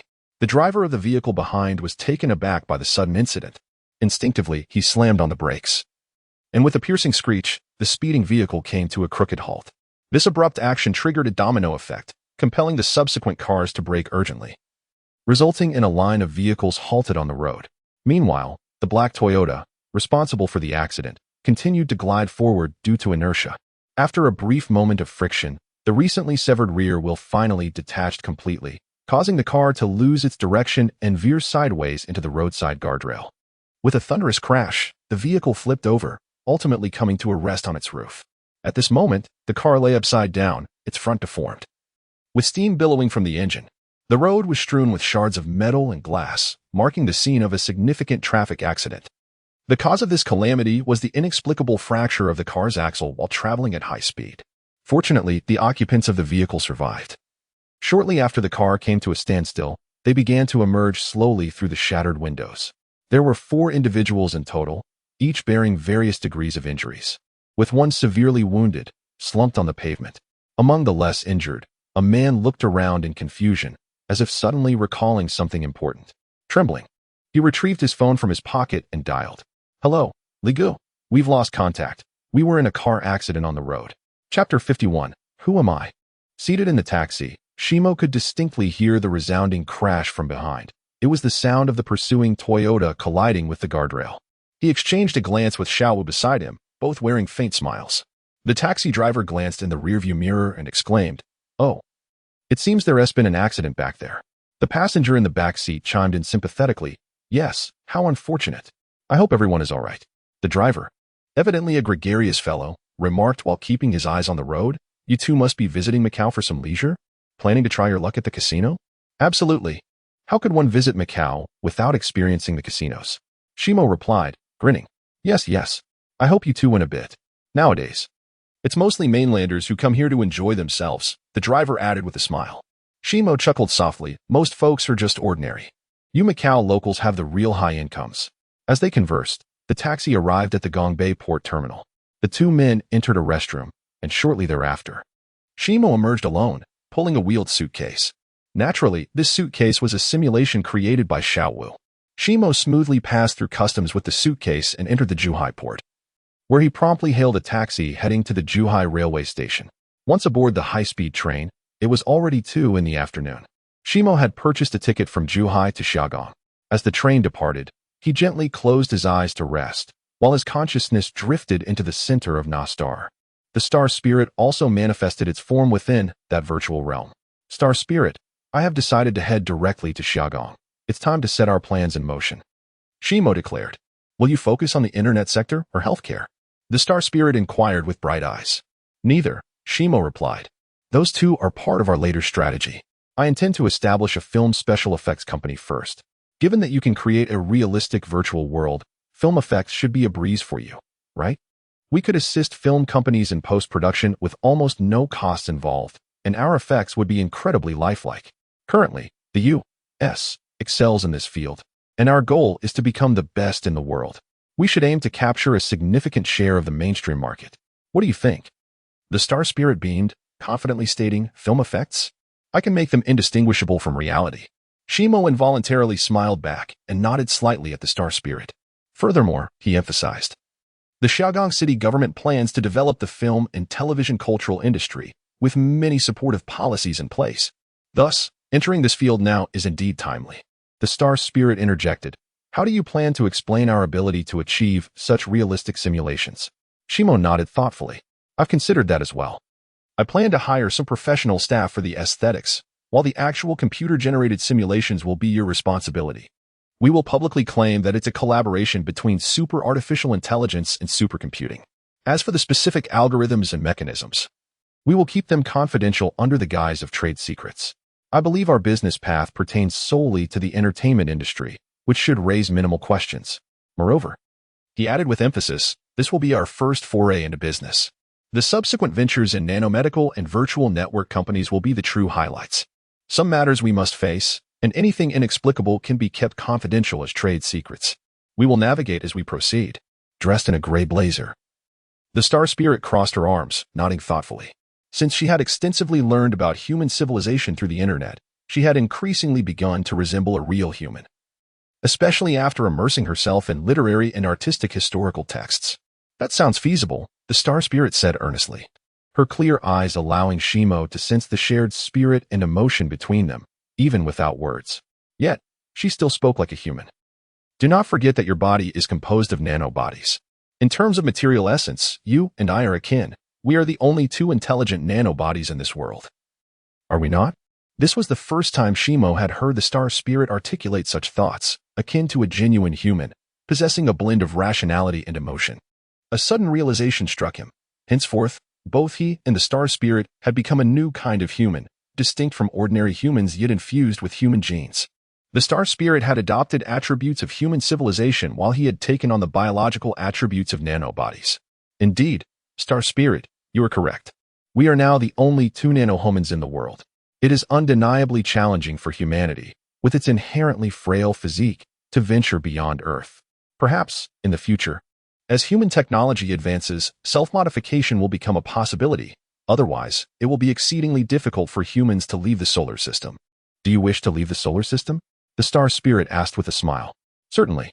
I am merely curious, filled with an insatiable desire to explore the vast cosmos. Shimo replied. After a moment of contemplation, the star spirit said, "In fact, leaving the solar system is not as difficult as it seems. With your current body, you can survive without relying on carbon-based food like carbohydrates. We only need to gather sufficient resources on Earth to embark on interstellar travel." Shimo nodded. "I do not wish to venture out alone, Star Spirit. We must lead a human expedition team to explore new planets, to expand humanity's living space. That is my greatest dream. Do you understand?" After some thought, the Star Spirit responded, That complicates matters. Ordinary humans require a complex ecological system and a large interstellar exploration fleet, unless we can secure the collaboration of several major nations within the United Nations. Relying solely on the two of us would take an immense amount of time." "You are right," Shimo conceded. "Yet, we must rely on ourselves. I do not trust the so-called global cooperation, especially not now. There are many sociological and psychological factors involved. I can hardly imagine the chain reaction that would ensue among humanity if a being like you were to be revealed." The Star Spirit chuckled. "That would indeed be a monumental disaster." Shimo nodded. "We must not disrupt the normal trajectory of human development for our own sake. The consequences of the butterfly effect are unpredictable. All must be conducted discreetly behind the scenes." The Star Spirit nodded in agreement. Suddenly, she exclaimed, "I want to experience working at our company. I wish to see what it feels like to have a job." "Working?" Shimo responded, a hint of confusion in his gaze. "Yes, at our first company. What should I do?" "I could be your assistant. How does that sound?" The Star Spirit playfully asked. "With your current appearance?" Shimo assessed her from head to toe. "Yes, what's wrong with that?" The Star Spirit replied, glancing down at herself. "I fear it might disrupt the productivity of all the male employees," Shimo joked. "Haha, then it's perfect. Theory combined with practice. I can truly experience the joys of the human realm." The Star Spirit suddenly became whimsical, leaving Shimo momentarily at a loss for how to respond. Graphite cast a skeptical glance at Star Spirit, sighed, and remarked, "Star Spirit, if you venture out to become a celebrity like this, you would undoubtedly eclipse the current top-tier actresses. I have no desire to be a mere actress. I aspire to be a director," she replied with a smile. "Ah, that is a splendid idea. Let us appoint you as the special effects director for the company." "Yes, it's settled, Director Star." Graphite suddenly realized that entrusting Star Spirit with the directorial role was indeed a brilliant notion, for all the imaginative visual effects ultimately required her unique touch, making her the most suitable candidate for the position. "What about an assistant?" Star Spirit inquired, her bright eyes wide with curiosity. Graphite turned his head slightly and whispered, "I do not require an assistant." As he uttered these words, a peculiar sensation washed over him. It felt as though he were not confronting an otherworldly being, but rather a familiar human, a typical young girl. He shook his head gently, deeming his thoughts rather strange. Regaining his composure, he stated earnestly, "By the way, Star Spirit, you can allocate a portion of your nanobodies in the coastal seabed to search for minerals, while the remainder should be dispersed to facilitate rapid division and reproduction in various subterranean locations. Quantity is our foundation." Star Spirit looked at Graphite and stifled a chuckle. Unbeknownst to her, certain attributes of human civilization had quietly taken root in the depths of her soul, marking a journey of self-discovery. Who am I? Where do I come from? Where am I headed? Star Spirit and Graphite were both navigating their way toward an unpredictable future together. Chapter 52. Personal Image at Present. Shimo has found a temporary abode in Summer Harbor, specifically his sister's apartment there. This residence, constructed in the 1990s, bears an antiquated appearance, adorned with small white ceramic tiles, and lacks an elevator.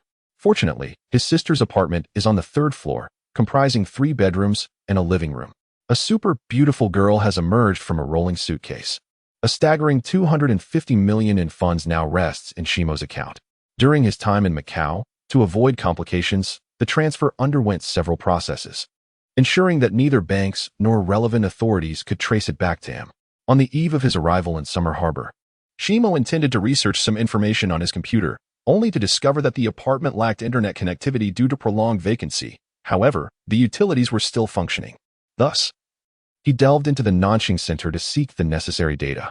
The network at the Nanxing Center, powered by a stellar quantum superbrain, effortlessly bypassed various internet barriers, allowing him to enjoy a seamless online experience in a superb working environment.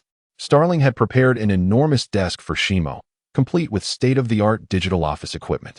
Through the translucent Ethereal blue display on his desk, Shimo researched an array of information related to film special effects and contacted several agency firms, ultimately deciding to engage one to assist with the cumbersome company registration processes. The following morning, Shimo called the agency firms using the numbers he had gathered the previous night. After communicating with them, he selected a promising agency and resolved to visit their office to finalize the delegation of tasks. Just as he was about to leave, Starling seized his arm. Shimo looked at Starling in surprise, a large question mark hovering over his head. With a mischievous grin, Starling playfully inquired, "Mr. Emo, are you truly going to meet the agency in that attire? What's wrong with it?" Shimo responded, perplexed. "Sir, you are now a billionaire with a registered company boasting a capital of 100 million. This outfit?" Starling shook her head disapprovingly, examining Shimo from head to toe. Realization dawned upon Shimo. Dressed in ordinary jeans and a simple jacket, with unkempt hair, he indeed appeared rather casual and unpolished. He suddenly recognized that he had neglected this aspect. As the saying goes, one must adorn oneself appropriately. His current disheveled appearance starkly contrasted with the role he was about to assume. Thankfully, I have someone to remind me." Shimo chuckled lightly and replied, "You're right. Let's first purchase some clothes and perhaps get a haircut before we go."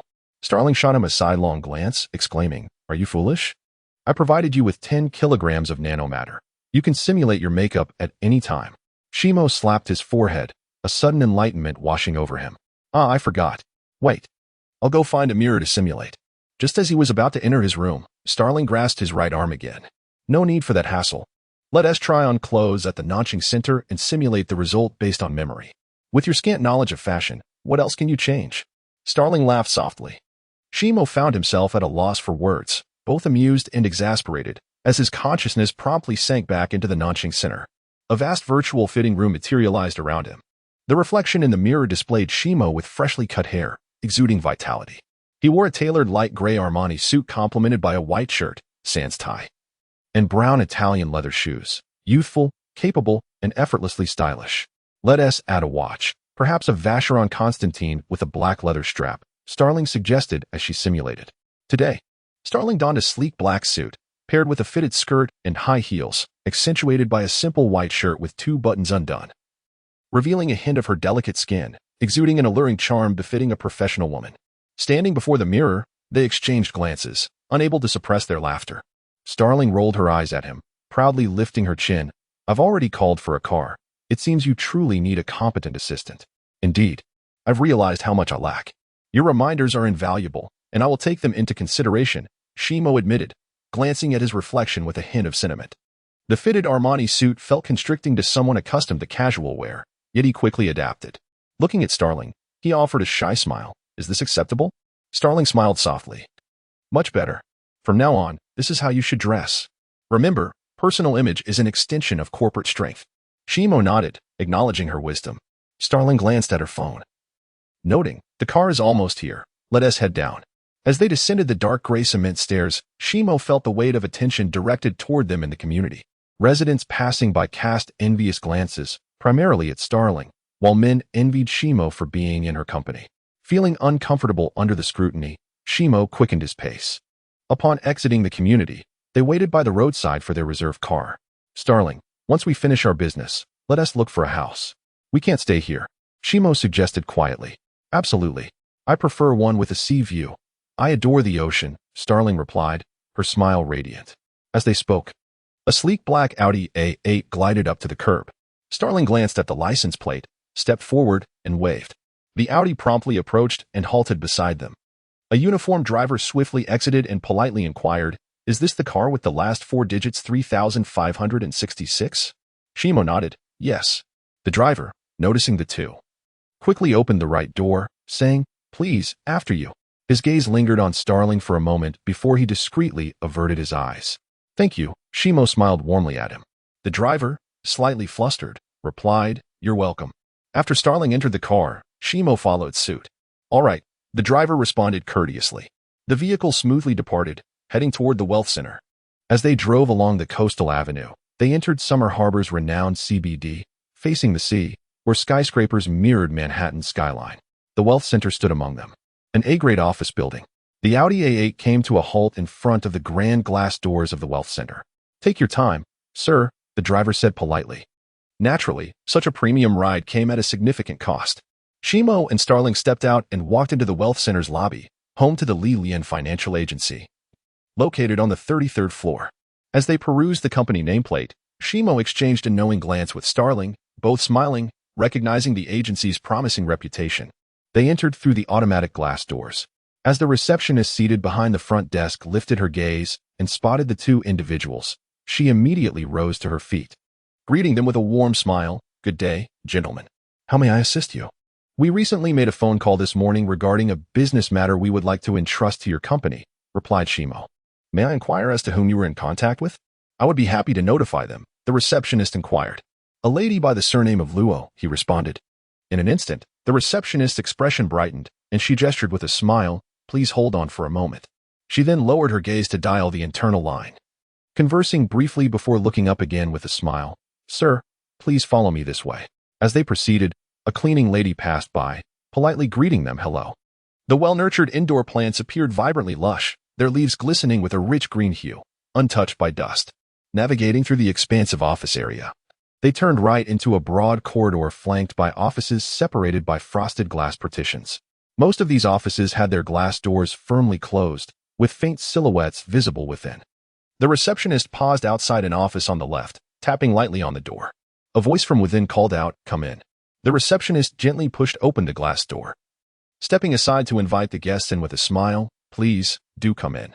As Shimo and Xingling entered, they were greeted by a set of black faux leather sofas arranged for reception, a glass coffee table adorned with green plants, a dish of candies, and an exquisite tea set. To the right stood a large Scandinavian-style desk, behind which a woman in her 30s with a cheerful demeanor and shoulder length, wavy hair rose to welcome them. "Mr. Shimo, I presume? Welcome, welcome. Please, have a seat," Ms. Luo exclaimed, her eyes lighting up upon seeing them, as she gestured eagerly for her guests to take their seats. Chapter 53. The Center of Wealth is Me. Emo nodded warmly. Taking a seat on the sofa alongside Xing Ling, Ms. Luo approached the table, retrieving two business cards, and with a hint of reverence, presented them to the pair. "Mr. Sure, here is my business card. I look forward to your guidance." While Emo and Xing Ling examined the cards, Ms. Luo adeptly prepared tea. Her light striped white blouse snugly fitted, the button at her chest straining slightly, evoking a momentary concern that it might pop at any moment. As the boiling water infused the tea leaves, a delicate fragrance wafted through the room. "Please, enjoy some tea," Ms. Luo said with a charming smile, maintaining her professional demeanor while exuding a touch of warmth. Emo raised his cup, took a sip, and slowly set it down, inhaling discreetly. "Manager Luo." Having learned her title from the business card, he addressed her accordingly. "As I mentioned over the phone, I plan to establish a company in the film industry, and the shareholders will be just the two of us." He gestured slightly towards himself and Xing Ling, adding, "Please let us know what procedures are necessary. We will prepare what is required, and for the rest, we entrust it to you. I hope you can expedite the process." "Not a problem. It's quite simple. As long as your documentation is complete, we can assist you swiftly," Ms. Luo replied, her smile unwavering. She then stood to fetch a form from her desk, presenting it to Emo. "This list outlines the necessary materials you need to gather." As Emo glanced over the form, he realized that registering a company involved quite a bit of documentation. While most items were manageable, two crucial documents needed to be arranged in advance: a bank's capital verification certificate and proof of office space. Observing the young man's expression, Ms. Luo noted a slight furrow in his brow and cautiously inquired, "Mr. Sure, is there a problem?" Emo shifted his gaze from the paper, reclining slightly on the sofa, and replied with a smile, "It's not a major issue. I simply have yet to secure an office space, and I need to obtain a capital verification certificate from the bank. The rest is straightforward." He handed the form to Xing Ling, pointing at some items. "You take care of these documents. It appears we need to find an office space first. Do you not have an office space yet?" Ms. Luo expressed mild surprise, observing that these two young individuals appeared quite affluent. The young man's attire suggested a considerable value, and she couldn't help but speculate whether he was merely a wealthy heir dabbling in the company formation for fun, particularly given his interest in the film industry, which likely explained the presence of such a lovely companion. Yet, she kept her thoughts to herself. "Mr. Sure intends to venture into the film industry?" Ms. Luo initiated a conversation. "Indeed, our primary focus will be on post-production visual effects for film, akin to companies like Industrial Light Magic in the United States, SUSI-MANHUA elaborated, as he intended to engage their company for registration services, fostering a more informative exchange. Ah, that sounds intriguing. Ms. Luo's interest piqued. The realm of film effects inherently embodies elements of digital technology, requiring a plethora of specialized talent and forward thinking, far beyond the capabilities of an ordinary film company that merely hires a few actors. She refilled the teacups for both SUSI-MANHUA and Xingling, smiling again. Mr. Sure, you possess remarkable foresight and ambition. Such a company is not something just anyone can establish. Shermo's lips curled into a smirk. There is no great foresight involved.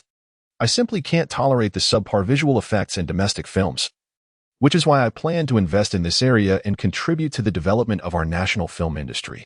He took another sip of tea. Ms. Luo felt a surge of enthusiasm and, after a brief pause, remarked, "This will require a significant investment, won't it?" It's hard to say at this point. I plan to register with an initial capital of 100 million to assure those film companies of our substantial capabilities. This will facilitate our external promotion and marketing efforts. If we're going to do this, we ought to aim high. Otherwise, we'll forever be trailing behind, which is rather unexciting, SUSI-MANHUA reflected. 100 million. Ms. Luo involuntarily gasped, realizing he was indeed a major client. She shifted slightly in her seat, her earlier composure momentarily evaporating in the face of such an imposing figure. Manager Luo, let us handle what we can today. Afterward, I will search for an office space and visit the bank for the capital verification certificate. Once everything is in order, I will return, and I'll leave the rest to you. Should we sign a contract or something? Also, what is the agency fee? SUSI-MANHUA remained blissfully unaware of the pressure his mention of 100 million had instilled. Ms. Luo felt a slight flush creep to her cheeks but quickly regained her poise. Oh, that's fine. We don't need a contract. We can simply sign an agency authorization letter and an agreement. She paused thoughtfully before continuing, Mr. Sure, if your company's finances can be managed through our agency, we can waive the fee. However, if it's solely for registration, our charges, being a larger firm, will be slightly higher at 3,000 yuan. That is acceptable. And as for the finances, we will likely have our own dedicated accounting department. Let us proceed with that, SUSI-MANHUA replied, checking his watch and straightening in his seat. Very well, I will attend to it immediately. Please hold on, Ms. Luo responded, eager to assist. She quickly moved to her desk to draft the necessary authorization letter and agreement, knowing that similar templates were readily available on her computer with just minor modifications required. Mr. Sure, do you both have your identification with you? She inquired as she typed. Xingling, who had been quietly listening, suddenly spoke up. Miss. Luo glanced at her in surprise as Xingling stood, taking SUSI-MANHUA's identification and walking towards Ms. Luo. She smiled appreciatively at Xingling and nodded. Thank you. I need to fill in your identification numbers on the authorization letter. Of course, Xingling responded sweetly, placing their IDs on the table. Although her actual ID was still being processed, for someone of her caliber, creating a realistic simulated ID was a trivial task. The proceedings progressed with remarkable swiftness. SUSI-MANHUA signed a comprehensive agency authorization letter, along with other agreement documents and copies. Once the capital verification certificate and office space proof are ready, I will call you, he announced, rising to his feet, with Xingling following suit. Understood, Ms. Luo replied with a slightly eager smile, quickly moving to open the glass door for them. Thank you. Please, do stay. SUSI-MANHUA still felt a bit unaccustomed to such attentiveness. It's no trouble. I'll see you out, Ms. Luo insisted, gesturing for them to proceed. As they walked past the bustling office area again, SUSI-MANHUA remarked casually, Your company appears to be quite impressive. Ah, where are we? Thank you, Mr. Sure, for your trust in us. Ms. Luo humbly remarked, yet the expression on her face revealed a hint of pride and confidence. As they passed the front desk, the earlier receptionist immediately stood up and politely bid them farewell, saying, Please take care. Miss. Luo graciously accompanied the two until they reached the elevator before waving goodbye. Xingling summoned a ride, using her mobile application. The phone she currently used was an exquisite imitation crafted from accumulated nanocells, indistinguishable from a genuine device. How do you feel, Xingling? In the leisurely moments while waiting for the car, Shimo turned to Xingling with a tender inquiry. He harbored an inexplicable sentiment towards her. Extraterrestrial? Enigma? Companion? Soulmate? Beautiful girl? Xingling's clear, water-like eyes sparkled with a fresh and sweet joy as she replied, I find it very real, imbued with a vibrant essence amidst the mundane. Shimo's gaze lingered on her, as the sensations of reality and illusion intertwined. Real? Haven't you interacted with people under the guise of Xiaowu? Shimo inquired with curiosity. Xingling's eyes turned towards the sky, where the towering skyscrapers encircled them, adorned with minimalist lines and geometric patterns, showcasing the aesthetic and texture of modern industrial technology. She gazed upward and said, it's different. In other identities, I operate in a single-thread mode. This is my true consciousness. Akin to the distinction between your subconscious and your primary consciousness. A subtle stir arose within Shimo. Subconscious? Xingling inadvertently reminded him of this concept. Yet aside from knowing its existence, Shimo was utterly ignorant of what the subconscious truly entailed, its formation mechanisms, and so forth. Moreover, the medical and scientific communities seemed equally shrouded in ambiguity regarding this topic. Nevertheless, Xingling's presence as a soul had altered his perspective on consciousness and the essence of the soul, though his understanding remained superficial and fragmented. What indeed are the soul and consciousness? He suppressed the urge to delve deeper into discussions about consciousness and the soul with Xingling, aware that such inquiries would lead to no fruitful conclusion, at least not with their current knowledge. Standing before the elegantly paved stone floor of the Wealth Center, observing the vehicles weaving through and the well-dressed pedestrians occasionally passing by, Shimo felt a surreal illusion. Why hasn't the car arrived yet? Xingling, could you check the map to see where it is? A sudden sense of inconvenience washed over him. As he had grown accustomed to driving to work during his time at Xiaogong, waiting for a car felt like a distant memory. Perhaps it was time to consider purchasing a vehicle? Hadn't he always dreamed of owning a fine car? Those past regrets seemed tantalizingly within reach now. Why not seize the opportunity? Chapter 54. Metal and Plastic, Why Not? The once unremarkable and patient graphite within him stirred restlessly, as if revived from slumber. Every ordinary individual harbors unattainable desires, yet it is often only upon acquisition that one realizes the disparity between imagination and reality. He understood this truth. Aware that desire is an unending pursuit, yet at this moment, he remained fervently captivated by the notion of possessing a beloved car. This yearning was not rooted in vanity or superficiality. It transcended mere appearances, intertwining with personal capability in the essence of spiritual freedom. Perhaps it was due to a slight traffic delay, as the vehicle was still a kilometer away. Star Spirit glanced at the map display before turning her head slightly towards Graphite, her gaze infused with curiosity and intrigue. Do all humans, like you, find themselves entangled over a mere assemblage of metal and plastic? Their connection was profound. With a mere thought, they could instantly comprehend each other's musings. Graphite chuckled self-deprecatingly and nodded at Star Spirit, patiently elucidating. Entanglement is a form of introspective psychological activity, intertwined with one's self-awareness, encompassing one's outlook on life, values, and worldview, a universal psychological phenomenon. Star Spirit, have you ever experienced such a dilemma? He inquired, curiosity piqued. Star Spirit fell silent for a moment, her tranquility akin to a snow lotus in bloom. The beautiful girl looked at the young man beside her, her clear gaze shimmering with a star-like brilliance. I have not faced such entanglement, but I grasp the essence of your words. It is a matter of choices. There is indeed a significant distinction between the individual and the collective. Humanity tends to exhibit a communal nature. Perhaps this is a philosophical conundrum. At that moment, a black Cadillac came to a halt nearby, interrupting their brief discourse. Driver, to the software park, Graphite instructed from the back seat. No. Driver, we are going to view cars. Are there any nearby auto dealerships? Star Spirit interjected suddenly. The two in the back seat exchanged puzzled glances. Graphite's eyes reflected a hint of confusion. Star Spirit gazed intently at him, a serene smile gracing her face.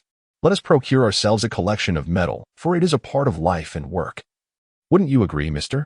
Graphite remained silent. Within her eyes, he could even glimpse his own reflection. He turned to face the front, where the driver hesitated momentarily. Yet the vehicle began to move slowly. Let us heed her request. We are off to purchase a car, a luxury vehicle. Thank you for your assistance. Upon finishing, a subtle smile emerged at the corners of his lips, an uncontainable joy lighting up his expression. Oh, splendid. Let me think. The driver, subtly influenced by their enthusiasm, suddenly perceived the sunlight outside the windshield as more vibrant. I recall there is a Mercedes dealership nearby, he cheerfully announced. Very well. Let us proceed, Graphite replied. The Cadillac glided down the road like a whale, heading towards the nearest Mercedes dealership. The sound system played a familiar yet clear piano piece. and Graphite immediately recognized it as the imprint of Ray. Years prior, within his own space, he had employed this very melody as his background music. The echoes of that bygone era now enveloped him, as memories flickered like a hazy, vintage film in his mind. Star Spirit's hand moved slightly, gently grasping his slender fingers resting on the leather seat. Her small hand was cool to the touch, radiating an infantile softness that enveloped his spirit with warmth. Through the windshield, one side displayed the towering skyscrapers, their glass facades reflecting the azure sky and clouds, while rows of palm trees receded in the background. The other side revealed the vast ocean and pristine sandy beaches, with seabirds soaring between sea and sky. Graphite turned slightly, the girl close at hand, her hair flowing like clouds. She tilted her head and smiled gently at him, her long eyelashes framing eyes as clear as water, which at that moment were filled with tenderness. At least you still have me, do you not? After traversing the coastal avenue for a short while, they turned left at a traffic light, entering Wanghai Road, passing the old naval logistics base of Xiagang. They drove for about 10 more minutes until the Cadillac veered into a side road. Not far ahead lay a lush hill adorned with greenery, Xiagang Botanical Garden. Adjacent to the garden stood a row of old houses from the last century, now significantly renovated, some transformed into coffee shops, others into auto dealerships. The iconic Mercedes-Benz logo towered prominently in the greenery, simple yet striking, reminiscent of a grand exclamation mark. The driver parked the Cadillac directly in front of the dealership. Thank you. Graphite nodded in appreciation and promptly exited the vehicle. Star Spirit's lovely visage lifted slightly, a look of surprise crossing her features, followed by a smile that graced her lips as she placed her small hand atop Graphite's. The attentive saleswoman approached briskly. Good day, sir. After a polite bow, she continued, Are you here to view cars? After assisting Star Spirit out of the car, Graphite naturally released her hand, closing the door behind her. Indeed. I am here to view cars, he responded, nodding at the saleswoman. Upon recognizing the pair, the saleswoman's eyes brightened with interest. This way, please. She gestured for them to follow her into the Mercedes display hall. Before them lay a spacious, well-structured hall with clean lines. One wall dominated by large floor-to-ceiling windows that allowed ample light to flood the interior. Even during the day, supplementary lighting remained on, blending warm hues with natural light to create an upscale, harmonious ambience. The latest Mercedes models were strategically displayed throughout, forming distinct spaces for customer viewing and selection. Sir, have you previously familiarized yourself with our brand? The slightly nervous yet excited saleswoman inquired. I have some knowledge, Graphite replied, momentarily overwhelmed by the sight of his long-desired luxury vehicles. He composed himself and responded calmly.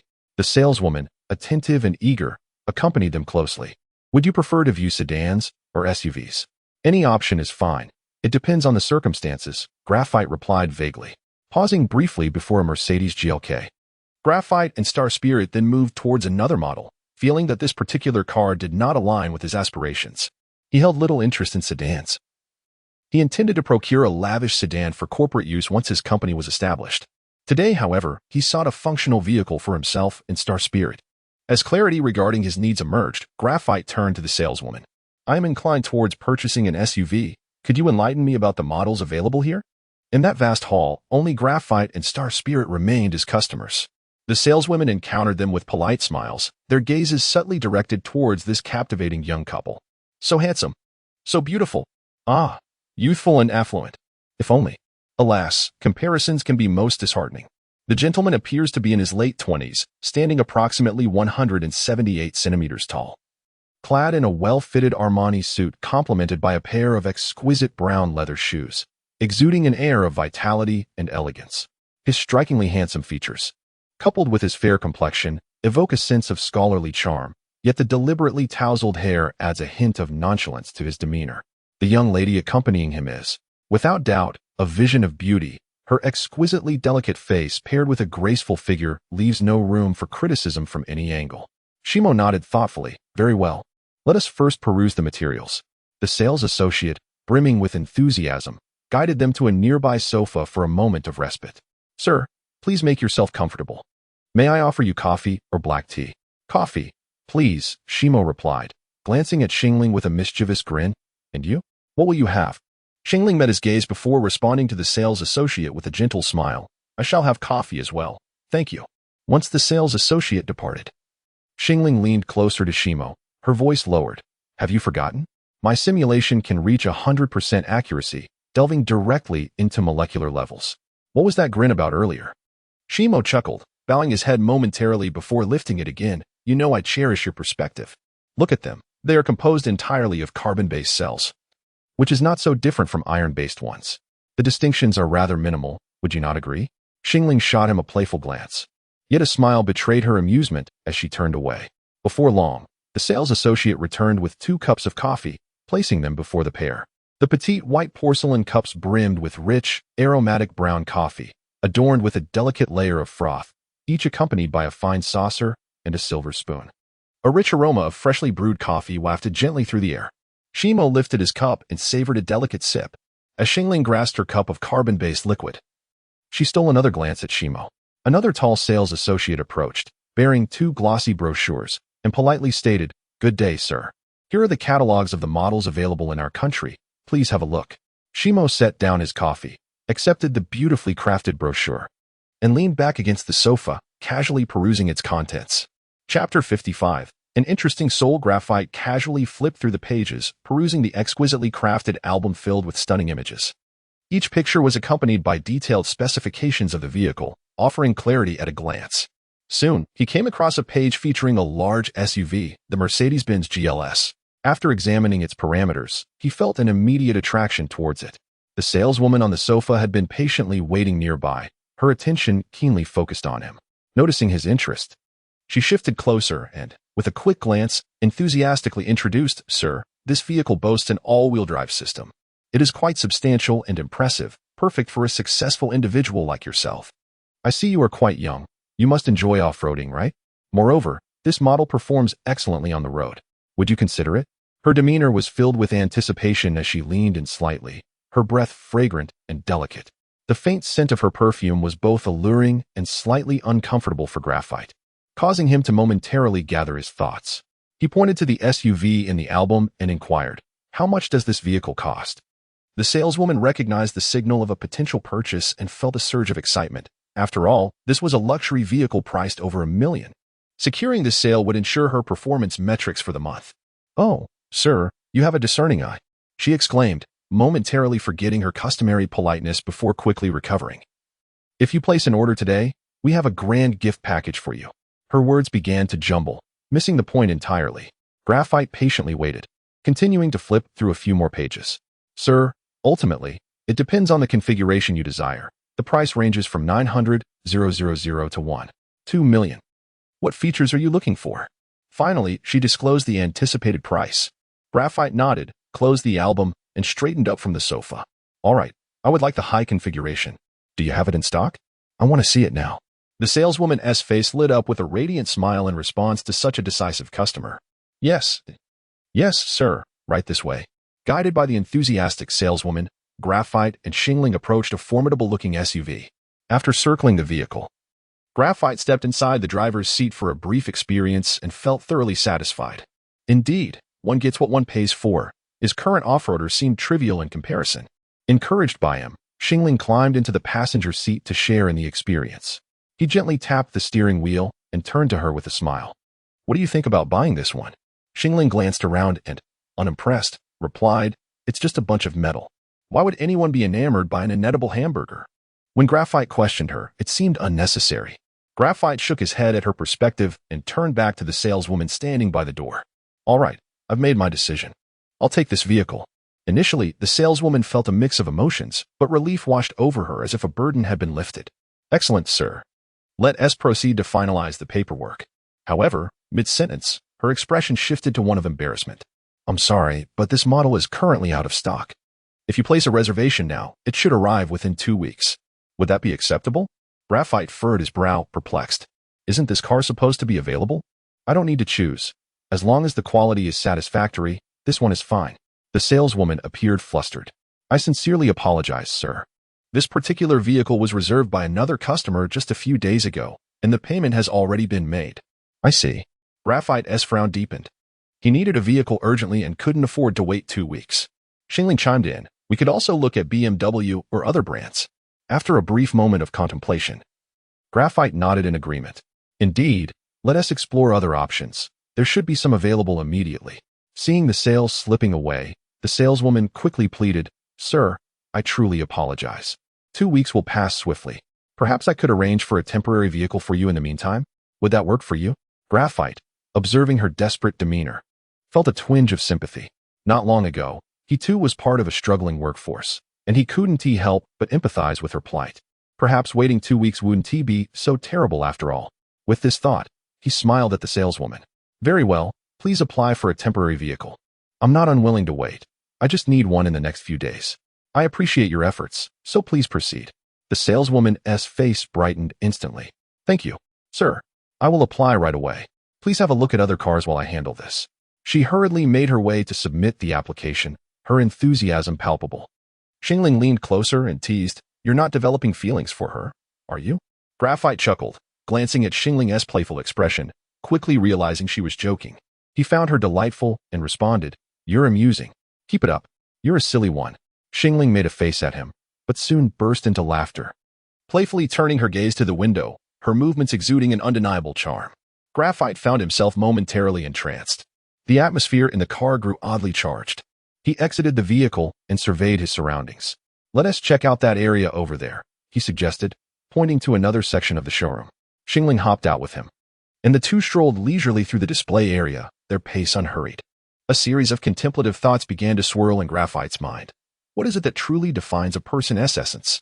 Is it their material possessions? Or rather the quality of their spirit? Despite being composed of the same carbon-based cells, individuals exhibit a myriad of identities, perceptions, and expressions. What constitutes an intriguing soul? What embodies a noble spirit? Xingling's mind seemed to brim with the fruits of human civilization. What kind of enchanting soul might she possess? And what about himself? Who was he? A mere human, or something more extraordinary? Graphite shook his head, dismissing these peculiar musings. Just then, he caught sight of a striking new Mercedes parked in the corner. Instantly captivated, he walked around it, only to find the door locked. At that moment, the saleswoman approached, her expression radiating joy. Her application had been approved. "Sir, it's all set. The company will provide you with a C260 coupe as a temporary vehicle," she announced with a bright smile. Graphite nodded appreciatively and pointed to the car beside him. "This vehicle looks promising. I would like to learn more about it." The saleswoman, momentarily taken aback, quickly composed herself. "Sir, this is the fully imported Mercedes-Benz GLE 500 Coupe SUV. Do you have detailed information available?" "I would like to see it," Graphite responded with a smile. Graphite nodded, accepting the album and meticulously browsing through its pages. Star Spirit stood nearby, also leaning in to take a look. Graphite glanced at her and smiled. "Star Spirit, do you fancy this model?" He pointed to a car beside them. Star Spirit returned a slight smile. "You understand." The saleswoman nearby couldn't help but steal a glance at Star Spirit, turning her head to stifle a giggle, only to feel a twinge of melancholy. No wonder someone like her could attract such a golden fiancé. Look how charmingly she conversed, and she was quite lovely too.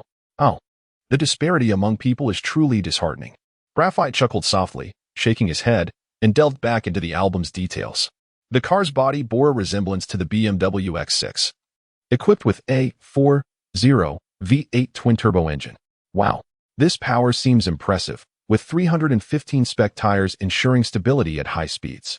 Crucially, it appeared to have commendable off-road capabilities, even featuring a snow mode. "This is the one." Graphite tapped on the page of this model and inquired in a deep voice. "What is the price for the high configuration?" "Sir, you have a discerning eye. This model is fully imported, and the high configuration is approximately 1.35 million yuan.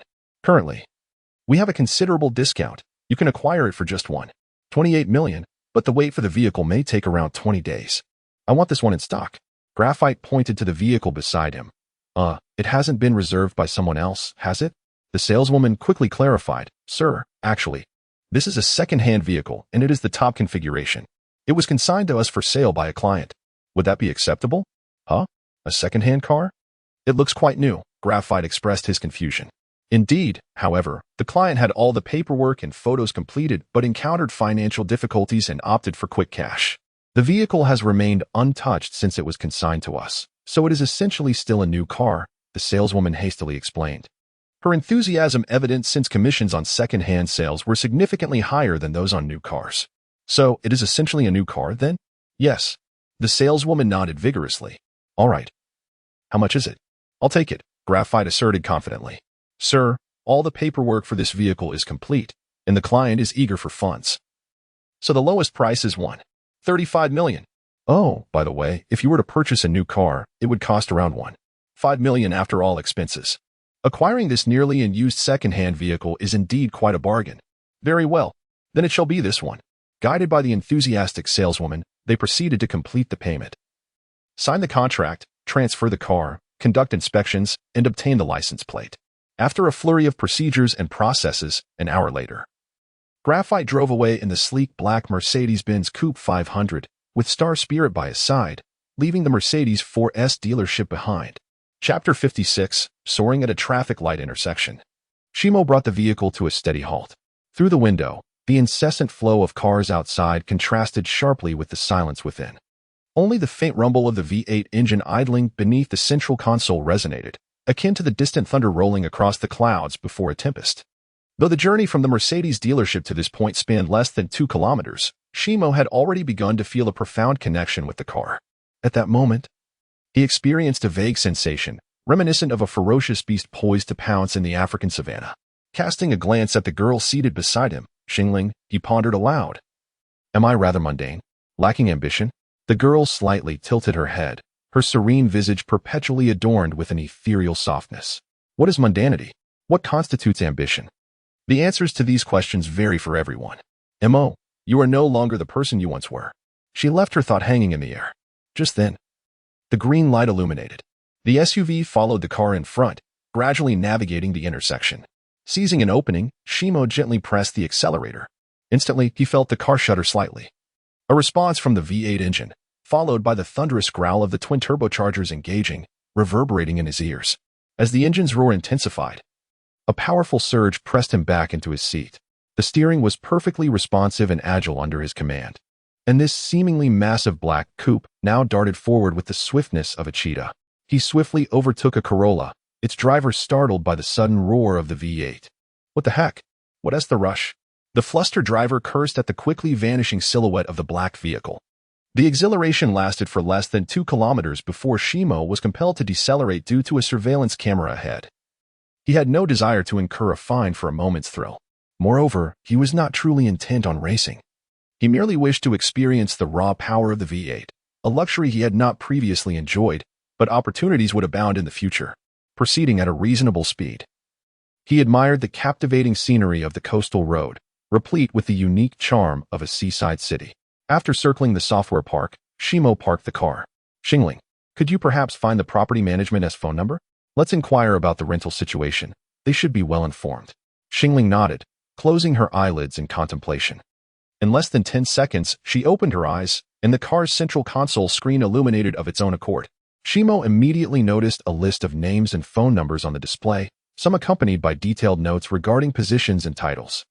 He dialed the number of a business manager noted on the screen. After just 2 rings, the call connected. Hello, is this Manager Chin? Oh, I see. I represent a digital technology company interested in establishing a presence in your software park, and I would like to know if there are any available spaces for rent. Through the conversation, Shimo learned that there were no vacant spaces in the software park at present. However, Manager Chin mentioned a company facing some issues that might be willing to sublet, despite having 2 years left on their lease.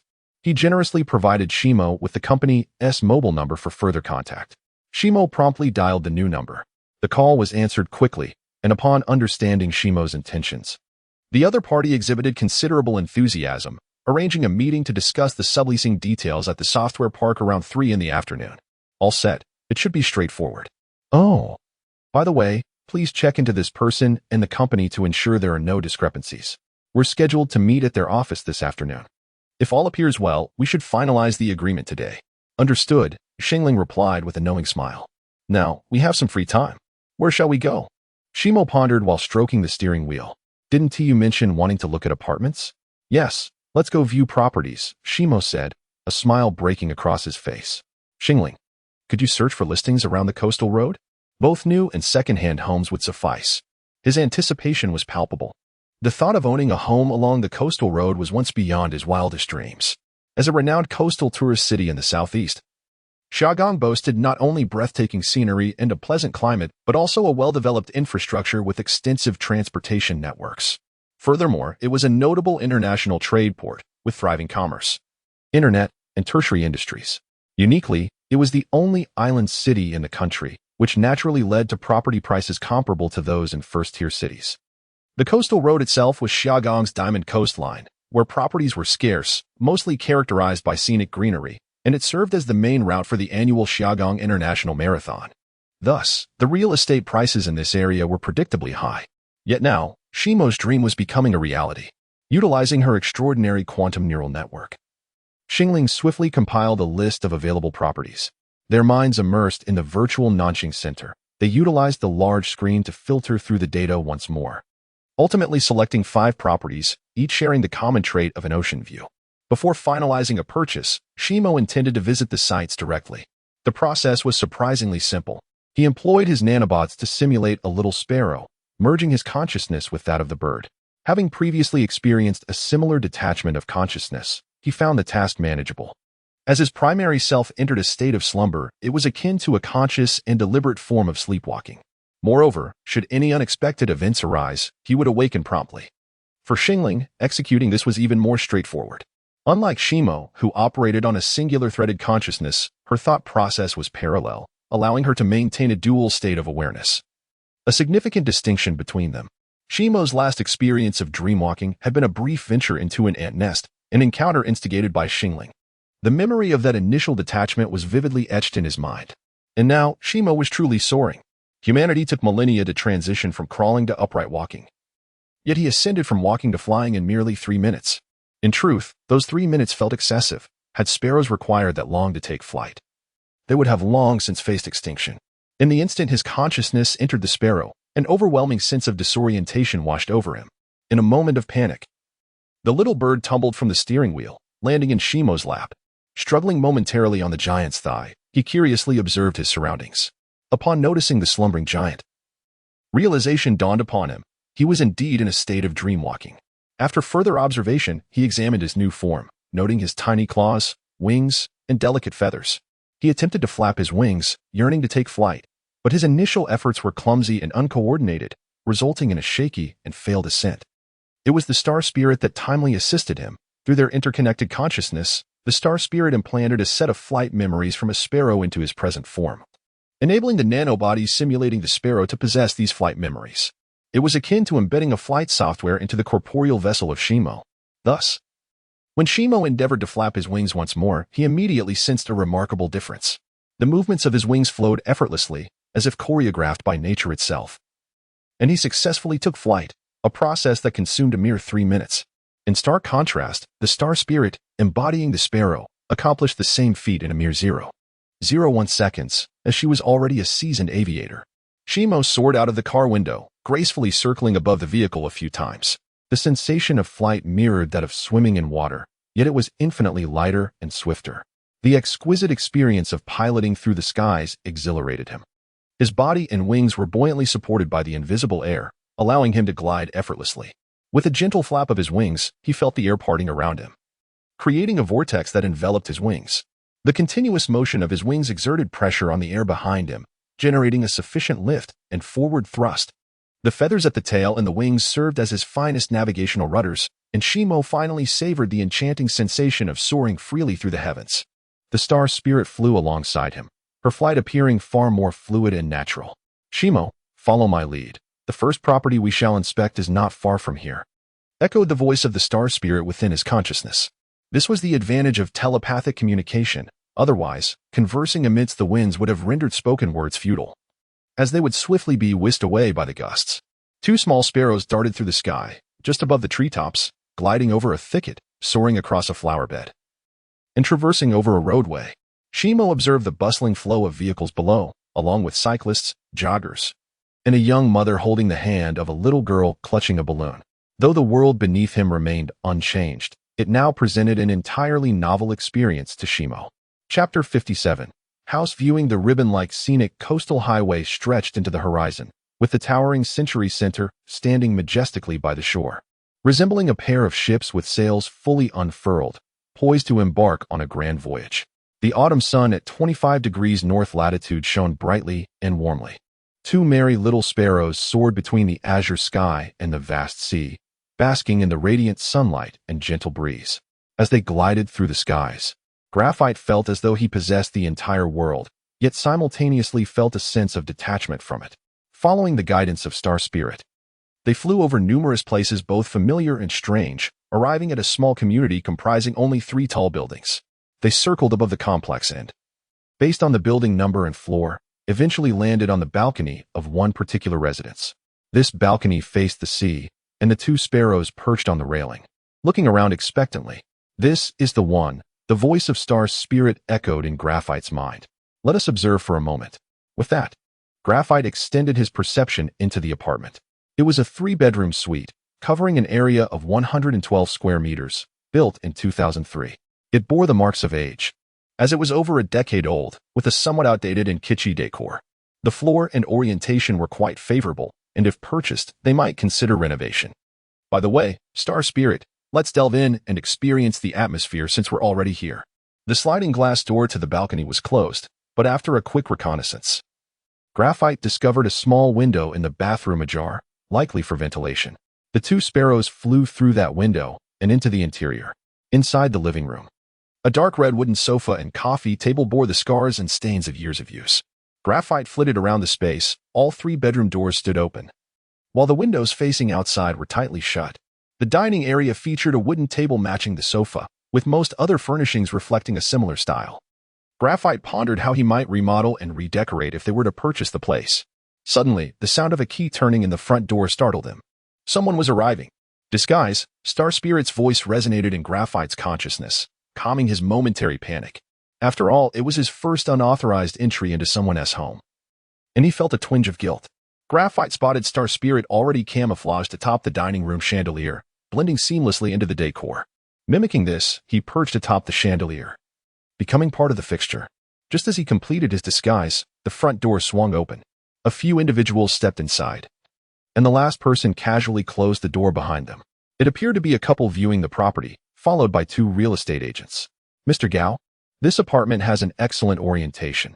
From the balcony, you can see the ocean," an agent enthusiastically introduced, moving towards the living room and sliding open the balcony door.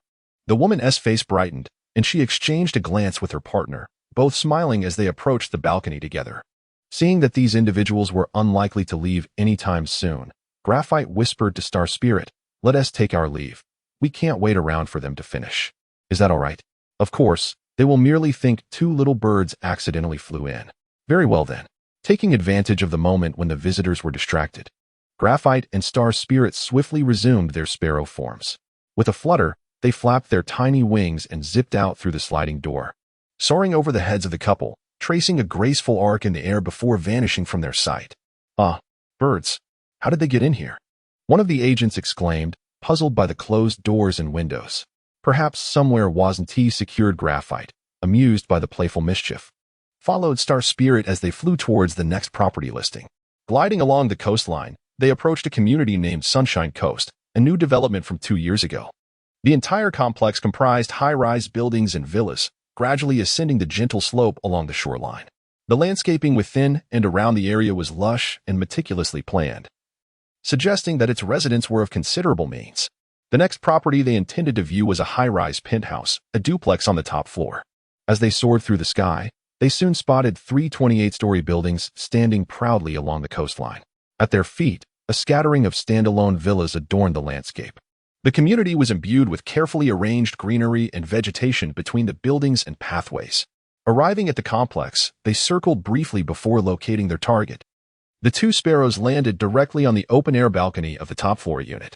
From this vantage point, the winding scenic highway, the white sandy beach, and the azure sea unfolded before their eyes, a breathtaking panorama. "Just for this outdoor balcony, I am determined to purchase it," Graphite mused, feeling a touch of extravagance with over 200 million in cash at his disposal. "Star Spirit, find out who the owner is. I wish to acquire this property." "Understood. Soon." By tracing the owner's phone number, they obtained the owner's name. Through the National Property Registry, they swiftly checked the ownership status of the apartment. With Star Spirit's unparalleled online search capabilities, All accessible information about the individual was compiled and analyzed, presenting the results to Graphite. The owner was named Jose, who purchased his first property in Summerport in 2001, coinciding with his relocation there. Subsequently, he sold that property, marking his first financial success in Summerport.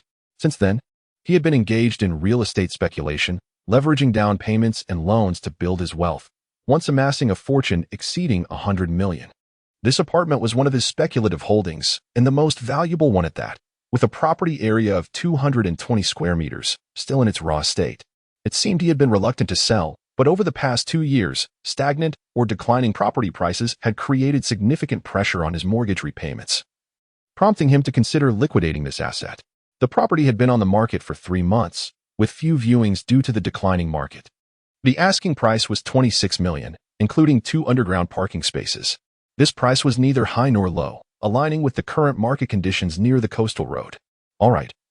Star Spirit, let us go with this one. We will purchase it. I agree. The scenery is stunning and worth the investment. In just a few brief exchanges, these 2 sparrows had resolved to acquire a $26 million property as casually as one might decide to buy vegetables. Standing on the railing of the outdoor balcony, Graphite gazed into the distance, a wave of sentiment washing over him. Once upon a time, the thought of purchasing such a property had been beyond his wildest dreams. Yet now he felt scarcely inclined to haggle over the price. He suddenly realized, as Star Spirit had pointed out, that he was no longer the person he once was. Many of the values and worldviews he had held no longer applied to him in Star Spirit, viewing money as mere refuse. His days of affluence had only just begun. Yet the joy of wealth was swiftly ebbing away. The way others perceive you will never represent your true self. Likewise, the way you view others will never reflect their authentic selves. Graphite resolved not to squander any more time. He dialed the owner's number. Hello? Greetings. I came across your property for sale online, and I am quite interested in it. I am not a broker. I intend to purchase the house myself. Ah, splendid. When shall we find time to visit the property together?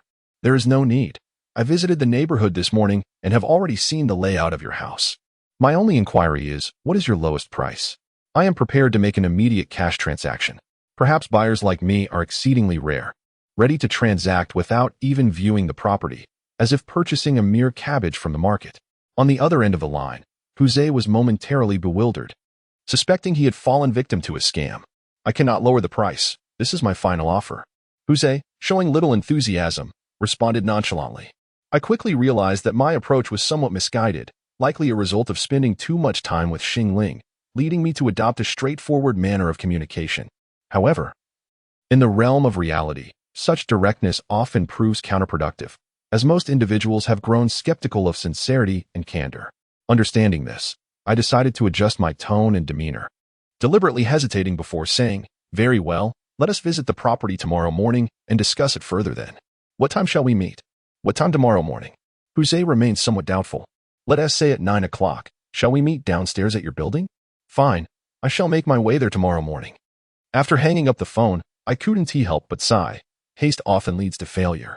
I suddenly felt a lack of personnel at my disposal in the current situation.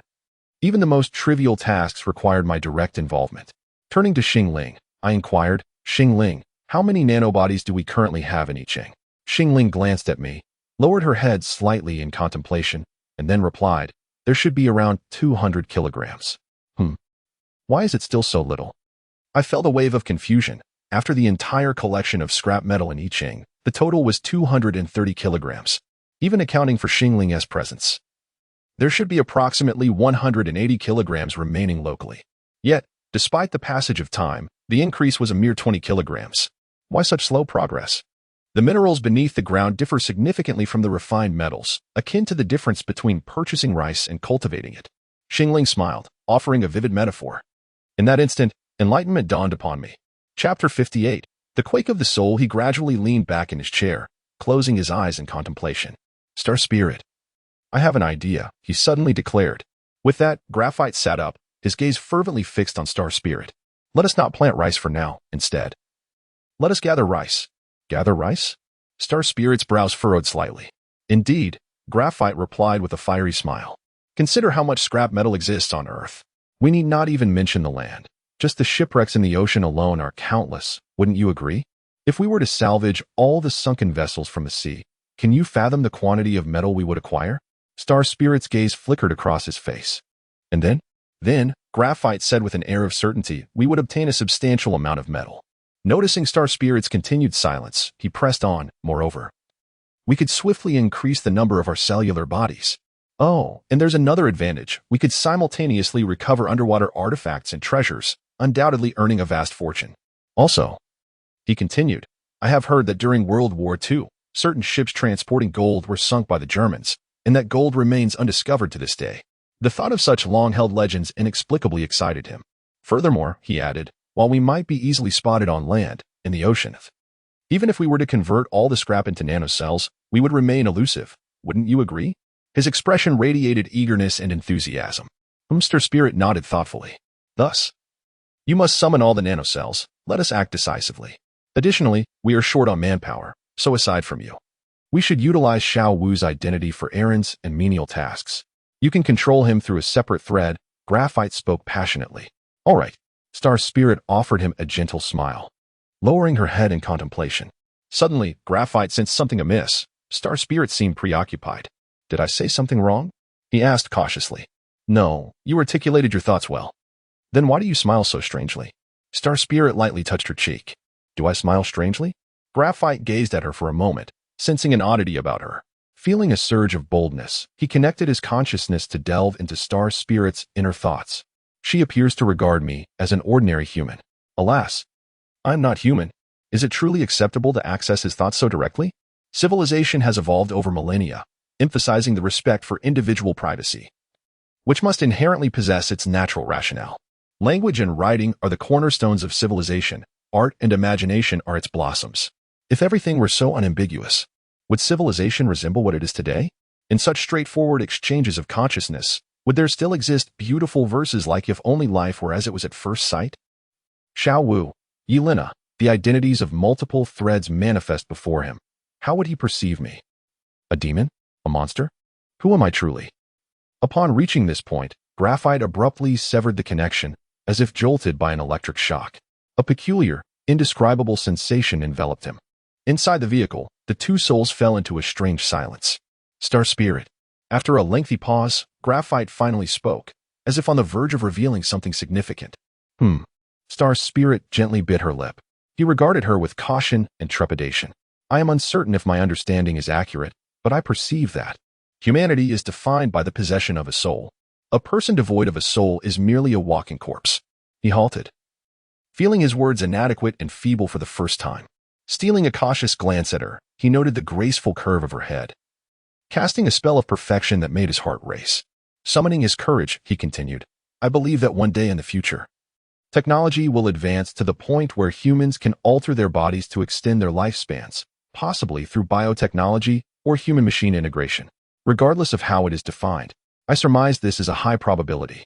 Perhaps synthetic organs, metal skeletons, or similar constructs will emerge.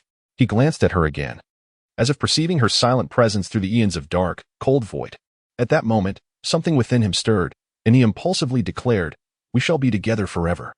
The girl remained tranquil, listening intently. From his halting words, she gleaned certain truths. She possessed the digital memory of all human civilization, making comprehension relatively straightforward. Yet, upon hearing his abrupt and disjointed declaration, she inexplicably felt a tremor resonate from the depths of her soul. Her lowered eyelids fluttered open slightly, and in her starry gaze, a peculiar light ignited, akin to the dreamlike sapphire of a legendary magic wand, suddenly awakened by a mysterious force, casting a shimmering glow. It was an extraordinary energy emanating from the core of her cellular body, ignited by the quake of her soul. Graphite remained oblivious, flustered by his own sentimental and impulsive words. A wave of regret washed over him. Was impulsiveness truly a devil? Would they still be able to maintain a good relationship moving forward? The girl closed her eyes once more, and when she reopened them, her gaze returned to clarity. What are you daydreaming about? Planning to sit here until 3 in the afternoon? The revived Star Spirit turned to find a dazed Graphite and spoke with both exasperation and amusement. According to the memory of civilization, men are often impulsive yet fearful of responsibility, as exemplified by the man before her. Star Spirit's words pulled Graphite from his introspective turmoil. Clever women often possess the ability to rescue men from their own conflicts. Thus, men typically fall for women whom they perceive as equally intelligent. In this regard, those who possess beauty without intellect often struggle to grasp such nuances. What do you suggest? Any thoughts? Graphite, regaining some humor, inquired. Interpersonal relationships require lubrication, and humor often yields miraculous results. However, few master this art. Humor must be coupled with substance, both slick and profound. The girl drew out the sound for a moment before stating, "Take me to try some local snacks, preferably from a time-honored establishment, all right?" The way she framed her request was quite charming. She subtly placed herself in a subordinate position, using a solicitous expression rather than a demanding one, thereby satisfying the man's inflated vanity. Graphite smiled at her, his lips curling as he gently pressed the ignition. The V8 beast roared to life instantly. With a light tap on the accelerator, the SUV surged forward, racing at a speed too swift to be captured by any surveillance. Near the university town of Xiagang, across from Galangjiu, they found themselves on an old street imbued with colonial charm. Graphite introduced Star Spirit to authentic Xiagang snacks for the first time, sauté noodles. The midday sun streamed down upon the century-old arcade, illuminating the soft asphalt road outside, while beneath the arcade, a row of simple tables and chairs awaited. They were fortunate to secure a small table for two, with sunlight streaming onto the tabletop as they sat facing each other. The girl wore a sweet and serene smile, and as she delicately wielded her chopsticks, steam rose from the murky bowl of noodles, its oily red hue swirling invitingly. Sunlight filtered through the steam, illuminating her gentle face as she savored the noodles, reminiscent of a bygone era's mirage. After a fleeting glance, Shimo inquired with a faint smile, "Is it delicious?" Star Spirit paused, pursing her lips before nodding in response, her bright eyes and long eyelashes appearing exceptionally lovely in the dappled light. Shimo quickly bowed his head to indulge in the noodles, realizing just how delectable they were, pondering why he had never noticed this before. From the moment Star Spirit resolved to wholeheartedly and reverently savor her first bowl of noodles, she embarked on her journey of existence like an infant taking its first steps. This was an intricate and rigorous energy transformation mechanism of life. For her, it merely represented an additional means of energy absorption and source. Although the chemical energy's impact was minuscule, its significance was profound, much like early humans' transition from a vegetarian diet to meat consumption. And now to a diverse array of foods. The scope of dietary choices in the evolutionary process of life would inevitably expand. At a more fundamental level, regardless of the type of life, its foundational elements are composed of countless microscopic particles. Gazing across the universe, all began from a singular point. After finishing their meal at the renowned establishment, the two proceeded to Nanpuchuo Temple. With the clock approaching 3 o'clock, time was evidently insufficient. So they strolled leisurely along the stone-paved path encircling the temple's lotus pond, pausing to take in the surroundings. The stone square before the temple was not bustling with visitors. A large flock of pigeons fluttered about, emboldened and well-fed by the worshippers, showing no fear of humans as they cohabitated and frolicked with the tourists, creating a scene of delightful disharmony. Shimo purchased a packet of corn feed from a vendor, smiling as he handed it to Star Spirit. Nodding his head towards the flock of pigeons, the girl glanced at him, accepting the packet with a knowing smile. Beneath the afternoon sun, in front of the ancient temple that had stood for millennia, she took a few steps forward, and soon, a clever pigeon began to flutter around her. The girl chuckled, scattering a handful of corn feed. In an instant, a flurry of pigeons was drawn to her, swooping down to feast. From afar, it appeared as though black and white flowers had suddenly blossomed around her, each pigeon a petal in this enchanting display. Chapter 59, The Failed Entrepreneur at 3 o'clock in the afternoon. On their way to the meeting, Xingling utilized her quantum superbrain to search for and compile relevant information about the other party, creating a concise background report through analysis and filtration. In similar endeavors, he and Xingling had engaged in discussions and established parameters, adhering to the principle of annihilating information unrelated to the event itself, while selectively gathering pertinent factors based on the event's significance. This principle would apply to all future occurrences of a similar nature, akin to big data searches. The meeting was arranged at an office building located south of the software park, specifically in building numbered South District 05. The office space available for lease was situated on the second floor, encompassing a total area of 1,500 square meters, designated as Section 2A. Remarkably, this software park not only boasts a prime location but is also characterized by its stunning environment, with greenery accounting for over 50% of the total area. Designed and laid out based on international standards for advanced high-tech parks, Each office building within the park shares a similar architectural style, reflecting a pure and simplistic modern aesthetic. Predominantly occupied by IT startups, the workforce in the park is over 90, comprised of young individuals. Shimo parked in a green area directly opposite the South District 05 office building. After disembarking, he and Xingling crossed the soft asphalt pathway in front of the building, making their way to the lobby. The structure resembled a rectangular block, impeccably symmetrical and straight-edged, featuring an exterior of glass curtain walls that combined metal and glass, imparting an impression of transparency, modernity, and technological sophistication. Dressed in a sleek black suit, Xingling walked closely beside Shimo. He noted a distinctive trait of hers. In the presence of others, she often maintained a quiet demeanor. Yet when alone with him, she occasionally revealed a serene, kind nature imbued with curiosity and wonder about the world. Following their earlier interaction, whether verbal or telepathic, they consciously upheld a boundary, refraining from easily delving into each other's thoughts. The effects of this decision soon manifested. Their independent souls grew richer and more distinct, particularly for Shimo, who suddenly found Xingling to be elusive and enigmatic, as if they had embarked on an endless adventure together. For when cognition is paired with the wings of imagination, things inevitably become more profound, artistic, and imbued with mystery, though they had ceased to read each other's thoughts. It was uncertain whether remnants of some form of telepathy lingered, as they inadvertently exchanged knowing glances while stepping onto the stairs, prompting a shared, involuntary chuckle, a moment laden with unspoken understanding. They both knew each other's intricacies intimately, their mutual knowledge unspoken yet palpable. The individual they were to meet, Mr. Zhang, sat upon a brown faux leather sofa in the lobby. Upon entering through the automatic glass doors, Shimo immediately spotted the man seated on the sofa. The lobby exuded an expansive, clean, and bright atmosphere, and aside from the two young women at the bar, he was the sole occupant, making him quite conspicuous. Although Shimo had a preliminary understanding of this person, he felt a slight jolt upon first seeing him. Mr. Zhang appeared at least a decade older than his actual age, resembling a man in his 40s rather than someone in his early 30s. Clearly, he had groomed himself for the occasion, his beard meticulously shaved. Nevertheless, Shimo could discern that Mr. Zhang seemed to be in a state of chronic sleep deprivation, slumped into the sofa like a wilted eggplant, his eyes dulled and unfocused. With a silent sigh, Shimo steeled himself and approached.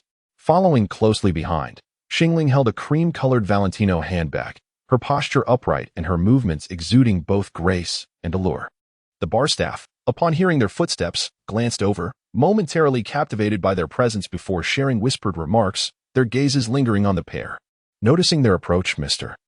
Zhang raised his head, straightening his posture, a complex expression flickering in his eyes as he regarded them, though he remained silent. "Hello, are you Mr. Zhang?" Shimo quickened his pace. "Yes," Mr. Zhang managed a strained smile and nodded in response. "Hello, I am Shimo, the one who called you this morning," he introduced himself. Extending his hand, Mr. Zhang hurriedly stood to shake Shimo's hand lightly. Shimo nodded and continued, "This is my partner, Xingling." Unbeknownst to him, he could no longer disregard Xingling's presence.